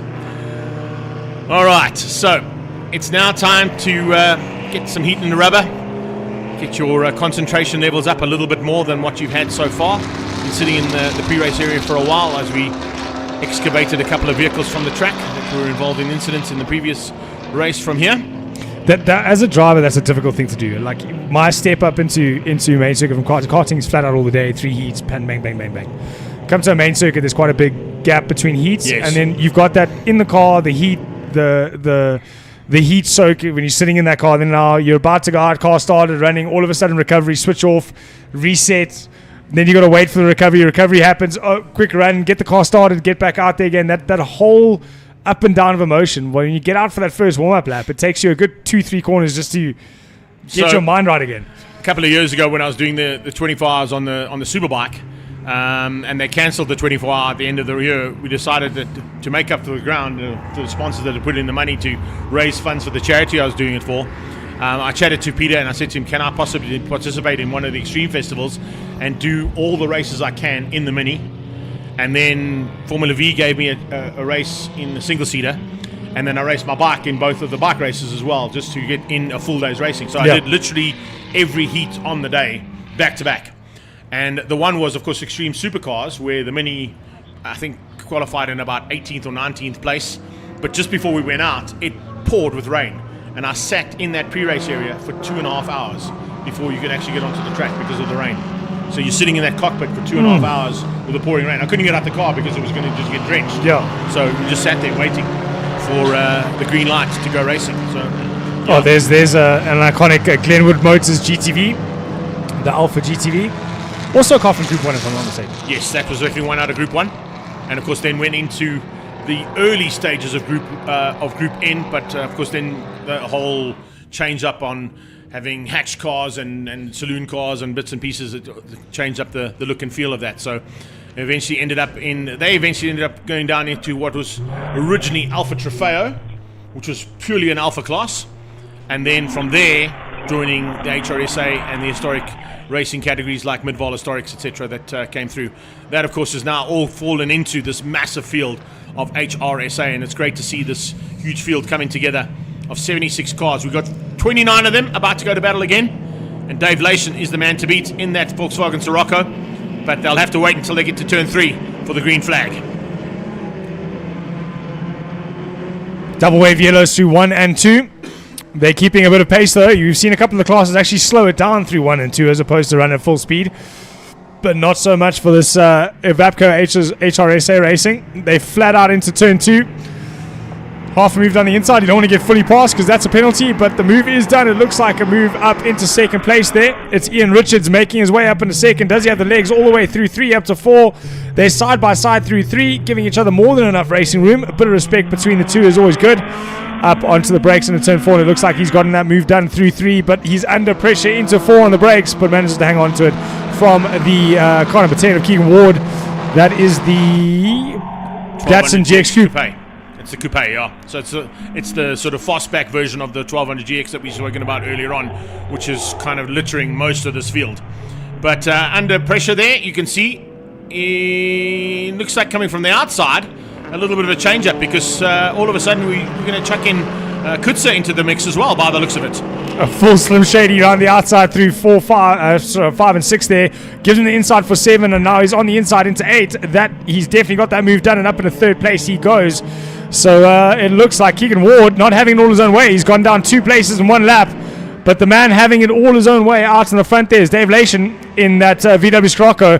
The Alpha Junior now looking down the inside of Keegan Ward. So Keegan Ward under pressure now and trying to just hang on to comes across the nose there on the brakes. And it wasn't Keegan Ward. That is the other Datsun of the Sunny of Kutsa. The Sunny of Kutsa. Yeah, Kutsa, and then of course you got Simpson. Behind that comes Trichard in that Zach Speed Escort. So you've kind of got Volkswagen versus 3 Datsuns, 3 different versions of the Datsuns. It's the GX 1200, the GX 1200 Coupe, and the Sunny. The Datsun Sunny there in 4th place. Behind that comes the GT Junior, then it's the Zach Speed, and then the Mark 1 Escort from Shield Racing's George Smallberger. Now, George Smallberger was the pole sitter in originally race 1. So there is a bit of pace under that, and second place was that Zach Speed-esque Mark II as well. They were second and first on the grid in the start of the first heat. So there is pace in both those cars. That car's understood. Oh, that's why.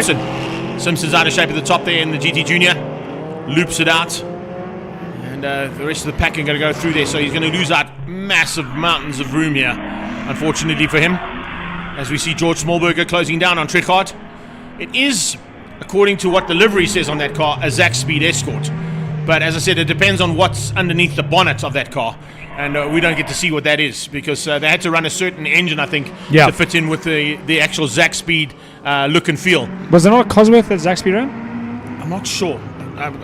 That's why I didn't want to go there. You Okay, can go right. if you want to. No. I'm not 100% sure as to what the engine derivative is that the Zach Speed car had to have. It could be a Cosworth, but it also... Oh, there we go. Big spin. That's the T5 we were talking about earlier. Yeah, there's the Group 1 Ford Cortina, out of shape. Now, that's Gary Stacey at the wheel of that car, but he actually entered a Mazda M Mark II. So he must have had some problems on that car and brought that car as a spare. The battle still rages, though, out in front. The front four still together, being led out there by the Scirocco and held on to the back of by the Sunny. So it's VW versus the three Datsuns in different derivatives, as you said. But it's not all having it his own way out in front there. It is Lation that's trying to hang on to that lead. George Smallberger now coming under pressure from that Porsche 910 or the 910. And just behind that, the Renault of Mike Bishop. The gasoline denim. Then we've got the man from Bulawayo there, Darren Prodigy, this time staying on track. Behind him, Denzel Barner. So the two Bulawayo boys enjoying themselves out there on circuit. Gerard Murray's GTV. Mentioned him a bit earlier on, but also just picking up on little battles that are starting to sort of open up here amongst the boys from... no, it's not the boys from Bulawayo. It's only one of the boys from Bulawayo there. That's Darren Prodigy. The 777 car, of course, is Richard Williams, who'll be driving that car in this class. The Ford Anglia making his way past the Alpha there through turn 5 and 6. He's got it all done into turn 8. No move down the inside for him, so he didn't have to defend it. But that Ford Anglia with its angled rear window definitely keeps it safe from any bird droppings while it's parked. 100%. We mentioned earlier on, of course, that Darren Prodigy, father to Dylan Prodigy, who, of course, did such an amazing job at the Abu Dhabi 6-hour and Dubai 24-hour, representing Southern Africa. Of course, he's Zimbabwean, but he also participates down here in South Africa as part of the Super Cup class. And he'll be looking to possibly sign on a full deal, I believe, after securing those 2 podiums with the team as best that he was racing for in the Middle East Championship, which is fantastic to see, joining the likes of Axel Jeffries, another one of Zimbabwe's finest exports in that championship. So great to see the opportunities opening up for Southern African drivers in Europe as well as in the Middle East. These two going at it flat out between 5 and 6, leaving a couple of 11s in those small cars. But it is great to see the talent we have from South Africa and, well, the continent of Africa, including Zimbabwe, being exported overseas and showing what they can do there and following on the coattails of the other drivers that have done it from the African continent and turned some really good racing career out of GT racing. But these are the GT races of the past. These are the Vapco HRSA racing series, and we get to see some of the oldies but goodies kick around Zwartkops International Raceway and give us some really good racing through turns 5, 6, 7, 8, and now out of turn 2. Out of turn 2. Watch out as well for Henry Ferrari coming along in that little Alpha Barina of his as it closes down. I think it should be Berliner. I don't think it's a Berliner. I think it's a Berliner. I think that might just be a typo on the entry list there. But that Berliner is definitely putting pressure onto the back end of the prefect, and he's starting to feel that pressure. That is for sure. Tucked in behind him as well is Schwabski in the Mark 1 Escort. So we've got Escorts, Datsuns, Fords and Alphas all fighting for that little battle. We go back to Ian Richards trying to close things down here on Dave Lation. Only half a second behind Sirocco. Oh, he's good through certainly much better pace coming out of those 2 Datsuns in this one. That's for sure. It seems that the coupe thinks he's got a little bit more pace than that of the Datsun in front of him. He wants to try to go all the way around the outside. That's Keegan Ward making a comeback after losing a few spots in the beginning. So maybe just taking time to get that car up to temperature, tires up to temperature, and get himself comfortable to chase for victory. But Ian Richards, he loses a bit of pace through this sector of the lap. But it looked like he had good pace through turn 1, which means he should have good pace through turn 4 and close that gap on Lation in the front.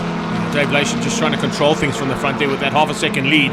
But fortunately, he's been helped out there by Keegan Ward, who's hounding Ian Richards for second. So he's having to concentrate on defending for second as opposed to attacking for first. And that, of course, always catches drivers out on a few occasions. So, as you see here, Ian Richards pushing hard, but he's also having to fend off the attack coming from that Datsun 1200 GX Coupe right on his tail with Keegan Ward at the wheel. Yeah, I think Keegan Ward's got definitely got to turn a pace to get back onto the front, but Ian Richards just holding him up at the moment. It'll be worthwhile, maybe a lunge, but as we get through the final stages of the lap, that VW Scirocco getting caught now with 2 laps left to go by the Ian Richards and Keegan Ward pair. He's got 2 laps to maintain this lead, but Ian Richards staying nice and close all the way through. He's not as close as he was on the previous lap, so if Keegan Ward wants to have a go at the front, he needs to get past now, and that's what he's trying on the brakes into 2. He had the inside line through 1. He tried this on the previous lap. He wasn't late enough on the brakes, and once again, not late enough on the brakes in this lap to get past. And costly there. You see how much time he lost. Coming out of turn 1 and turn 2, he was right there, but out of turn 2 because of the wrong line, loses him a lot of drive onto that back straightaway. And he loses about 2 or 3 car lengths, but puts him into the clutches once again there of the Datsun Sunny right behind him. Yeah, that's also given Lation a bit of breathing room. Ian Richards was looking more at defending his position in second place than attacking for the win. And that's given How's Keegan come back though? Through turn 4. Up the hill and through turn 4. Flat, unbelievable.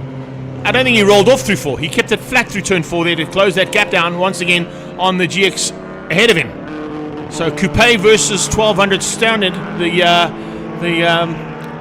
sort of, what do we call it? It's the saloon car version. It's not the hatch version of that 1200 GX out of Datsun stable.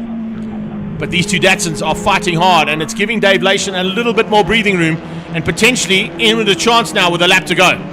The pace that Richards carries through that final corner is what's been helping him throughout every single lap to keep Keegan Ward behind him. And he's definitely gotten through turn 1 slightly better than what he did the previous lap. But Keegan Ward's going to have to try it again around the outside. He opens the door. He tries to squeeze him down. There's a Mini in the way. It's the only Mini we've seen. That is the car 100 of Headley Whitehead trying to stay out of the way of this battle. Does a good job to get wide and get out the way. But that's hampered Keegan Ward on having a go for second place in the final stages of the race. But a lot more back markers still to come as the leaders come through. There goes Dave Lation up the inside and through. And the next battle to come through is obviously these 2 still fighting hammer and tongs. But there seems to be a bit of a gap between the 2 of them on the last lap. But there is that run through 4. You called it. Great corner speed through turn 4 to Keegan Ward. He now comes up to thread the needle between the Datsun and the GT Junior that he's passing. He's going to try around the outside, but there's a Ford Anglia in the way there of Williams. So that might just hinder his attempt to get past. He's going to try dive on the inside. Sees him coming, shuts the door. So Lation's going to hang on for the win. It's for second place. We're watching him for you as they head down the hill. Keegan Ward on the inside. That might be the right place to be on. He goes on the inside of the Anglia. Is that enough to get on the brakes? No, it's not. No, it's not. Oh, what a good effort there from Wardy. As he came out of turn 7, he set it up, but unfortunately... he got it! He's got it to the line! What a maneuver there! Keegan Ward sneaking through on Richards to get the victory for second place. What a battle! I don't think they've seen the checkered flag because these folks are still flat out. They're still flat out. They're still fighting. I don't think anybody's seen it. I don't think they've seen the checkered flag. These guys are still absolutely... Oh, there we go. They're back off now. No, they're backed off now. There we go. They realise that they've eventually come through there. I didn't think he was going to get it. That was amazing stuff there from Keegan Ward. He must have set it up from the outside and got the drive on the exit to get up on the inside of Ian Richardson. Perfectly done. Great job. Yeah, Great job. What a way to go. Fabian Lance coming through there as well. She'll be finishing up in 11th place just ahead of Jen Abbott. So the 2 lady drivers there, 11th and 12th place overall. As you can see, Garrett Baker, then Wayne Potgieter, Dion Schwabski and Gerard Murray. Henry Ferry, Rian Deroux, Lawrence van Sale and Johan van der Walt, your top 20 in Class F of HRSA, sponsored by Vapco. The HRSA Historic Series today. Awesome stuff once again from all of those drivers. As I said, the biggest field here, 76 cars in total if you combine the categories. But awesome racing once again from them here in their second and final heat for the day. We go into the Legends of the Line Hour, pre-66 and 68 Little Giants and under 2 litres. They'll be up next.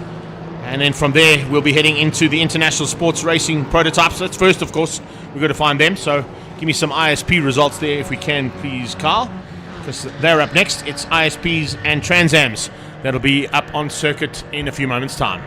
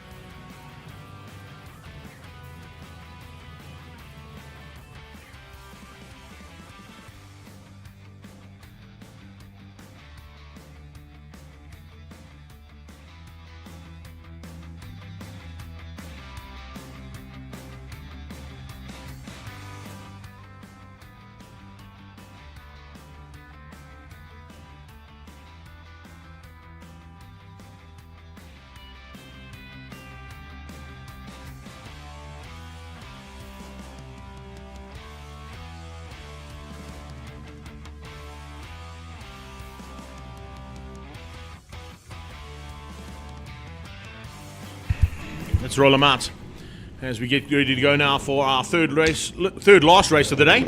It's the Legends of the 9 Hour Pre-2000 International Sports Prototypes and Trans Am cars combined.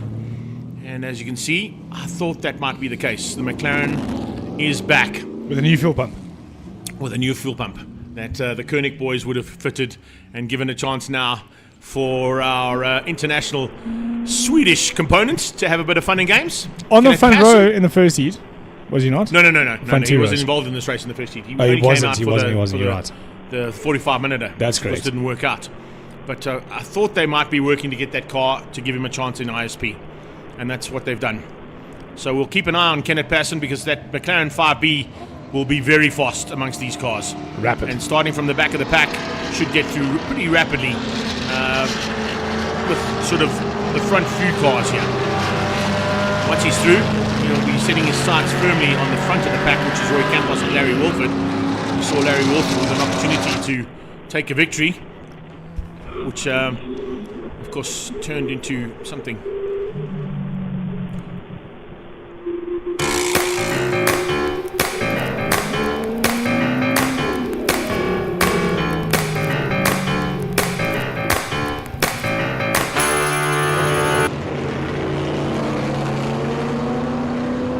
Legends of the 9 Hour Pre-2000 ISPs and Trans Am cars are on circuit at the moment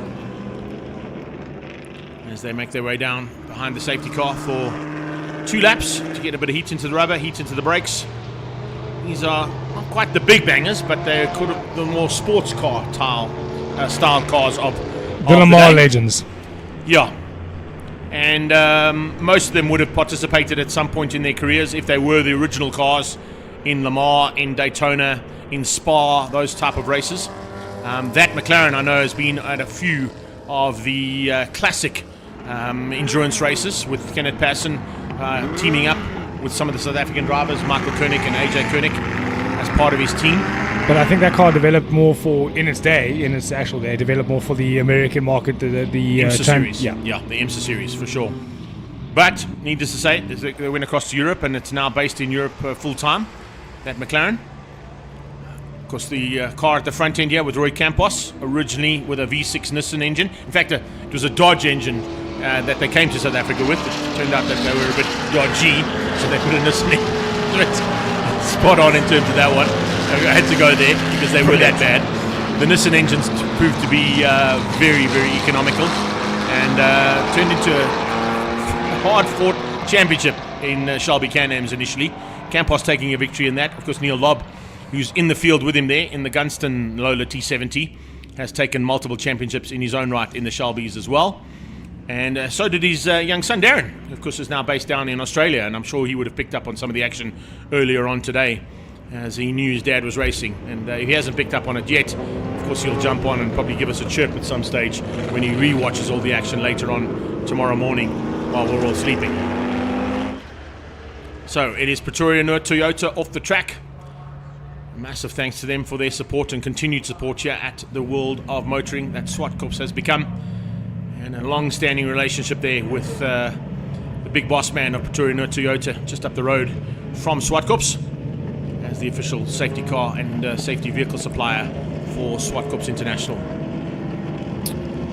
Double wave yellows, keep them under control just until they come out of turn 3. So Campos will hang on to the lead alongside Larry Wolford. Wolford will try and find some way of taking advantage of these double waves into 1 and 2. Out of Cashel Corner, they'll be looking to the left-hand side of the track to pick up on that green flag, and will it be the green car out front, or will Campos drop the hammer and get the drop? He's going to get the drop, and he's got the drop there on Wolford. Mark Toy slots into third place, right behind Larry Wolford in the T70 Spider, and then it's his brother Jono, I think, who's in the Chevron B8, tucked in behind them. Yeah, I think this car that Larry Wolford in is a similar car to what we saw Roman De Beer kicking on when he came back from Europe in this Passion for Speed event. And I think actually went on to win a couple of heats or win a heat with it. Yes, he did. So a rapid car. Larry Wolford definitely got the experience to drive it, and we saw how close he got to the back of Campos at one stage during the race, but unfortunately he couldn't maintain that pace throughout the race. But the battle continues behind him. Yeah, a nice little battle there with Ferrari tucked in as well in the Lolette just ahead. watching for the pace of Kenneth Pearson. If he can find the pace in that McLaren, and he's happy that the fuel pump is working and everything's working, he's probably going to take a lap or two just to make sure that everything is firing and the cylinders are all pumping like they're supposed to before he drops the hammer, because that McLaren has got some serious pace behind it. It shouldn't be too difficult for it to get past the 917 or that RSR Carrera of Avakamides.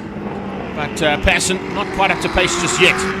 It's two Lolas and a Chevron fighting with a Shelby Can-Am at the front end of this pack. And it looks like this time Roy Campos is not holding anything back. He's decided, let's get out of here, get the job done early and get home. Because I'm not going to fight with that Lola T70 of Larry Wolford's. Yeah, Larry Wolford now having to worry about Mark Toy and Jonathan Toy behind him. We saw them battling throughout the race until unfortunately Jonathan had a mishap into turn 4. But there we go, up into turn 5 and 6. They've closed up onto the Can-Am again. Yeah, they do. And that might be just Roy just rolling out ever so slightly, maybe bringing the fight back to him. Maybe he wants to have a little bit of a battle, have a bit of fun with the three drivers behind him. You can't ask for better drivers to have a go at. You've got the two DeToy brothers and Larry Wolford. Massive amounts of experience in these first 4 drivers. Multiple championships in their own rights as well in their careers in motorsport in South Africa. So if you want to have some fun and games and you want to have some gentlemanly style racing, you're certainly going to get it from the first 4. Yeah, we sit here with an early 2000s photograph of one of the DeToys in a Formula Ford with the Zwartkops livery on it. So years and years of motorsport experience from all these drivers, and they're putting all that experience to good use to throw these legends of the 9 hour around this Zwartkops International Raceway and stretch their legs a bit through this sector here, through turn 4 and up to 5. And this is where we see them close the gap on that Shelby. We saw it on the previous lap with Larry. Whether he's going to be able to do it again now on this lap. Yep, gap's just slightly closer, and they seem to be stretching their legs to get away from the two DeToys at the moment. But hopefully we see that battle between Jonathan and Mark again in this Heat 2 that we saw in Heat 1. Yeah, I think John will be up for the challenge, that's for sure. I'm not quite sure he's got the same straight line speed, but he certainly has the nimble ability in that Chevron. The little B8 is so good around this track. And if you look at the lap times he's putting in there, I mean 107s in a little Chevron B8 as opposed to the slightly more powerful cars ahead of him. He's only a second off the pace of the bigger engine, and of course we always go back to that, you know, no replacement for displacement, but if you've got a car that can handle, well, then you can get a good run. We've got Peter Bailey here with the Avakamides. It's Porsche versus Porsche, but one being a GT and one being a more prototype spec car. They're going to go through turn 1. The Bailey car should have a lot more run on the outside. Yes, he does. On the brakes into turn 2. Thank you very much. I'll take that place from you. Seals it, getting on the inside of that RSR Carrera of George Avakamides, running in the Golf Racing colours. As he gets onto that back straight away now, trying to come back at that 917. The Lolette keeping Neil Lobb at bay for now. Lobb had to come from a long way back. I'm not quite sure why he started so far back, but Neil Lobb now coming back into the mix. And, right up there with that Lolette of Sifri Jr. Onto the brakes in the 5. He's looking at the inside. That Porsche should have the brakes to get it stopped and down the inside. But here, this battle getting closer, first and second. The gap was growing, and it shrinks ever so slightly. Larry Wolford trying his best to stay within touching distance with 6 laps left to go, and try and give us a bit of a show for the front end of this race. Oh, it is a good show that's being put on here. Nonetheless, all the way through, as you can see, the 917 now closing onto the back end of that Lola. So both of those cars would have come out of Bailey cars. Neil Lobb's Gunston coloured Lola T70 and that 917, built by the man driving that 917 at the moment and his team. And then the Porsche of Avakamides, as I said, former Motorsport South Africa chairman there is George Avakamides. So a lot of time and effort being put in, not only on the track but off track from his point of view in terms of building up the sport here in South Africa. See if he under a bit of threat. Oh, see if he missed a gear. That opens up the door. Neil Lobb says, you don't want to miss a gear with me. I'll make you pay. And he did big time there. Yeah, unfortunately, CF's got a whole box full and he couldn't find the right one coming out of that, going into turn 4. So that just cost him the position there. The Lola getting past. And I was wondering to see if CF would be brave enough to retake that on the brakes into 5 or into 6. But at the moment, we have a look at our battle in front. Lap previous, there was a half a second difference in to the advantage of Larry Wolford. But at this lap, it was a half a second difference the other direction. 105.2, quickest lap Roy Campos has done in this heat. A 105.7 was the best Larry Wolford could manage on that lap. So the gap shrunk by half a second and suddenly grows by half a second again as we reach halfway distance. Yeah, and I think what Roy Campos is realising is it's halfway now. Let's just maintain that pace. Let's not give Larry Wolford any inkling that he's going to get close to me. DeToy's pulled away from his brother. In fact, I think Jonathan DeToy might have a slight issue on that chevron because it's definitely not firing like it was in the first heat. Yeah, he was able just, to... time in the saddle today because he's been in a couple of classes today, so he might be feeling the effects of that slightly longer time in the saddle there. Yeah. I thought, to be honest with you, they were going to jump into the Lola T70 Spider to run in the 45 minute because it was running so well, but I think right at the end of the first heat when it started to show a little bit of smoke out of the back was the reason they decided to jump into the GT40 and use the GT40 as their option. Yeah, unfortunately that option didn't work out for them as well either. Maybe just not prepped as ready for the 45 minute. Kind of went with it on a whim. But CF3 Jr., no answer for the Lola. Didn't look like that. Looks like he's dropped far back. But Jonathan DeToy, previous lap was a 112.8. And now a 113. So definitely a problem with that car. And he's now falling into the clutches of Peter Bailey in the 917 for that fifth position. Jan Kling starting to close onto the back end there of the 59 car, so running in opposite numerical order, 59-58. That's how it stands at the moment. So it's 8th and 9th place on the road with Hammond Klicher going at it there with Jan Kling.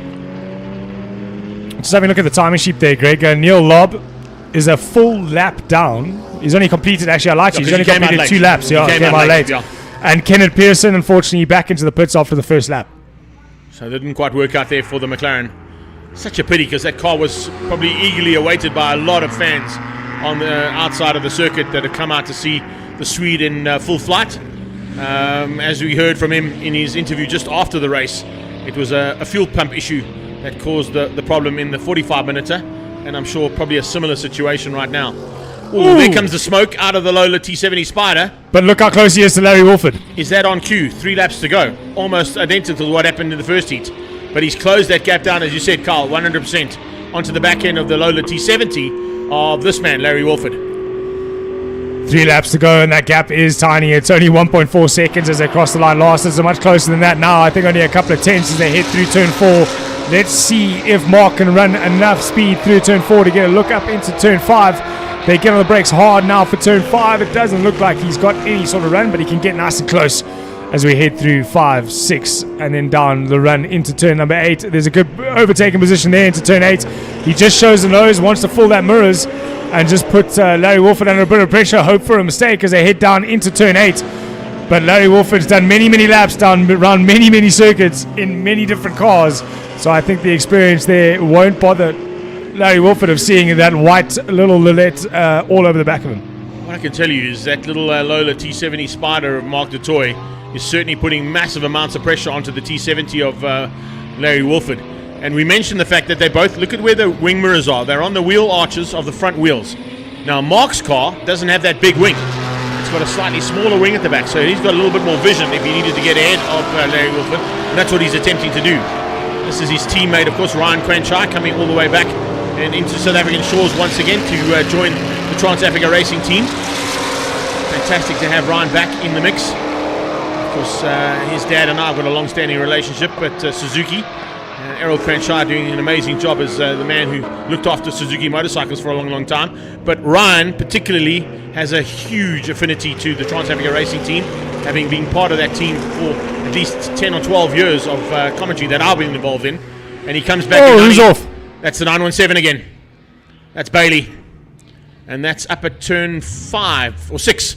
Turn 6, I think. Oh, he's got it going. Has he got it going? He's got it going. Oh, well done. Great recovery. It's turn 5. No, it's not. It's turn 2. It's turn 2. It's Castrol. Beg your pardon. It looked like Zoc in the background, but it's actually the old pit buildings there that were there. So gets back on. Tries to avoid bringing too much rubble on, which is a good effort there from him. But fortunately didn't get stuck down and clamped down by that absolutely much thicker kitty litter that they've laid down here at Zwartkops International over the last couple of months. So that's Lob down into turn 2. He'll go through the dust that's been kicked up there by the 917. This man on his way to the checkered flag. And he's done it clean and clear. I thought early on when he dropped the hammer to get away, there was going to be no answer from Larry Wolford, and there hasn't been. At that halfway stage, Roy Campos decided, right, now it's time to go. Let's see what this V8 can actually do around here. Got down to a 1:05.2 as his fastest lap, but that's enough to take the victory by almost 11 seconds over Larry Wolford. So a good effort there from Roy Campos to win out. Oh, isn't Larry Wolford? It's the last corner. Mark Tatoy having a solid look down the inside of Larry. They race it to the line, and it is going to be Larry Wolford that gets it from Mark Tatoy second and Mark Tatoy third. Sorry. Yeah, tried a Keegan Ward move there. Didn't quite work out, eh? Almost a similar type maneuver there coming out of Mark Tatoy, but fortunately Larry was able to hang on to it and get second place. So Class A 1, 2, and 3 have gone across the line. Jonathan Tatoy will finish, I think, just behind them. That's yeah, here he comes. Yeah, there he is. I was waiting for him. I was just waiting to see where he was in terms of where Neil Lobb, because Neil Lobb's gone across the line, but he's a couple of laps down. Remember, having started late in the race. So it is Jonathan Tatoy who will wrap up 5th place overall. So it's Class A's 1, 2, 3, and 4 with Campos, Wolford, and Tatoy squared for 3 and 4. Then it's Ferrari Jr. who wins out Class B in the Lolette, and George Avakamides who will take Class C honours in the Porsche 9. It's the HRSA, I beg your pardon, Carrera that he's piloting. Amon Klucker behind him. He'll be second in Class B ahead of Jan Kling in the GT40. And then second in Class C will be Ryan Cranchai in the AC Cobra Coupe. That wraps up things for the International Sports Prototype and Trans Am class. We've got Little Giants from the pre-66 and 68 class and under 2 litres standing by in pre-race.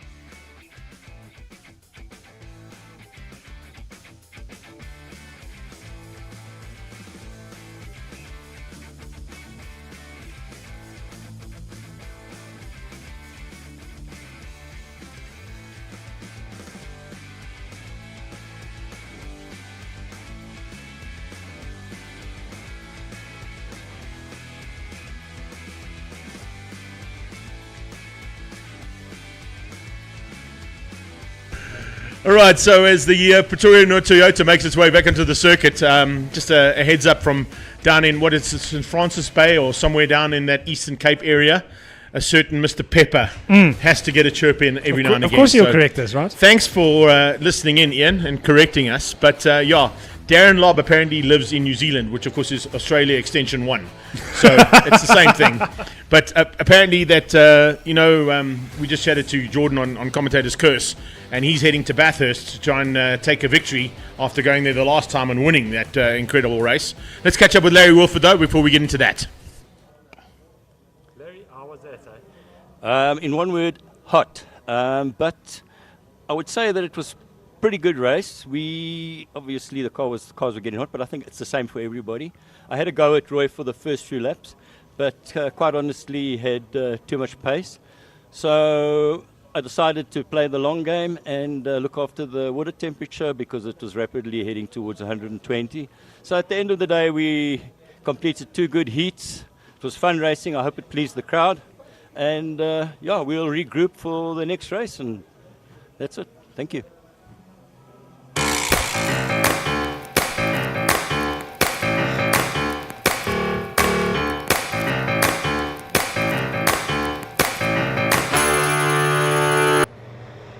It's Little Giants and under 2 litres on track. Just going back to that comment before we had to go down to Larry. Yeah, Ian catching up with Jordan and the team, and also with Trevor and Brett Maybury. And he said Roy was looking tired. I tell you, Larry was looking pretty tired as well after that race in the heat. And those cockpits get exceptionally hot in those cars. I did about 10 laps in that GT40 that Peter Bailey gave me to drive. And by the time I got out of that also, you could feel the heat in the cockpit. It really gets hot exceptionally quickly because of the lack of air conditioning and airflow into that cockpit. But we're back into Legends of the 9 Hour. That's the pre-66 Little Giants and under 2 litre class. And in the first race of the day, which we saw these cars out in, it was pretty spectacular stuff. So they've been waiting around for a long, long time. And with that, we'll be eager to please, I'm sure, everybody standing on the sidelines and have stuck around here to go right to the end of the day's racing. Because we got this and one more, and then we're done for the 25th anniversary. It's been awesome racing all the way through today. Like, no matter where we look on the camera, there's a pass happening or a move happening or some 11s being left out there on the circuit. Absolutely fantastic to see these guys go at it as hard as they're going with some of the classics and the legends of South African, and not just South Africa, international motorsport and motoring history. So, the greatest museum you can be at this weekend was Zwartkops International Raceway for sure. No doubt about it. Fantastic to see all these cars going out and actually getting to be raced around tracks as opposed to parked in museums and put on display. I'm a firm believer in that. Cars that are being built to race should be raced. They should be raced until they can't be raced anymore, so they fall apart, basically, I believe. And then hang them up. And then sort of just restore them so that they can just be in the look and feel. They don't necessarily have to have all the engine componentry and shit behind the scenes. Anyway, let's go into the Southern African battle that's about to happen here, because all the way from Bulawayo is Denzel Bana, race 1 winner. But Alan Poulter certainly gave him a good run for his money, as did Mark Miller. Mark Miller coming off 0.6 of a second after the 45-minuter and the TT today. He'll be fired up. He's going to be still that adrenaline pumping through his veins, knowing he just missed out on an opportunity of winning the South African Tourist Trophy here at Zwartkops today. Another driver that's been in the mix has been Lombardi all day. So we're going to see, we got the onboard with him, so we can see a bird's eye view of the battle we're expecting through this final heat here. Alan already looking menacing in that Volvo. You know, he's looking to try and pounce. Denzel Bana will try and keep him at bay if he can. He was able to do it in the first one and had the wizardry there in the Harry Potter mobile. But we'll have to see whether they can do it in the second time. It's actually Ron Weasley. It's Weasley's car, yeah. It is actually Ron Weasley's car. Oh, it's actually Mr. Weasley's car. It's Mr. Weasley's car, yeah. They stole it. But let's not get into that. Here we go. Let's get into the race action. Bana versus Poulter, Miller, Lombardi, Tendashate versus Tendashate, and then it's Chris Deploy, Elke van Vledek, Tim Crosland, and Donovan Meyer, who will make up the top 10 as they go down towards turn 1. It's double yellows, as always, into turn 1 and 2. So we stand by for the race to actually kick into full effect as they come out of turn 3. We've got the Tendashates out there, one in the GSM Dart, one in the GSM Flamingo. Just trying to remember the name. I knew it was a bird. Just couldn't remember which one it was. That's the one we're talking about right there, the number 3 car. It's kind of the hatchback version and coupe version of what is the original Dart. So fantastic to see that. Lombardi with the yellow lipstick trying to close things down there on Mark Miller. I don't see Roger Houston out for the second heat with the blue Berliner or Alpha GT that he was in earlier on. So that Sprint GT car of his, is it in there? Here's a move from Lombardi, but also watch out for the move just up the road there from Poulter, who has a big look going into turn 5 to try and find a way through there on Bana. Bana shuts the door. Kind of line is turned from the start. Nobody's been able to make a position up. Did you see Denzel get on the power out of turn 2 though to keep himself safe from Alan. That thing was lit. Give it everything she can. Drop the hammer on that little anglia to get away from the 122. As I mentioned earlier on, fantastic support there from Tom Camper Volvo for this weekend. All our VIPs. If you walked across the road here, bud, there was literally the history of South African motorsport parked in the VIP area there. You name it in South African motorsport, they were sitting in that area. It was amazing to see. And of course, they were looked after today by Tom Camphor, the sponsor there of Alan Poulter's car, with 2 XC40s, the electric vehicles. And those cars, that's a pretty rapid machine as well, I got to tell you. Further back in the pack, Elke van Vletter, the Bat Lady, in the number 5 car. Also getting an opportunity to drive a car that I had a chance to drive in. When I drove that car, I was actually chatting about it with Eddie last night because we were going through a couple of picks, and she said to me, when are you going to get a chance to drive again? I said, I'd love to, but the Bat Lady's in my car today. And she said, is she running your number? I said, no. Because on that day, I ran 5 times 5 plus 2, so 27. So it's not the number 5 car. Uncle Peter wasn't too happy with that, though.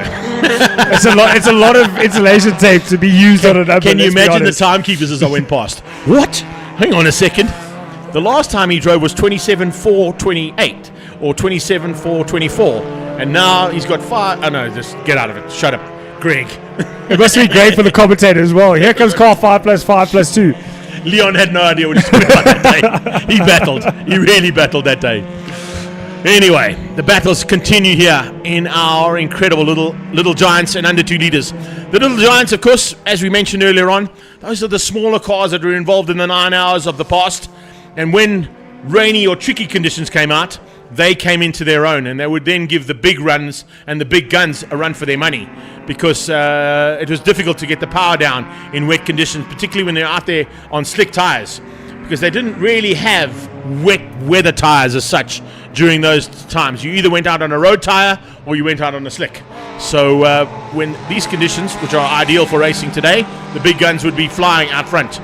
But in the trickier conditions, these little cars would come into their own. But when you take cars like this to the circuits of yesteryear, we're not talking about the modern circuits that we are now, the circuits of yesteryear where it can get a little bit tight and technical and a little bit bumpy and a little bit uneven. That's when we saw what we called the giant killers there in the minis, the alphas, hence little giants. The little giants come to the front and start dominating against the bigger V8s who can't put the power down or simply don't quite fit on the size of track that they're racing on at that stage.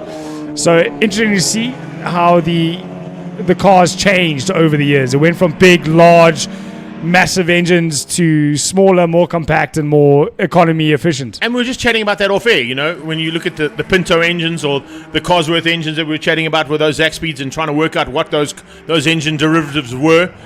It was under 2 litres and 1800 cc's that became sort of the go-to in terms of reliability, because the bigger cars would always have some issues that would come into play. There would be overheating, or the power would just drain from the V8, or whatever issues there were. But when it came to compact racing and reliability, all of a sudden the 2 litres were the way to go. And if you look at motorsport in general, it's kind of stayed that way for a long, long time. So the difference also comes in classes like this where there's no restriction on what tyre to use, for instance. The limiting factor was in the technology involved in the tires. Exactly. When you start putting heavy weights, big tires, big engines, big horsepower, the tires can't handle it anymore, and that's again where these alphas, as they come into the shot with the car 44 there of Nicole Donker, as they started using cars more like this that work better with the tire, so the whole world kind of started moving towards the smaller vehicle. 100%.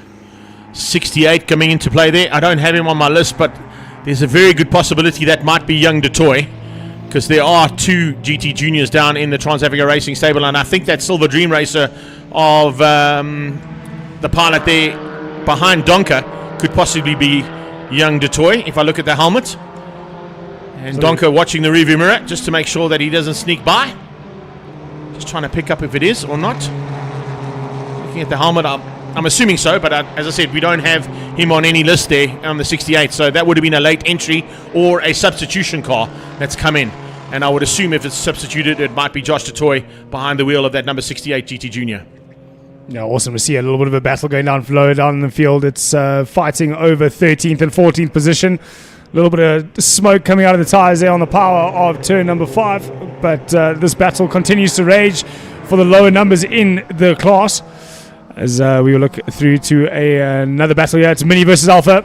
That is the car 60, also not on our list, so it might be... car 60, I think, is Donovan Mayer. There we go, Donovan Mayer. Donovan Mayer and that runs also some... I can't remember the exact colours of that car, but there were about 4 or 5 different versions of the Minis. You had the British Racing Green, you had the Broadbent colours, which of course are the sort of burgundy race colours, but there's also a derivative that ran the checkered flag down the side of it, which is of course, that's the racing colours that Donovan Mayer's gone with on his Mini Cooper. Yeah, chasing down there the 39 of Tim Crossland, Z-Strom Racing, the Alpha one side, can't speak English, 1750 GTV, I promise. I'll get this right. We'll get it's it been a right long day. eventually. Alphas, you want to go there with the derivatives, but good luck on that one. Yeah, okay? too many.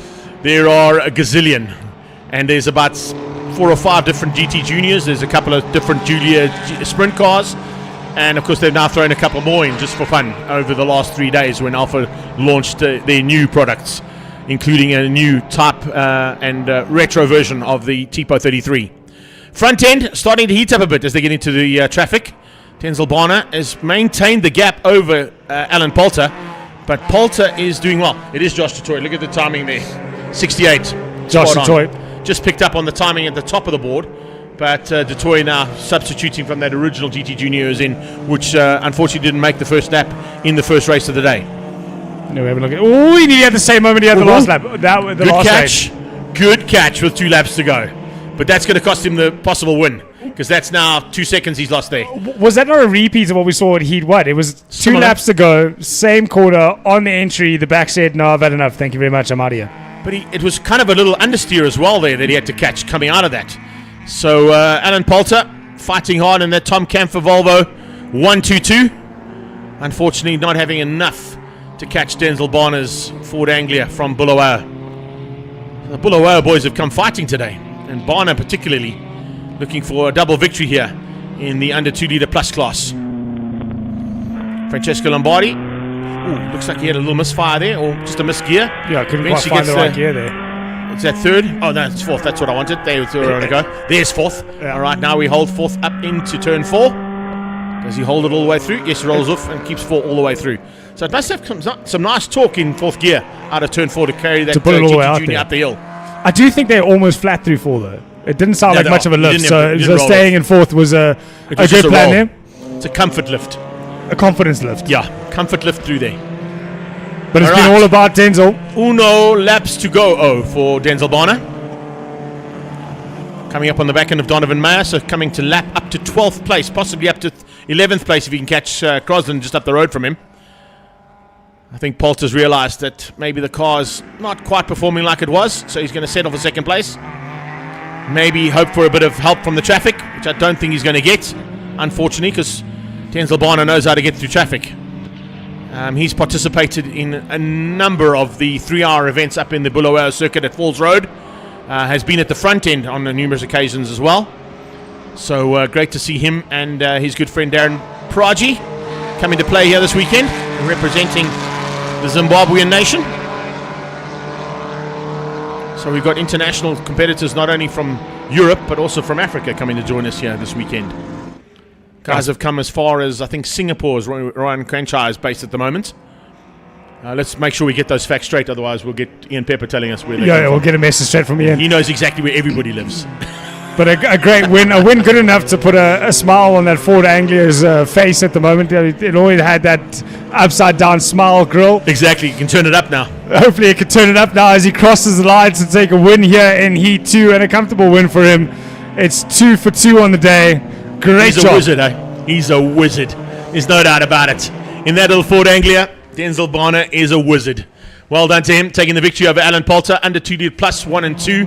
It's Mark Miller that's going to come through for the under 2 litre class to win things out. He'll be happy with that, beating Francesco Lombardi to the line, and I think Carl Pino might still be out there in the under 2 litre plus class in the Cortina for what is going to be 5th place overall. So a good effort there from them to wrap things up here for our second last race of the day. It's pre-66 and 68 Little Giants and under 2 litres. Good effort from Nicole Donker and from Josh Dutoit. Well done there to Tender Shate squared as well. John winning out in the dart over the Flamingo. And there you see Alan May on the sideline giving his teammates a bit of a wave. And nice to see the support there from Lieutenant Colonel Alan Mayer on the sideline after his battle's already done for the day in the Chevron B8 powered by BMW. We got single-seaters on standby. That is our final race of the day. We'll be back shortly with action here from the 25th anniversary of the Passion for Speed Festival.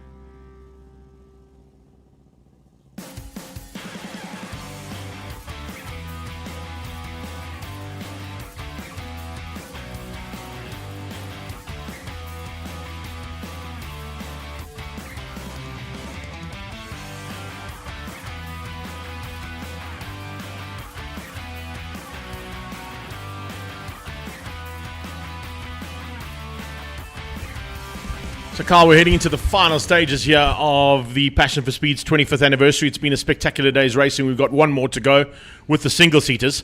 But just picking up on some pit lane activity when I was going for that little comfort break during the crash recovery after Colin's big one, I actually got to chat to Ian Schofield, and I asked him why he didn't bring his march out for the single-seaters, and he's saying the amount of effort currently being done at his factory to get some more MSA 4 cars ready for the first race. He couldn't pull his team away to allow him to go racing. So he decided, no, I'll give it a miss today and get those cars ready. So hats off to Ian. And he says possibilities of 18 MSA 4 cars at the first Extreme Festival in Cape Town. That'll be unbelievable. But these were obviously the precursors to that. This is the originals that we see there. Paul there from Public Clark finally got his car running. Good to see that. Yep. Fortunately. Got it back up and running, and hopefully you're going to be able to be in the mix there, because that's exactly what he'd like to be doing, for sure, and what he wanted to do in the first heat. Michael Koenig in the 38 Special makes his way out onto the circuit as well, as we see the rest of that pack of cars, and it's a nice field of single-seaters. As you can see, some of them slightly different derivatives of single-seaters, more sports car-esque looking cars, but fantastic to see them back out there again. Paul Gerber is the man we're just chatting about there. That's the Capital Mark 1 Formula V that he's in from 1965. But he came in to let us know that he has got the car sorted out. So hats off to the team for getting that car ready to go for this final race. Ryan Ludick, of course, was the man to beat in race number 1. And it looks like he might be a little bit more challenged this time, because joining the party, by the looks of things, is Des Hillary on his tail. And hopefully Des can get that machine of his up to the pace of Ludick's. Unfortunately, it doesn't look like they're able to get Dovey's car sorted out, the Chevron B20. So Josh Dovey and Josh Dovey, who was in the car, that's right, not the older Dovey. But they've had a tough day in the saddle, because even the Janetta broke in the 45-minute. So it's been a bit of a tough day there for the Doveys today. Yeah, that must have been a scary moment up into the 4. Throttle held wide open, fine neutral, switch the car off. and then still get a stop down the service road. So a bit of a moment, bit of a code brown, but he got his way through it. And got the car back to the pits to try and repair it, but unfortunately no time to repair both cars. So we missed them both on both these grids. But nice to see a good entry from our historic single-seater contingent. We say single-seater. That's why we don't say the term I'm looking for the coffin shape. Well, it's the sports car-esque. Yeah, it's more there sports you car. go. But they did form into single-seaters Yes. in their day. They were known as singles because they only had one seat in the cockpit. But of course, it's more of a sports car feel. But joining them in the historic single-seaters, of course, is exactly where they need to be as part of the passion for speed. And our final race of the day comes to the line, and it is exactly what you and I want: a standing start. Yes, there please. we go. Are we going double yellow 1 and 2? No. Standing start means we go at it into turn 1. Love it. Everything she's got, if you can. So coming to the line, Ryan Ludwig will be on pole. Des Hillary will be alongside him. They will line up with Paul Richardson and Steve Fenter behind them. The V Auto Body Formula V at the back there, the number 56 car of Bruce Van Niekerk comes through there. It's a Harrier Formula V from 1968. So incredible to see all these cars lining up alongside each other. We mentioned the fact we've got a Lotus 23 there of Colin Clay. We've got a Alva Porsche in there as well with Clive Winterstein at the wheel. So a nice variance and mix of cars here in single-seaters. That's what you want to see. You want to see a portion of each piece of motorsport history throughout the years, from the 60s to 70s, a couple of cars there from the 80s. I'm sure as years go on, we'll start seeing the 90s Fords come in, that we got to see drivers like Brian Curtis, a few others from those eras coming through the Fords, the Weberskis, that all went on to Formula Atlantic and Formula GTIs. Yeah. You know, we get to see those cars, I'm sure, start coming into what is then historic. As the lights go on, we wait for them to go off. We are racing. That is a proper race start to finish the day's racing. There we go, down into turn 1. Nicely done. It's 25 single-seaters heading to turn 1, and every man and lady for themselves heading down there for the second time today. Paul Manigault at the back of the field there, coming through in that Wilkie Formula V. Jody Morrison just behind him in the Cobra type T Formula V. And then you can see some mid-pack battles already starting to rage. It's fantastic to see that right from the get-go, they're already into packs of cars and fighting hard. And look how close those V's run together in a straight line. As we look at Paul Gerber up the inside in the car 40. He's looking to get that move done through turn 4. I'm sure he's got it done already as we go back to this battle of V's. They almost nose under gearbox through turn 4, up towards turn 5. It's Koenig under pressure. Beecher's putting the pressure on him. Tony Beecher right on the tailpiece of that balls up machine, and you can see just how hard they're pushing. So Richardson into third, it's Gerber to fourth, Hillary drops down to 5. Behind him comes the 27 car of Ben van der Westhuizen. So Ben van der Westhuizen ahead of Colin Clay, then Paul Gerber into 8th, Koenig is ahead of Beecher, and that's your top 10. So great job from all these drivers off the start. And Paul Gerber looks like he went into 4th from a starting position of 8th there. So a great launch from him off the start to get himself higher up the field. He missed the start for race 1 with issues on that car. Mike Koenig taking a big look in the mirrors. It actually looked like he turned around and looked behind him there for a second. I don't think he could see as much in the mirrors as he could when he turned his neck around, and he could see exactly how close Tony Beecher was to him. So a bit of a fight on there between those two, and that battle's going to continue for sure. Yeah, the two Lotuses here. That's Clive Winterstein in that, the Alva Porsche with the Lotus-esque livery fighting aboard there. The other Lotus trying to get past. There goes Colin Clay in the Lotus itself, the Lotus 23. We'd normally see Robbie Frank involved in this one, but he stepped up into the other category for today, so he decided to go and fight on his own there in the second of the Lotus 23s. It's the blue one with the white stripe, so that's the differential there between the two of them. But as they head up to the top of the hill, here comes Winterstein, looking for a chance to dive through, maybe sneak up and get that Porsche just up the road. Does he make it stick? Oh, that's Michael Hillary, I beg your pardon. Michael Hillary, that's the Lotus 23. They're very similar. See just how difficult it is to try and spot the difference between the two of them. But yeah, that was Hillary sneaking through.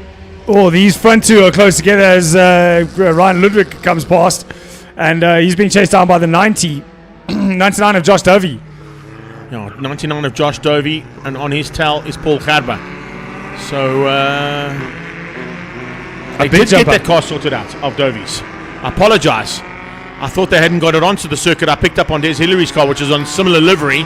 But yeah, Josh Dovey back in the fray. And as I said, if he was there, he would definitely be in the mix. And he's certainly giving Ludik a run for his money.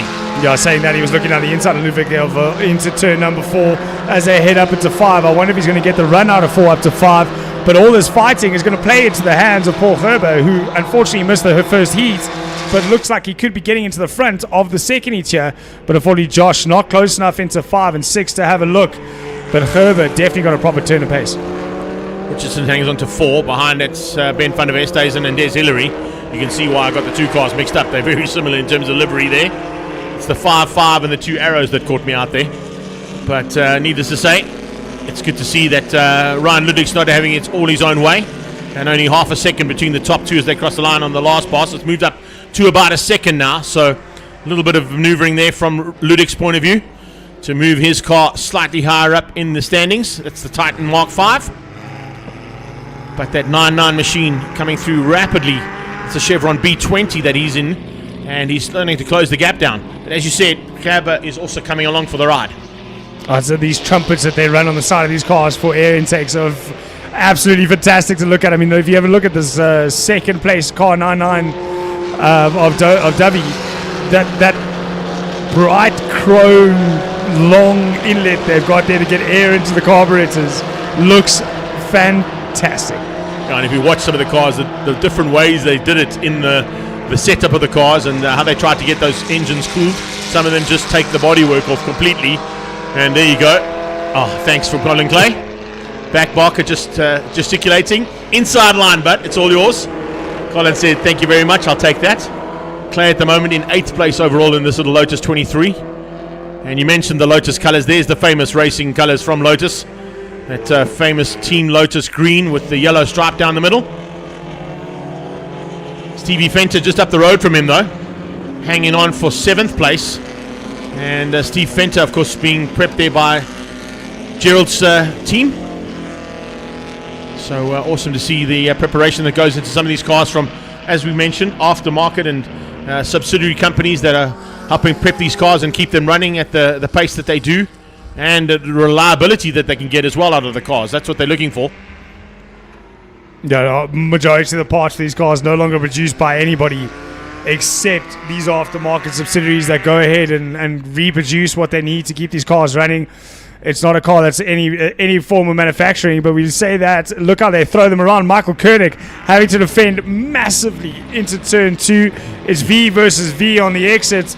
And they're going to come onto the back end now of this Vol V. V Auto Body. Yeah, the V Auto Body car.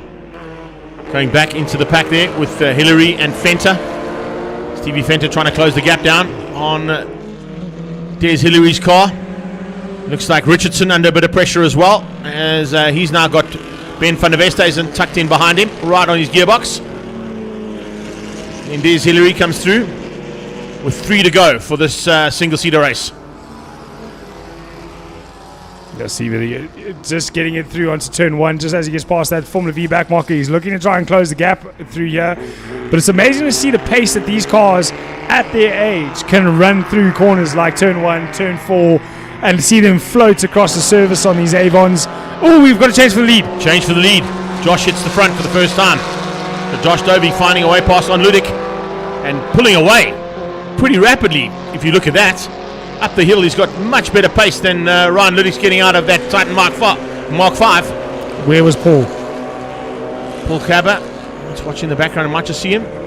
He's not there. Is he at the front? I don't think he is. No, it's another car you're picking up on. I think he's still in 3rd. No, it's a back marker you're picking up on there. Okay, all right. Our back markers are going to come into play now for Josh Dovey. Hopefully he can use them to his advantage with 2 to go. Doesn't want to get stuck between them, that's for sure. Wants to put cars between himself and Ryan Ludik if he can, and that's exactly what he's done into turn 1. Watch for Gerber. We might see him coming through turn number 8 now. No, it's Richardson. Gerber's gone missing. We're missing him. Yeah, Richardson from Ben van der Westhuizen. Then Hillary. So Gerber dropping down the list and off the standings there. I wonder what's gone wrong on that car. Well, that's what you get for the commentator mentioning you 4 times in one race. I'm going to just blame it on you, eh? Commentator's curse. Simple story. Easy peasy. There we go. gesticulations there from the 5-6 just to say go inside line. I'll give you guys a lot of room. Bruce van Niekerk, great driving there. Doesn't have to do that. He doesn't have to, but it is always nice to see when the slower car realizes that quicker cars are coming from behind. Just move over, stay off the racing line, give the opportunity for those cars that are fighting so hard, particularly like we're seeing right there between Van der Westhuizen and Richardson, the opportunity to continue their battle without being hindered. And we will see how they're throwing these cars around. I've said it many times throughout this race, but it's really, really good to see. And you can just imagine drivers like Brundle, Senna, the rest of them aboard Formula Ford, similar to this, going at it and trying to measure themselves against the rest as they come across the line with one last lap left to go. The last lap of the 25th Passion for Speed here at Zwartkops International Raceway. And it's being led out at the moment by Josh Dovey. What a hero to zero story. I mean, exactly, other way around, yeah. 0 to hero. It turned out it wasn't going to work out at all at the start because he had to pull the car to the sideline. Then massive issues for him and Dad as they went into the 45-minute in the Ginetta. But well done to Mr. Humble and Harp Motorsport for getting that car sorted out for the final race of the day and turning their luck around completely. Absolute 0 to hero story. Up into turn 5 and 6 he goes. He's got no reason to push, no reason to try too hard. It's just pretty much get that car home now. And you can see by the lines he's driving, not even using the full circuit. He's just making sure that car gets to the last couple of corners here, down to turn 8, and then over the start-finish line to end the 25th Passion for Speed. Job done. Well done, Josh Dovey. Well done, Harp Motorsport. Getting that car sorted out and giving Ryan Ludik a chance to have a little bit more fun than he had in the first heat, although he won't be too happy about second place. It'll still possibly give him the overall victory, though, I think, in the single-seaters. So he'll be happy with that. As they come across the line at Richardson, here comes Ben van der Westhuizen, just ahead of Des Hillary as they come up on the inside of the number 12 car there of Dale de Klerk. That's an Eagle Formula V from 1982, I think it is. Yeah, 82 car there, the Eagle Formula V. Then it's Stevie Fenter and the rest of the pack coming through there, along with Gary de Klerk and the 88 car there of Richard Derbyshire. He's, of course, in the 1978 Balls Up Formula V. Got to get that one in. What a name. I mean, give me a favor. You can't get better than that. But there we go. Single seaters done and dusted. There's the unofficial results, of course. Josh Dovey ahead of Ryan Ludik, Paul Richardson, and Ben van der Westhuizen with Des Hillary and Steve Fenter. That's Class A for the win, and then C's for the next 5 positions on track. Class E was taken by Colin Clay in his Lotus 23. He wins out ahead of Michael Koenig, who takes the victory in Class D ahead of Tony Beecher. Michael Hillary wins out the victory for Class E ahead of Clive Winterstein. And a magnificent effort from the rest of those drivers in all of the single-seaters. Big wave to the crowd. A massive thanks to this big crowd as well for today, sticking around all the way to the final stages. And there you can see down at turn 2, Alan Mayer and a whole bunch of the other drivers involved in today's racing, giving them a final send-off there, and a wave to all of the single-seater drivers. Awesome to see the support that is given on the sideline from competitors and rivals alike. And Steve Koenig there as well, by the looks of things. Yeah, he would have been loving life, enjoying to see the Koenig boys going at it. The sun is about to set here, Carl. And final thoughts from your side. I cannot believe the joy I got out of watching some of the heroes of yesteryear's motorsport, the cars that brought us the current modern vehicles we look at, we love, we watch race. It all started coming from the 60s, the 70s and onwards. The technology that has changed throughout, to see a Lamborghini against a Ford GT against it's just, and Lola's. It really does add to the atmosphere of South African motorsport, and what a way to start off the 2026 South African motorsport campaign with paying homage to the heroes of yesteryear. 100%. Don't forget to join us on the 7th of March as we're back here at Zwartkops for the first round of the Regional Extreme Festival. It's going to be a massive event that weekend. And of course, we've also got action that will be coming shortly as well from the Extreme Festival Nationals. That kicks off down in Cape Town. So make sure you check out Zwartkops' social media pages for all of the information regarding not only the Extreme Festival, but of course all the big events happening this year. We've got Zwartkops Annapolis again. We've got Top of the Hill. There are some big events being planned for the regional side of things as well as the national side of things here at the International World of Motoring. A massive thanks to our production team, to Dave and Paul, and to all of our camera guys that were on there. Ivan the Terrible for his pit lane duties today, and of course all our cameramen out on their posts, bringing you all the live action. To the media event and all the media team behind the scenes, to Tanya and her team from Zwartkops for an amazing day's racing, and of course to JL and Race Control for bringing us back almost onto time at the end of the day's racing. The Orange Army, as always, a magnificent effort there from them, to both Hunley and Don for keeping us safe and only being called out, I think, on one occasion to ensure that we can finish up the day's racing safely. But as always, from Zwartkops, and particularly here at the Passion for Speed and the 25th anniversary edition, we say thank you to everybody, a magnificent day's racing. Thank you to all our friends, fans and families around the world. Make sure you pass it on to all of yours friends, fans and family. Like and share, and we'll be back here on the 7th of March for Regional Extreme Festival action. And from my side, and on behalf of Carl Lawrence and commentator's curse, Greg Maloney, the voice of choice, take care then. Bye-bye now.